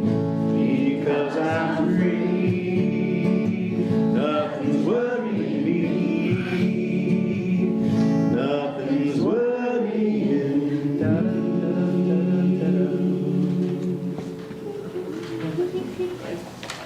Awesome. We have time for like 3, 4 more, maybe. That's how short they are, but. So is there anyone who hasn't requested anything? Okay, well, looks like there's a hand over here. Is that Bill? Hi, Bill. This land is your land. Oh, yeah.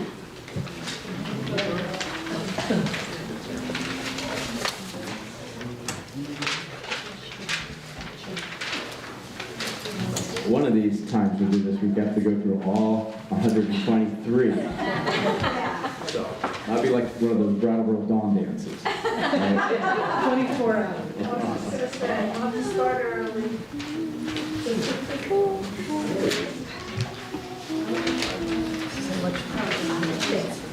A lot of these songs. Linda, good to see you. There we go.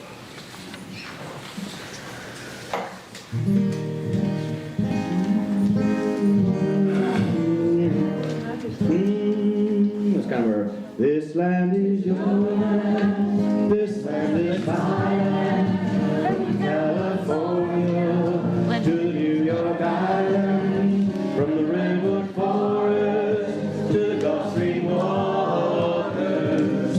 This land was made for you and me. As I was walking that river highway, I saw above me that endless skyway. I saw below me that golden valley. This land was made for you and me. This land is your land. This land is my land. From California to the New York Islands, from the redwood forest to the Gulf Stream waters. This land was made for you and me. I roamed and rambled, and I followed my footsteps through the sparkling sands of her diamond desert. And all around me, a voice was sounding. This land was made for you and me. This land is your land. This land is mine.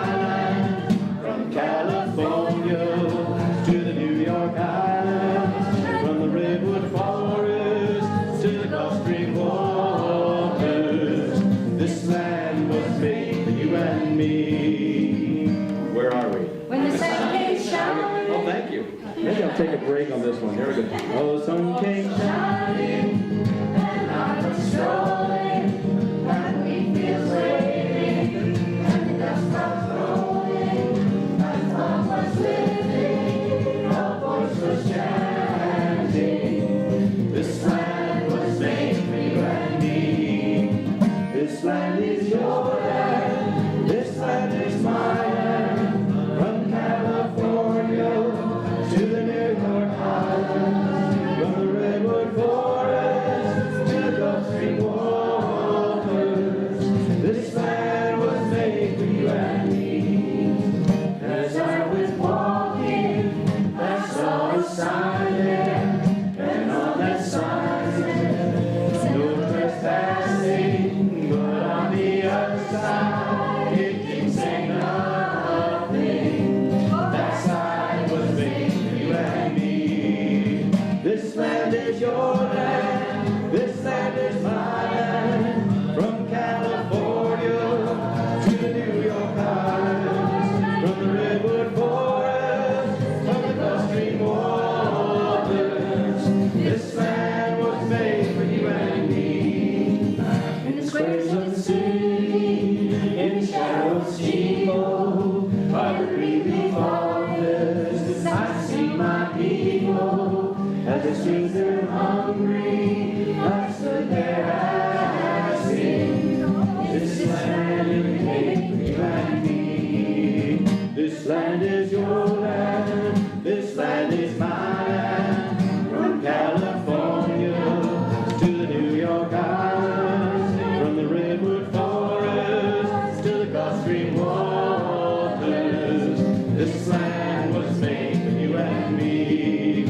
Nobody living can ever stop me as I go walking that freedom highway. Nobody living can ever turn me back. This land was made for you and me. This land is your land. This land is my land. From California to the New York Islands, from the redwood forest to the Gulf Stream waters. This land was made for you and me. Repeat that line. Oh, this land was made for you and me. One word, no. Once was mine until we sold you Manhattan Island. We pushed our nations to the reservations. This land was stolen from me. This land is your land. This land is my land. From California to the New York Islands, from the redwood forest to the Gulf Stream waters. This land was made for you and me. Oh, this land was made for you and me. Last time. This land was made for you and me.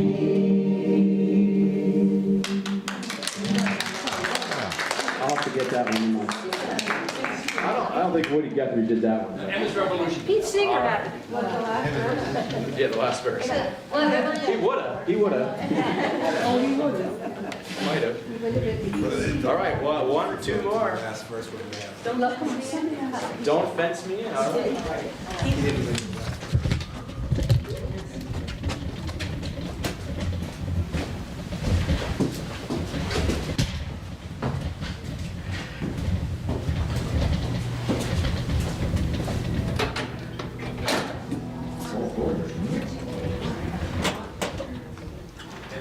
Not too fast. You like this one slower? Okay. Let's see what happens. Oh, give me land, lots of land under starry skies above. Don't fence me in. Let me ride through the wide open country that I know. Don't fence me in. Let me by myself in the evening breeze. Listen to the murmur of the cottonwood trees. Set me off forever, but I ask you please, don't fence me in, just turn me loose. straddle my old saddle underneath the western skies. On my cayuse, let me wander over yonder till I see the mountains rise. I want to ride to the ridge where the west commences, gaze at the moon till I lose my senses. I can't look at hovels and I can't stand fences. Don't fence me in. I say we sing it again.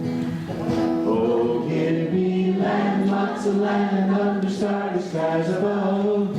Don't fence me in. Let me ride through the wide open country that I know.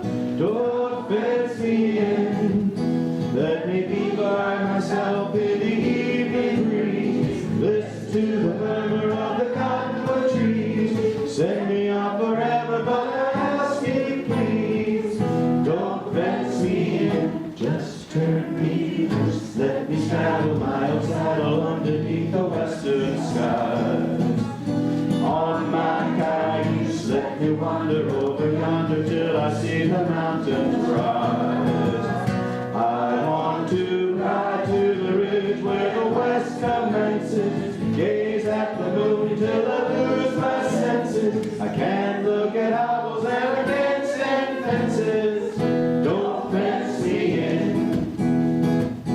Don't fence me in. One more time. Don't fence me in.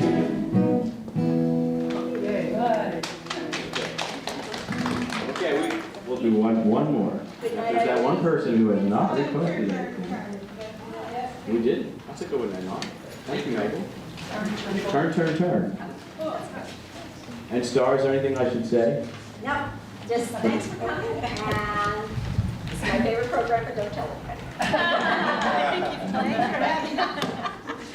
I have one thing to say where I forgot. On the round table in the back, there's a list where if you want to get a message, an email message, if a future event like this occurs again, direct message, you can put your name and email back there, and I will send you one. We plan to do one again. No date set at this point. And also, well, thanks, Rich, because if you sign up for our weekly e-newsletter, you'll find out about all the fabulous things. Where did you do that? On the library website, I can help you do it. Okay. Yeah, good.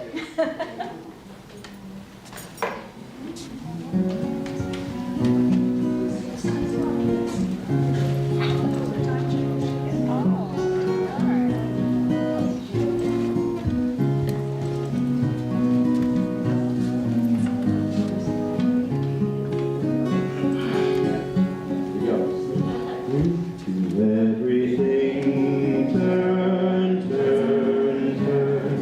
There is a season, turn. And a time for every purpose under heaven. A time to be born, a time to die, a time to plant, a time to reap, a time to kill, a time to heal, a time to laugh, a time to weep. To everything turn. There is a season, turn.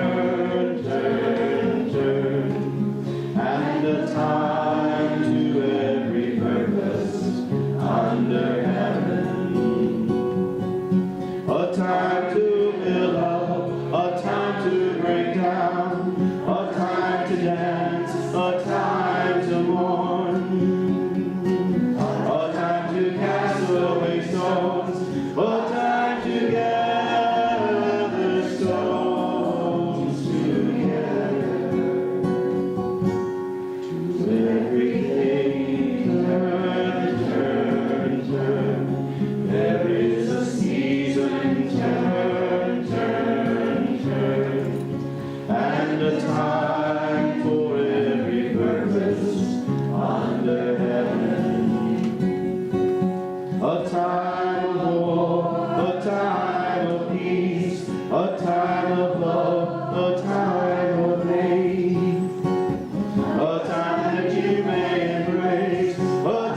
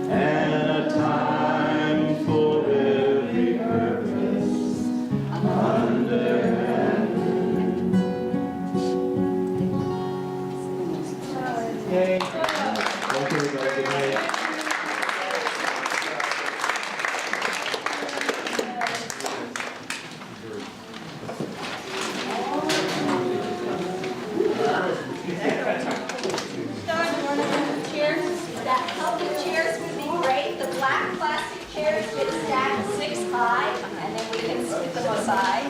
And the wooden chairs get put around the wooden tables. Star, where does this? Yes, it goes over there. I need to say.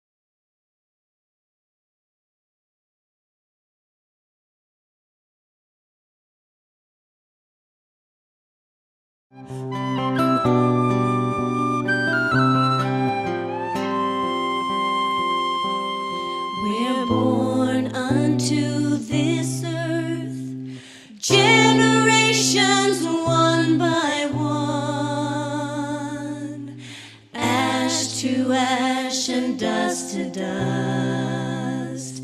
There is nothing left undone. I'll sing for you because I need to. Right now, this is all I know. I'll sing so we will not forget you. I will sing you home. I will sing you home. I'm Veranda, and we're here in Guilford, Vermont, at the grave of my husband, Richard Henry Coutant III. And I'm going to tell you our story, or some of it. In April of 2014, he got sick, and he had pancreatic cancer, stage 4, and 47 days later, he was dead.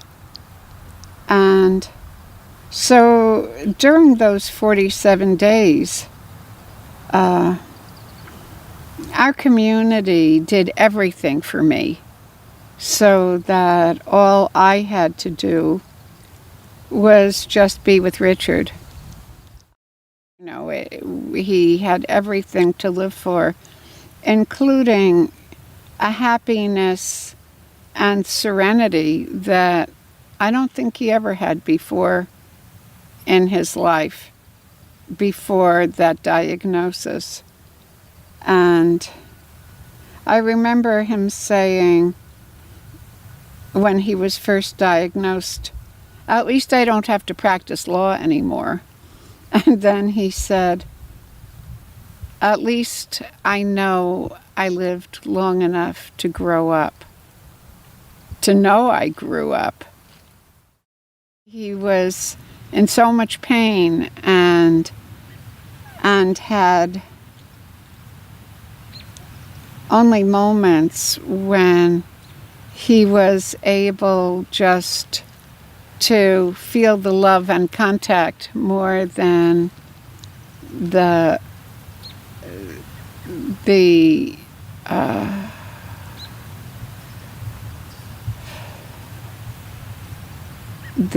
domination of that illness.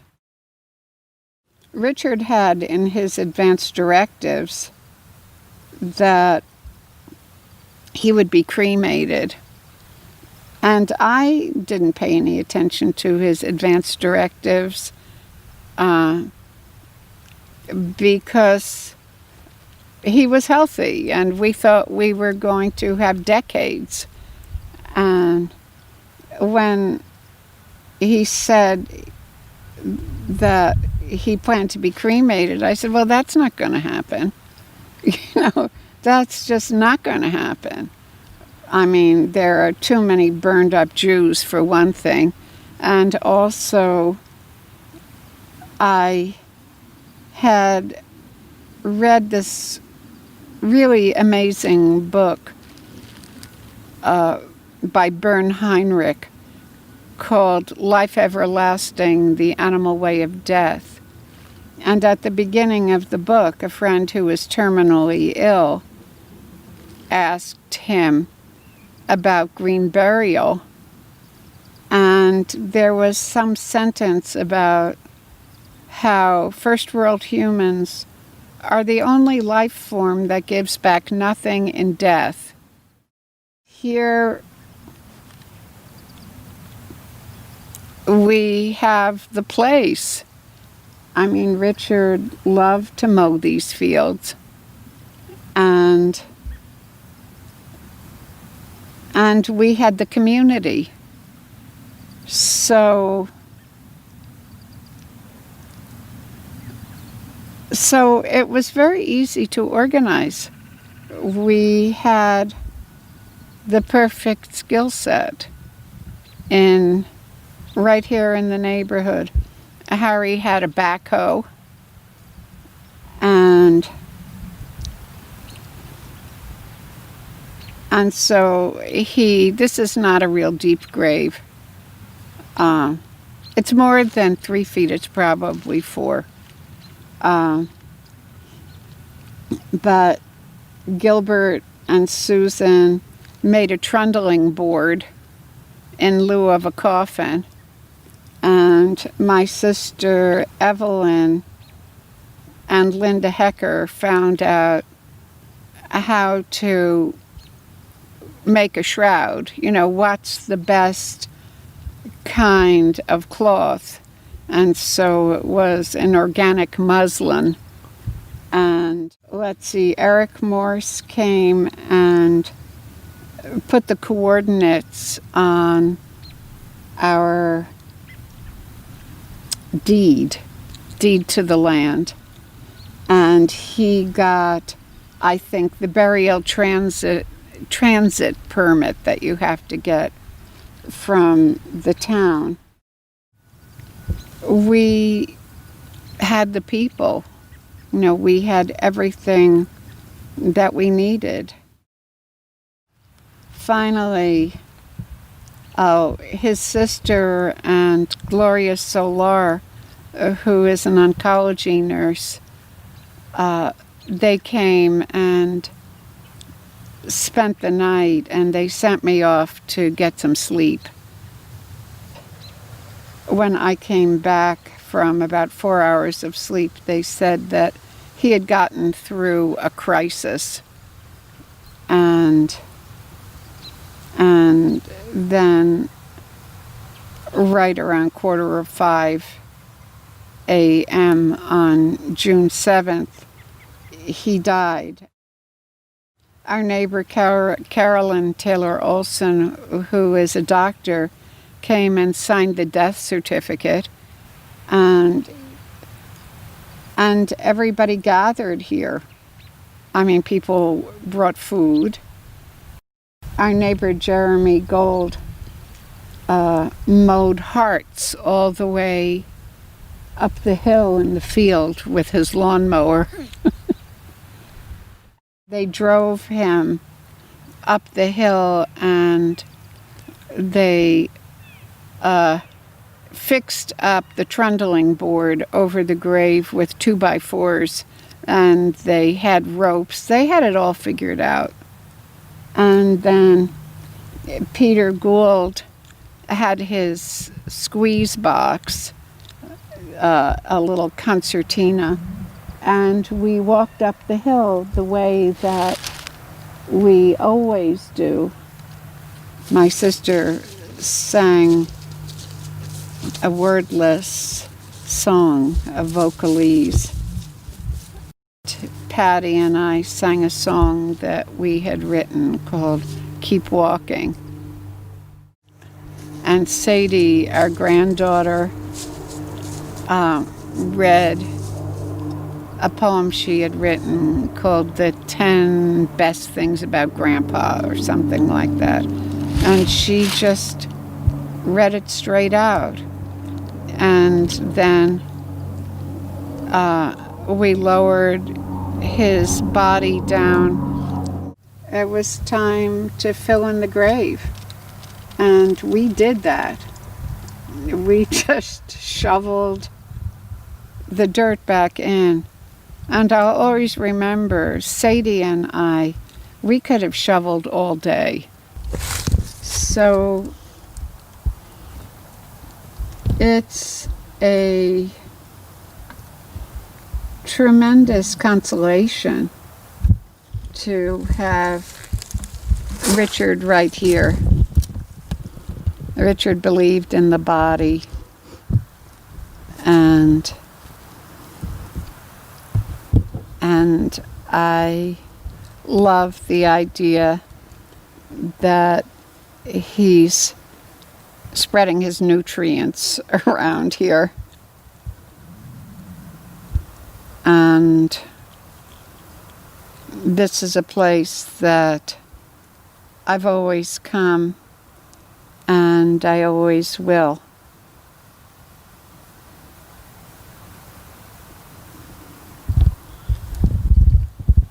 Thank you. When grief invades my soul, there's comfort in a prayer I find. And though these candles honor you, they burn for those you left behind.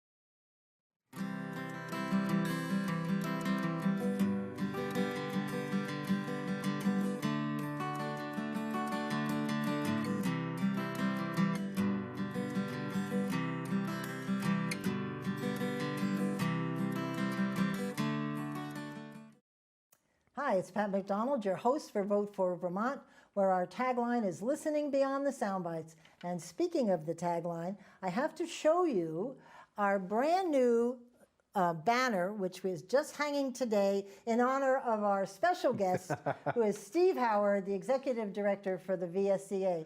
Welcome. Don't you love our love banner? It. It's beautiful. I love the listening beyond the soundbites. Yeah, you know what I fancy. say? People say, what does that mean? I say, if somebody says something's free, start asking questions. That's look, dig a little Or deeper. something simple. Yes, exactly. Yeah. Dig a little deeper. Anyway, you've been on the show before. I have, yes. And we welcome you. And we're going to talk tonight a little bit about the VSCA to bring people up to speed on what that organization is up to. But also something very important, which has been in the news a lot, is the state employee pension and the liability that sadly goes along with it. So why don't you introduce yourself and say hi to the folks. Okay. I'm Steve Howard. I am the Executive Director of the VSCA. I live here in Montpelier, grew up in Vermont. Like you, used to serve in the state legislature, and now I'm honored to be on this show. Actually, that's when I first met you. I forgot all about that. Yes. It wasn't with the VSCA, it was with the legislature. That's right. What were you who were you representing back then? I started in Rutland Town. Oh, So that's my first round, and then Rutland City. I came back from Rutland City. Right. And your aunt, cousin, My Mary. mother. Mary's your mother? Mary's my mother. Oh my God, I Yeah. apologize. I didn't. She represents my old district. Yeah, I was going to say, mom's there. I had no. Yeah. I'm sorry. I apologize. Yeah. She's the only reason I ever won any election anyway. Oh, because they People love voted Mary? for her, voted for me because of Well, her. she's charming. I've met Yeah. her up at the State House. So we were hoping the NEA would join us because this liability doesn't just impact the employees, it impacts the teachers as well. But we weren't successful, so maybe some other day. So how long have you been at the VSCA and why? Do Almost that. 8 years. Really? Yeah, almost 8 years. I started in December of 2012. Oh, nice. Oh, Yeah. that's great. Yeah. And you applied, you said, I want to do that job, or did they approach you? Well, I started, I applied, I was reading Digger one day. I was working in the state's attorney's office in Chittenden County, and I saw that they were hiring a lobbyist. So I thought, I'll send my resume in. Right, I was pretty right, happy with my job right. working for TJ Donovan. And I sent it in, and like 10 minutes later, the executive director Wow. called me. And I did that job for a year. And then I became the executive director. You left out in your resume the truck job. The what? The truck job. Oh, yes. Remember the truck job? I remember that Yes. because I was in Commissioner of Personnel. Yes, and that's you were right. out there working with the trucks. Yes, I was Yeah. flying around trying to keep triple trailer trucks off the highways. There you go. And I succeeded Good job. for a little while, and then when I left, they lost a little They're bit. a little scary. They can't back up and don't do well in the snow either. They those. swing. Yeah, they swing. I could give you my whole speech. I'd whip out the poster. That's cool. I love that. When I heard that, I thought, oh my God, how cool is that? It's a small world. So I was looking at your website, very complete, by the way. Yes, Doug Gibson and I Chris think it's Lazari. great. But you've got, I just took a couple of things from there that I wanted to talk about. You have more things happening than just the legislature. Oh, yeah. I mean, you must be busy 24/7. Yes. Seriously. It's pretty busy. Okay, so let's start with the first one is state refuses to extend COVID-19 side letter agreement with VSCA. What were you asking for? Side letter, just maybe you should explain that first, what that is Sure. to the contract. So when you have a union, you bargain a collective bargaining agreement, which governs everything from working conditions to pay to health insurance. And when during the term of that agreement, it's usually 2 years, if there is something that needs to be modified in that collective bargaining agreement or added, you would do what's called a side letter that is has the same effect as a contract, but it's not part of the original collective bargaining agreement. So what had you hoped to do for your employees with regard to, I'm assuming it was something positive. Yes. And, yes. Well, actually, to the administration's credit, starting back in March, the Scott administration and the VSCA negotiated an agreement that most state employees during the COVID crisis have been working from home or working in facilities, and still going to work in jails, still going to work in the health department, still going to work in the vet's home. But there was a group that lost childcare lost the school closed. They had nowhere really to put their kids. Couldn't send them to grandma's house. Right. That's right. And there was another group that either had to quarantine or was taking care of somebody who had to quarantine or had underlying conditions that kept Yep. them from being out. So the administration and the VSEA came to an agreement that allowed state employees to go out on leave called COVID leave, which would allow them would prevent them from having to use their vacation time or their sick leave. Right. And the state agreed to pay 100% of their salary, so they wouldn't, Great. so Not that was their good. fault. And there was a little bit of hazard pay for folks, anybody who's working in a 24/7 facility, because they had added exposure to the public. Our jails are an example. Or there was another bonus if you were working with somebody who was COVID positive. Oh. And we had a big outbreak of COVID in one of our prisons up in St. Albans. We had several cases all throughout the state. And any inmates that were COVID positive were moved to a unit in St. Johnsbury at the work camp. And our staff, the state employees, took care, watched them while the nurses Right, took care of them and got them back on their feet. How did the vets home do? I was just thinking of home care sort of Yeah. thing, like in the nursing homes. Knock on wood, they did pretty well. I mean, the only thing about it is we insisted that I don't know if anybody's followed the horrible story of what happened at the Holyoke Soldiers Home, No. where there were, I think there were up to, double digits of veterans who died. Oh, dear. Died. Oh, my from gosh. COVID, and the management mishandled the situation, tried to cover it up, Right. didn't do anything, Lovely. did everything wrong, and we were worried that was going to happen in Vermont, and so we insisted that they at least do one round of testing Right. of it was voluntary, Right. of all the staff and all of the nurses, and luckily we've had very few cases of COVID at the vets home. That's great. But they haven't tested anybody since the spring. Yeah, right. So we're a little nervous. Did they close it down? Nobody's allowed in? They closed visitors weren't allowed in.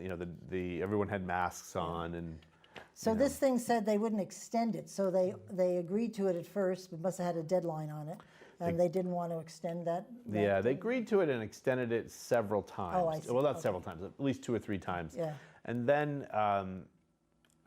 in July, I believe that the administration decided they no longer wanted to Yeah. extend it, which was unfortunate because what we're seeing now is schools decide whether or not they're going to open in Right, what form. There really is a lack of childcare. There's also a federal law that called the Family Medical Leave Act that's been expanded to allow for parents to stay home with kids Yep. under that law if their school or childcare facility has been closed. They're going to lose a third of their pay, and so that's beginning to bubble up as a problem as Yeah, people find right. out what's happening with their schools. Right. And unfortunately, by not extending the agreement, they took away the bonus for our correctional officers and for our nurses and for the folks who are working with COVID positive patients. And a lot of people may not realize this, but correctional officers, right now they're in full garb and they're actually wearing modified garbage bags. Oh, really? And those facilities are not air conditioned. Oh, they must be. It's like 100 dying. degrees in there. Yeah. And they are miserable. Right, I bet. And those facilities are woefully understaffed. So when you work in a correctional facility, you work at least 12 hours. You don't work just 8 hours. You work 12 hours, Right. sometimes 16 hours. Wow. And you're wearing, plastic garbage bags, and you're wearing a shield, and you're wearing. Steve, if they have no air conditioning, I'm sure there's not many windows that you can open, get the fresh No, air in it's for a jail. the safety, Yeah, and- safety aspect. I mean, And you it can't must just walk be away from your awful. post. You have to stay at your Yeah. post until you're relieved. Right. Because people have to be monitored. Right. So it's an extreme situation. A lot of times when people criticize state employees, they don't think about how difficult some of those jobs are. Yeah. in the winter, AOT plow drivers are out plowing on the roads that we stay off. Right. Big warning, don't go out, there they are. Yeah, there they are, out plowing Christmas Day, birthday parties, it's like state employees answer the call, and they have during this pandemic. And I will say the administration does get credit for the original agreements. I think they made a mistake by not extending it. Well, maybe at that time, I'm not sure they thought how long this was. They were talking about it ending, but I don't think so. No, and it I looks think like it's we're in coming for the back. Well, and maybe they'll revisit that. Yeah, I think they might. They may have to. Well, let me move on here, because you mentioned about the State Ethics Commission, which Campaign for Vermont and this show are very supportive of. And you just put out the notice that Larry Novid, who's the executive director, is looking for input. Yeah. And I think people should really respond to that, because the State Ethics Commission has no teeth, no clout. And if you're going to do it, I don't know what that means, but you don't need a hammer, but you need something to get people's attention. Be able to enforce it. Yeah, exactly. And at state employees, this is, you know this from your experience in state government, but if you want to find out what's really happening in an agency, talk to the folks who are on the front lines. Of course. And They've unfortunately, actually got the answers if you want to pay attention. yeah, they'll tell you how it's good. If you have a great idea and you share it with them, they'll say, well, here are some problems you may have not thought of. They're the experts at the work they do. Yeah. And so they also are the folks who see where there's waste, fraud, and abuse. And if there's a culture where it's safe for them to report it, and they think something will be done, then they will come forward, and this is an opportunity for them to try to participate in that. Because I'm sure there's something there, Yeah, they often have very good ideas, and unfortunately, if you know this from having served in the legislature and testified in the legislature, often legislators only hear from commissioners and from secretaries. They don't hear from the people. And they don't hear from the people who actually do the work. Right. And it's very enlightening when they do that, when they take the time to listen. Nothing scares a secretary or a commissioner more than when we come in with members. Yes, exactly. Because they're like, I'm about to find out how it really works in my own agency. Right, exactly. If somebody I know is listening to this, he'll be laughing and calling me up. Because if they want to testify on their own, they have to take personal time off. Yeah. And sometimes they do, and sometimes they don't. Yeah. So. They can't testify on behalf of their agency. No, right. But they can say, I'm here as a private citizen, and I'm here with my union, and we want you to know this is what's really happening. And that's good. That's good. I don't mind that at all. So let me just, U.S. ranks worst for workers' rights among major economies. What is that, sir? Okay, is this the whole show or just? Yeah, just there's so much going wrong. I mean, on the national level, from some of the Supreme Court decisions that have been well funded by corporations that want to weaken unions, by political entities that want to weaken unions. But even here in Vermont, because we have Bernie Sanders, people think it's a progressive haven, and it must be just completely pro-labor. And it's one of the toughest states to organize a labor union in. It's a tough state to get pro-labor legislation passed in. It's just not what people think it is. I'm actually surprised to hear that because of how our legislators think. Maybe they don't think within state government, they think outside state government about. It's tougher than people imagine. Yeah. We belong to a VSEA starting back from when Annie Noonan had my job, Annie Noonan, former Commissioner of Labor. With the NEA and other labor unions, firefighters and state troopers, and the AFT, we belong to a group called Working Vermont, which is... Oh, I used to sit on that. Yeah, you know what it's... Working Vermont is a coalition of labor unions that tries to monitor and pass legislation that benefits all workers in the state. Right. A lot of it's on workers' compensation, a lot of it's on unemployment compensation.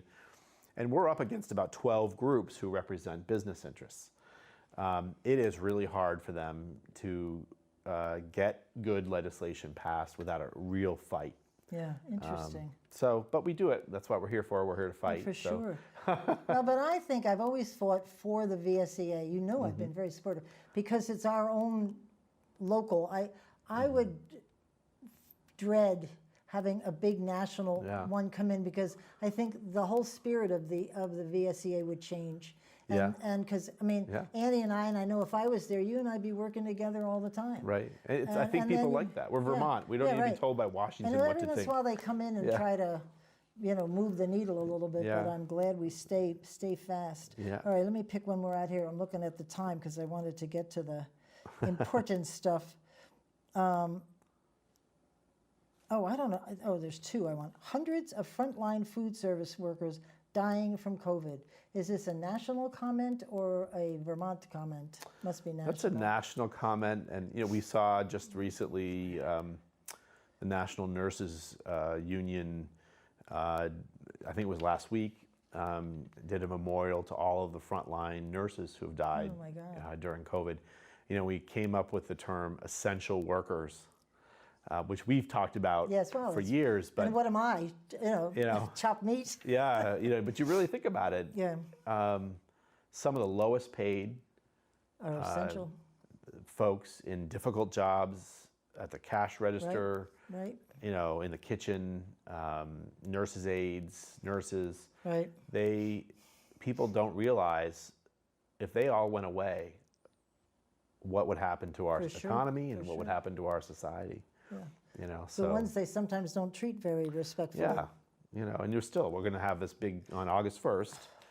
We're going to have the governor's order on masks going to go into effect. Well, who's Right. really going to take the brunt of that? Right. The store clerks who have to say Right. you can't come in here without your mask. Right.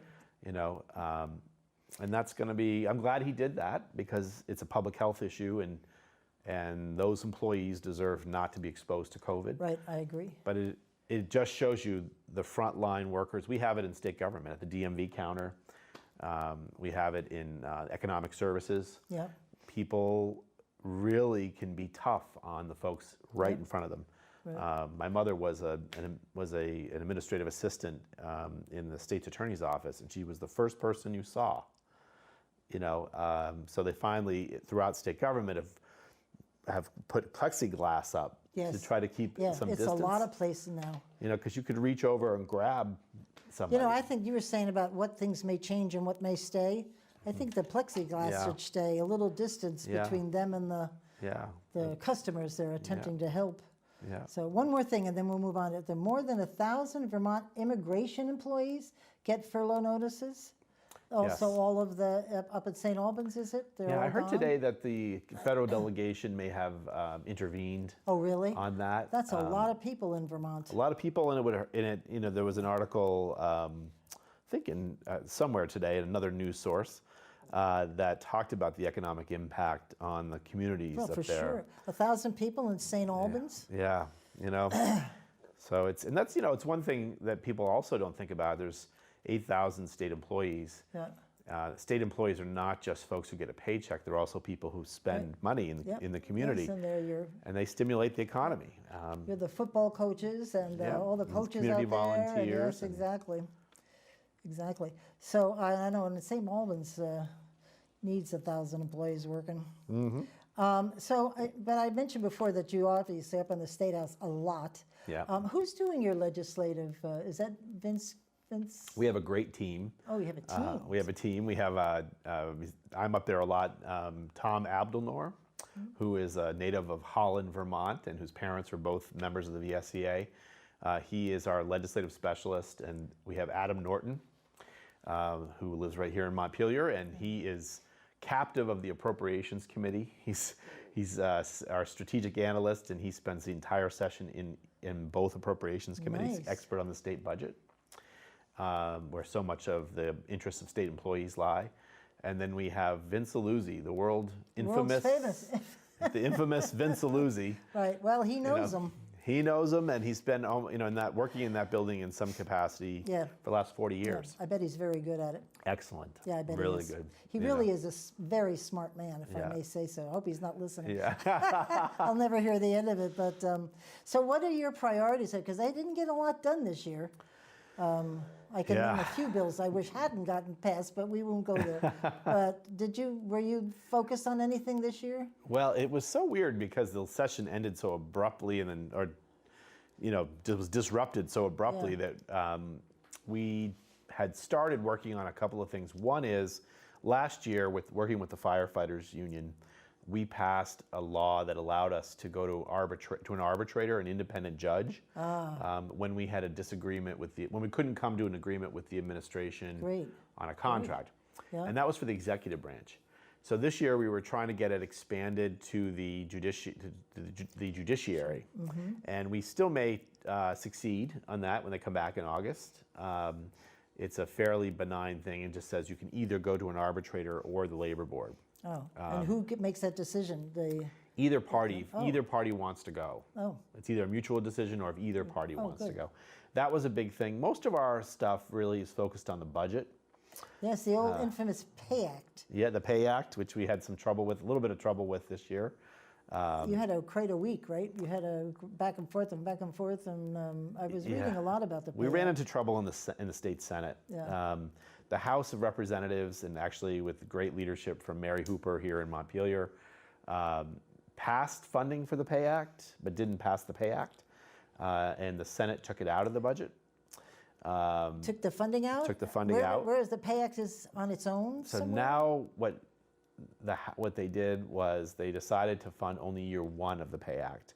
And they did it in the budget rather than passing the separate bill that usually does it. So we still have to go back and fight for year two. The first week I was here, knowing nothing about anything, all they kept talking about is we have to eat the Pay Act.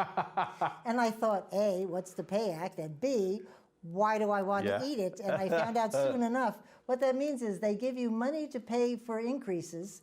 So if they take it away from you, you have to find a way, because you're obligated Yeah, to you gotta pay do the it. employees their step increase and their pay increase, and you have to find it in your budget. In your budget, right? That's eating the Pay Act. It's right? not easy, I'll tell you. So, do you have anything pending when they come back in August? Is there any? We may have some work on the Pay Act, which is still unfinished from our Yeah. members' perspective.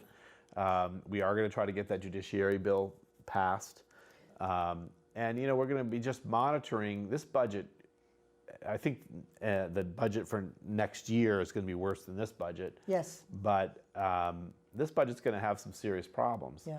And we are going to be vigilant about trying to prevent services for Vermonters from being cut too deeply. Yeah. And we understand that Vermont has to have a balanced budget. But part of that, from our perspective, will include building in some revenues, some new revenues. Good for you. That's where it needs to happen. Yeah, it's the only way to prevent Yeah. Well, too many cuts. I don't know what. You're using the word taxes. That may. Depends on. It could be taxes. It could be I fees. take that word back.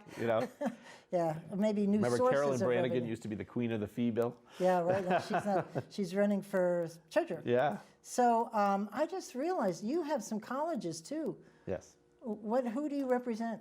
So we represent the clerical and technical workers, basically. So the custodians, the administrative staff, cool. some that make the sort of on the ground level make the Right. Vermont State Colleges function. That must have kept you busy. Yes, and it's going to keep us busy this August.